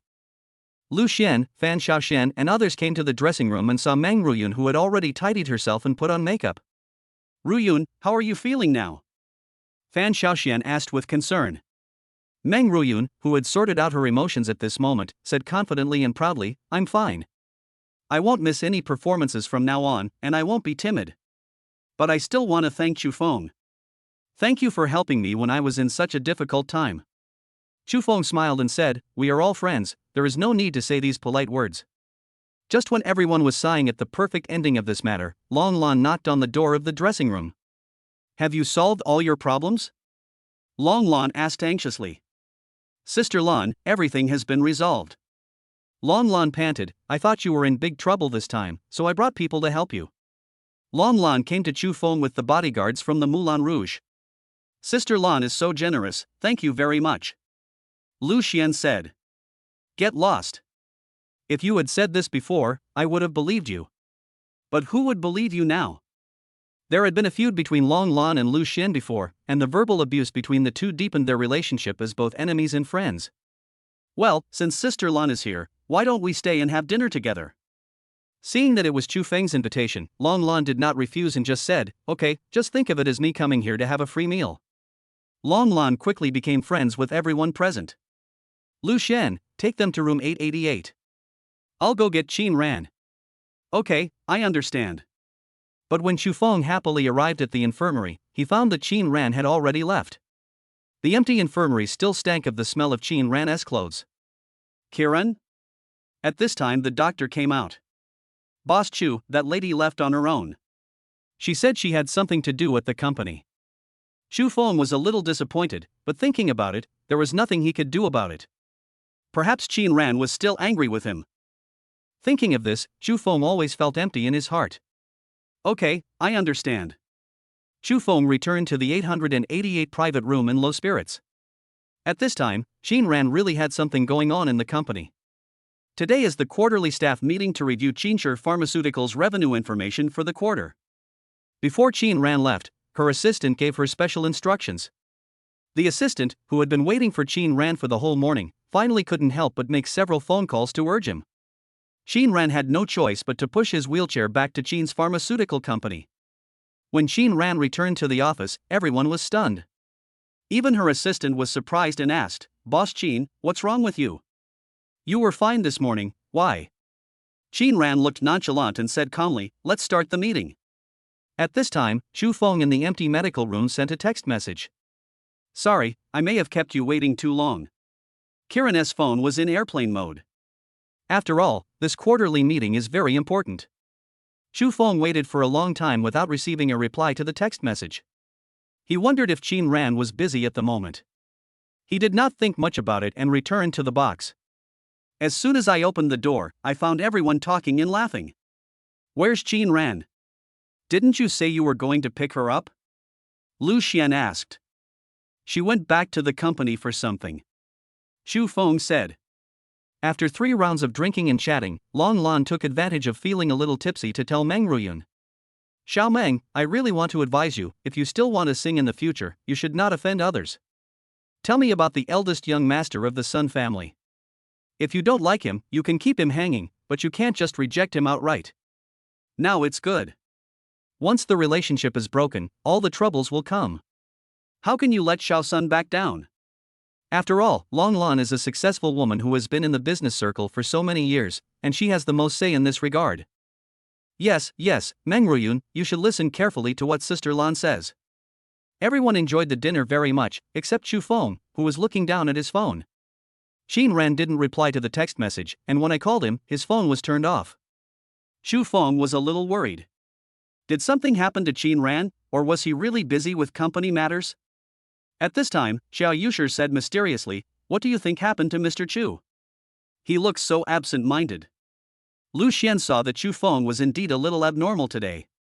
What's wrong, Feng? Is the matter not resolved yet? Or? Chu Feng saw that they were about to know what was on his mind, so he quickly said, it's okay, I'm just thinking about the future development of the hotel. Come and eat some food. Chapter 129 Absent-minded. During the entire dinner, Chu Feng was the only one who ate in a depressed mood. On the contrary, Lu Xian and Long Lan, who were supposed to be enemies, gradually became more familiar with each other because of this meal. Long Lan is a person who can take a joke, while Lu Xian is always smooth-talking, but the two of them are extremely compatible. After the dinner, Chu Feng waited for a long time for Qin Ran's text message. He wanted to call him, but if Qin Ran was really in a meeting in the company, wouldn't it be disturbing? Thinking back, there were times when I forgot to reply to Qin Ran because I was busy with work. I really didn't have the right to ask her to reply to me 24 hours a day. After a fierce ideological struggle, there were only 2 words left in my mind: forget it. Let's think about work first. Chu Feng returned to the office and began to arrange work for tonight. Lu Xian, this happened during the day, we can't let it happen again tonight. Meng Ruyun will still be our resident singer, and you have to pay more attention to security work. Lu Xian understood Chu Feng's meaning and prepared to start dispatching security work. Meng Ruyun, who was standing by, said sheepishly, "I'm sorry for causing trouble to everyone." Long Lan, who was blushing at the moment, continued to say drunkenly, "Xiao Meng, you'd better find an agency with a stronger background than the Sun family. Otherwise, if something like this happens once, it will happen again. You have good strength and momentum. You are a rising star of the new generation. These titles are your resources. You should make use of them." Meng Ruyun felt wronged and couldn't accomplish these things. But I. Seeing Meng Ruyun in such an awkward situation, Chu Feng could roughly guess what she was worried about. "Sister Lan, don't force her for now. Meng Ruyun, you can sing for me for a while first. When you get back into shape, I will accompany you to find a new agency," Chu Feng said. Meng Ruyun thanked excitedly, "Thank you, Brother Feng." "Xiao Feng, I didn't expect you to be so caring." Long Lan smiled maliciously. Chu Feng shook his head helplessly. "Sister Lan, you've drunk too much." Lu Xian smiled and said, come on, it's still early. Go and rest if you need to. We have to open in the evening." "Sister Lan, what about you?" Long Lan called her bodyguard. "Don't worry about me." After Chu Feng settled everyone down, he returned to his office. Looking at the screen that still showed no response, Chu Feng fell into a state of annoyance.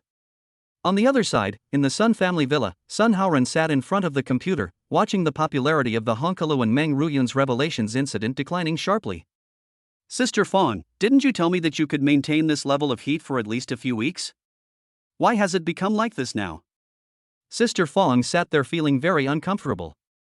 "Well, Mr. Sun, I have tried my best. But I don't know which link went wrong, and as a result, even if we invested money, the popularity could not be increased. Moreover, those who had approached us before all resigned after returning, saying they would never work in this industry again. It was as if he had suffered some kind of mental shock. My original backup plan was ruined." Sun Haoran slammed his fist on the keyboard with a loud bang. "I don't care what method you use. Either let Meng Ruyun come back, or no one can get what I can't get." It was the first time that Sister Feng saw Sun Haoran so furious, and she could only agree repeatedly. Yes, Master Sun, calm down." Sun Haoran slowly calmed down and said in a cunning and cold tone, "I think Meng Ruyun is definitely not capable of causing such a storm alone, or even calming down the trouble we caused her. I think the key to this matter lies in the person named Chu Feng. I don't think I remembered his name wrong." Sister Feng looked as if something suddenly dawned on her. "Yes, Master Sun, his name is Chu Feng, the owner of Hongkalu. He was the one who took Meng Ruyun away at the Moulin Rouge that day."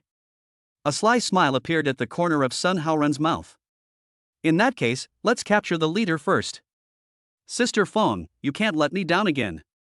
Sister Feng nodded quickly and said, Yes, Master Sun, I will definitely do a good job this time." At 5 o'clock in the afternoon, Hongkalu Hotel officially opened for business. All the people standing in front of him were in high spirits.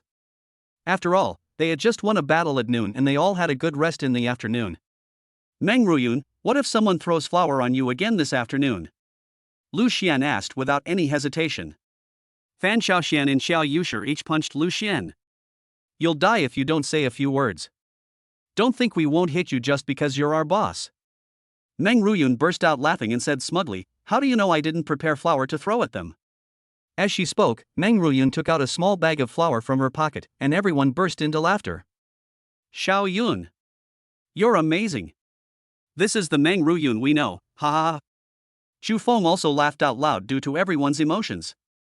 Okay, now that everyone is back in shape, let's get to work. The business of Honkalu was not affected by what happened in the morning. On the contrary, after the popularity this time, more people came. Many people also came just for Meng Ruyun, who appeared in the morning news. Some people with bad intentions originally wanted to see Meng Ruyun make a fool of herself, but who knew that when they sat in the performance hall, they were completely moved by Meng Ruyun's singing and became her fans one after another. The sky gradually darkened. Xu Feng thought that if Qin Ran's phone still couldn't be reached at night, he would go look for her. Fortunately, at this time, Qin Ran's assistant replied to Xu Feng's text message. Boss Chu, I'm sorry, our company has been holding a quarterly meeting until now. I will notify Boss Qin. After seeing this message, Xu Feng finally felt relieved. It's good that everyone is okay. Xu Feng said softly. Everything comes first. When Ms. Qin is done, she will contact you. At 8 o'clock in the evening, Qin Ran, who had just finished his company lunch, was extremely tired. After an afternoon of regular meetings, he had listened to more than a dozen plans and made decisions on the implementation of several company projects. Qin Ran was so tired that he didn't even have the desire to pick up his chopsticks. She looked at her phone and realized that she had turned on airplane mode. But the moment the flight mode was released, she was stunned. Chapter 130. I am happy to take care of you. The phone was flooded with text messages and missed calls. Where are you? Have you gone back? Would you like to have dinner together tonight? Is the company still busy? Please reply if you see this. Then there were 3 or 4 missed calls. This was the first time that Qin Ran saw Xu Feng so worried about him, and his tired spirit was swept away in an instant. Instead, I was filled with joy. Sorry, there's something important going on at the company today, so my phone is on airplane mode. I'm sorry to have worried you. The moment Xu Feng received Qin Ran's text message, he was extremely excited. But he didn't want to appear too excited, lest he offend Kiran. But when Xu Feng thought back to what happened at noon, he always felt unwilling. He originally thought that he would spend more time with Qin Ran, but who knew that this afternoon the opposite happened. Xu Feng wanted to see Qin Ran right now. Xu Feng suddenly came up with an idea. Your leg injury hasn't healed yet. Is it inconvenient for you to go back? How about I pick you up in the evening? Seeing Xu Feng say that he was coming to pick him up, Qin Ran thought of how Xu Feng carried him like a princess at Honka Tower today. Qin Ran, who was excited but wanted to be reserved, only replied with 2 words. Okay.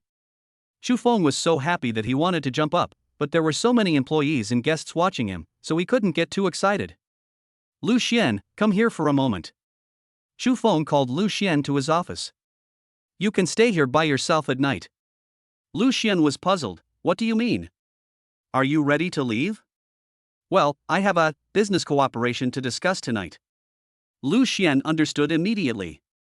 Oh, fine then. Go ahead and leave Honka Tower to me. Don't worry. Yeah.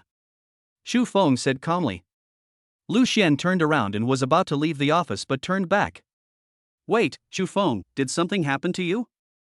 No, why do you suddenly say this? Xu Feng asked back. I felt like something was wrong with you this afternoon.